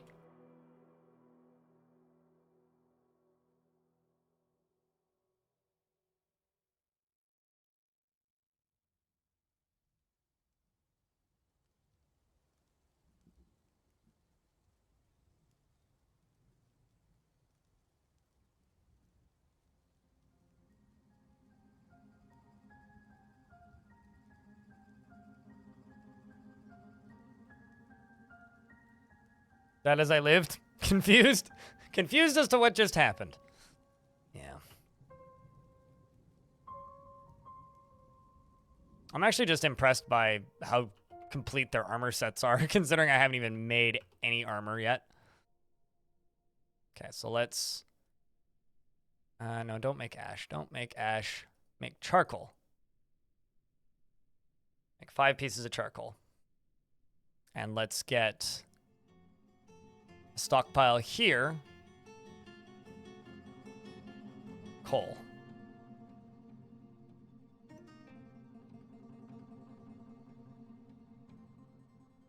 Which I'm kind of assuming gonna end up coming up from down here, but could be wrong. Otherwise, we can just use charcoal, which should also be fine.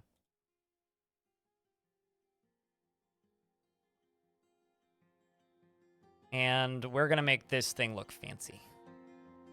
Put wall separators in. It's going to be lovely.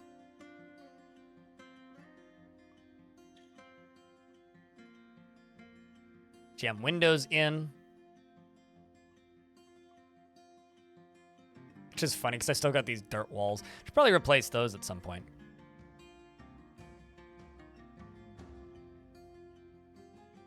Some bodies, yes. Some bodies. Some bodies once told me's the world was gonna roll me's. Something, something, tool and shed. Sharp. Oh, wow. Bodies are still down here? God damn it. Never mind. Can't actually dump these.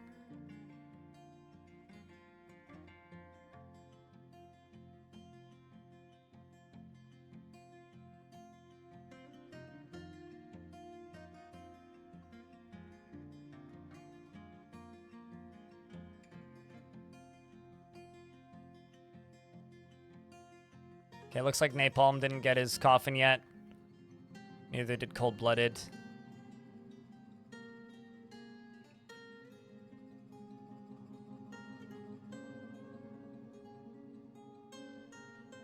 Yeah, okay. Dwarves are still placing items in tombs. We'll just let them do that for a little bit, and then I'll worry about chucking all the bodies.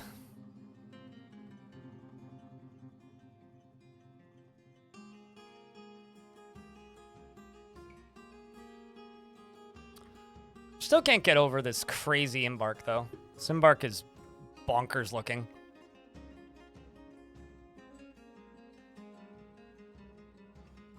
Absolutely bonkers looking.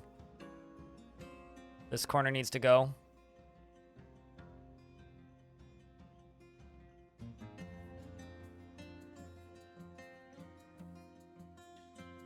It's so friggin' cool. It really is, yeah. But yeah, this fortress is going to be really dangerous, kind of regardless of how I do it. Which is, I guess, part of the fun of it, right?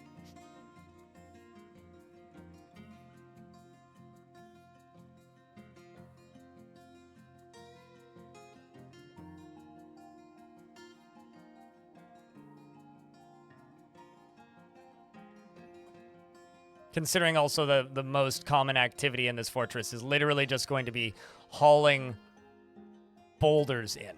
Like...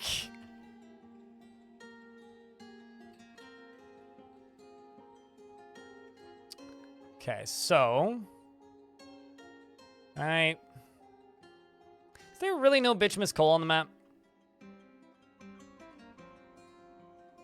There is. Okay. Of course. So I can't get to it because, simply put, there is no way to that part of my fortress right now.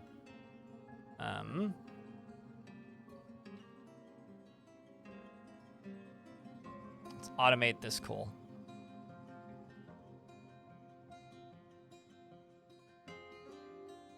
But there's gotta be... There's some.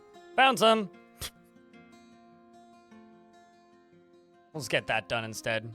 Keep my fortress pure for now. Oh shit, we're out of drink.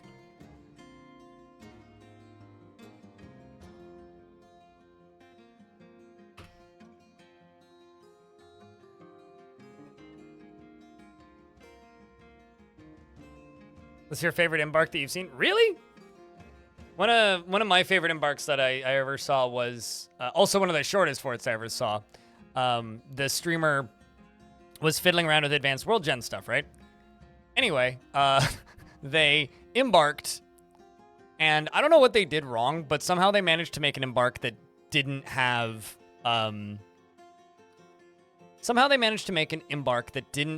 any like things supporting the mountain that they were building on. So they embarked, and the entire fortress collapsed in on itself, and everybody died.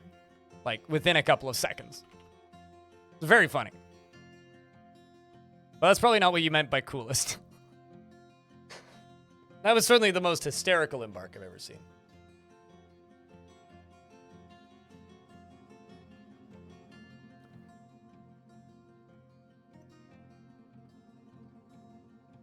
First you ran out of drink, then food, then the marsh titan, and then you forgot to lock the door when trying to retrieve things. I mean, I know the feeling. I mean, like, I'm bummed right now about the fact that I, lost so many of those dwarves. Like, that was a wonderful up-and-coming little squad we had there. But, unfortunately, like, it wasn't meant to be. You actually caught the stream. Hello! Barely serious.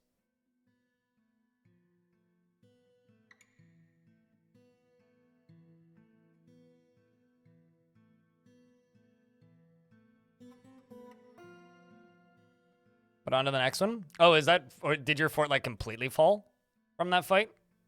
Or did you just say, screw it? Because I've managed to pull forts back from, like, I think one of the craziest losses I ever had was probably Stonewater on version 47. Purely because I got attacked by a fire-breathing titan, something or another. And, like, I went from, like, 160 dwarves down to, like, 30.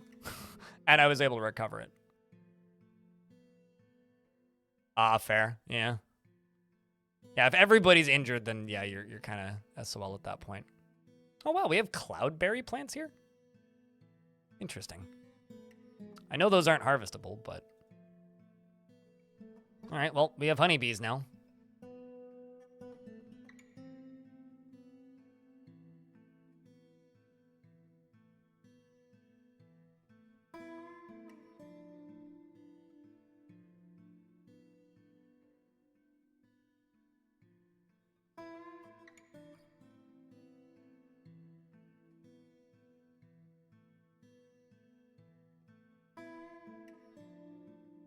Gonna do the meads? Maybe. I don't know if I'll fully do mead. I might just cook the stuff, but... It'll be a fun side project, if nothing else.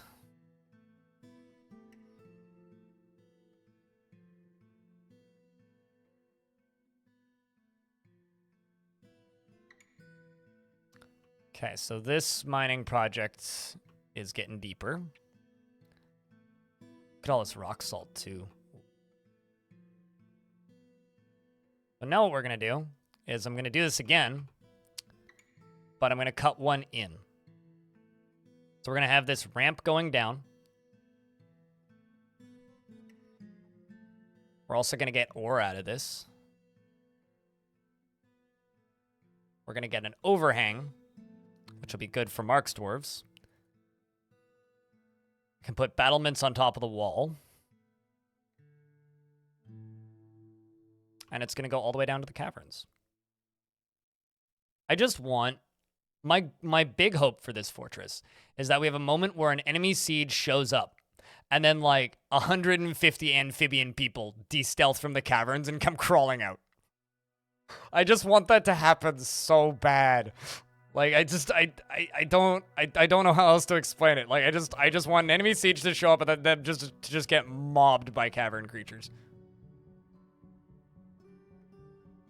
Because, like, some of the best things ever in this game is when you get attacked by a faction and then the same day get attacked by another faction that then kill the first one that attacked you, and then half of them are bleeding by the time they get to you.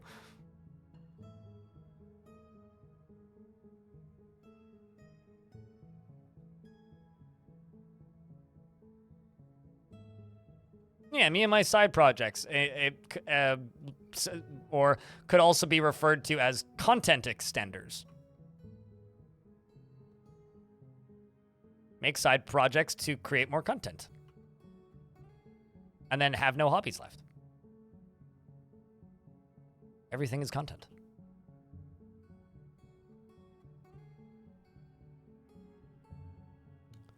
Let's do this, this, this.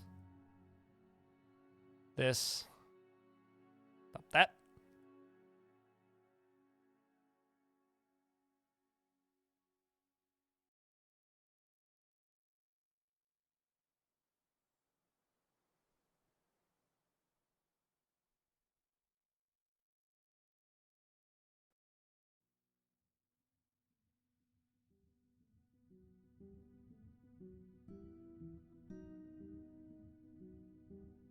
All right.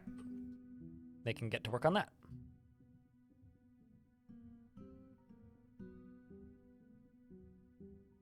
Like pieces?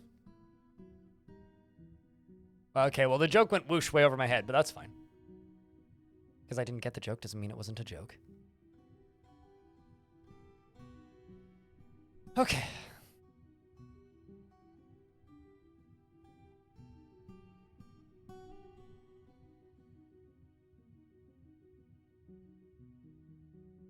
If the cavern layer was exposed to the surface, but manually, I mean, that's what we're doing.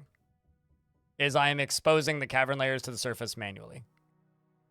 That is the whole point of this fort. That is the goal of this fort.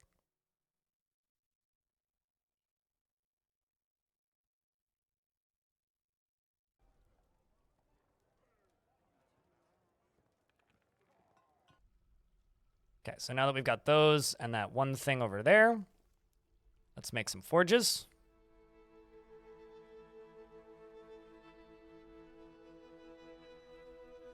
And start making weapons.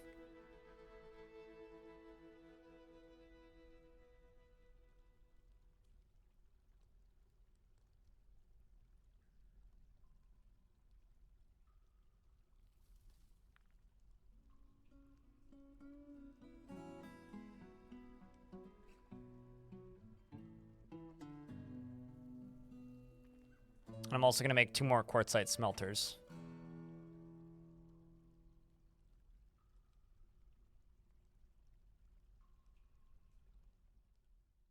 Oh, we got a bunch of coke now, so that's good.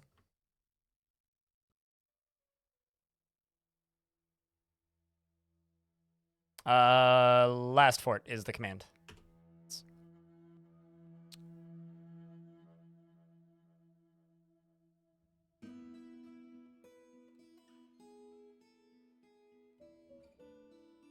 But I don't have 90 different commands, so I haven't written out that many answers. All right. Okay, what kind of steel do I have right now? 19 steel bars, which are all sitting right there. Let's just make 10 steel short swords. Do that.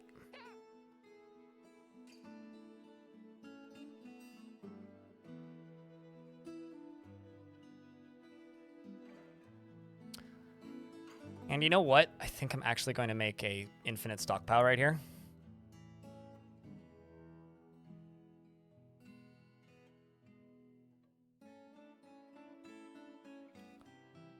coal. There you go.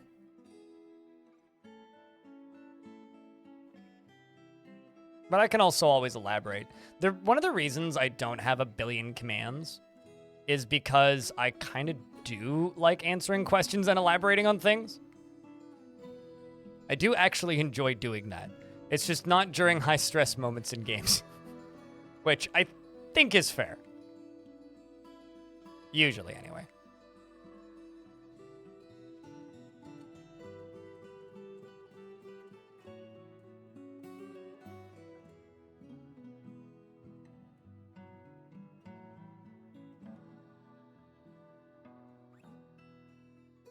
And then let's run this across to here.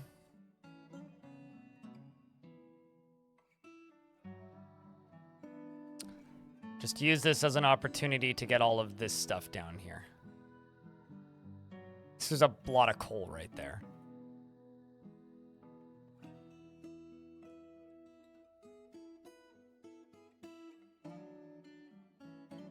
Let's actually do this as priority 1.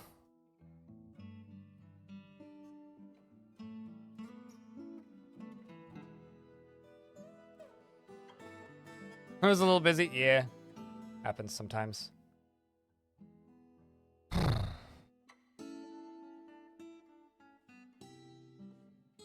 Was that a rat on the stairs? Yes, there is a giant rat in the stairwell. It's been there for a bit. Kind of becoming a mascot of the stairwell.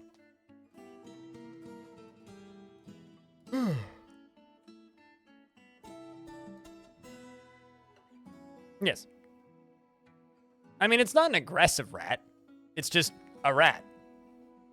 I should actually probably put some cage traps around because, like, there are a lot of cavern critters. So let's actually just put a cage trap right here.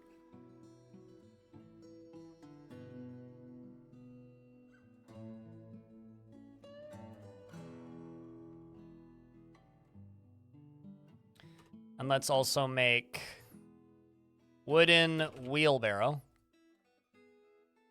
20 of them.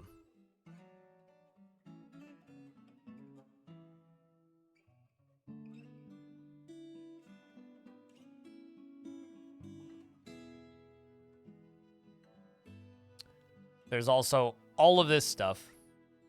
So we've got tetrahedrite and gold. Which means I can make electrum, steel.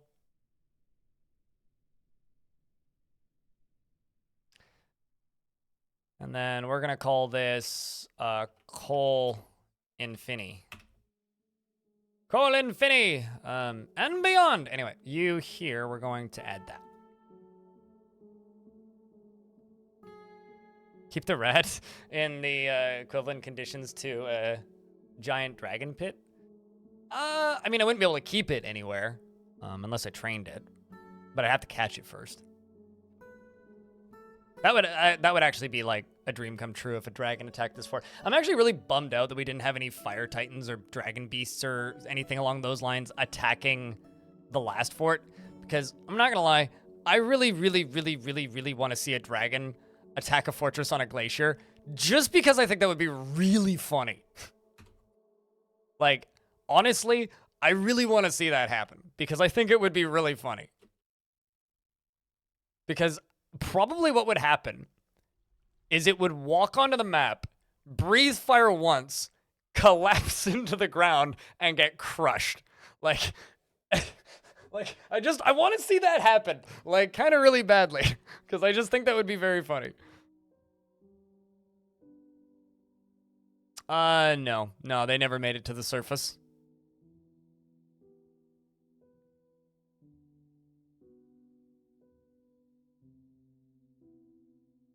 I think I could probably do that with DF hack, I just don't know how to.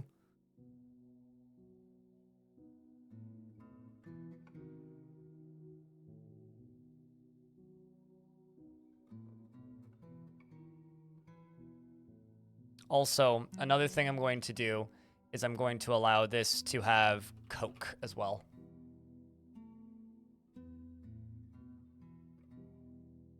And where does coke hide, though? I thought it was in bars and... What?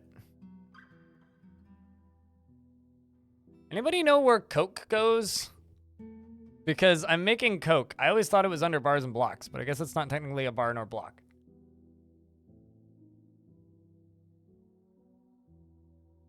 Oh, it's refined coal? Right. I feel like I knew this.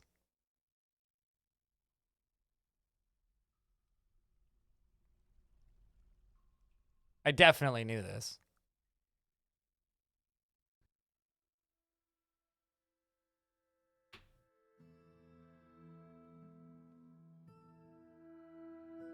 There it goes.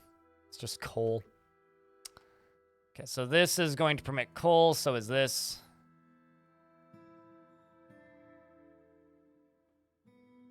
And then this is going to also allow that.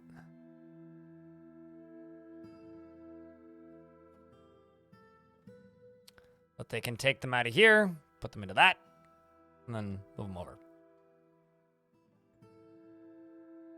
It's a bit confusing. Yeah, I mean, I only make a stockpile like this once a fort or so, right?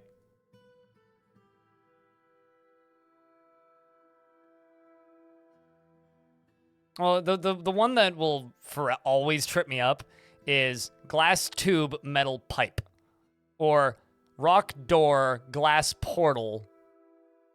And what's the other one? I don't know. There's a lot of like weird things like that in this game. I don't know. I kind of like it, but it's goofy. Okay, so we are now making steel short swords, so I can update my equipment. And immediately get new weapons.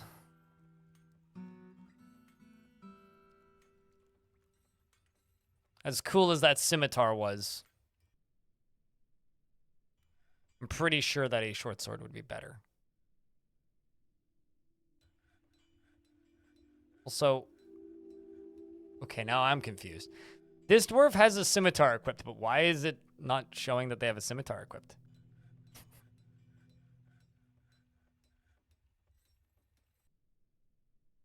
This is a very interesting dwarf, too, because their spouse has a goblin name. Astrog?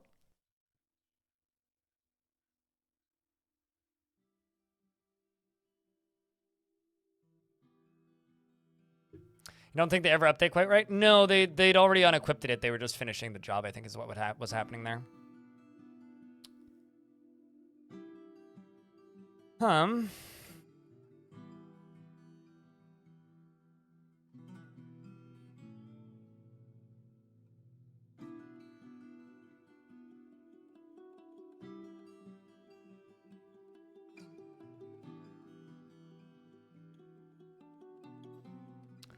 Let's start smelting magnetite. Although, at least there is magnetite there. And tetrahedrite.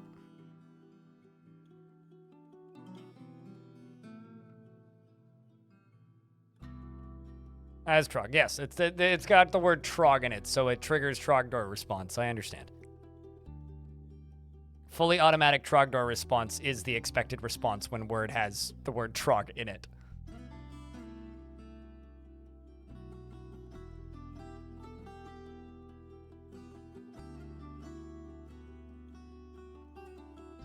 Put fortifications in the middle of this and windows around the edges. Make this look all fancy. Congratulations on a successful return to the stream. Devilish.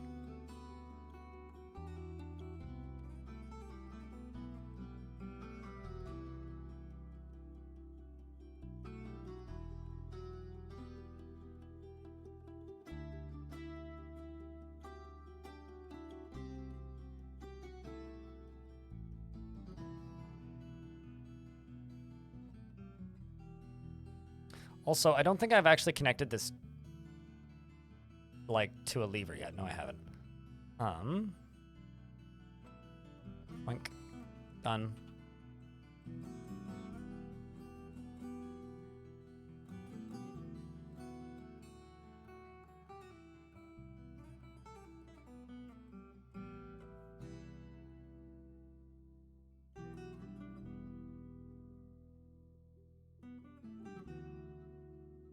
Just a slow process of bringing all these boulders up. All of them. I think something I'm going to do real quick is I'm going to try and just make sure that olivine is the only stone that actually gets loaded into the stockpile for a little bit, just so that I can get this done quicker. Okay, we'll leave clay in there. But they'll keep loading these in. I just want them specifically to bring olivine. Oh, did I make those into floors? Dang, I'm dumb.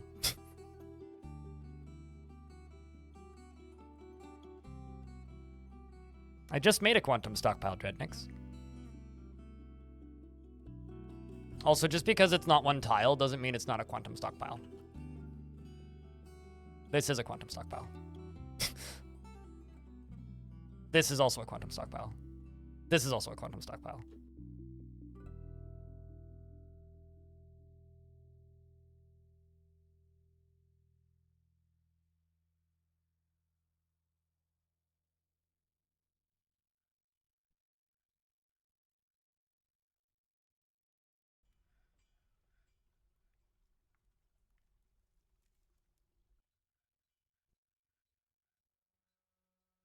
All right, so all of those dwarves have the correct swords now.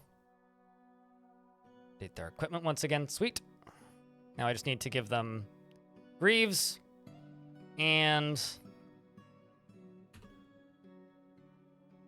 let's do steel greaves, 10 of them.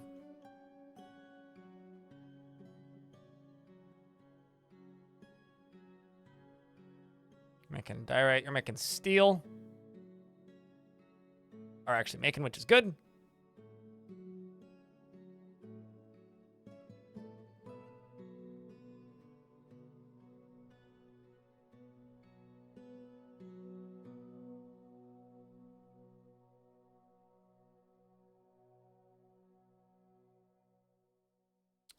You have a problem with pre-planning so much you don't even want to go through with the plans? What?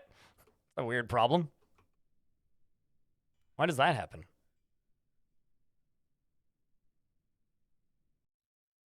Okay, what I really need to do is I need to go in here and I need to cancel all the jobs on these, and then I need to automate this, but... Do I use quantum stockpiles in most playthroughs? I use them for specific things. I don't use them for literally everything. I know some people, like, use... Have we dropped the big butt? Yes, we've dropped the big butt. There might be a clip of it. I think there's a clip of it. Anyway, I use them sparingly. Like, for me, quantum stockpiles are... if I use them for literally everything, one, that UI gets tedious, but mostly... I find they ruin the aesthetics of a fortress. I like having big stockpiles in fortresses. I think big stockpiles look cool. Thank you much, Suited. So I like large stockpiles in forts. I think that they are entertaining. So for that reason, I kind of go out of my way to have large stockpiles. Just because I think that they're cool looking.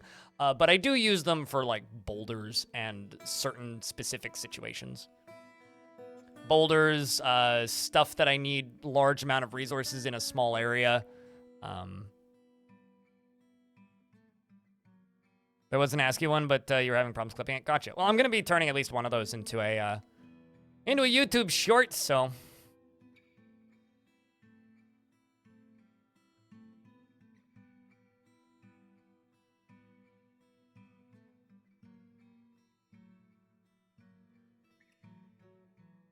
Yeah, I mean, like, I didn't use mist generators in the last fort, and I was mostly able to keep the moods happy. Like, I think that there's a few things that, like, in Dwarf Fortress that make the game a lot easier that I do feel kind of take away from the game in the grand scheme of things. And I think that, like, mist generators are one of those things.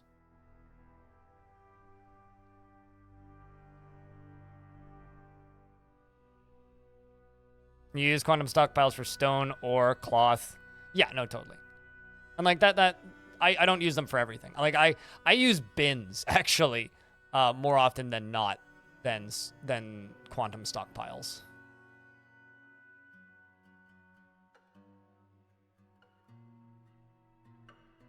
Looking for that area that I mined out. Bunch of coal. It's up here.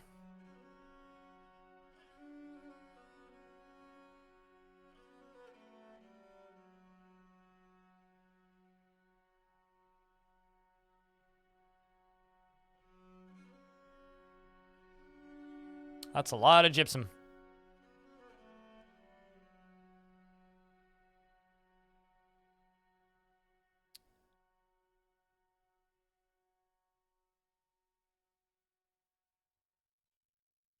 Let's also put rock salt and quartzite in this.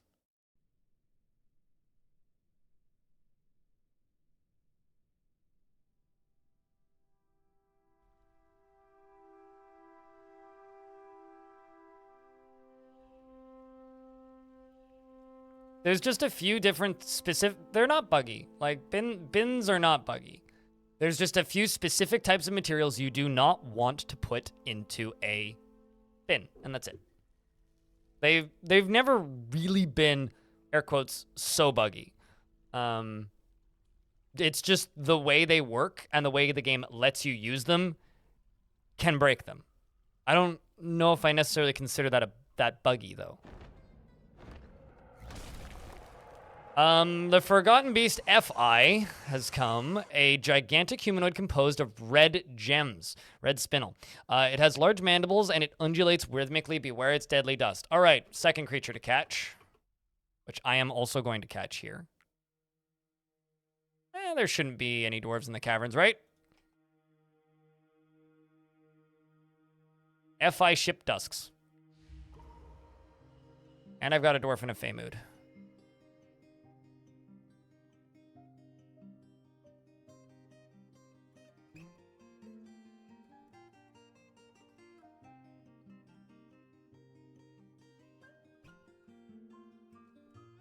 What? Oh, it's fighting with Drothlas.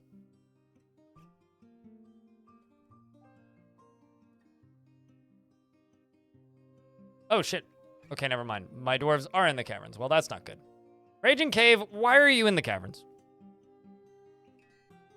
I didn't want to do this, but turns out I had to.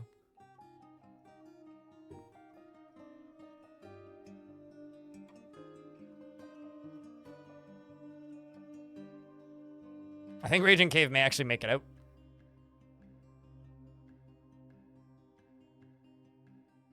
There's just dwarves running by. Oh, that's funny. Come on, dudes. Oh, God. Well, I don't think you're in the burrow, actually.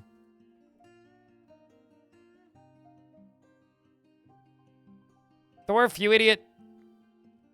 Was web collection on? Oh, yeah, definitely. I'm not being 1000% safe with this fortress, okay? Hopefully you realize that.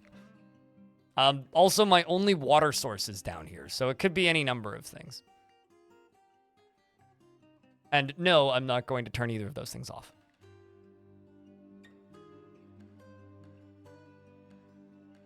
Is that a troglodyte? Yeah, that is a troglodyte.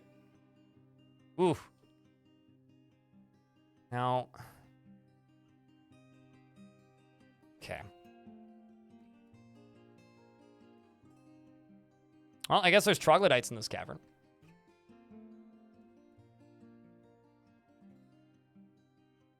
Am I ever safe with my forts? I have been. I mean, I played... okay, aside from the catastrophic crab calamity, I was pretty careful with water lungs, all things considered.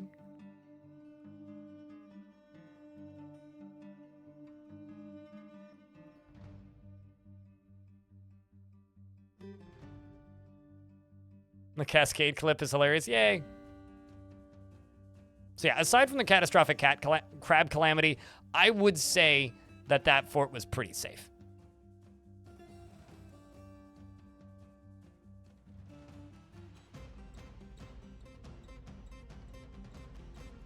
For a second there, I thought this creature was about to die to a troglodyte. Why is there so many troglodytes in the caverns?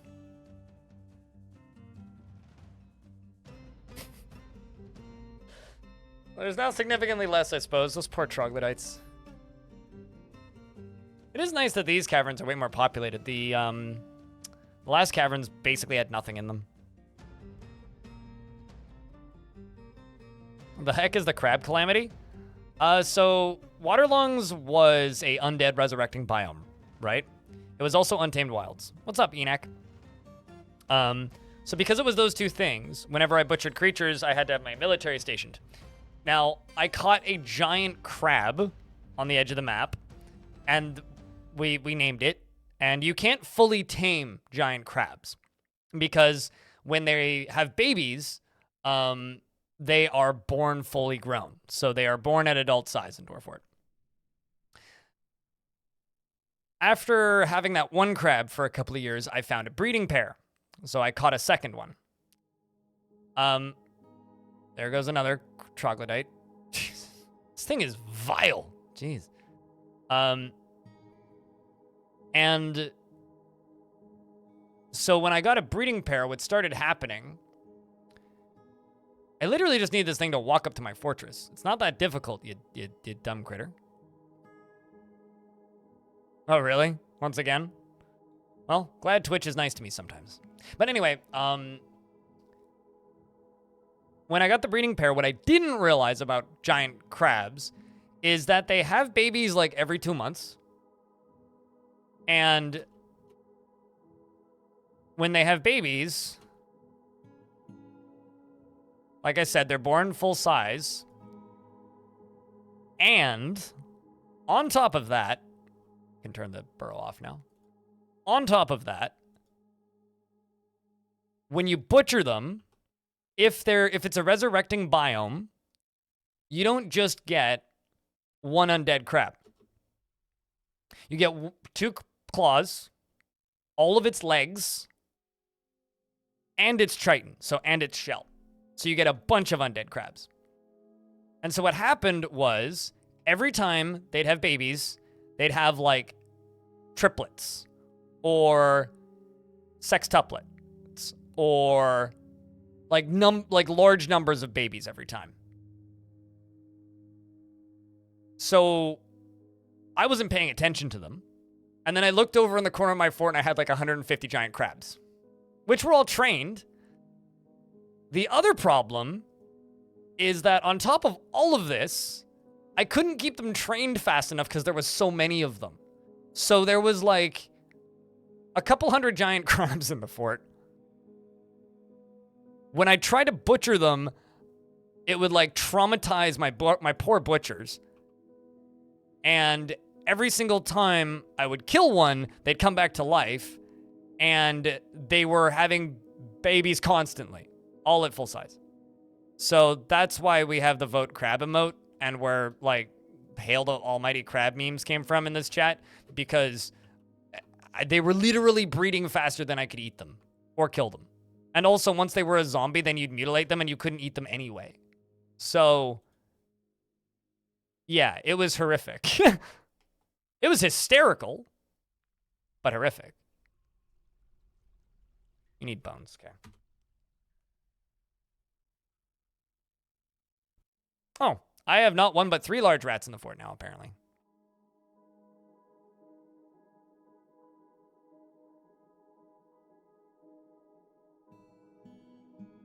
Slaughter a duck.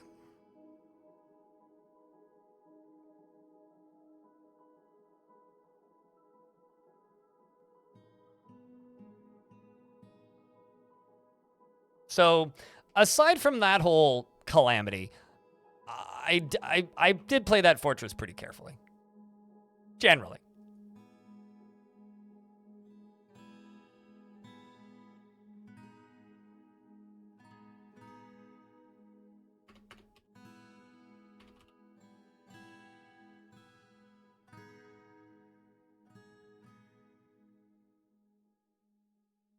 Yeah, okay, so I'm going to do one of these for rock salt, one of those for olivine, and one of those for quartzite, and one for mica.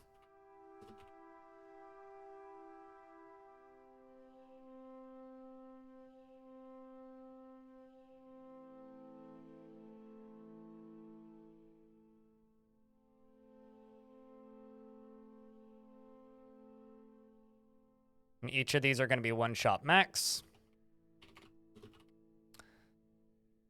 And then 1 for diorite.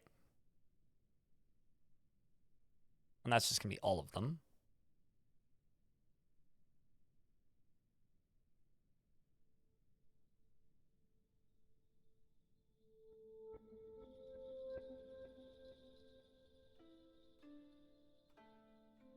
Now, when it says greater than 10, is that greater than 10 overall or greater than 10 in the stockpile?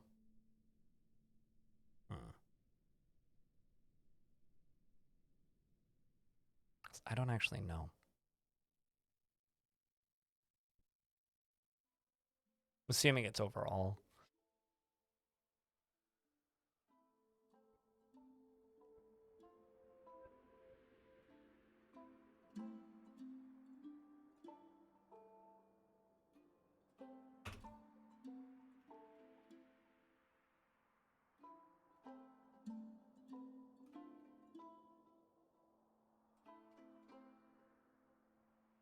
Oh yeah, we also found out that trained giant crabs can pick up things, throw them, and pull levers in that fortress because my doors kept opening. Which was very funny, once again. Terrifying, but hysterical. Okay, so I think you want something bigger than a duck. I will slaughter a large rat then.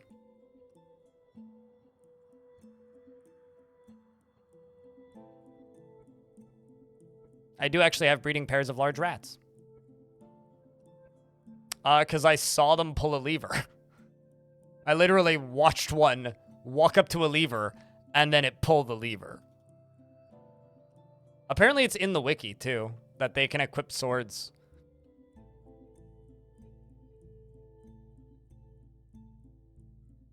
I didn't see any of them pick up dead friends of theirs and throw them at each other, no. That I did not see.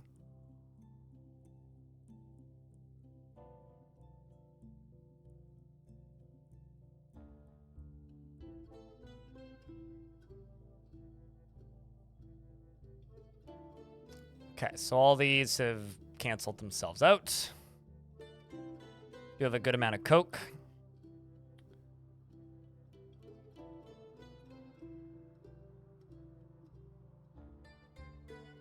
I don't know how much magnetite ore I have. Let's find out.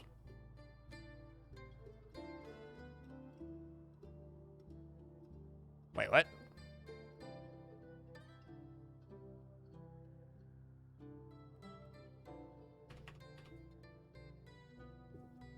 No way in hell I have no magnetite. Fuckloads of tetrahedrite, gypsum. 87 magnetite.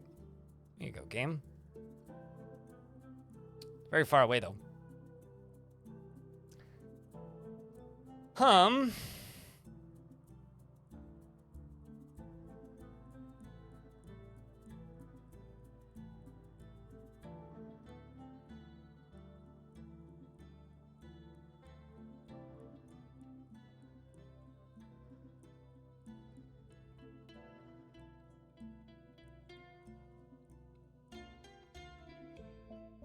Trying to figure out how I want to do this. Caveman, thanks for the 5-pack of gift subs. People have been absurdly generous today. Like, seriously. I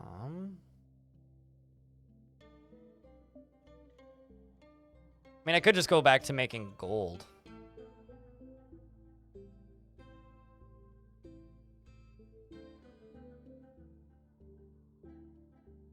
Smelt, gold. Native gold ore. Let's just do 20. If amount of gold nuggets is greater than 20. And the amount of raw fine coal is greater than 20. Check monthly. We'll just get some of that going occasionally. And then let's smelt tetrahedrite.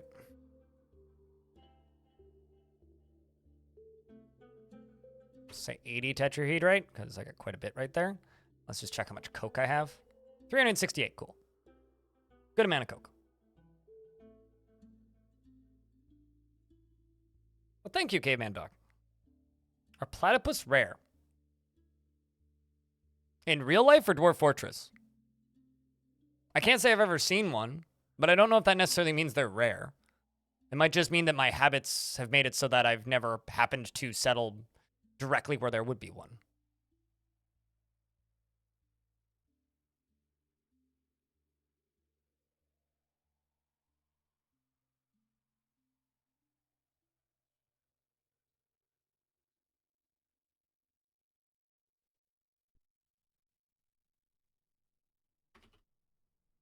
Okay, so we'll start getting gold bars pretty quickly.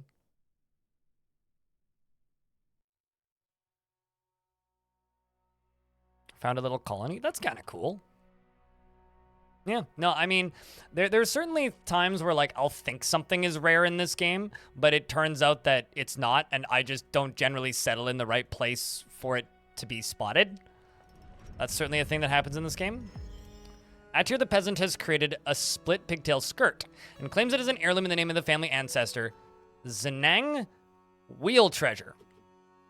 So what I think I'm going to start doing is I'm going to build a artifact vault up at the top of the map. This is a split pigtail skirt. All craftsmanship is of the highest quality. It is encircled with bands of pigtail, cushion, diorite, cabochons, and goat leather. It is made from pigtail cloth. This object menaces with spikes of diorite and giant rat bone. Well, the item is an image of Shortest Weeprun, the dwarf and dwarves in brown zircon. Shortest Weeprun is surrounded by the dwarves. The artwork relates to the ascension of the dwarf Shortast to the position of king of the Sly Theater of 68. On the item is an image of Uzel Glodemine, the dwarf in diorite. Shortast, is that still the king? No, Monas is the king. Okay, well, that's unfortunate. That's not the current king, but...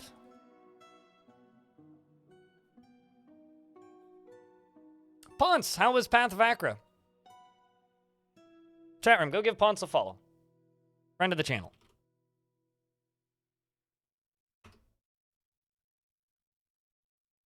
How was push button stuff die? Hopefully entertaining.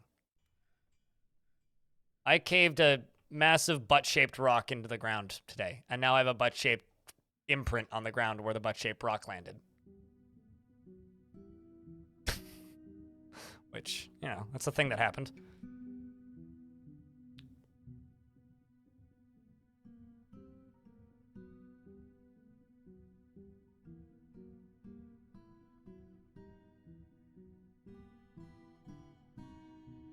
Ended on a successful run. Yay! Sounds good.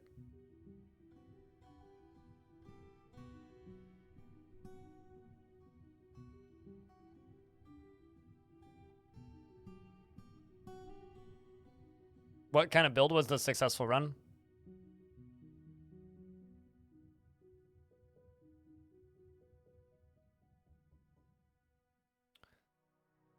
Okay.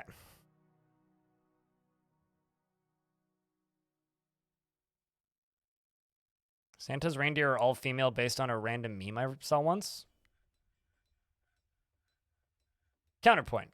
Santa isn't real and has no reindeer, but interesting.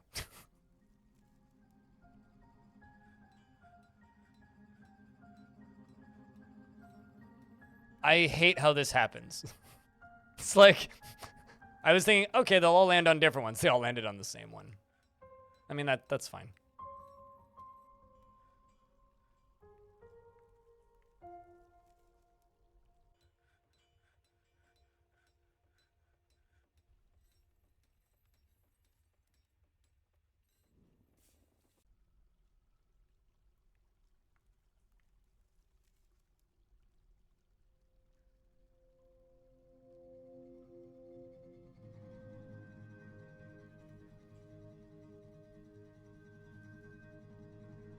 Females retain their horns in the winter? Really?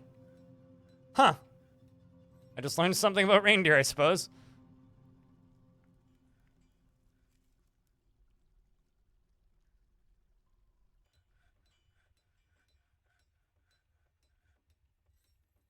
The god who turns all your gear into void stuff. Dual bare fist astral damage that procced lightning damage scaling off of speed and dodge. I did a naked goblin build yesterday, and goblins permanently increase their stats when you sacrifice weapons. And I had an ability that, and I used the most recently added god, which gives you permanent stat modifiers or permanent weapon damage modifiers to your main weapon whenever you kill a boss creature. By the end of it, I was doing about 160,000 damage per hit.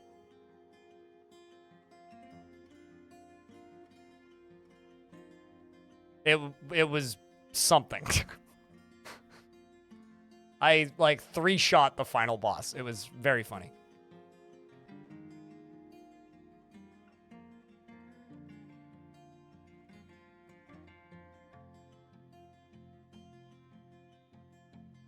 I don't know. I never use it. I used it once a million years ago on an older version of the game and kind of didn't like it because I felt like I was playing the game less. So I haven't used it since. So I have no idea. Whatever. Someone in chat might know.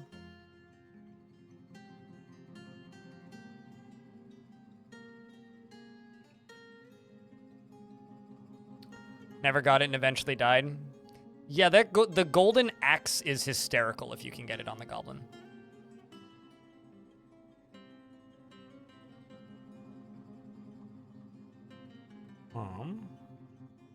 Yeah, I've managed to convert Ponce to Path of Acro, which you know is good for everybody.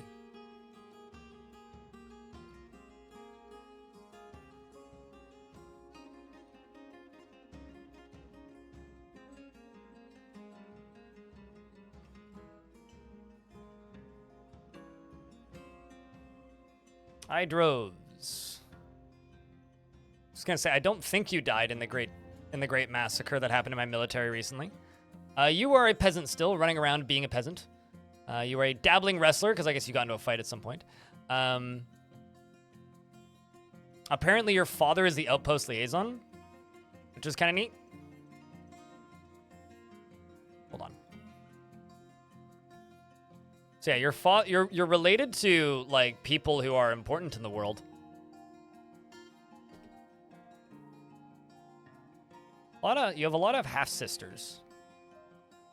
A lot of half siblings, actually. A lot of siblings and half siblings. Actually, I wonder. Yeah, a lot of the siblings here are also related. That's kind of neat.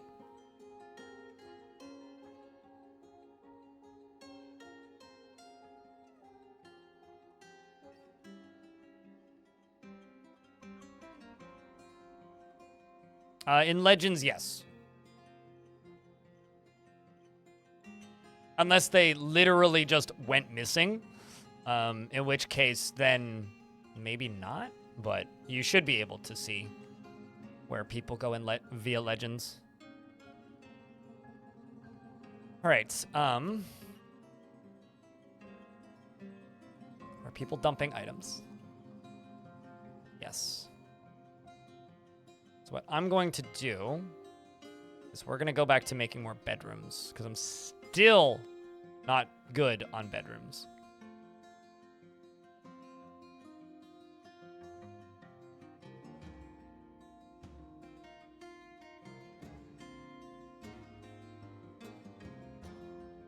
And I've got a lot of these dwarves here that need new clothes, or need clothes storage more accurately.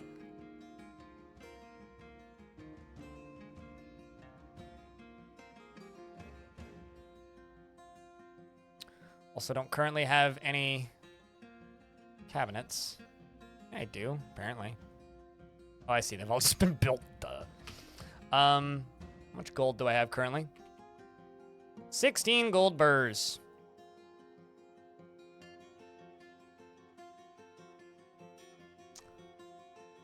Let's make gold cabinet 10. I don't even know why I assigned that.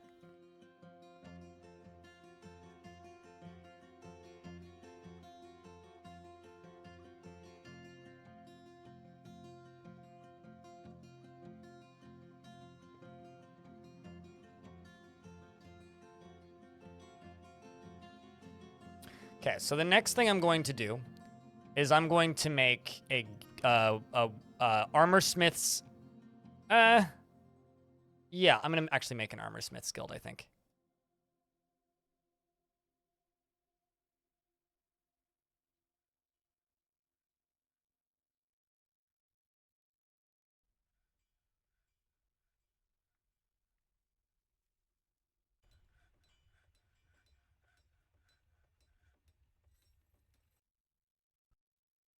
Saw an unbuilt wall.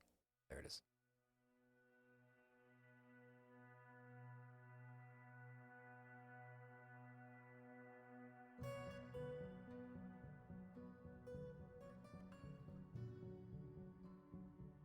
It's going all right.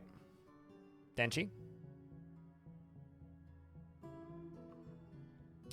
Yeah, I feel like family get-togethers at the Outpost Liaison's fortress would be rough. A lot of half-siblings. A lot of strange conversations.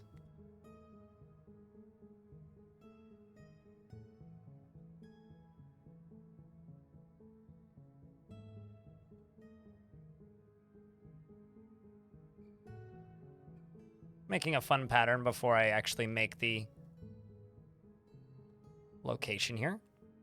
This is going to be a public armorsmiths guild. We'll also make a public weaponsmiths guild. Hopefully we can start getting some better artifacts in that regard. None of these silly wooden bows. All right, Jfa. And yourself? Is it J Fox? Is that how you want your name said? Or do you want it said foe?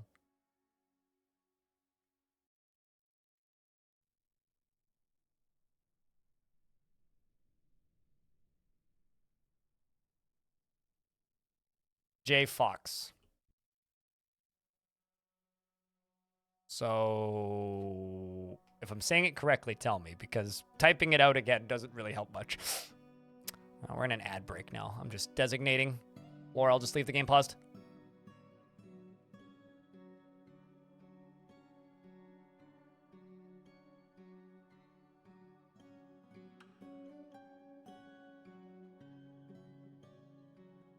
You have to construct over top of the stairs.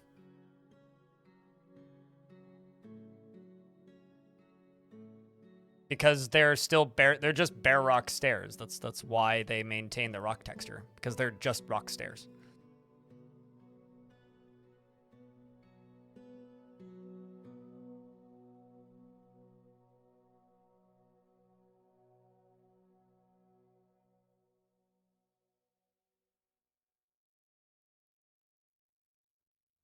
It's pronounced fa like the soup. Okay, so it is J fa. Got it.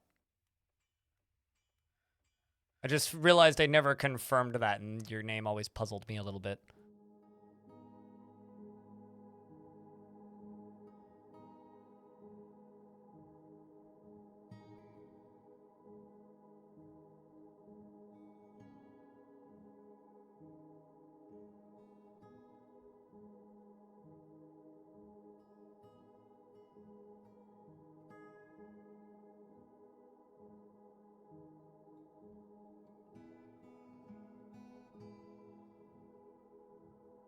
So, like, as an example on how to fix those stairs, go the layer above, go the layer below.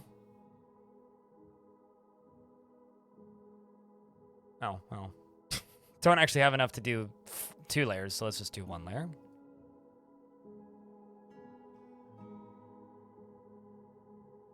Use a boulder for one of them, whatever.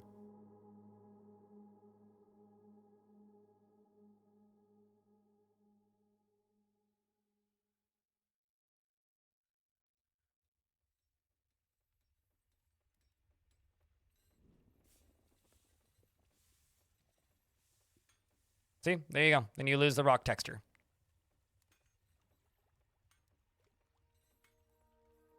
Somehow you crushed them under a drawbridge without realizing it. Damn. That'll happen. Happens sometimes.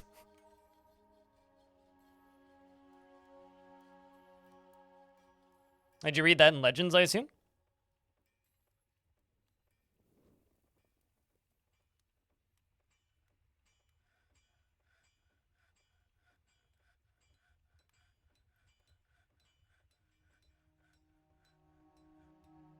That'll happen. I mean, it will.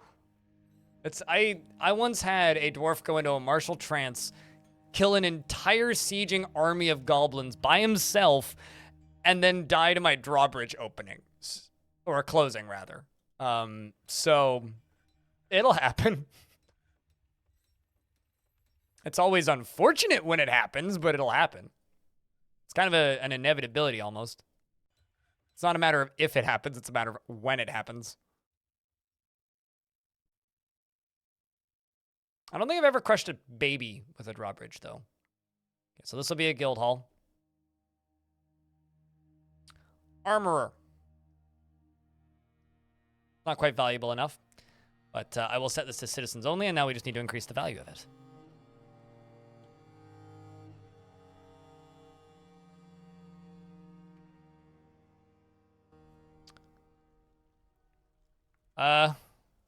So a vile force of darkness arrived and then immediately left, I think. Oh. Wait, I saw something for a second. Is there an enemy here? Nope. Okay, there's one.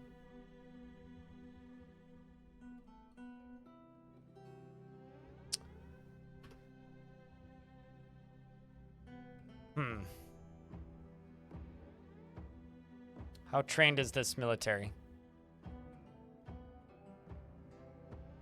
They're all novice swords dwarves.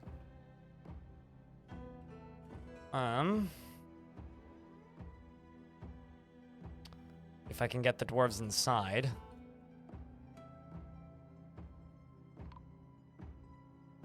Here come the snatchers.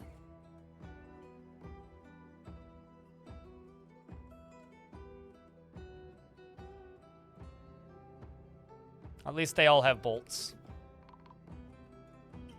It's also raining.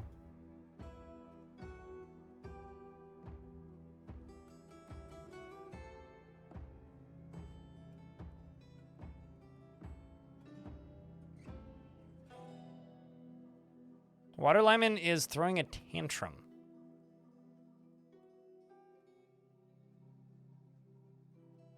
Who's now injured, nauseous, and injured. Who'd you get? You got into a fight with somebody? Come on, dwarf. I may actually have to make a prison soon. Oh shit, that was actually a pretty big scramble that just happened.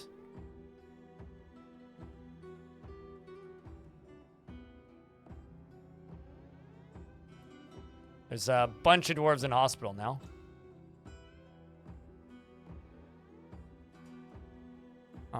I really need to make a better hospital at some point.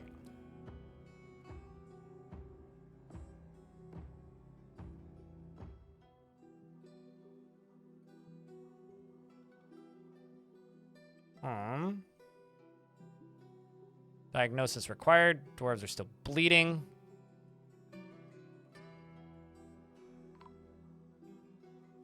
Kachinki was found dead because they're still fighting. Big old brawl going down at the worst possible time.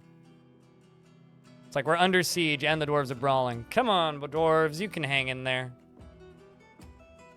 Meanwhile, the goblins are slowly making their way in the fortress, into the fortress. Terrified while in conflict.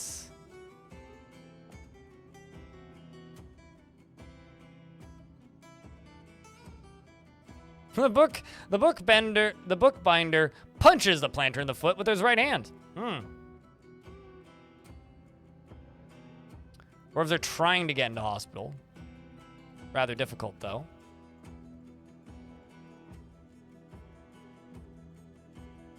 Joker is fighting. A bunch of dwarves are still fighting. Okay, it looks like they're just vomiting at this point.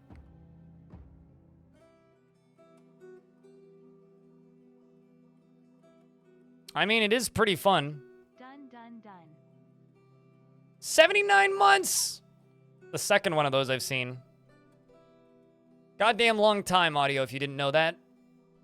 Flavabox also died. I was about to say, Flavabox was the first one to re-up with the 79 months, but You're the second. Fortunately, unlike Flavabox, you're not in the fort, but you're not dead, so that's good.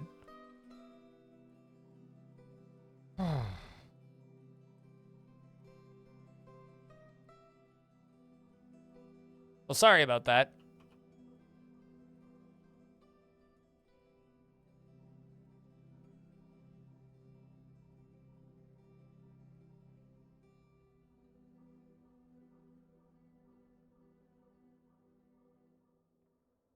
Let's just move the soldiers up.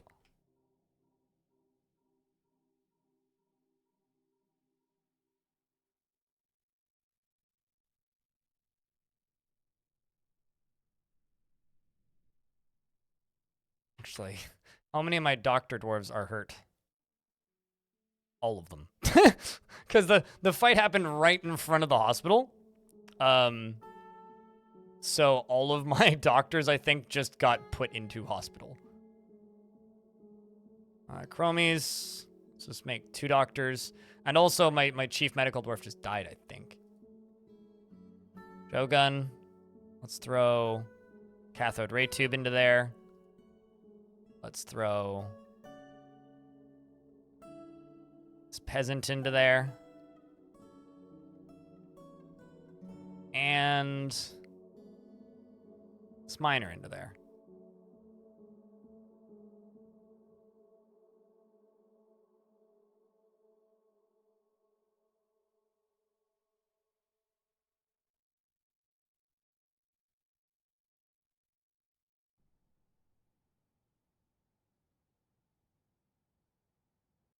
Oh, why are they over on this side?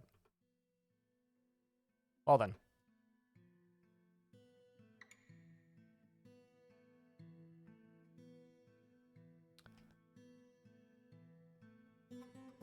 Dwarves are coming over to meet these goblins. The Mark's dwarves begin firing bolts. The flying iron bolt strikes the goblin crossbowman in the left lower arm, chipping the bone. A ligament has been torn and a tendon has been torn. The flying copper bolt strikes the goblin crossbowman in the upper leg, tearing the muscle through the wolf leather leggings. The goblin says, "Begone, fear." His friend behind him has dodged an iron bolt. Wait, hold on a second. Wow, this goblin fired a bolt at one of my miners, and the miner knocked it out of the air. But then gets hit with a silver bolt fired by one of my dwarves. More bolts are flying. Bolts continue to fly directly at the goblins. The swords dwarves are close in tow behind the Mark's dwarf squad. Appears that one of my dwarves is bleeding too. Quendelf, from the looks of things, splattered everywhere. Did you get hit? You did. You got hit in the lower arm, which went through your dress. First goblin in the enemy siege has dropped his crossbow. The dwarves continue to close in, moving towards the enemy at a rapid pace, and then diving onto the first goblin who's already been heavily injured by my very, very well-practiced Mark's dwarves. We learned after the last fight to take our enemies seriously and not fall like fools. And they run directly towards them, bits of viscera flying everywhere, and the goblins fall fast. They didn't even have a chance, frankly. This goblin literally flew to pieces so fast that his arms went in opposite directions. This goblin right now is currently getting punched with bolts, screaming in pain, and has been knocked over as a militia captain bashes the goblin bowman with a bismuth bronze mace. You have a mace? Why? Also, you have a copper warhammer? That's awful. I mean, I guess it's studded with gems, but it's shiny, but it's not a great weapon. Dwarves begin to split, head back to training. I'm still going? I've only been live for 9 hours. But yeah, we're getting there. It's been a bit of a long stream. A tetrahedrite down here.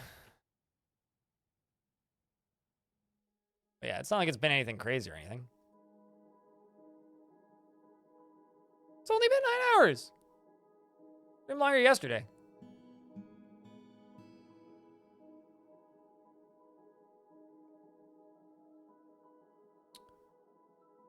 Eradicating monsters. No. Bars. What kind of bars do I have?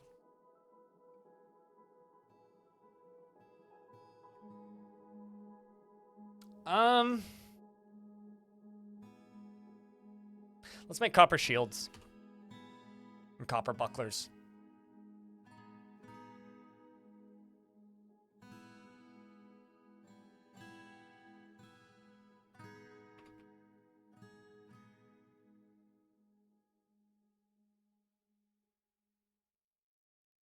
And iron helms. So let's do 20, 20, and 20.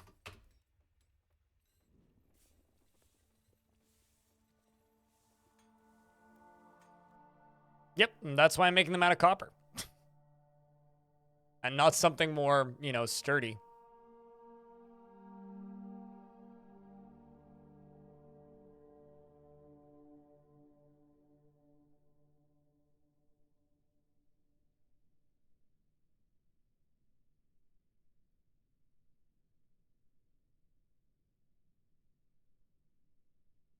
And also, yeah, what wood? Where do you propose I acquire this wood from? Also, wood isn't particularly dwarfy.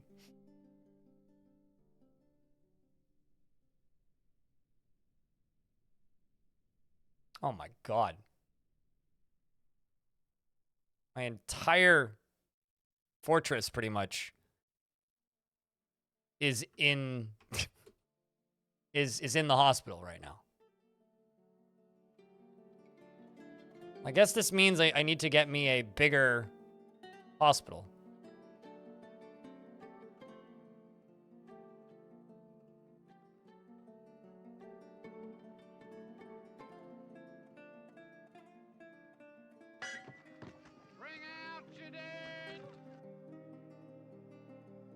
Let's give these dwarves a break from training so they can go help.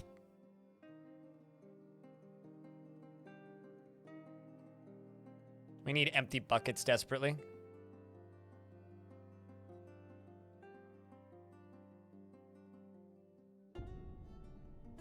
Also probably need a captain of the guard and prison cells.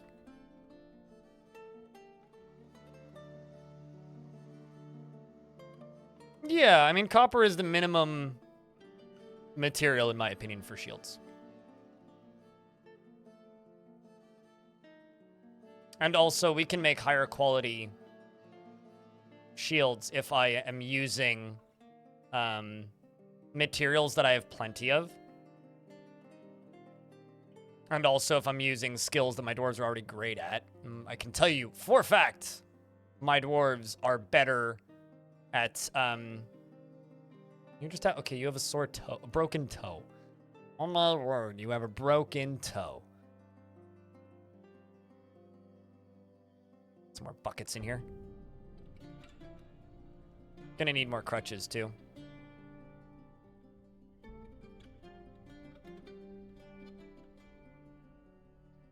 Copper crutch. Why are some regions in your world gen flashing rainbow? Can you screenshot it? I'm not sure what you mean by a flashing rainbow.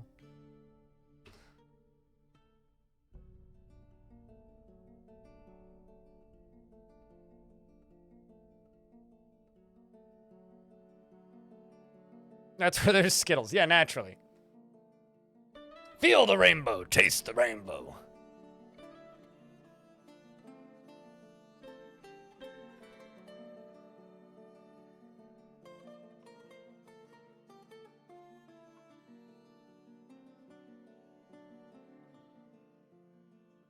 I'm not sure what darkened sky is, but probably not. If I had to guess.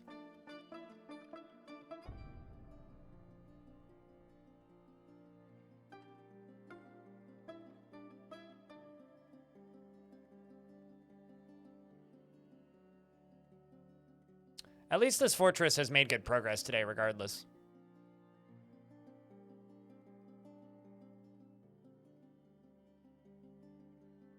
Wait, what? Actually? Unemployed Chaku? How have I not heard of this? That seems nonsensical.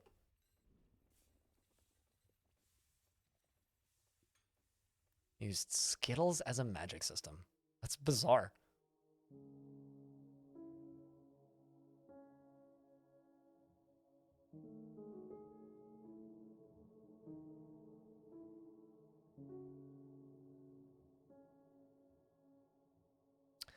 So, something else I could do for bedrooms as well is I could just actually carve out one of these layers for bedrooms, which would be a lot faster than what I'm currently doing, but wouldn't look as cool, that's for sure.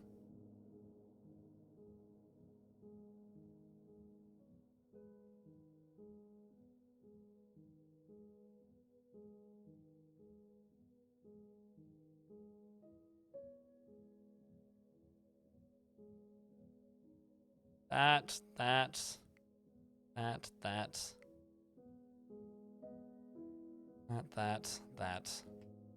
Till we run out.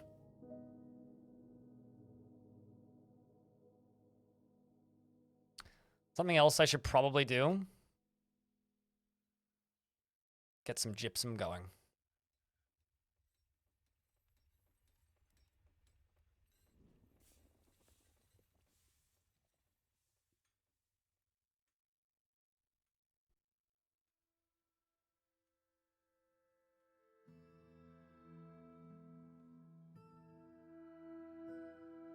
Skittle Magic new Brandon Sanderson book sounds sweet.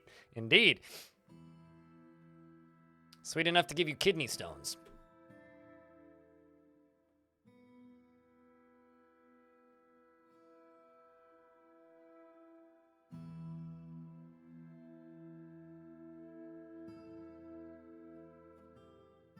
Also, what? Why are you wearing archery uniform, not the crossbow uniform?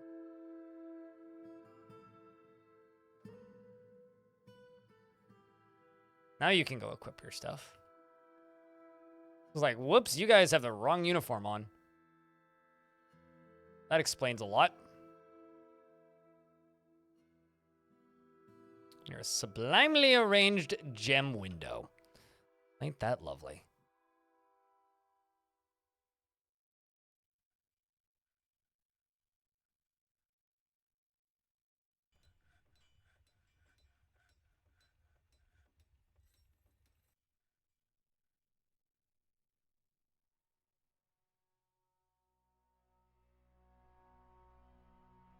And here we're going to throw vertical bars in. Do silver.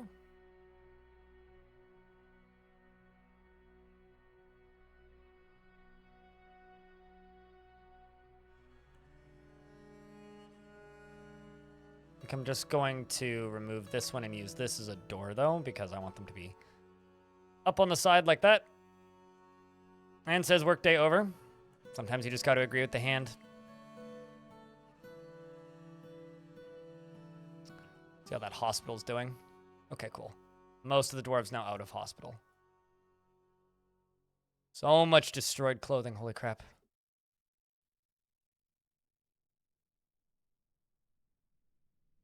Oh, so the kid who's running around with a toy hammer. I feel like I could actually just, like, throw all this crap out. The exception of that bucket. Or the buckets, I suppose.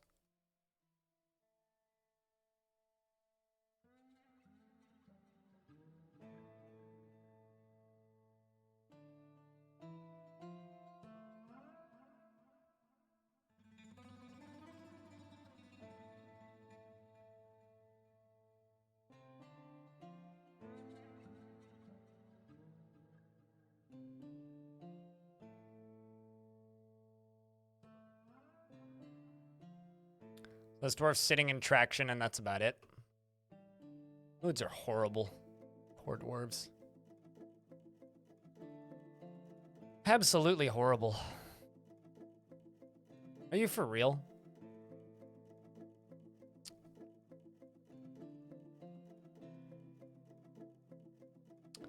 So you're throwing a second tantrum. All right, that's it. I'm confiscating your axe.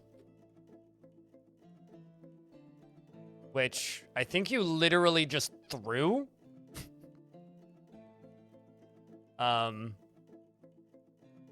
Which also explains as to why this dwarf did so much damage. Because they're sitting there just with an axe. And they throw it across the map. I am going to make a captain of the guard right now. I'd been putting it off, but I'm doing it. Who's the captain of the guard? Any volunteers?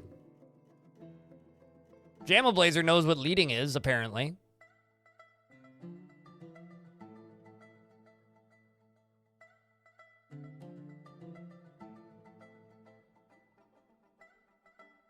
Sorry, Shaco. Gave it to JAMA Blazer.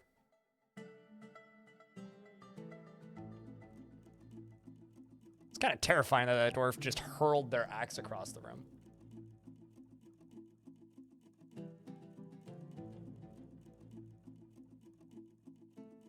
They also killed a guinea cock. Now, obviously, the only normal place to put the prison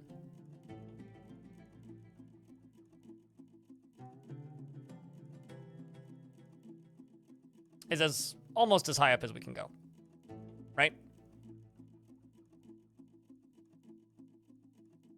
Naturally. Pretty sure I have gold chains, too.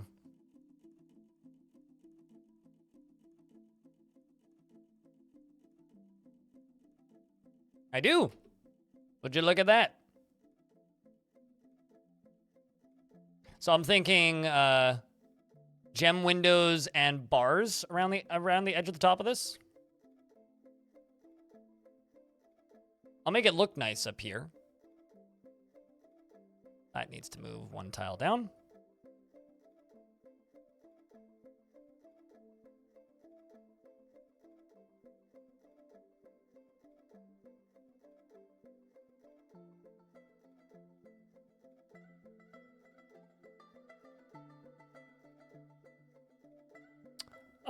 Well, I need to acquire more gold bars first, but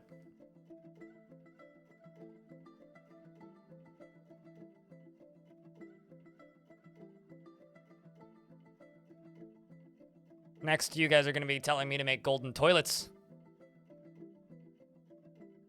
Okay, so I can now do that. Convict. Oh, they can't actually report the crime yet because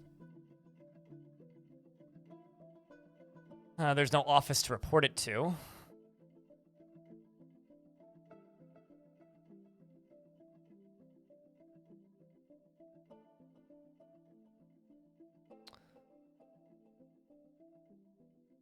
This is going to be the captain of the guard's office.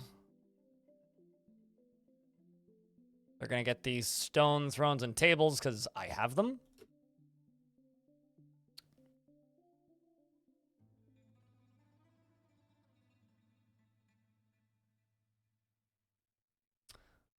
And I'm going to interrogate...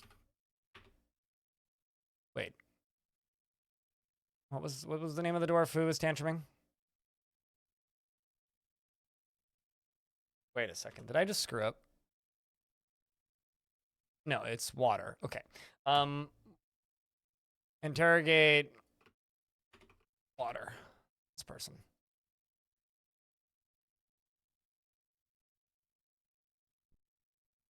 Captain of the guard is pretty pissed too. There are not enough chains. Well, we're working on it, dude. What are you so upset about? Worried after considering the scarcity of chains. Well, we will increase the number of chains.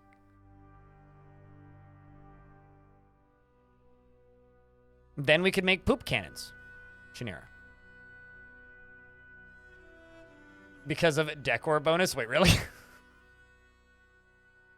Yes, we are chasing this dwarf all halfway around the world just to interrogate him. Then he'll admit the crimes, and then I can lock him up in the golden prison at the top of the fort.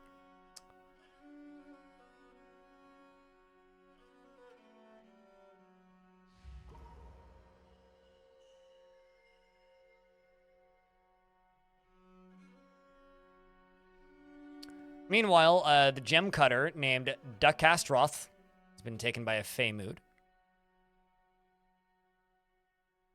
Ah. Water laced with mud. Ew. Mob tour? What happened to you? Irritated after seeing a goblin die and became more angry. I think that did it. In 126, this dwarf, or in 125, this dwarf was angry after I failed a petition for a fancy temple. They were annoyed after having a drink without a goblet, cup, or mug. Well, that's a you problem. We had mugs. And then in 126, they became more angry after seeing a goblin die. And then 127, they became even more angry after being forced to endure the decay of a friend. So then, since then, they've more or less snapped. And so this dwarf just is angry all the time.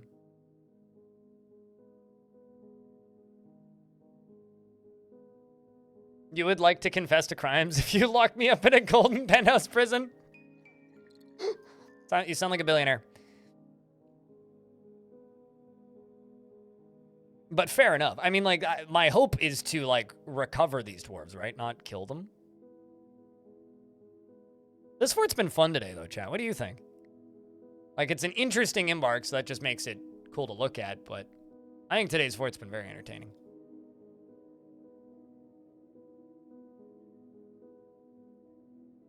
Okay. So you confessed.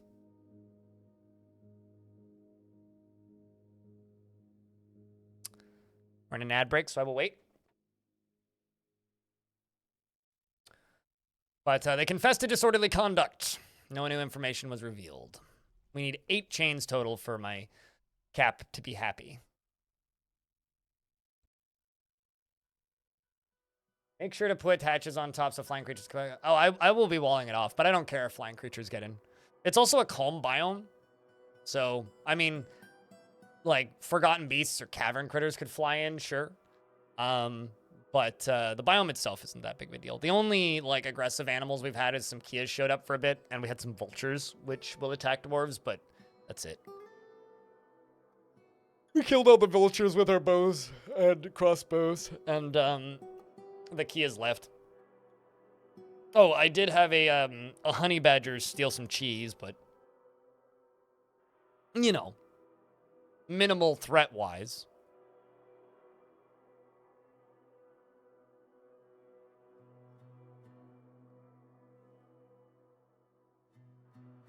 Cheese badger? Yeah, pretty much.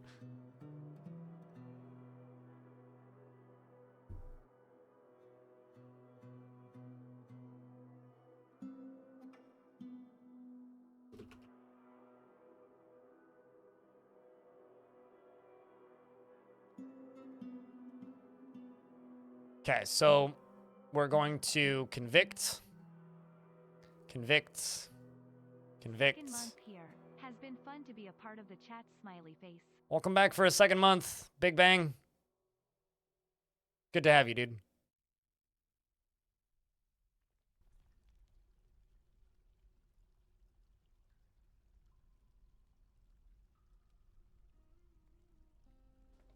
Gonna go beat the criminal. This dwarf does not like their job. I need someone who is deliberately cruel. Ooh. Actually, hold on.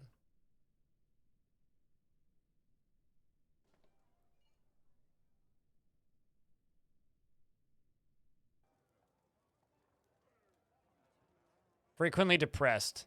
Dreams of attaining a rank in society. I'm actually going to make Caramel Nuke. I'm going to swap these two out.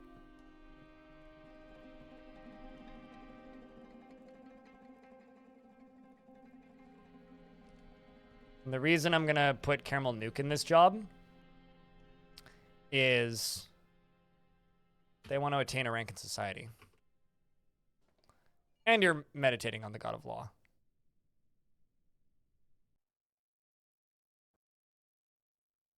So this dwarf is getting 113 days in prison after going to the hospital for a little bit.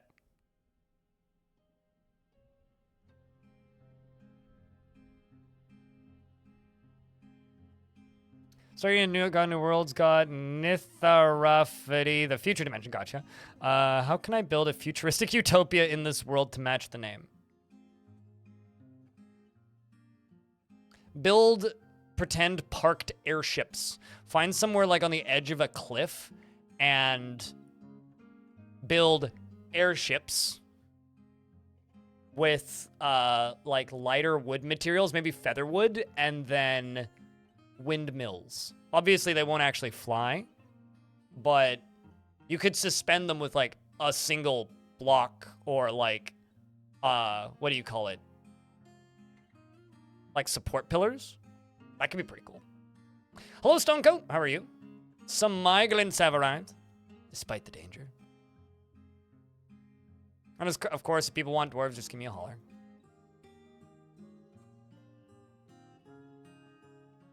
Build some lead zeppelins. You could literally make an airship out of lead. Yes.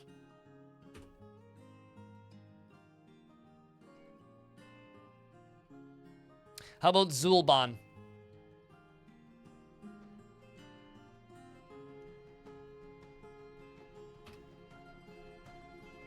You're in the Ace Bolts. You're in my Marksdwarf squad. She would never pass up a chance for a good fist fight, is grounded in reality, and is quite polite. Generally acts with a narrow focus on the current activity, and likes a little excitement now and then, and likes to keep things practical without delving too deeply into the abstract. And also, Burby Super. Thank you very much for becoming a YouTube member. You're meditating on lightning. Shocking. You do have a daughter, and your father is the outpost liaison who isn't currently here. Mad Walker, I can tell you for a fact, yours died. Every single dwarf in the military passed. It was very unfortunate.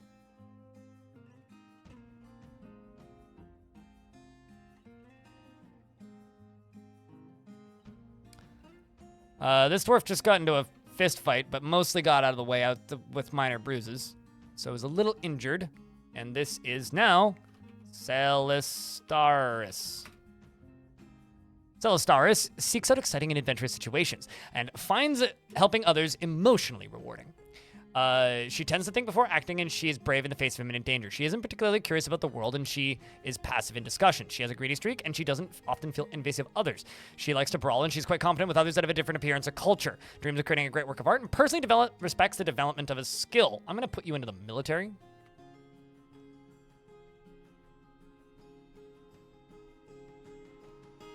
And you have a husband named Atir who lives here, as well as some half-siblings. Thanks, Burby. Appreciate you. You have lost some relatives, including Mad Walker. What happened in the military? I don't want to talk about it. Anyway, this dwarf is, slightly sickly and whatnot, but honestly, aside from your mild breathing problems, right lung tissue has been stitched. So you've got stitches in your right lung. But honestly, go grab a sword and go stab things.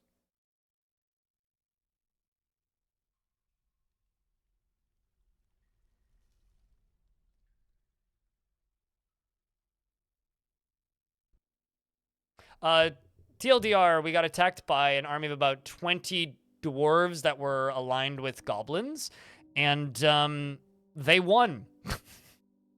That's the easy, short, long of it. May you have a crossbow dwarf.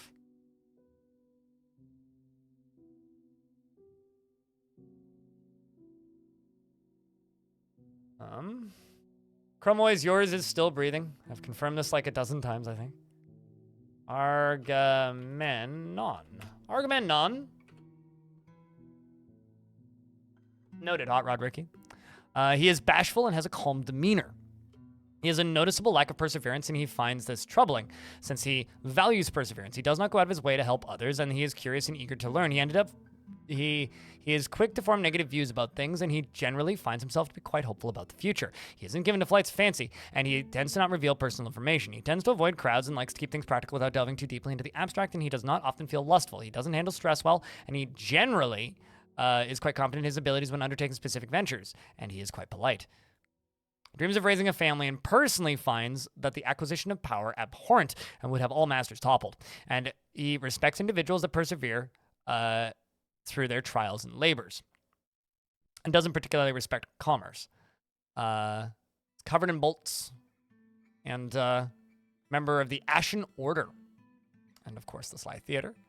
And you have a pet nanny goat.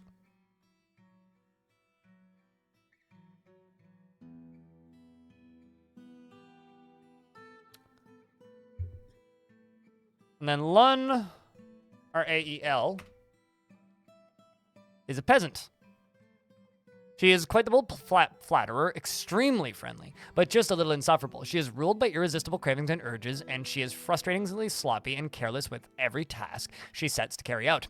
She dislikes obligations and will try to avoid being bound by them, though she is conflicted by this for more than one reason. She actively avoids exciting or stressful situations, and she tends to be a little tight with resources when working on projects. She is quite ambitious and has a greedy streak. She is stubborn, and she tends to ask others for help with difficult decisions. She is not particularly interested in what others think of her, and she finds herself to be quite hopeful about the future. And she tends to form only tenuous emotional bonds with others. She chews her cheek when she's angry, and she needs alcohol to get through the working day. Dreams of mastering a skill, and personally views tranquility as one of the highest ideals, and disregards tradition and considers craftsmanship to be relatively worthless. This dwarf also has quite a bit of family. She has an older brother in the fortress who's one of my doctors. And her older brother is going to be... You're having some issues with Undead Siege. Any tips? You can catch them in cages. Stavliko. That's a tip. That, or if they're intelligent undead military, I keep them at a distance and pucker them full of holes with Mark's dwarves until they drop their weapons and some of their armor, and then attack them in melee. Or squish them with the drawbridge, or drop them into a big hole. This can be Hot Rod Ricky. Hot Rod Ricky is unbelievably stubborn and will stick with things even the most futile action once his mind is made up. Takes no pleasure in his talents and appearance, and is swayed by the emotions of others. Generally finds himself to be quite hopeful about the future, and he works to square his natural tendency with his respective martial prowess, and he likes a little excitement now and then. He can easily fall in love or develop positive feelings, and he can occasionally lose focus on the matter at hand. He has a calm demeanor, and he scratches his head when he's nervous. He dreams of crafting a masterwork someday, and personally sees artful speech and eloquence as a wasteful form of deliberate deception, and treats it as such. And he doesn't really value merrymaking and doesn't care about nature one way or another. And he says people are so wrapped up in themselves. And he's a former member of 2 religions. Interesting. And a former member of the Tongues of Verses. Currently he's making diorite blocks.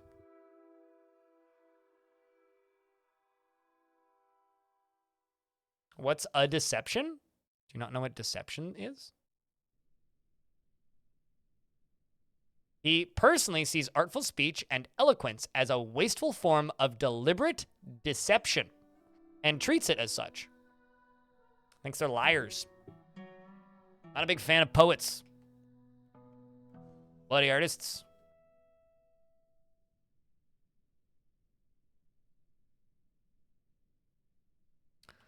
This dwarf is guilty after being confined.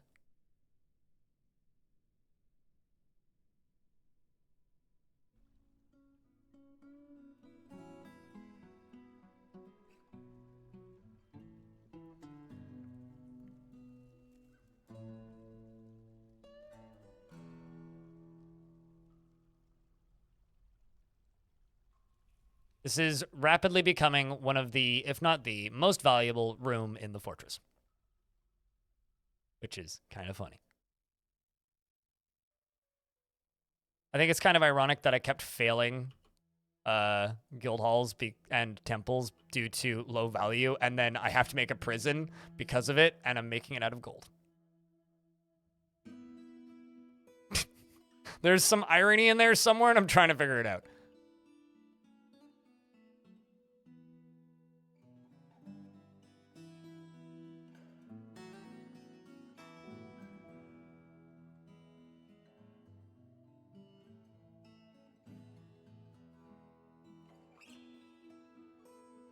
Let us know how it goes, Lumerian.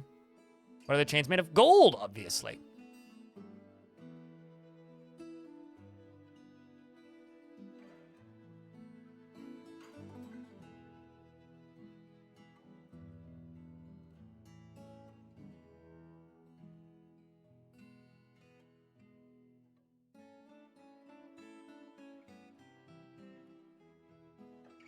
It's gonna be the schwankiest prison I've ever made.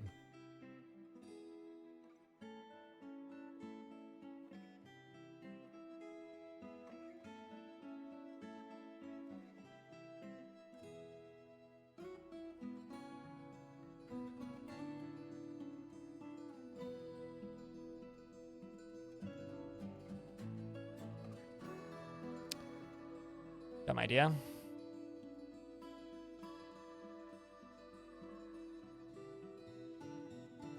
I roll twice. There we go.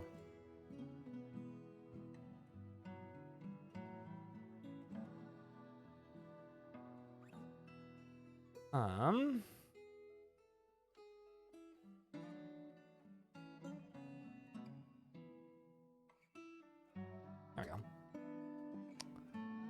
Work on that as well. The rest of this can be filled in with bars.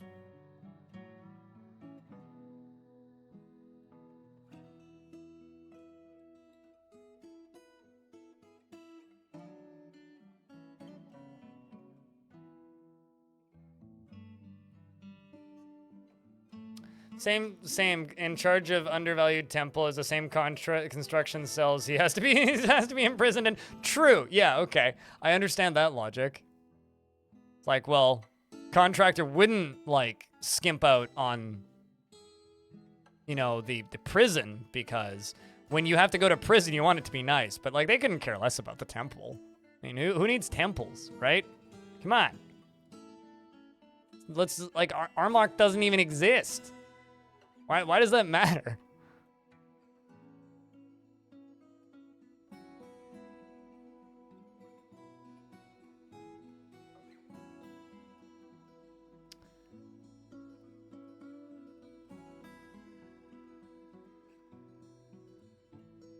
I'll just smooth the floors for right now.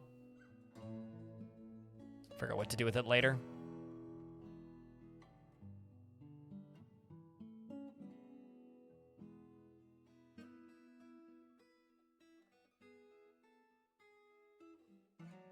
Prison of the Gilded Cage.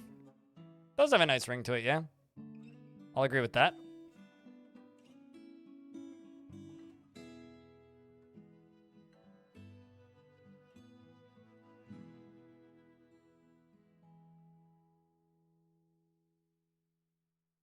I mean, what is a bird cage if not a prison, right? But now we're getting kind of philosophical.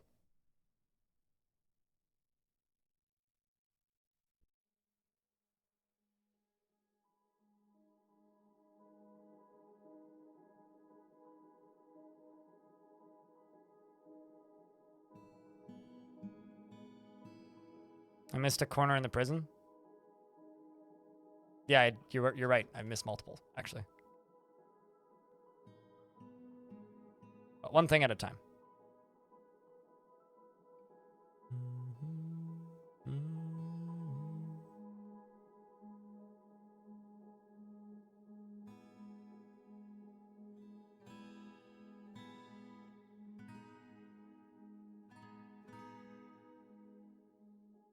I could be using this time to, you know, make more bedrooms, but instead I'm using it to make the nicest prison of all time.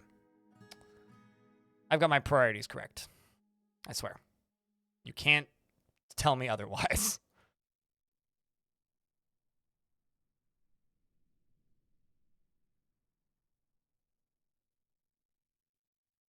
A room with a bed in it.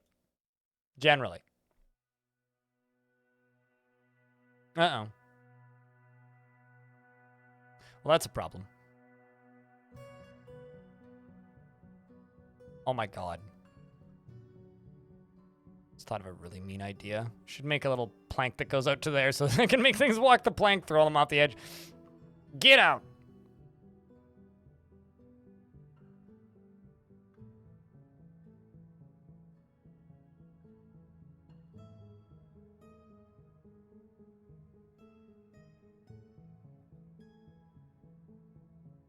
Gonna let you carry it a few tiles to the right. 1, 2, 3. There you go.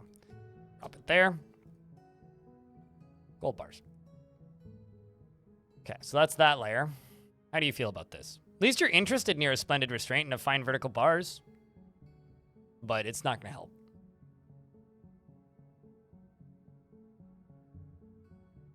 Just hoping to spend some time in this prison. I certainly hope so. So would I, even.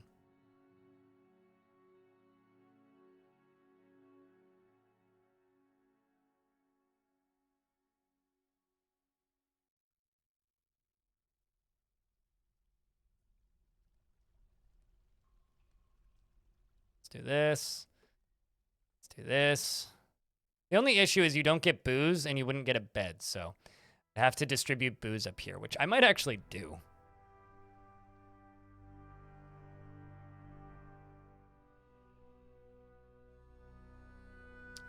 This has to be the fanciest rocky wasteland tower ever made.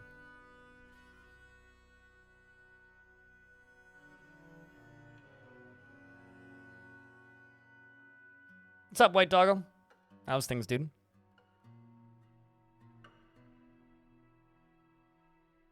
It'd be just a shame if I literally threw my axe at somebody like this dwarf. Oh, this dwarf's throwing a tantrum again. God.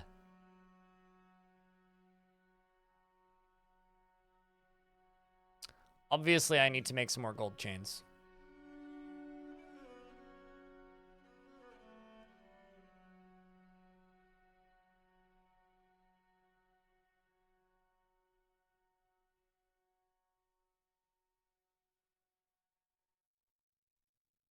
I have a feeling this dwarf is going to end up in prison for a very long time.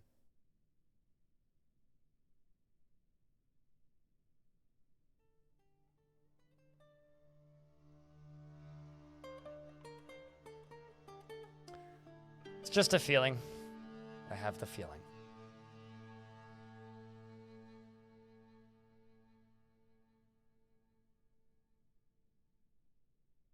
So it's looking like I'm probably going to be going camping this weekend, chat room. So I'm probably going to do a stream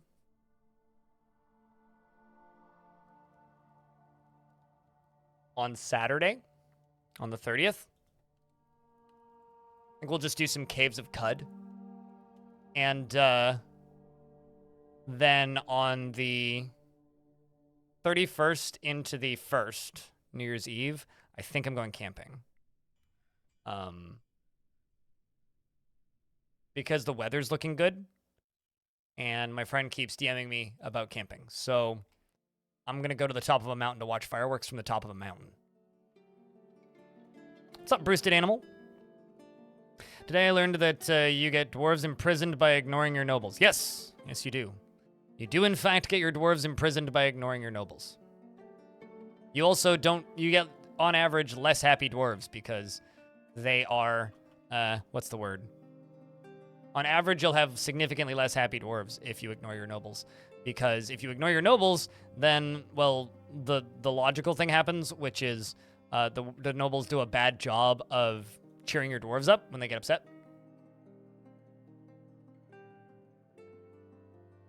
Not a steal.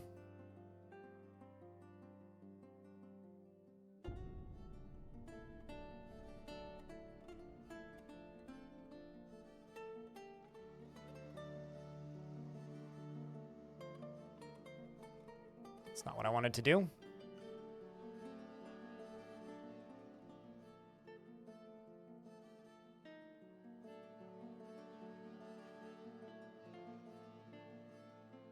Gotta have pig iron, right? See.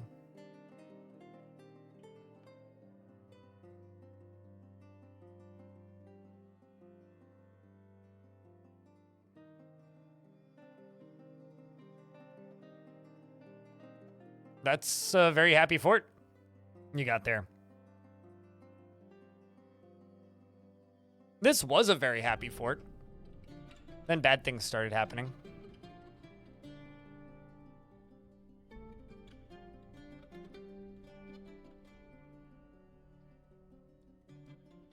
There we go. We're starting to get some armor smiths slowly up and rolling.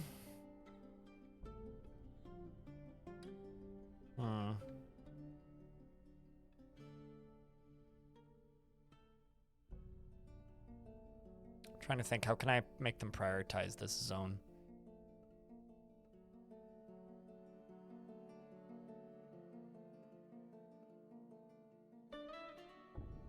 I think what I can do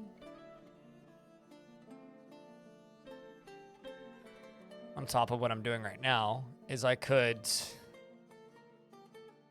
just put food and drink in there. That's always the normal way of doing that.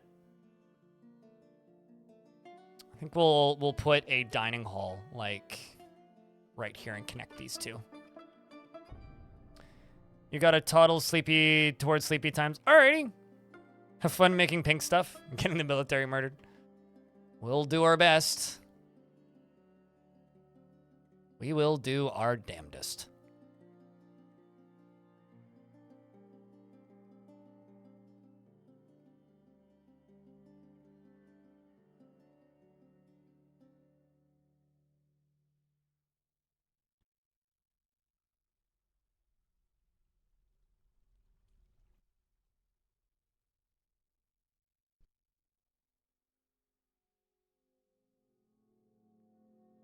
I think they should be able to build these without canceling, but we'll see. Okay, I'm just gonna kind of hope. Oh, I see. At least we can tell what materials they're making them out of.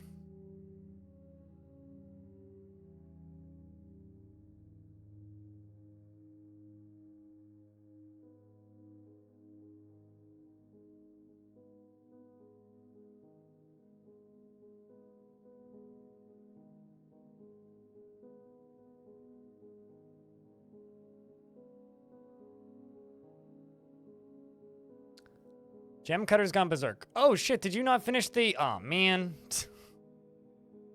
Dwarf didn't finish their artifact. Well, I've got a berserk Gem Cutter who just got their head hacked off by Ash. I think that's literally what happened. Strikes the Gem Cutter, their iron pick in the neck. Yeah, hacked their neck out. Jesus. Whoops. I thought that was done.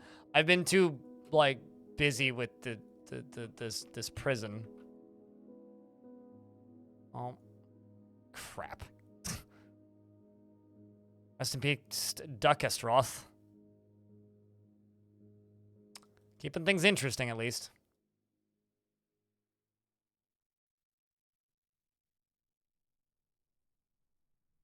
I might actually use a mist generator in this fort. Does anvil quality matter for anything besides value? It gives them happy thoughts because it's a fancy anvil.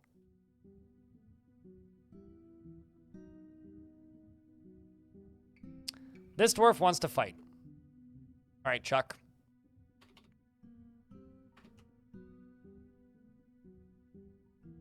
I realize you're a religious dwarf.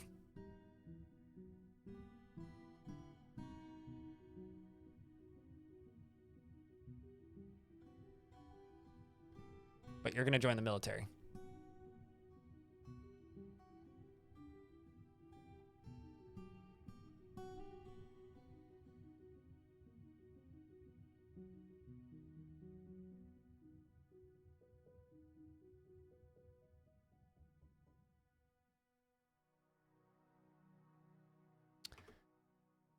All right, let's dig out this layer. Human caravan has arrived. Wow, they came back?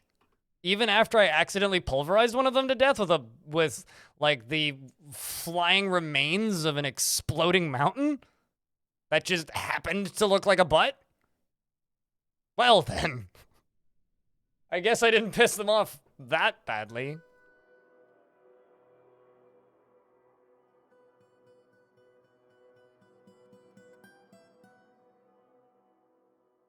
Oh, you obliterated one of our dudes. Yeah, I can sell them their stuff back to them now. It's great.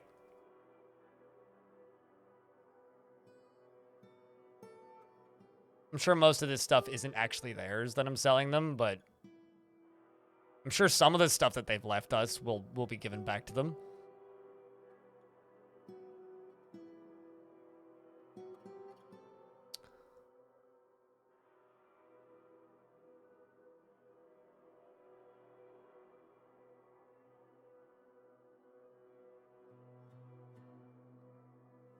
Your elephants are almost blown up. Soon you'll have an elephant army ready. Ooh.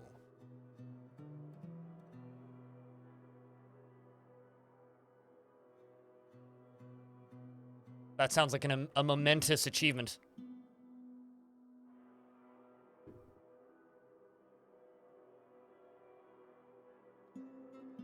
No, I did not. The cave-in happened before they were done trading. They were just arriving when everything collapsed on their head and they, you know, ceased it, and the person got splattered out of existence. Yep, this is a statue of the guy that exploded. By request of Twitch chat, actually. It's an image of Eno, who is surrounded by scimitars. I guess he liked scimitars.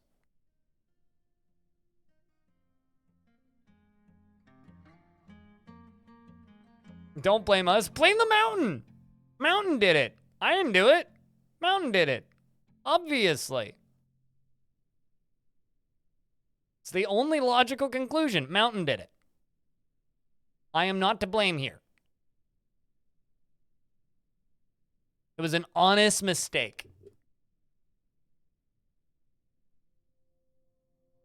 Speaking of honest mistakes, we're in a ad break, so I'm going to pause. Or a minute.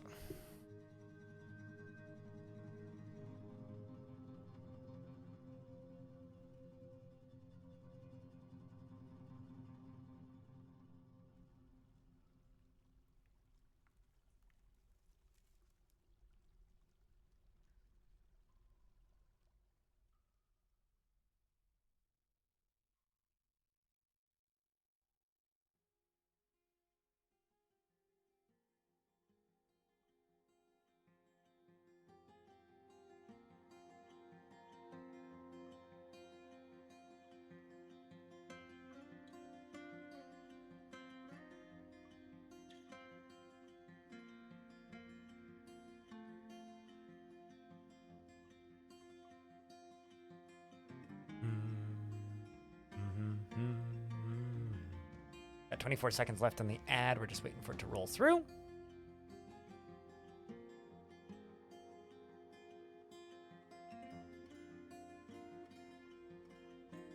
Devil on your shoulder telling you to lead that elf off of the side of the mountain when they complain about your masterpiece beds.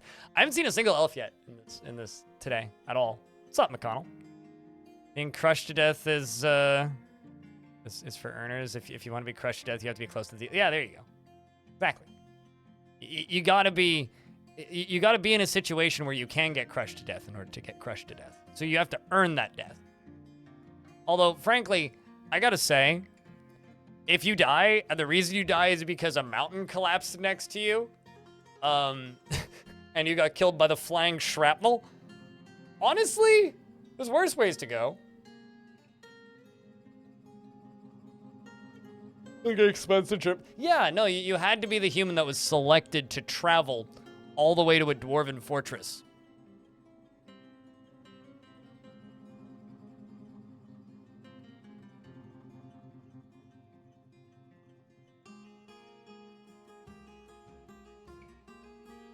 Just because you also died in the process, you know, that's a shame, but kind of inevitable at a point. Alright, so I'm gonna do a couple little trades. I'm doing this to increase the trading ability.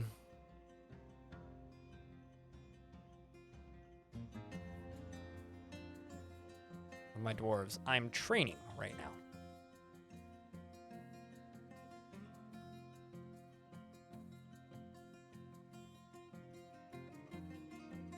Need some of that appraisal skill.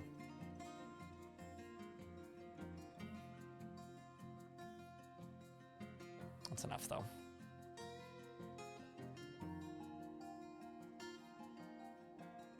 Trade. Done.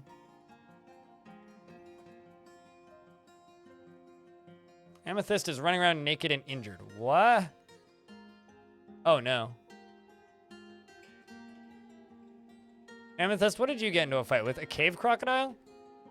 Why? Okay, let's double check something. What's my cloth supplies looking like? I think everybody needs a fresh set of clothing.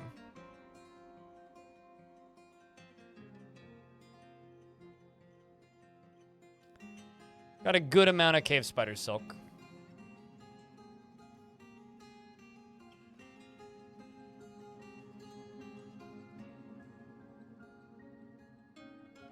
A decent amount of cloth. I need a fully clothed dwarf. What you're wearing. Gonna go up to here, and we are going to make a couple more clothing shops, because the...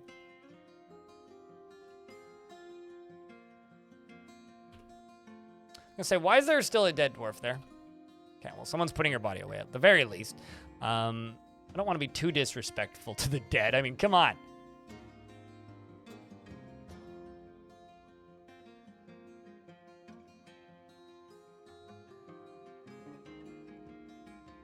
So let's say silk dress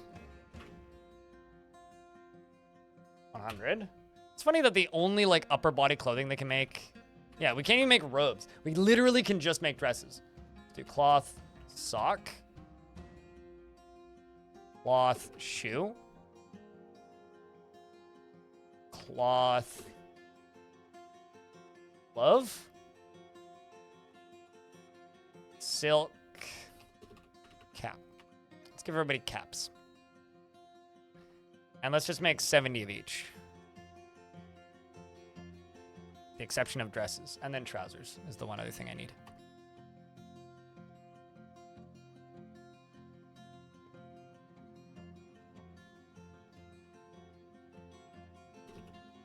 Silk trousers.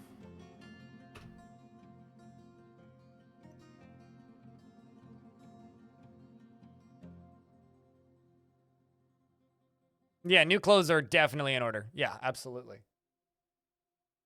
100%. Speaking of 100%, I'm also going to lock my turkeys into here so that they can make eggs and babies. God, there's more fighting happening? Are they all just fighting with this cave crocodile? That's literally what's happening. Okay, wow. I'm Indestruct is fighting with the cave crocodile. Punch it! That's, the poor crocodile is just sitting here vomiting. Kick its ass! You can get him. Fish cleaner punches the crocodile in the mouth with the right hand, and the injured part explodes. That's a big mouth. Wait, did the hand explode or the mouth explode?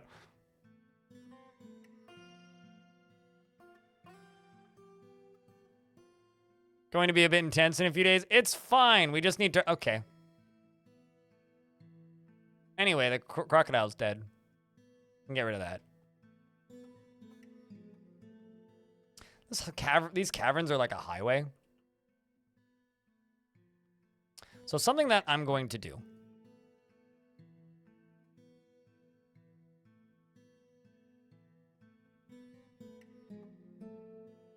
Where am I for it exactly? Right about here, right? Yeah, okay.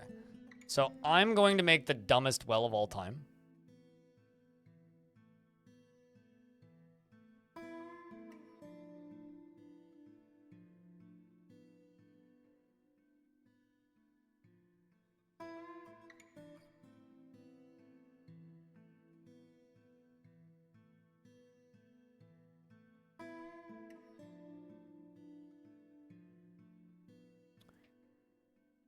Then what I'm going to do is I'm going to go all the way up to here.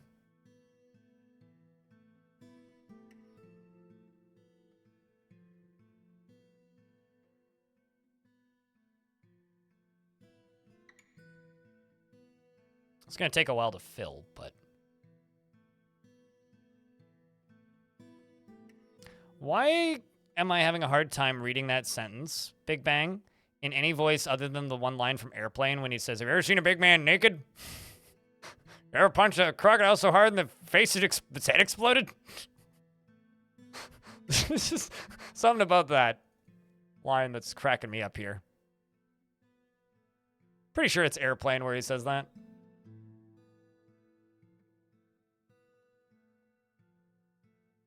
Okay, actually, no, I have to do this slightly to the left.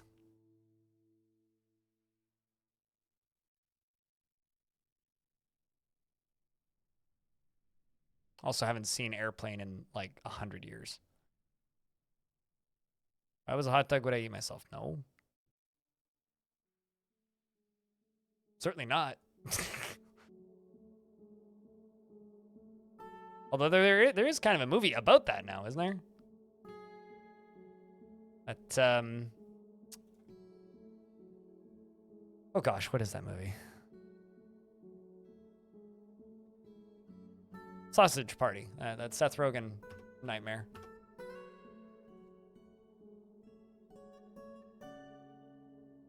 Well, the good news is I'm going to end up with a whole bunch of decent doctors.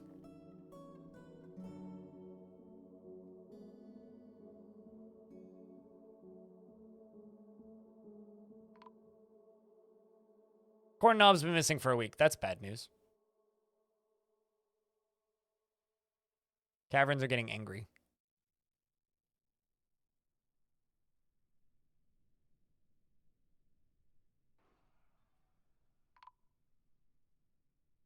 Found Corn Knob dead.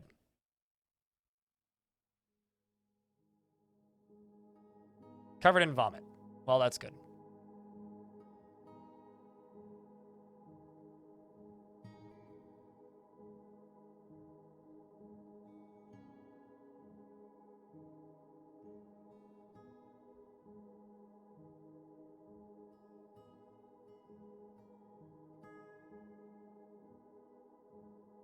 So once this trench is fully dug, I'm then going to channel through the end here and let it go fill this up. And then I'm going to build a well up above this is what I'm going to do. Got a bath before they died. That's what it is. It's a bloody shame, though.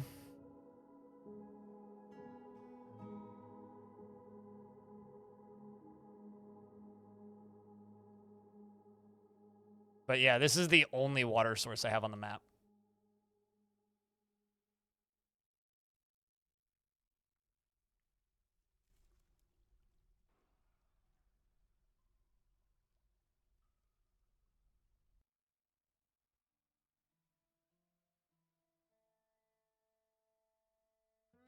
Which I'm well aware that this is going to make it very easy for things to get into the fort. But, you know, kind of part of the fun of it.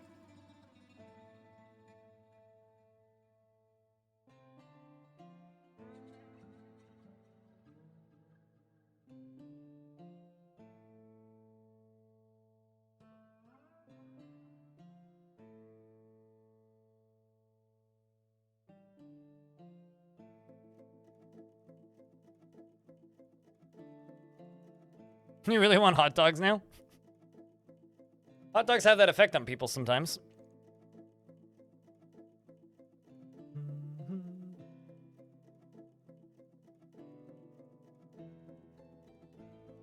So what I'm going to do, actually, I think is underneath this, I'm going to install a drawbridge. And so I'll have an open and shut switch for this. We'll leave it shut most of the time, and then sometimes we'll open it.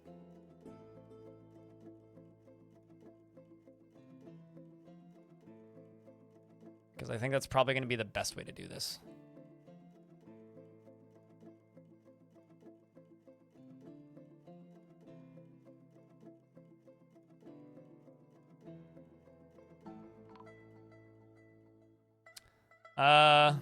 Bunch more people were tantruming, and Frozen Leaf's been found dead.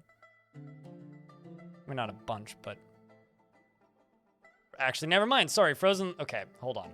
I need to get my military patrolling the caverns, I think. Because there is giant cave toads everywhere killing my dwarves.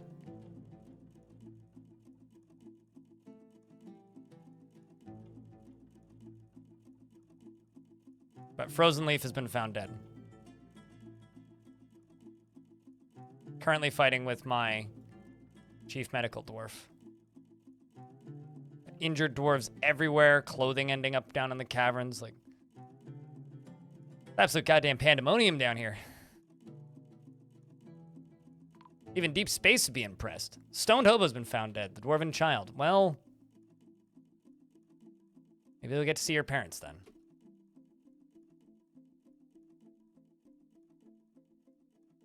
Think I need more coffins. Yes, I do.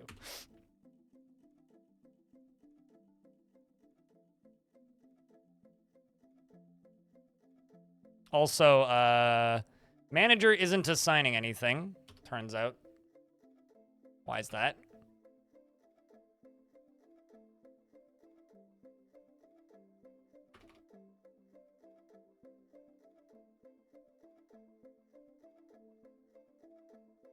Oh. Okay. Sometimes even I have smart moments. Like when I lock a bunch of dwarves in a room while building a thing. Because I forgot to remove a piece for a door. Some migrants have arrived despite the danger. Leave! This is a bad place. You don't want to live here. Guy running this fortress is an absolute idiot. Okay, let's see if I can throw a friggin' well in here. More accurately, guy running this fortress is tired.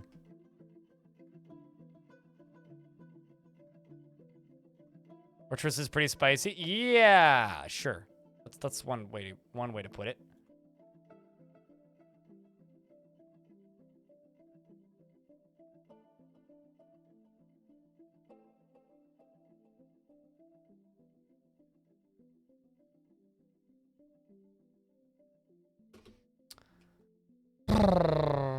Don't mind this. This is all normal. Merchants will be leaving soon. Yeah, that's fine.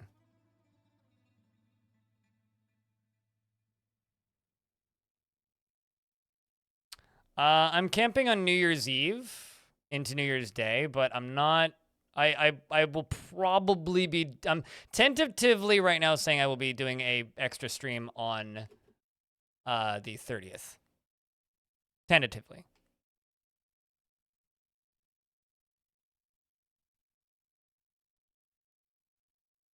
Tomorrow's gonna be a crazy day at work. Alrighty. If Cat Dodger can make it through.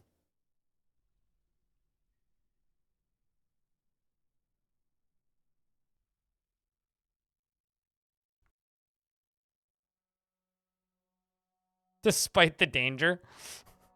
Merchants wish they could depart sooner, because of the danger.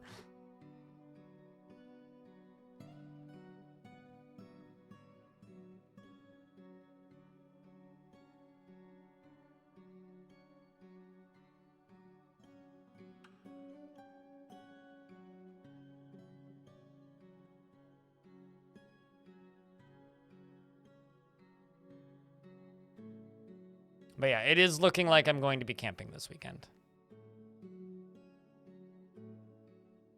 Actually, you know what?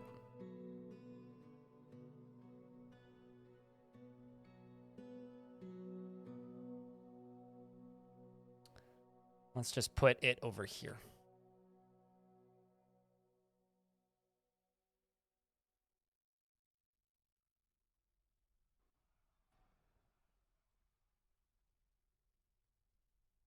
Manager is sleeping. I don't blame you.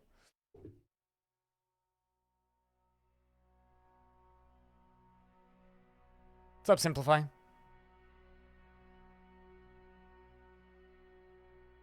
How so? What makes you illiterate for Twitch chat?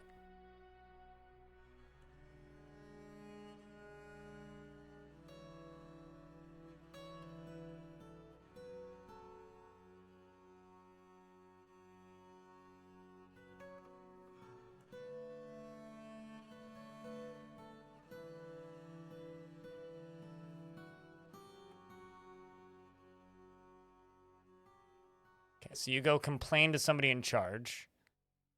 Run down here. You run back up there. All right, that's it. Rare Candy, you're getting demoted.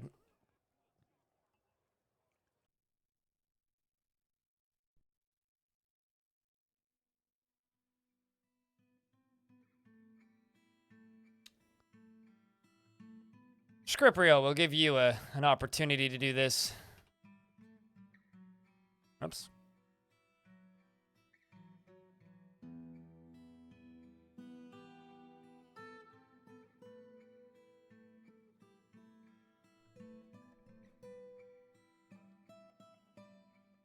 And you immediately go sleep. God damn it.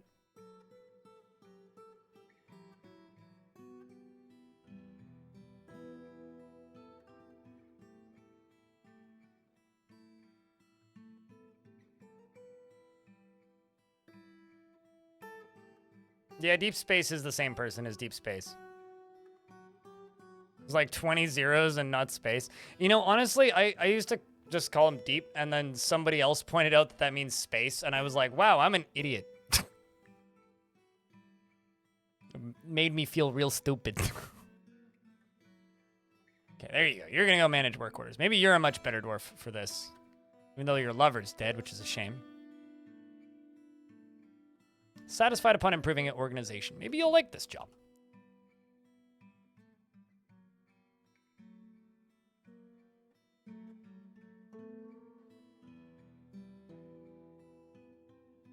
Did you cancel work orders? Okay,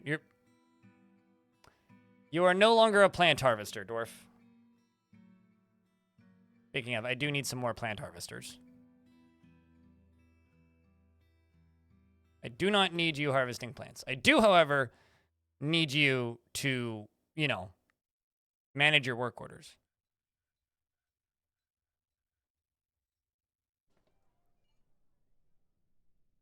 There we go. A bunch of these are working now. Sweet. Not all of them, just a bunch of them. Right. This whole thing is still open.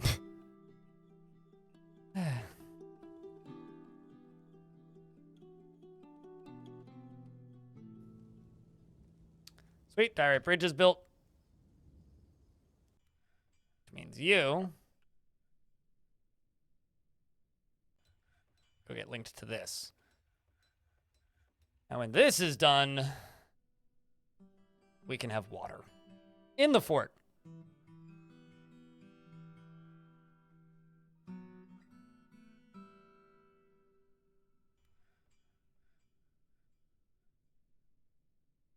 Into lava.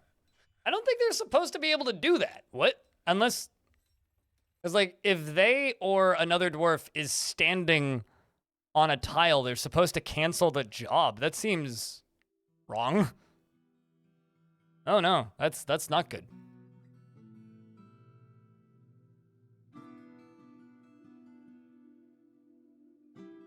Like, not good at all.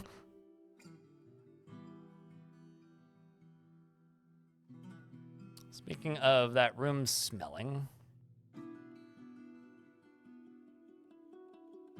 Well, it looks like we're getting peahens first.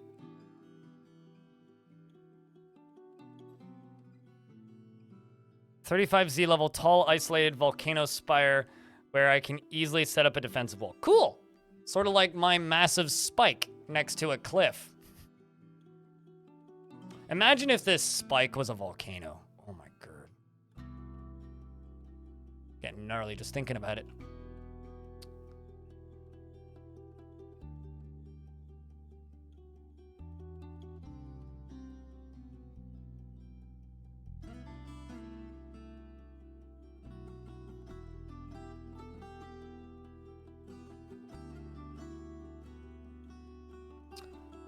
Work orders.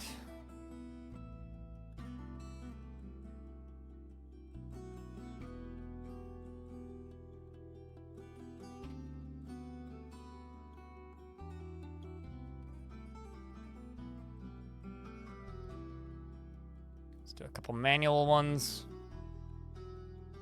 Dwarf hasn't committed any more crimes yet.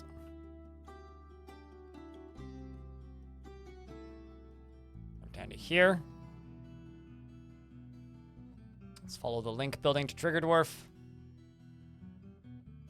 Okay, you are running back up.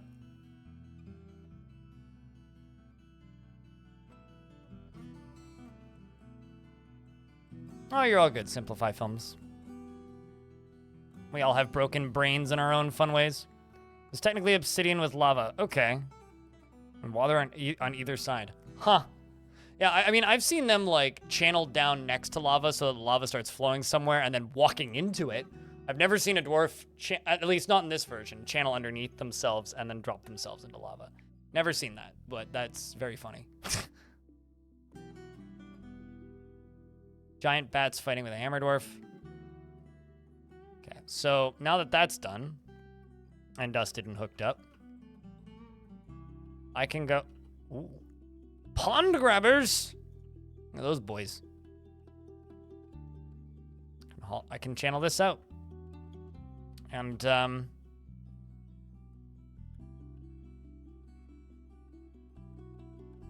just put a block on this, go down to all this, and just forbid everything down here. It's fine.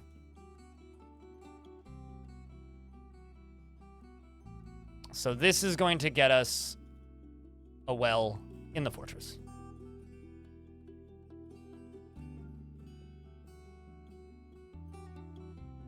How to build a throne room in the center of the top so that you can make it into a mountain home? Yeah, no, totally. Be a badass mountain home, too.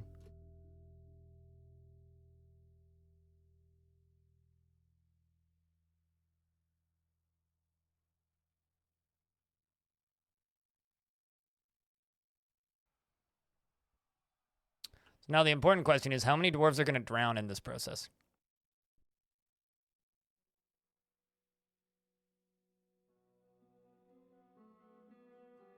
I mean, obviously, hopefully none, but...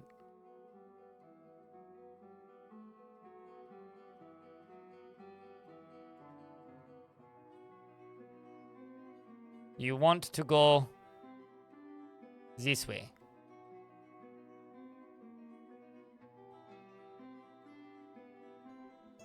Three? I think none. Pretty sure none. And once this is done draining into here, this well will be operational. I'm going to make this well look not like garbage. Going to put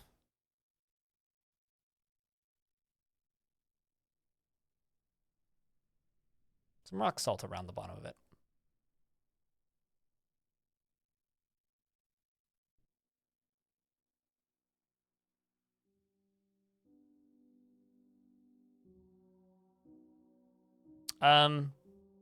Nothing of value, generally.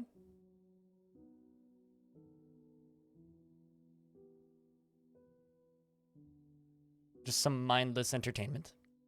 What's happening with you?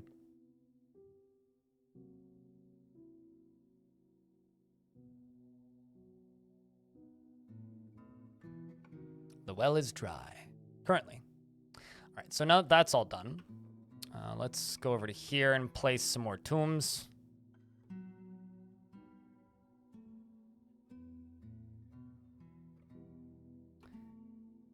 And I'm going to go up to that layer that I just carved out, which is up here somewhere. There it is. And let's go around the edge and start making olivine walls again.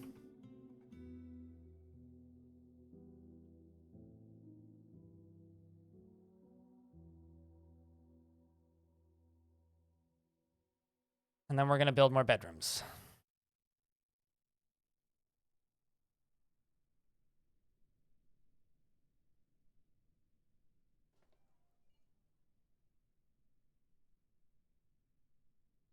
It's been a fun fort, though. Very entertaining. Lots of shenanigans. A little bit of challenge for myself, too, just letting things go like this and having to recover it.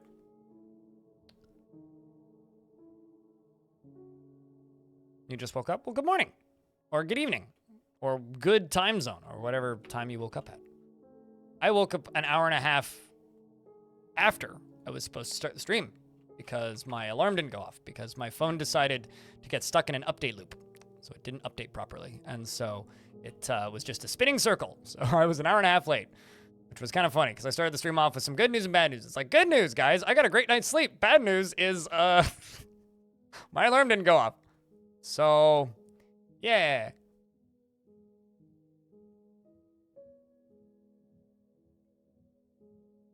Okay, I wish I had a good excuse for being late. Nope.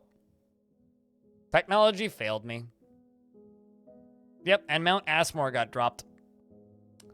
We finally dropped that booty.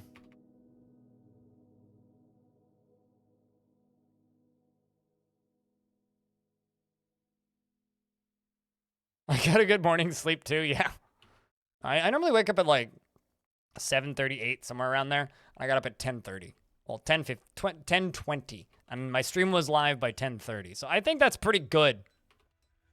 Mount Asmore. Yeah, we had the giant mountain that looked like a butt. Which now, if you look at the mini map, is just an imprint of a butt on the ground because I dropped it here. That's why there's boulders everywhere.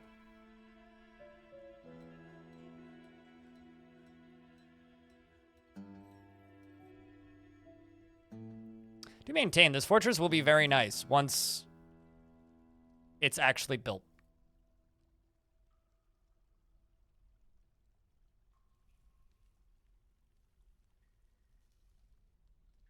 Okay, we're stuck in an ad break, so I will just sit here and assign things.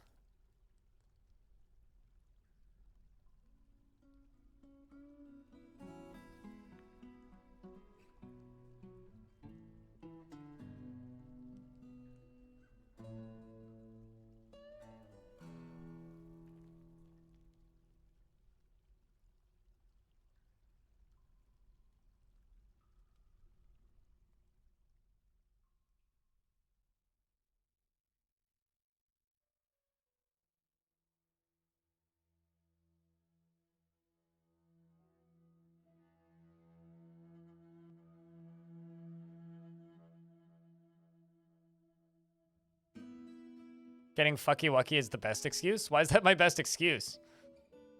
I would have much preferred to be live at normal time. I woke up and according to Elfie Bean, chat was trying to complete a summoning ritual. But, I mean, honestly, it's pretty bad because, like, it's not often that I don't go live on time and my computer was turned off. And my phone was down, meaning I was completely offline. So it's not like anybody could call me.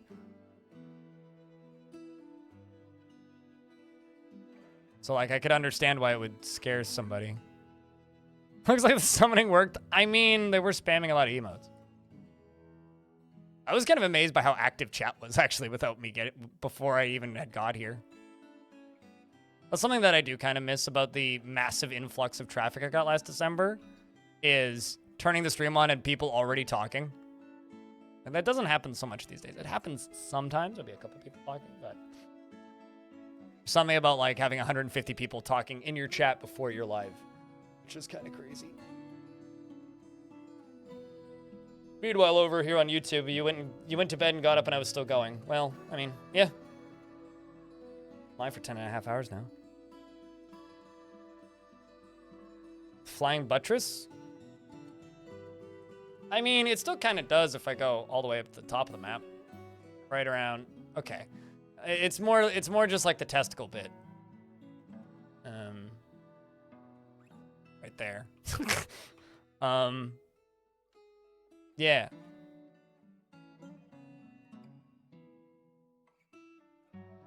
Yeah, I mean, some of my mods even have my phone number, right? For that reason. Mount Everest. Everbreast. Mm-hmm. I like it.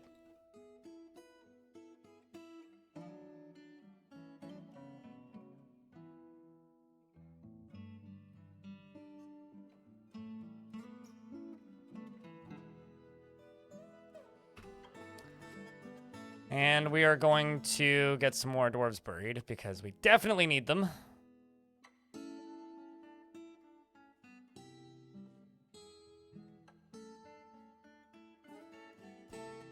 Get these teeth out of here, even though that dwarf is still alive.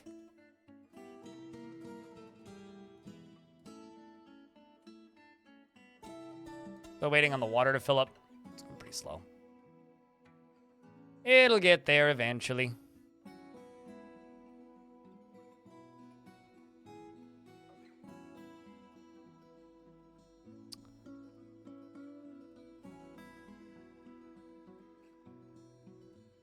We're just making olivine blocks.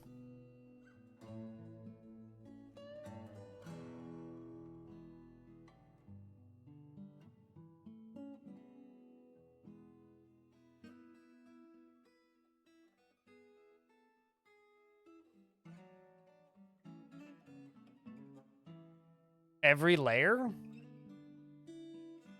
There isn't hundreds of things that you can make in Dwarf Fortress, so I don't know how I would utilize every layer. I tend to build my fortresses a little bit more flat than I would if I was playing on my own time. Purely because if I was playing on my own time, I wouldn't have an audience of people watching. So it would be much more reasonable to say, not worry about if my forts are easy to follow. But I usually try and build my forts in such a way so that they're pretty easy for the audience to follow. This is just me saying screw it and just building olivine blocks.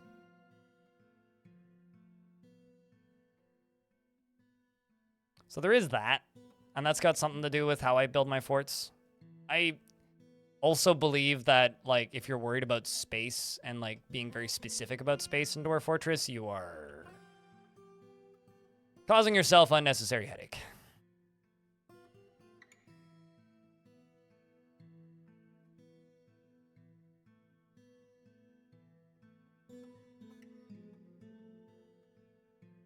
Well, I was just calling it Tit Mountain, which I thought was pretty funny, but Everbreast is pretty good, I'll admit.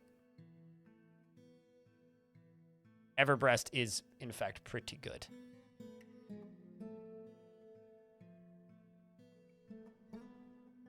Let's get that moved. Let's get that moved. And that moved. Okay, cool. Now, make some rock salt squares. 2 of them. And these are going to become bedrooms.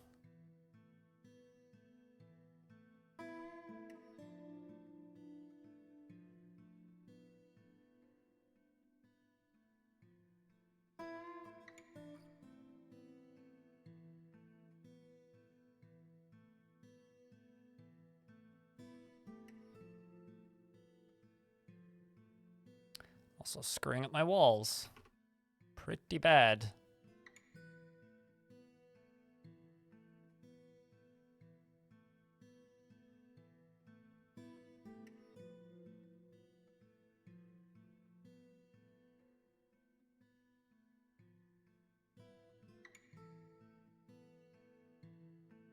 Got ducks growing up. What do I have for blocks? Dude, diorite floors.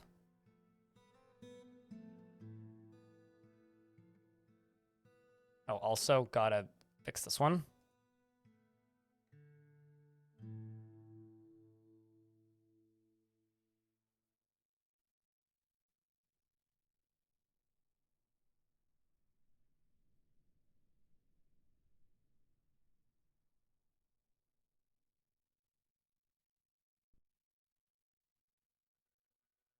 Let's go up here. Some more rock salt.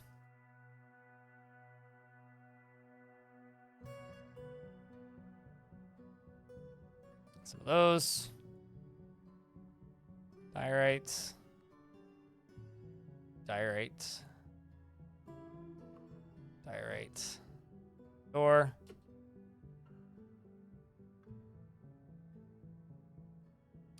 Diorite.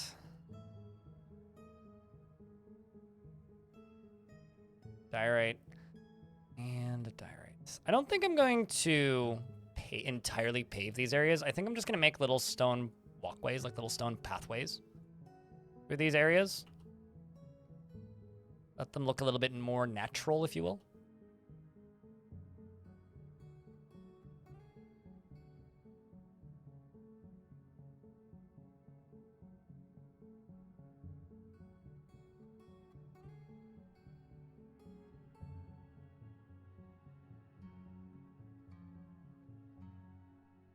Also, utilizing every single layer of a fortress would get really fiddly when you get to the underworld. Now that I'm thinking about it, I'm still like thinking about that question. It's like, yeah, that would be a pain. Actually, like not something I would want to deal with. So if you're literally saying every layer, yeah, I don't know if that would even be doable. But why do you ask specifically? Such an oddly specific question.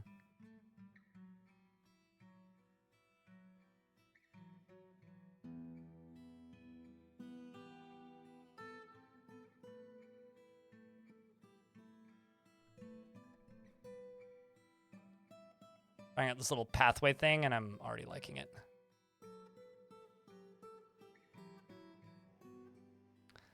Vile Force of Darkness has arrived and are seeking parlay. Well, chat, sometimes I have to leave it on a cliffhanger. I've been streaming for almost 11 hours. My tummy's hungry. And I'd like to try and get some video editing done tonight. So, the threats are growing and becoming stronger. I can tell you for fact, I don't think we'd win that fight. But, we caught 2 forgotten beasts. Many dwarves died. There's still blood on the front door. We set up minecarts. We built a giant... we continued working on the giant tower. We built a schwanky prison at the top of the tower. We expanded many rooms. We have a mayor now.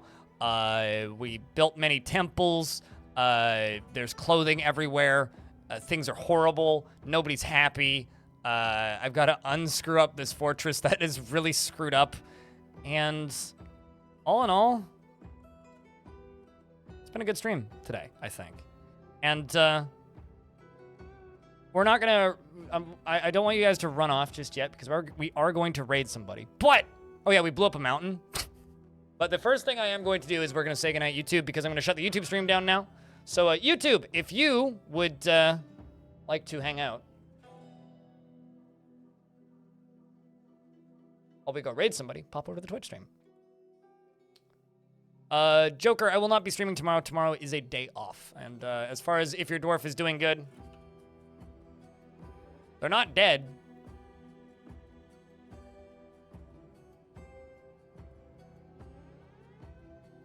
So that's about the best situation you could be in right now in this fort. But we're going to save and return to the title menu. So good night, YouTube. We will see you guys on Tuesday, if not earlier. You know, cutest, I am going to do that, but I'm also going to ask you something nicely real quick.